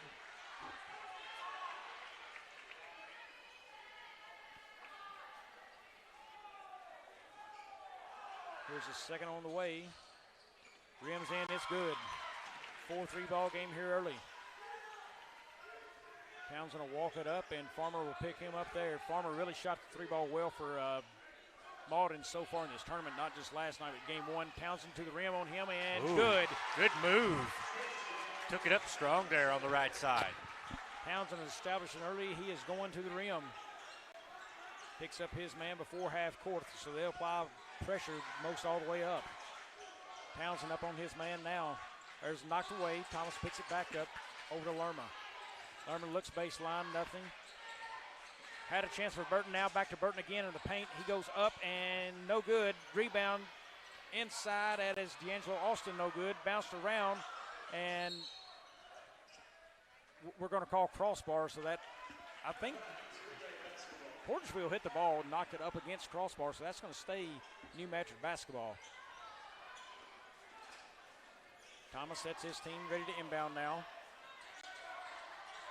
Looking for a screen that is tipped around and turnover, Portersville basketball. Good effort there by Portageville. They got it back. Townsend drives right again, up high off the glass, no good. Rebound, Cooper Thomas. He's going to push the issue up floor. That is to Burton down low. He's trying to hold on to the basketball. Thomas recovers, drives up and gets the bounce. It's good. That is going to go against number 3, Trayshawn Townsend. It'll be his first, team second, and will send Thomas to the line for the three-point play. Yeah, Thomas has a chance to tie this back up. Devin, nice crowd has stuck around for this one or has showed up either way. Thomas, no good. Rebound Windsor. They're waiting to see who's going to meet the Mules in the finals tomorrow night. Townsend crosses half court. Farmer picks him up there. Ball off to Rand. First time we've called his name tonight. Now back out to Townsend. Townsend looks out to Frakes.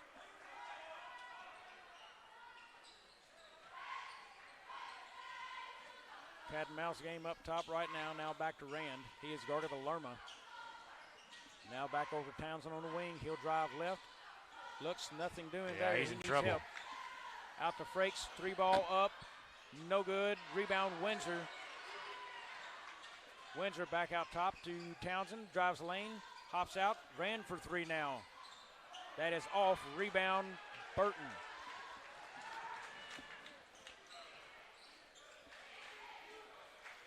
Long 3 there, but Cooper Thomas. Whoa, rims in. man. Rims in Cooper Thomas. Beat bang, and it went in. 8-6 ball game. Cooper Thomas is striking early. He has 6 in the game, and I believe. There's Rand. He drives. Back inside. Kicks it down low to Windsor. Up off the glass and good. Good pass. I saw him coming in off the baseline. There he was. We're tied up at 8.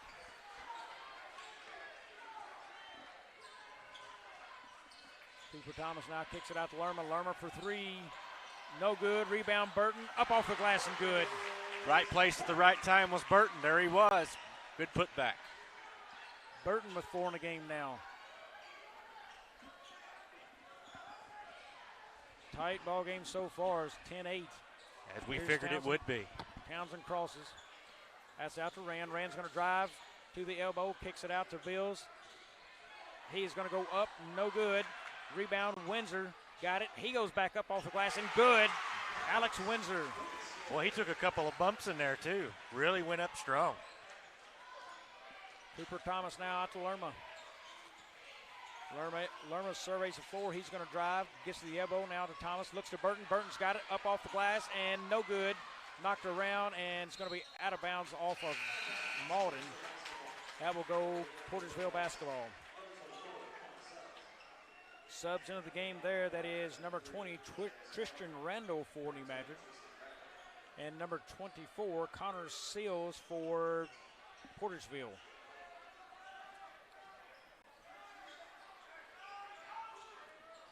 Townsend now across midcourt. Windsor screens, back to Windsor. He is picked up by Farmer. Drives behind the back. Now back out to Townsend.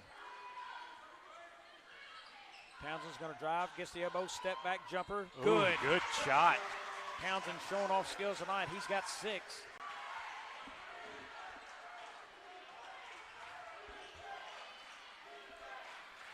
Farmer now controls the ball to Thomas. Thomas looks to Burton, doesn't give it up. Outside there. Back over to Thomas. Now to Randall. Randall looks inside, gets it to Burton. That's Farmer. Farmer goes up and scores. That's a good little drive. You got a hand in front of it, but he able just to get it around and put it up and in for 2. There's a near steal by Cooper Thomas. Windsor's going to push the issue down the floor. Down court, back to Windsor. Seals gave it up maybe too easily, and Thomas has got it. He's going to drive, go up, left hand, fouled. That's going to be to the line, 2 shots. That was a tough play down here at Portageville. I thought the guy had a good shot, but anyway. Fouls on Jabryson Rand. That's his first. Looks like team number 3. Cooper Thomas back to the line, shooting free throws. He's got 5 in the game so far. First one's up and good. Good shot.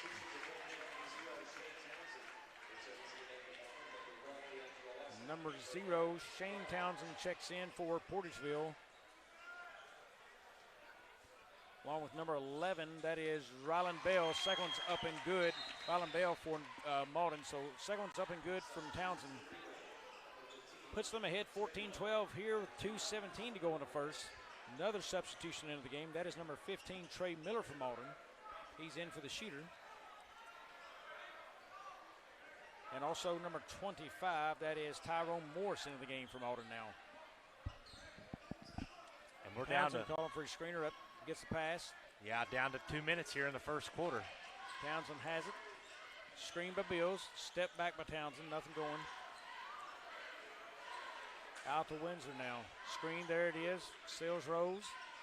Now over to Townsend, or that is the younger Townsend. He's off the mark with the three, no good. Rebound, Malden. Morse has it. Randall now, he drives, nothing there. Back to Morse for three, good. Bang, count it. Tyrone Morris, 5'6" senior, knocks it down. Not the kid I saw shooting the three ball last night, but nonetheless, he put it in the net. A three's a three. Extends the lead to 5 now. Here's Townsend behind the back. He's going to drive, kicks it out to Windsor. Doesn't take the three. Townsend now sizes it up. Going to go the other Townsend.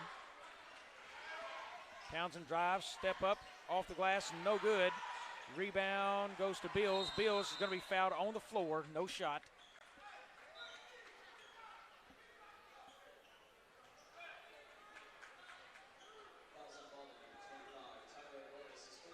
Foul goes against Malden, number 25, Tyrone Morris, his first, team second. Windsor to inbound, gets it in to Seals, now out to Townsend. Man-to-man defense so far.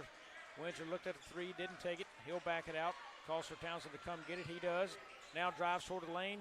Jump shot blocked there by, that is D'Angelo Austin. Another block for him as he had a nice game last night. Substitution here. That is number 10, Jamarion Smith for Portageville now. Windsor out top to Seals. Gives it off to Townsend. Shane Townsend. Good defense here by the Green Wave. Windsor's got it. He'll bring it up top again. There's a dribble drive left. Now to Windsor for three. Off the mark. No good. Rebound. D'Angelo Austin. He got that out to Morse now as he pushes it up the floor. Down low to Randall. Randall's going to go up, knocked out of his hands, up by Ryland Bell. No good. Rebound, Bills, and he's going to be fouled going the other way. That's going to go against number 20. That is Tristan Randall's first. Team fourth. Team foul number 3, I'm sorry.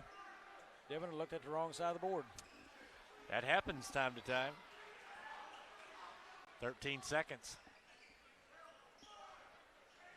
Smith with the basketball. He gives it off to Windsor. Windsor now drive, step back jumper, and off the mark, no good. Rebound, Bills. Couldn't get it back up in time, so that will end the first. It's New Madrid 17, Portageville 12. We'll be back here on Acorn Media Networks. For generations, Farm Credit has been serving the needs of farmers all across southeast Missouri. We understand the challenges that year in and year out farmers face. Our focus is on building long-term relations, whether you're full-time, part-time, or part of the next generation on your family farm. As a young beginning farmer, we offer the resources that will make your job a little easier with our Ag Sunrise program, specifically tailored for your operation. For more information on our Ag Sunrise program or how we can benefit your farming operation, come by Farm Credit in Dexter. Welcome back to Bloomfield. Folks, attorneys Darren Todd and Lee Atwell are ready to serve your legal needs. See Todd and Atwell, LLP in Kennett. I want to apologize to the folks in the fine town of Malden. I keep calling them New Madrid. I've called some New Madrid games in the past, and when I see green and white, it's just natural to call it that, but I will try my best to correct that mistake. Nonetheless, they've got a very fun team to watch, Devin. Oh, they have, and they've definitely shown it tonight. But again, Portersville's had a great game as well. But, you know, we knew this was going to be a close game. It was a close game the first time they played. And I think it's going to be just as close tonight as it was before. Yeah. 3 points right now. Malden 2 of 3 right now, and Portageville 0 of 4. Malden hasn't shot a ton, but 66%. You'll take it all day. I sure will. Here's Ram with the basketball as we start the second quarter. He'll drive, surveys the floor. Now to Windsor. Look for that screen and curl right there. Wasn't open. Now to the corner to Townsend. He is guarded by Farmer. Cut off. Now to Rand. Rand to bring it back out top. Now to Townsend. Townsend pushed there. No call for it. He wanted it. Now to the corner, Windsor has it. He looks, kicks it to Bills. Bills blocked, but it's going to be a foul called on Cooper Thomas.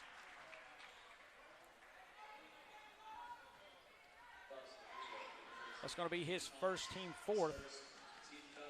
That will send Bills to the free throw line.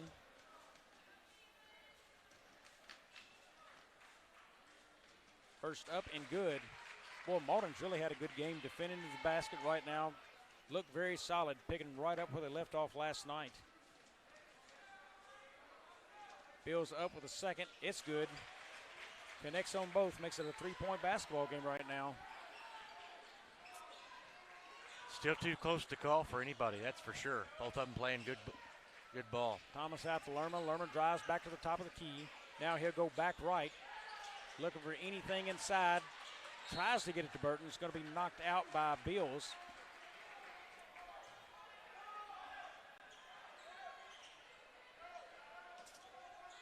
Malden's looking to get it in under their basket. Someone's going to have to make a move, and there's 5 seconds.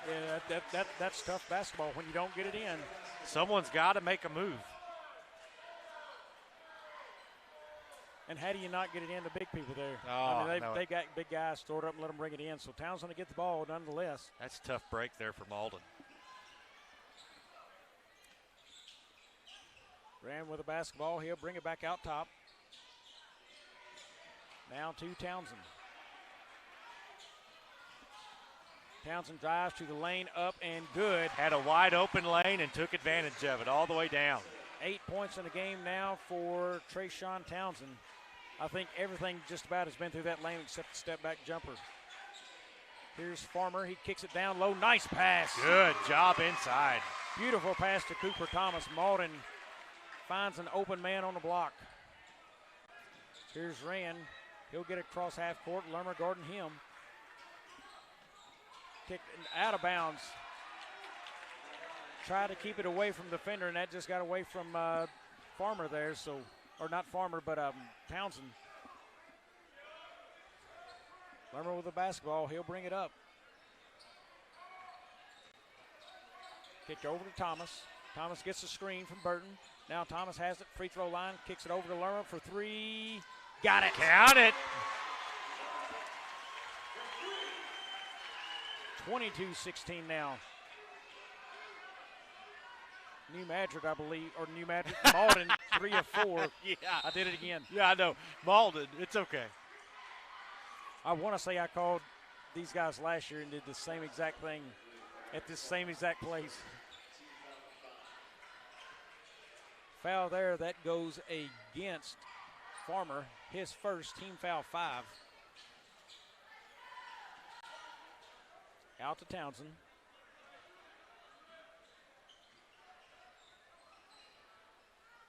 Here's Windsor. He looks, loose ball there. It's going to stay, looks like Portersville basketball. Malden just got quick hands, getting their hands in there, knocking it loose. Look at the quick high five there from the coach. Yeah. Uh-oh. Here's Bills. He's got it underneath, goes up. He's fouled, and no good. He's going to get 2 shots as a result of it. Well, he had a good look there. That goes against number 3, Farmer, going to be his second, team 6th. So Malden now creeping up 6 fouls, and next will be in the bonus. First one away from Bills. He's good. 3 of 3 at the line tonight. We're going to get a sub. That's going to be number 25, Trayon Morris into the game. Farmer out.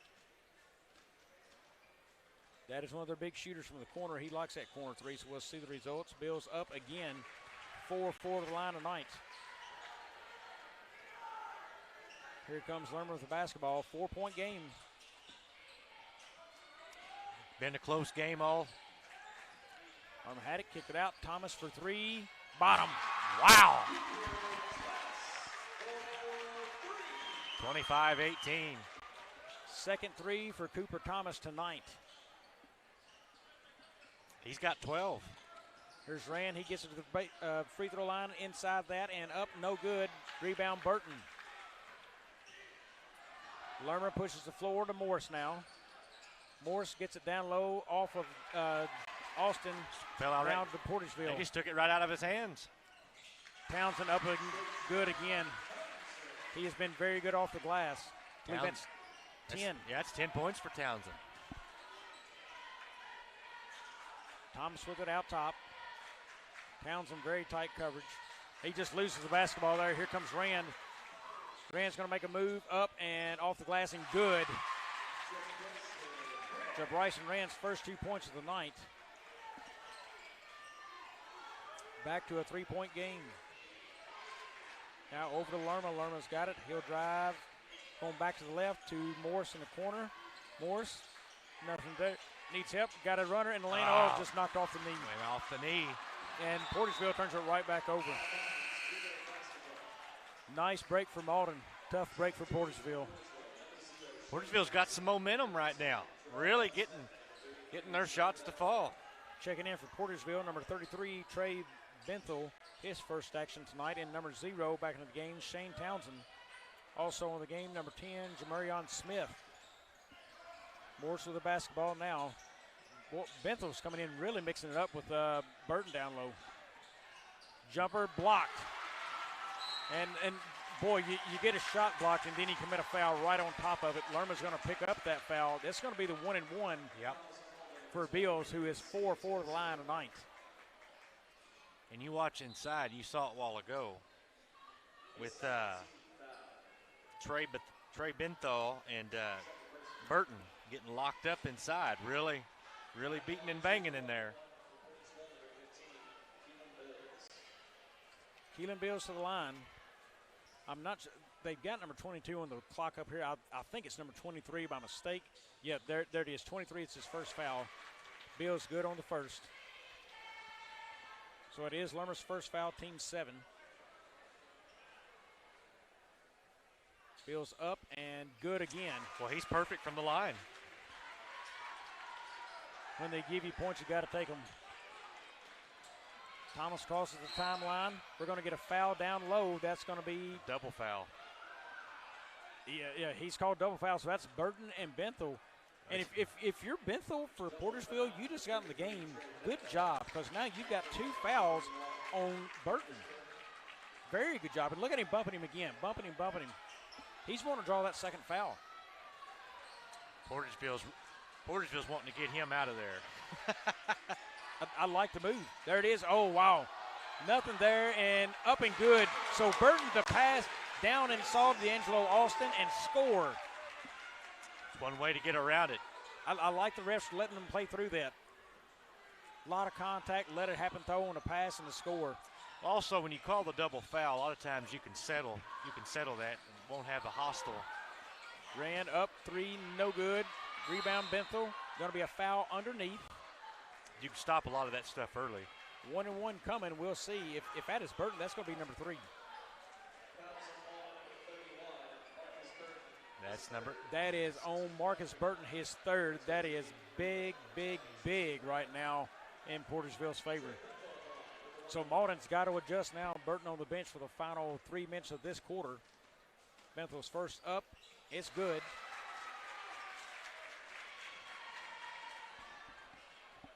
They are 8 of 8 from the line tonight is Portersville.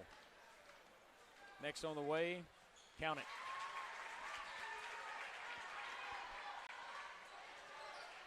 One-point game. Here's Lerma. He brings it up, drives toward the lane, kicks it out to Randall. Randall looks back out to Thomas. Now to Bell. Through the corner, Lima. All the way back across the court and skip pass to Thomas. Thomas spin move. He's going to go back out top to Bell. Now Bell to Randall. They're trying to look inside to Austin. Nothing. Yep. And they're going to get Thomas on the walk. That's a good call. Thought they might have had a look to Austin inside. Didn't take it. He had to turn and go up with the left. But it would have been in the paint nonetheless. Here's Smith with the basketball. Guarded by Thomas. Still man-to-man defense. Kick down low. Up, and Townsend is good. That is Shane Townsend. First lead of the night for Portersville, I believe. Now Lerma has it. Malden really needs the basket and reset right here. Randall's going to drive baseline, nothing there. Back out top to Thomas. Thomas over to Bell. Now Portageville really playing good defense. Finally get it to Austin. He has to bring it back out. Inside to Randall. He's going to try to make room. Look at there. Gets his man to foul him, so that's going to be on Benthel. It's going to be his second foul. Team foul number 5.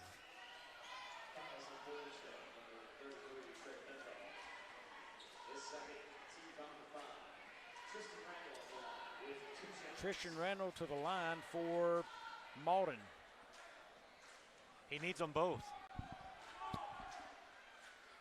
Oh, rimmed out. Yeah.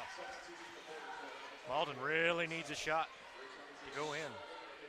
Substitution for Malden. Trey Miller into the game, number 15. Portersville did not. I think that's Connor Sales comes in. Ooh, rims out. Missed them both. Tough time to miss him when you're down 1. Oh, I know it. Ran with the basketball. He is guarded by Lerma. Lerma sticking to him very well. That's out now. Bell on Townsend. Townsend's going to go up off the glass. No good. Rebound, Bell. And they're going to get a foul on Connor Sells. One of those bump fouls. Sells first, team 6, though the next one will put Malden shooting the 1-and-1. Minute 30 left here in the first half. Bell brings it up, kicks it outside of Randall. He looks inside of Lerma, can't get it there. Drives, taken away. Nice job by Smith to take that basketball away. He's going to go up. He is fouled there. Going to send him to the line, where Portersville so far has been perfect tonight. 10 of 10. Good shooting. Absolutely. Foul goes against number 15. That's Trey Miller, his first team foul, number 10.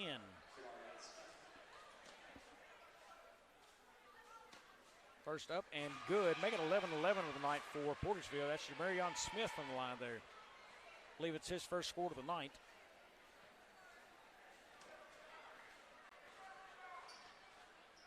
Next on the way, and good. 3-point lead now for Portersville. Malden with the basketball. They look down low. Nothing there. Bell brings it back out top. Bell drives left. Goes left again. Up and batted away. Nope. We're going to get a foul called inside. So that's going to send Bell to the line. That's going to be on number 11, Jabryson Rand. It's going to be his second, team 11th. Team foul number 7. I'm sorry, I looked at the board again wrong. You know, I've done this enough times, you'd think I'd quit making mistakes. You'll never quit making mistakes. It always happens. I make them all the time. Well, Bell would need to reset here as he missed everything but the bottom of the net, and the crowd kind of let him hear about it. Clear the mind. Let's see if he can sink the second one. Up, long, bounce, no good. Rebound, Shane Townsend. They just can't get anything to fall. Smith with the basketball now. He'll bring it up. Interestingly enough, Trayshawn Townsend handed that basketball up. Here's Smith on a drive. Up and good.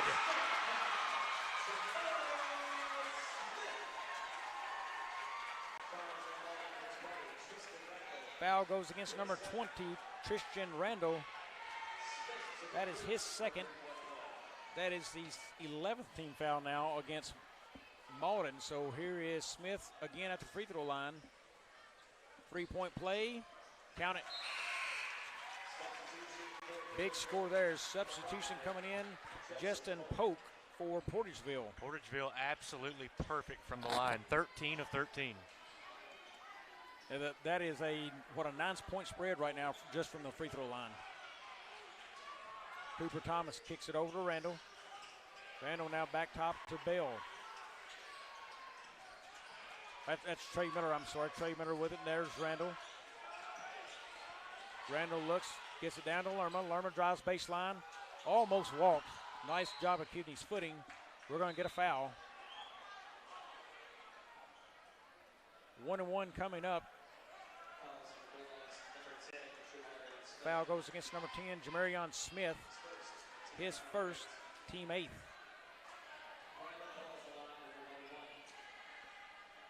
Ryland Bell back to the line for the 1-1. He is 0 for 2 there tonight. First is up, no good. Rebound there, Townsend. Again, Malden just continuing to have some troubles. They'll play last shot here to the second quarter as we drop to 15 and under. Here's the drive. Smith, baseline jumper. Good. Bang. Jamarion Smith, nice jumper there. Malden needs to pick it up right here. They kick it over. Lerman's got it. Lerman's going to have to do something quick. Here comes a three from Randall. No good. That takes us to halftime here at Bloomfield. It's 35-27. Folks, don't go away. We'll have another half of basketball coming up here in about 10 minutes. You're watching YCTV and CMO Go Fiber here on A-Court Media Networks.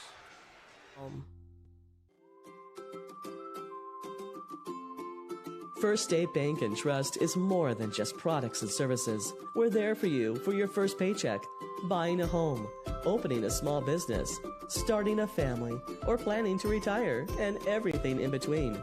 We're the local bank you know and trust for all of your financial needs. Visit fsbtrust.com or stop by your local First State Bank and Trust to explore all of your financial options. Equal housing lender, member FDIC.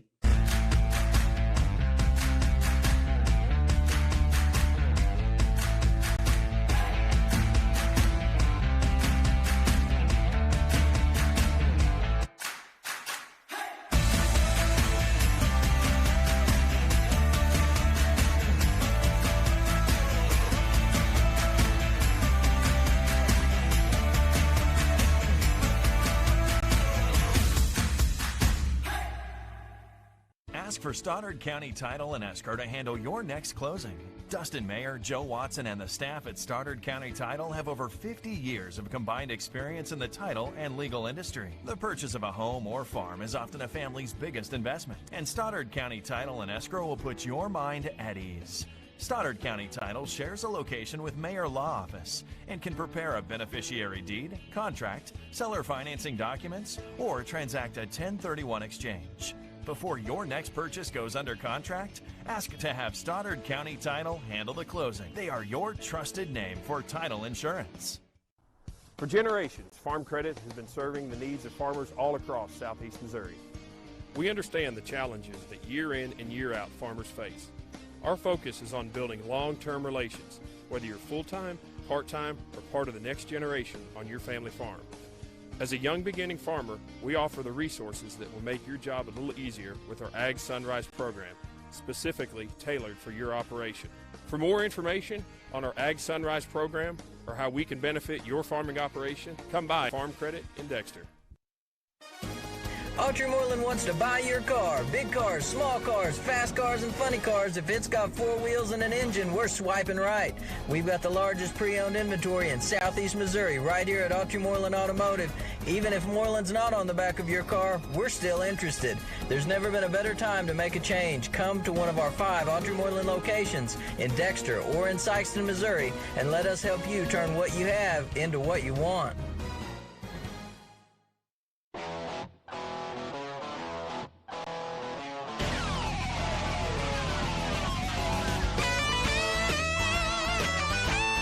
We're right here at King Jerry Lawler's Hall of Fame Bar and Grill on world-famous Beale Street, and as you can see, oh my gosh, we have the best barbecue ribs in Memphis. Oh my gosh, the gumbo is out of this world, but you gotta try the King's Triple Decker Slam Burger. You'll love it.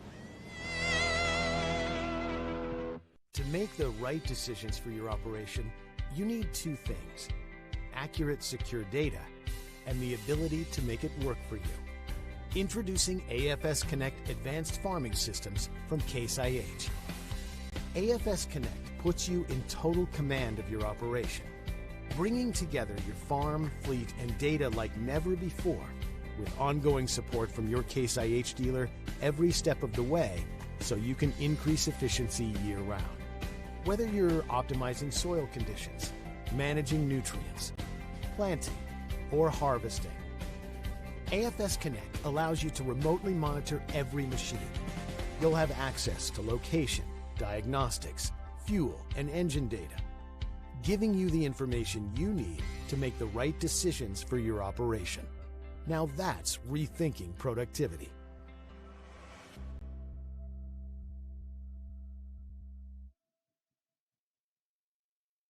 Focus Bank offers a wide range of business services, including loans, lines of credit, and equipment leasing. We also offer free business checking and business money market accounts. In addition to business and commercial loans, Focus Bank has been making farm and ag loans for over 80 years. We understand the importance farming means to our local community. We're part of that community, and we're here to help it thrive.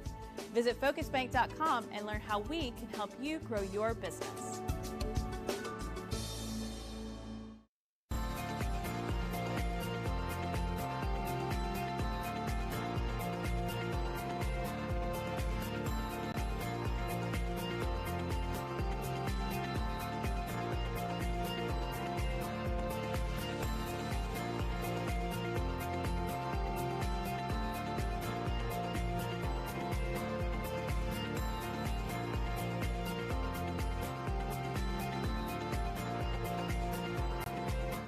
Juju Promotions in New Madrid is your one-stop shop for all your personalized merchandise.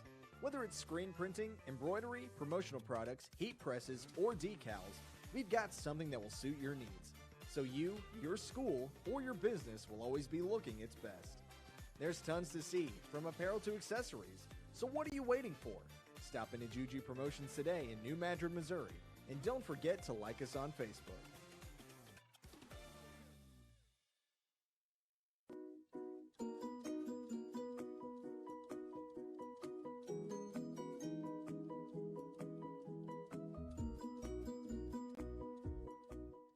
The team at Burns, Taylor, Heckmeyer, Green, and Edwards have been serving Southeast Missouri for nearly 40 years. When you have been injured on the job, call Burns, Taylor, Heckmeyer, Green, and Edwards.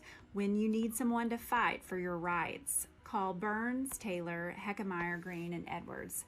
When you need dedicated, aggressive legal representation, choose local attorneys. Call Burns, Taylor, Heckmeyer, Green, and Edwards. I'm Zach Tanner. I'm a rice seed farmer from Southeast Missouri. I've produced rice seed for various companies, and for the last couple of years I've grown DG 263L. One thing that we noticed, no matter which field we were in, the yield was just very consistent. We have literally never had varieties consistently yield as high as this one is yielding. In 2020, our DG 263L averaged well over 200 bushels. So far, our yields have been just outstanding. I would absolutely suggest somebody grow some of the DG 263L just because of the consistent yield and high quality. We had a pretty fair amount of several hundred acres of DG 263L in 2021, and my only real regret is that we didn't have more. I absolutely plan to plant more acres of 263 in the future. It's already part of our production plan for 2022.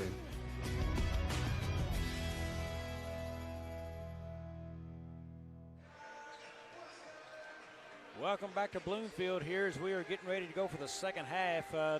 Devin, looking through some numbers at halftime, it's amazing what has happened to Mr. Burton tonight. I've got him for 2 rebounds and 4 points, and he's picked up 3 fouls. Portersville's had their way there, and the difference for Portersville, their big man, Keelan Bills, he's 0 for 4 from the floor shooting, but he has 8 points, 8 of 8 from the free throw line as a team, 13 of 13. You look at that score up there, the difference in the game right now is at the free throw line. Oh, is it not? I'm telling you, outstanding shooting for Portageville. And I tell you what, that was I'll say it again, that was a good double foul called earlier when they called that on Burton and Benthal.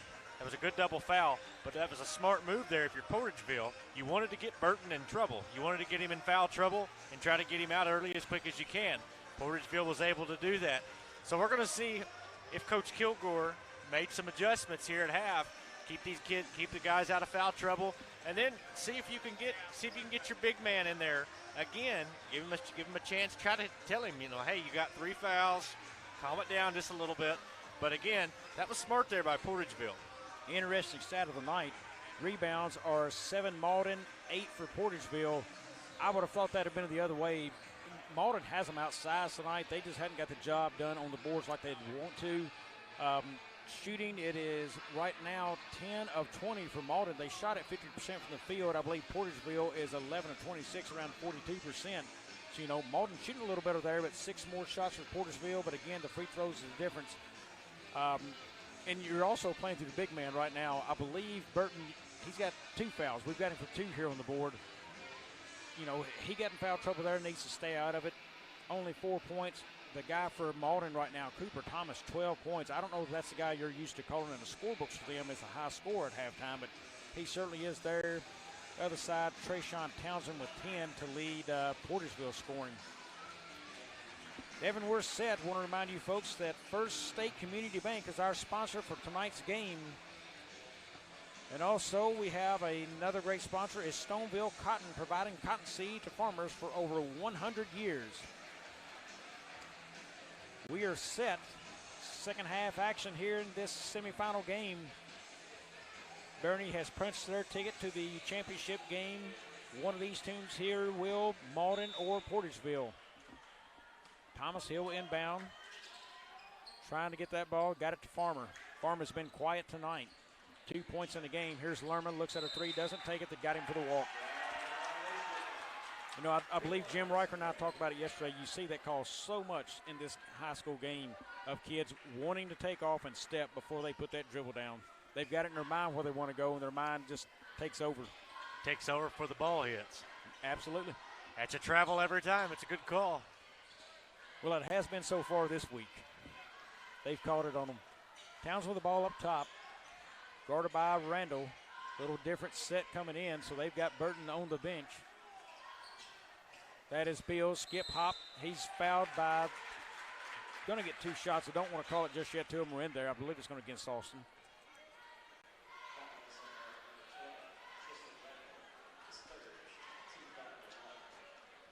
So they get number 20, Trishan Randall. Shot up from Bills and good. All 9 points for Bills from the free throw line tonight. Substitution from Malden. That is number 5, Amarius White, into the game. First time we've seen him tonight. And up, and Bills good with the second. Again, perfect from the line. 15 of 15, Portageville. Well, we've got Burton 2 fouls, but I believe he's picked up his 3rd before halftime. I think he does. I think he has 3 fouls. And you got to think so with him starting the game on the bench. There's a high pass to Austin. Missed, no good. Off of Lerma's fingers. That is going to be Portageville basketball. Big turnover. End of the game now, number 14, Cooper Thomas. Thomas checks in for Randall. So it's Thomas, Lerma, Austin, White, and Farmer for Malden. Bills, Townsend, Windsor, Rand, and Frakes for Portageville. That's Towns with the basketball there. Sizes up Farmer, kicks it over to Rand. Rand drives off his foot, picked back up. Now Townsend, he'll drive. Picked up by Austin there. Screen back now, Farmer has him. Both teams have stayed with a man-to-man their complete game. Townsend has it, wants to go baseline, step back 3, no good. That is going to be rebounded by Lerma. It's a good grab there. Again, Malden's down 10. They're going to have to get something going. There's a long one by Thomas. Off the mark, no good. Rebound, Austin. Jump shot from the free throw line. Got the roll. That's what Malden needs. They needed to get some points. Got to get something moving. Malden needed and got it from Austin. He had a really big game last night. 4 points in the game tonight. Townsend up with the ball. He's going to drive, gets to the paint. Now Bills. Bills goes up. No good. Rebound, Farmer. He's going to kick it out. Long run for White. He has it right back to Lerma. Picks it up. Off the glass, no good. Bills with a rebound. Missed opportunity there for Malden. Absolutely. That was tough. Kicked over to Windsor. He looks inside of Frakes. Doesn't go there. Now to Rand. Rand drives, kicks it back over to Windsor. Did not take the 3.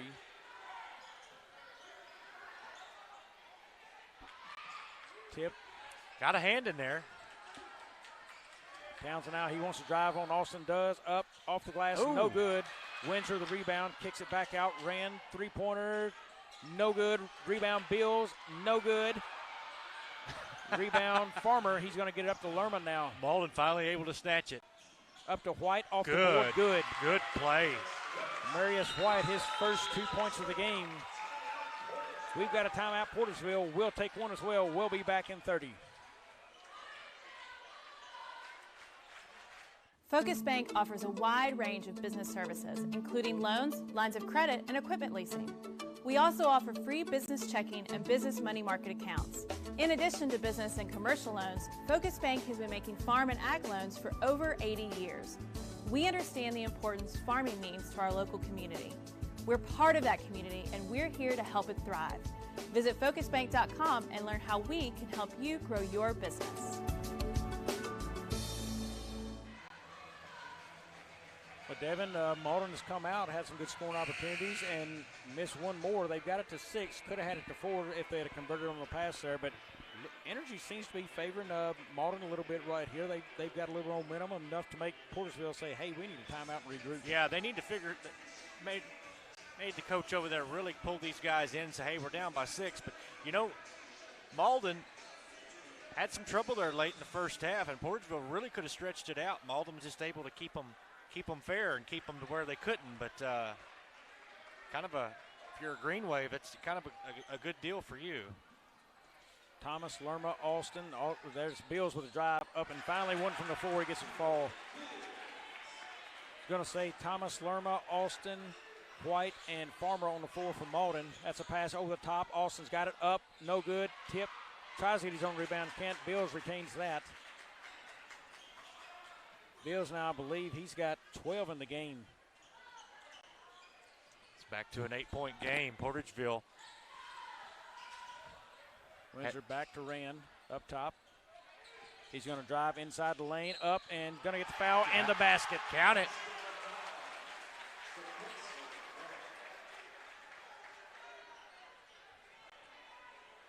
Foul goes on number 1. That's D'Angelo Austin.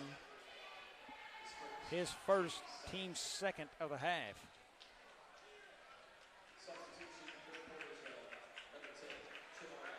Substitution for Portersville, Jamarion Smith into the game.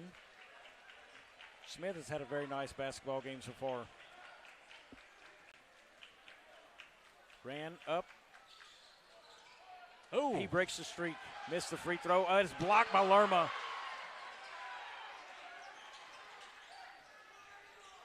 Still outstanding night from the free throw line for Portageville. I will take it every time. Oh, 15 to 16. Oh, man. Under 4 minutes. Just to get 15 to 15 is a feat. Oh, yeah. Especially at the high school level, you just don't see it. There's Bills. He wants it. Has it at the free throw line. Jumper. Good. Got the leaner to roll in. Pushes the lead to 12 now. Bills has extended it. He's got 14 in the game. Here's Farmer. He drives, kicks it over to Thomas. Thomas back to Lerma. Lerma thought about the 3. Puts it on the floor now. Kicks it over. White. Now to Austin. Jumper, no good. Rebound, Smith. Really starting to wonder why Malden hasn't put in Burton. At this point, they may have to make a move. Bills now to Rand. Portersville can slow it down, play a different type game if they'd like. Yeah, now they're going to bring him in. There's Bills. He's going to drive. He goes up. No good. Rebound, Austin. Austin now push the floor. To the corner to Farmer. Now to Lerma. Lerma puts it on the floor. Nothing happening. He needs help. Finds it in Thomas. Thomas has it outside. Guarded by Frakes. Drives into the lane. Shot up and good. Oh, he called the offensive foul. Going the other way. That is Keelan Beals gets in there and draws that charge off of Thomas.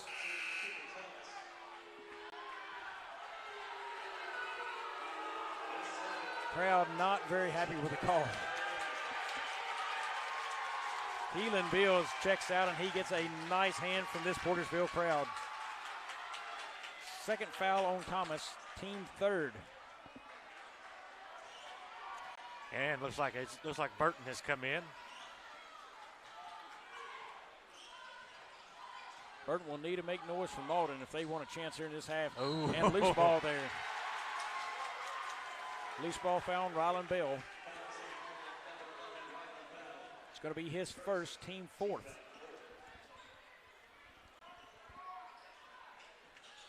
That's into Smith.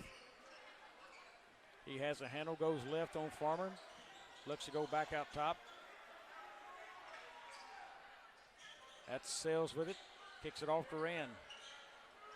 Rand drives toward the baseline, nothing. Jump stop. No good. Tip. That's Burton with a rebound. That's what they needed. Farmer's going to push the floor now. Immediately, Burton calls for the basketball and gets it foul. That's going to go on Sales. You've got Burton in there. Work it into your big man. Sales' second foul, team foul number 1. And going to have a foul again. Should send Rylan Bell to the line. I'm not sure, has Rylan Bell scored from the line tonight? He had. No, has not. No. He is 0 for at least 3, maybe 4 from the line tonight for Malden. That foul went against number 1, Alex Windsor. Bell's off the mark again. Still just having trouble from the line. And then at some point it gets in your head a little bit. Malden's 4 of 9. Next one on the way, bounces off, no good. Windsor the rebound. 4 of 11. Rand pushes up the floor. We're under 2 minutes. That's kicked out. Rand's going to drive. Now looks for help there. We've got a walk. Again, with this right here, if you're Malden, you got to start capitalizing on this. Before long, time's not going to be on your side. Size advantage right now. Burton against Frakes. Frakes 6'3" and Burton 6'5", and it looks a lot more different than that. The matchup that Malden really wants to utilize. They look, double screen there. Bell brings it around, back to Farmer. Farmer's going to drive the lane, and his pocket is picked by Smith. Smith is down, up, off the glass, good.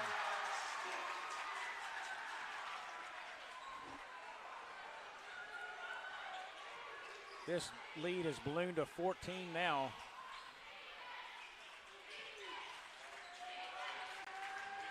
Bell spin move, he works around and looks for help. There's Thomas. Thomas is going to drive with the baseline, up off with the right hand and off the glass and good. Good move from the left side. Thomas now leading score for Malden with 16. Timeout Malden. We'll take one as well. Don't go away. We'll be back.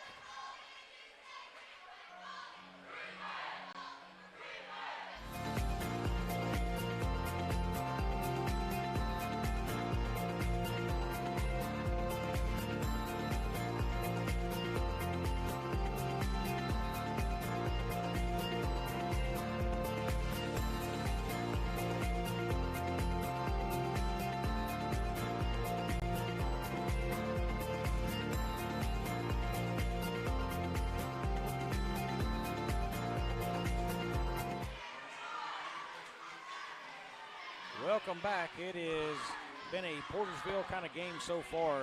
Everything going their way, especially from the free throw line, as they have shot at 15 of 16 tonight.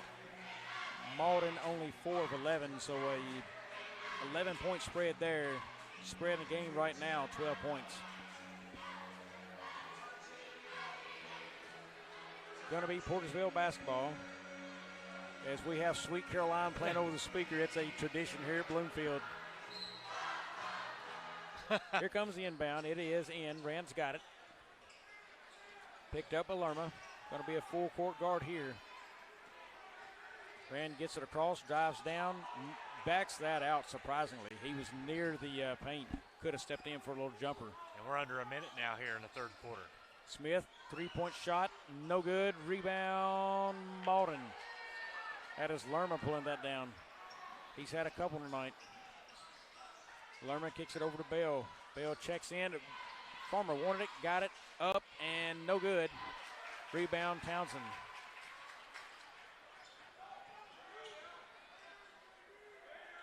Probably not the best post move that Farmer could have put up there.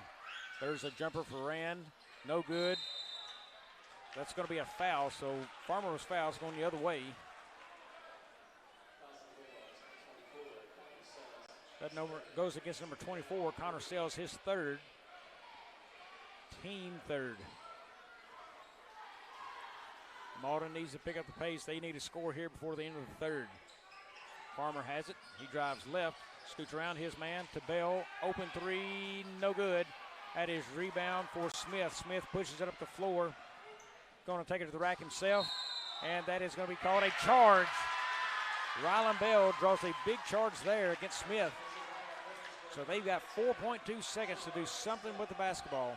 Has a good setup there and good move to draw the foul. That's the second foul on Jamarion Smith. Portersville will apply pressure up the floor. Farmer's got it. Gives it to Thomas here. Long shot from half court. No good. That'll take us to the fourth. Somebody's going to the championship game. We'll find out here in a few minutes. Don't go away here on 8 Court Media Network.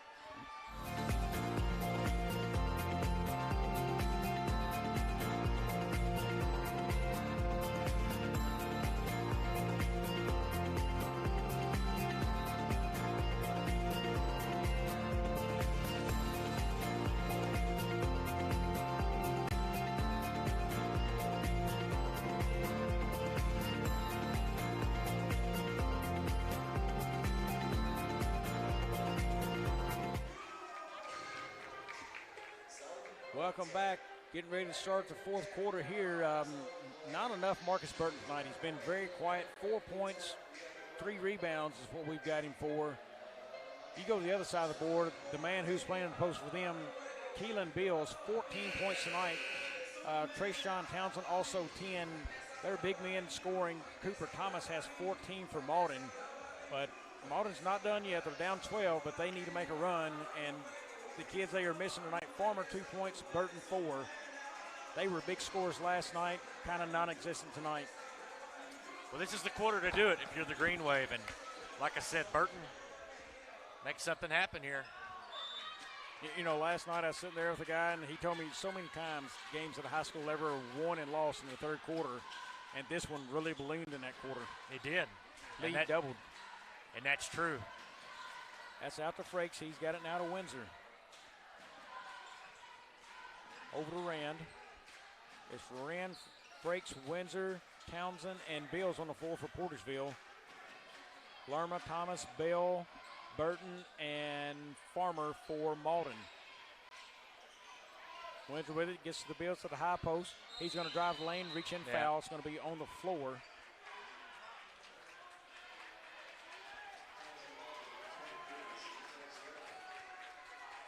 That goes against number 23, Lerma, his second, team fifth. It's like Austin, D'Angelo Austin's going to check back in for Bell. So that is his starting five back in now for Malden. Townsend with it up top. He has been very good on the drive tonight. Kicks it over to Windsor. That's a nice knockaway, but Thomas he didn't couldn't see pick it it. up. Good hands, just couldn't pick it up. Got his hands up. Look at him again, active. Skip pass there to Rand. Rand's got it, going to drive, loses his dribble. We're going to get a foul called. Going to be a push. That goes against number 23. That's going to go against Lerma again, his third now. Windsor to inbound, gets it up in the air, knocked around. Austin picks that up. Malden with the ball. Thomas pushes the court. There's Burton with it. Fadeaway jumper, no good. Rebound Lerma, no good. Rebound Windsor. Couldn't get it to fall. Close shots there at the basket, and they just could not capitalize. Portersville now with a chance to extend the lead. They'll be patient for the shot. Now kick to Rand. He's going to drive to the paint. Jumper, no good. Rebound Austin. Austin's been busy around the boards tonight. That's Lerma. Bobbles it around. Austin for three. No good. Rebound out of bounds. Going to stay Malden basketball.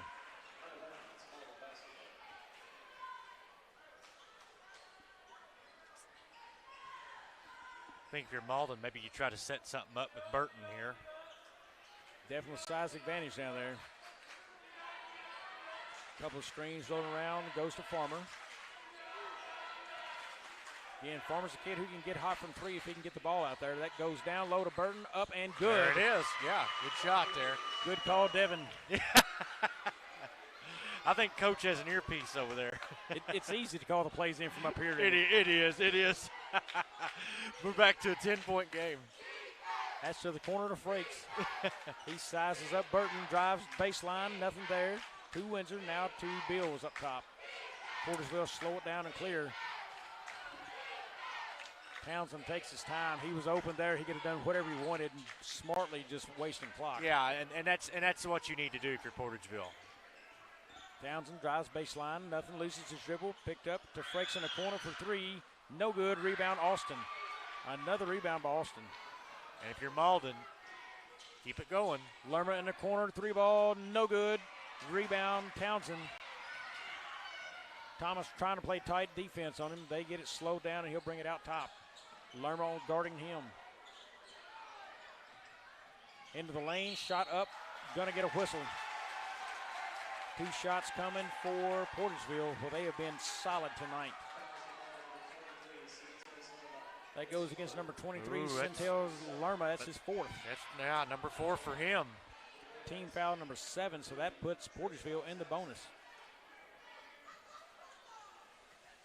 Which is not good. I mean, from the floor, Portageville has not been great. And from the line, they have been amazing. I think Portageville 15 of 42 from the field shooting tonight, so not great numbers at all there. Ryland Bell checks in for Lerma. Next up from Townsend, got them both. Yeah, but man, the 17 of 18 from the line. Wow. Well, you know, you got to know the numbers. 17 of 8 from the line, and you're 15 for 42 from the floor. You want them shooting the basketball. Let them shoot outside, see what they can do. I don't think, what have they done from three? They're 0 of 7 from three tonight. There's oh, man. Tough break from Alden. Windsor up and good. Portageville just continuing to stretch this out.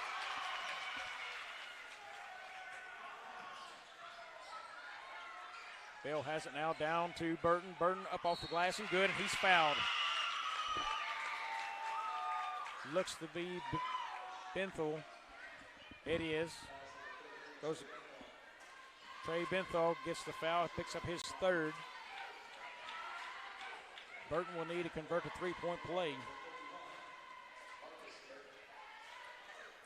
Time slowly becoming a factor as we've got 4:42 left in this, and they're down 12.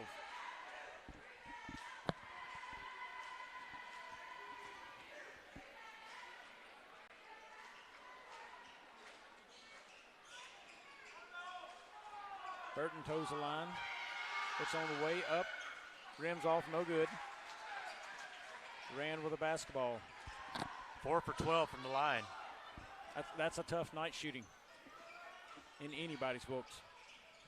Smith has it up top, now to Rand. Rand a drive baseline. Goes back to the right. Shot up, no good. Burton keeps it. Oh, almost had that in. Just stepped on the line. Good thing for Burton, did not foul. And then again, another missed shot there. And they're going to get Burton right there on the foul.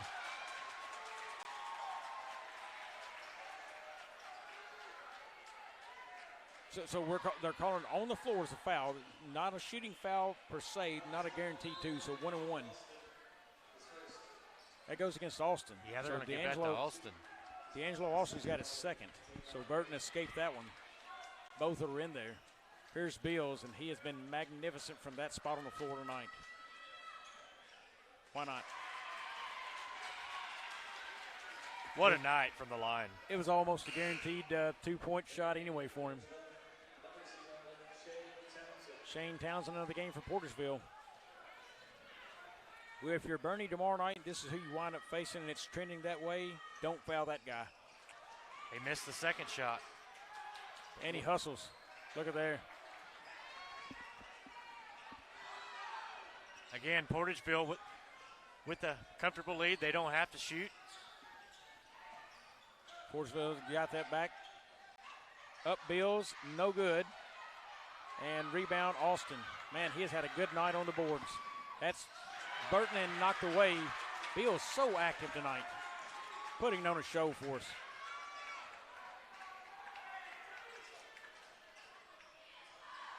That is Townsend. We're going to get a timeout. Portersville will take one as well. We'll be back here on 8 Court Media Networks. What is Southeast Missouri?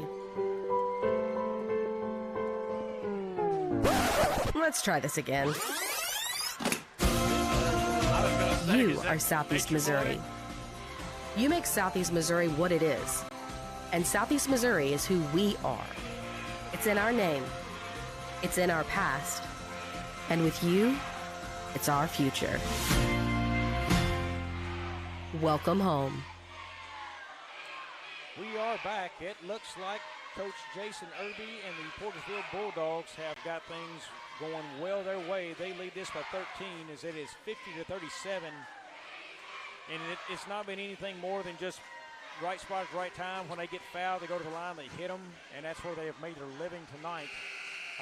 They have got off, I believe, 45 shots in the game, 16-45. They've got 10 more shots off than Malden. Malden just really needs to find a way to get more shots off because they're not shooting absolutely horrible, but 15-35 could be better, but they just can't get enough shots off right now. No, not at all. And they're also not doing well from the free throw line. I mean, 4 of 12, and then you've got Portageville 18 of 20. Burton with 8 in the game tonight. We've got him 8 points, 5 rebounds from Malden. So Hughes last night. Struggle here tonight a little bit. D'Angelo Austin, we've got him for 6 rebounds, and that's a backcourt violation, so that's going to be Malden basketball. That will help. And you got to think Malden's looking for quick scores now. They need it quick, get it in, boom. Outside, that's Thomas for a 3. He's short, rebound Bills.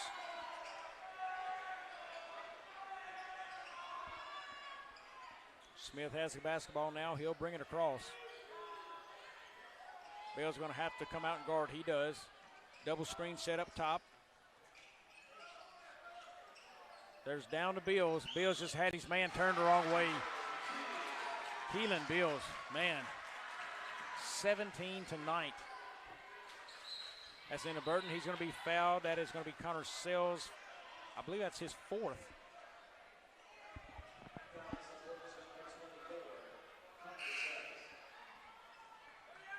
Into the game comes number 5. That is Justin Polk. That is number 4. Outside of Thomas for 3. It's good. Boy, they needed that. Timeout Malden. We're going to get one again in here as well. Folks, we've got 3 minutes left. Stay with us.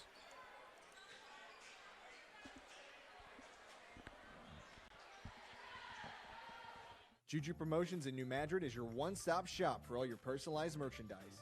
Whether it's screen printing, embroidery, promotional products, heat presses, or decals, we've got something that will suit your needs. So you, your school, or your business will always be looking its best. There's tons to see, from apparel to accessories. So what are you waiting for? Stop into Juju Promotions today in New Madrid, Missouri. And don't forget to like us on Facebook.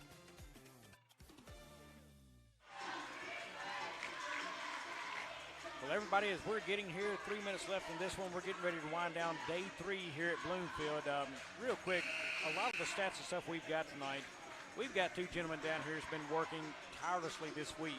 Garrett Hicks and Philip Britt have been on the stats. We've got a screen sitting here in front of us to give every single bit of this information to you. That doesn't happen without those guys. Garrett and Philip, thank you tremendously for what you have done this week. Yeah, outstanding job on doing that for sure. Portersville basketball. Rand's got it. Gets it over to Townsend now. They want to burn clock.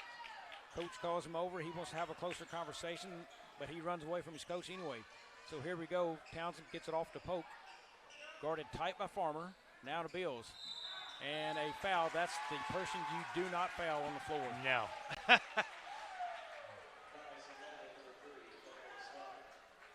And some jawing going on right there, I think. And Bills is like, no, hey, you don't want to complain about that. I love shooting from this spot. So that's the 3rd on Farmer. Bills up He magically hits one. I don't see how because he's hit every other one he's thrown up tonight. What a night for him from the line. Bernie, if you're watching, take note. And he gets the fall. What a night from the line. He must have a leprechaun in his pocket because that thing just rolled right on over for him. Keeps going. Malden over the top to Burton. He's fouled. Going to be on the floor. That should go against Bills. He even knows how to get in the scorebook with a foul column. His second. Team foul number 7 is going to send Burton to the line. 1-1 forthcoming. Up. No good. Rebound. That goes to Farmer, and he's going to be fouled by Rand, so he's going to go to the line for 2 this time. I love the reaction from Rand. Is that on me?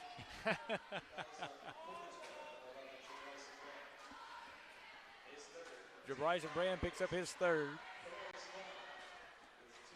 Q Farmer to the line.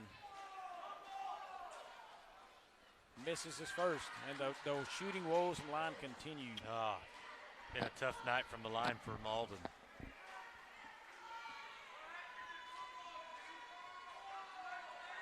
Here's the second. That does not fall either. It's been that kind of night.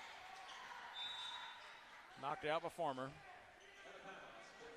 So now 4 of 15 from the free throw line from Malden.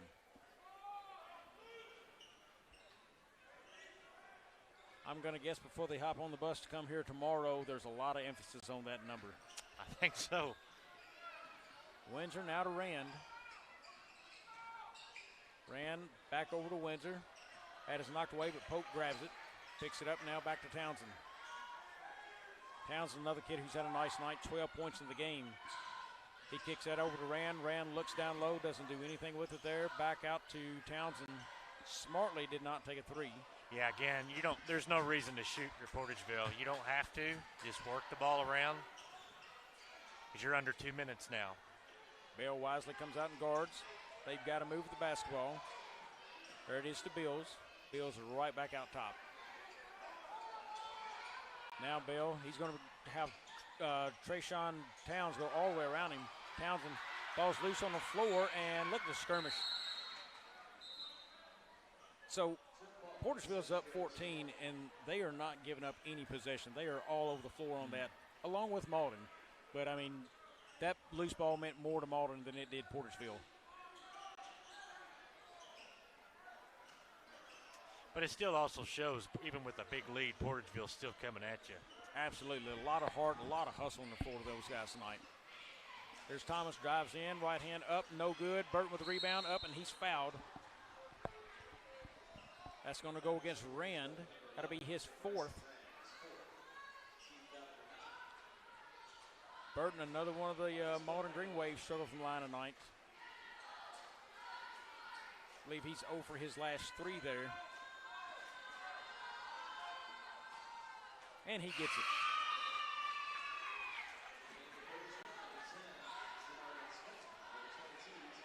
Rand and Pope will check out. Smith and Frakes check in. Next on the way from Burton. Off the rim, no good. Tip back in by Farmer. Nice tip in. So turned into a 3-point possession. But they will need to move. They're still down 11 with 1:20 left. Here's Bills, dribbles down. It's now cleared. He's going to look for help. Gets it to his guard, Townsend. Townsend's guarded closely by Thomas.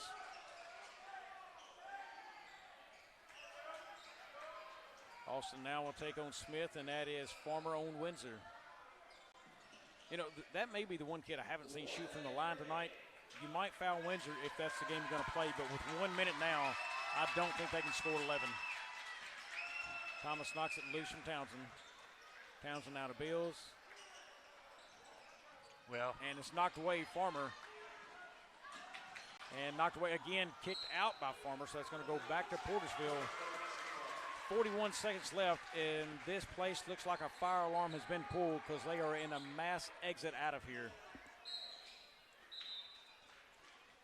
Well, Malden's going to do a quick foul. Folks can relax. It's not a fire alarm. Bobby just blew the whistle. We're good. Yeah, we're fine. So here's a guy, I kind of wondered, do you foul him, Windsor? I don't recall him shooting free throws tonight. If he has, it's not been many. First is up, and he's good. So it really doesn't. He's got 6 points, so he's shot somewhere on the floor tonight. I think it's layups, but nonetheless, this team just does not miss from the free throw line. Oh. And they do there. Right on cue. I love it when the kids make me look good, but, man, he got me looking bad there. Thrown out of bounds, so last 33 seconds coming here. 55 Portageville, 43 Malden. And a push foul there.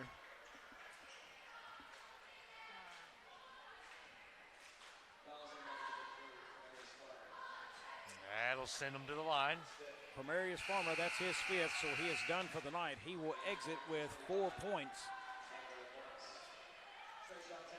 Trayshawn Townsend to the line. He misses on the first.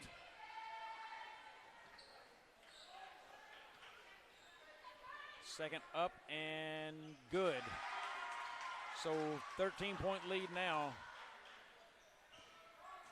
Austin will rush it up the floor. They'll need a quick shot. Long three, no good. Rebound, Austin, his own rebound. Down low to Bell. Bell up, no good. Rebound, Bills. Bills will clear that, and he's going to put it on the hip, dribble a couple times. And he has got into the front court, and they will surely just dribble this out. Last 10 seconds left. Folks, we're going to catch it up real quick. Cooper Thomas, 17 points for Malden. Marcus Burton, 9. Burton did finish with 9 rebounds. Other side of the board, Trayshawn Townsend, 14 points. Kalen Bills, 19. Folks, for the first time, and I believe he said 12 years, Portersville has not won this tournament since 1994, I believe. They'll have the opportunity to do it tomorrow night. We'll have Portersville and Bernie for the championship. That one happens at 8:30. Malden will face Donovan at 7. Folks, it will still be another great night of basketball, so don't miss it. Devin, can you catch us up on the other games as well? I think we got one or two other games. Yeah, we've got 2 more. It's going to be starting tomorrow at 4 o'clock. You'll have East Prairie and Holcomb in your consolation. Followed up by that, you'll have South Pim, played outstanding. They've been hot. South Pim, Dexter for your 5th place at 5:30. Then for your 3rd place at 7, you've got Donovan, now Malden, and your championship bracket set with Bernie and Portageville. Star players all over the place on each and every team catching that game. Real quick, Portersville, again from the free throw line, 22 of 24. That's 91%, 92% for the night. And you look at from the floor, there's 36%. They made 11 in a big kind of way there. That was the key to their win tonight. And you look at Malden from the field, shot 40%, not great, but not awful. 40% should help you win a lot more games. But it was a free throw line. They were 5 of 17 for 29%. And it absolutely just smoked them tonight. 22-5 difference in the free throw and the score of the game. That did it. Devin, any closing thoughts on this one before we wrap it up? Any closing thoughts on this game before we wrap this up? We knew from the get-go this was going to be one of those back-and-forth kind of games. We knew this could be the potential of it. And for Portageville, they were just able to make the stops and able to shut down the big man and get the points they needed. And the free throw line was their best friend tonight. Yes, it was. Folks, that's going to wrap it up here. We're going to say goodnight from Bloomfield. That's Devin Miller. I'm Bobby Alford. Thanks for joining us. We'll see you back here tomorrow night. Get here at 4. It'll be a good one. Good night from Bloomfield. First State Bank and Trust is more than just products and services. We're there for you for your first paycheck, buying a home, opening a small business, starting a family, or planning to retire, and everything in between. We're the local bank you know and trust for all of your financial needs. Visit fsbtrust.com or stop by your local First State Bank and Trust to explore all of your financial options. Equal housing lender, member FDIC. I'm Zach Tanner. I'm a rice seed farmer from Southeast Missouri. I've produced rice seed for various companies, and for the last couple of years I've grown DG 263L One thing that we noticed, no matter which field we were in, the yield was just very consistent. We have literally never had varieties consistently yield as high as this one is yielding. In 2020, our DG 263L averaged well over 200 bushels.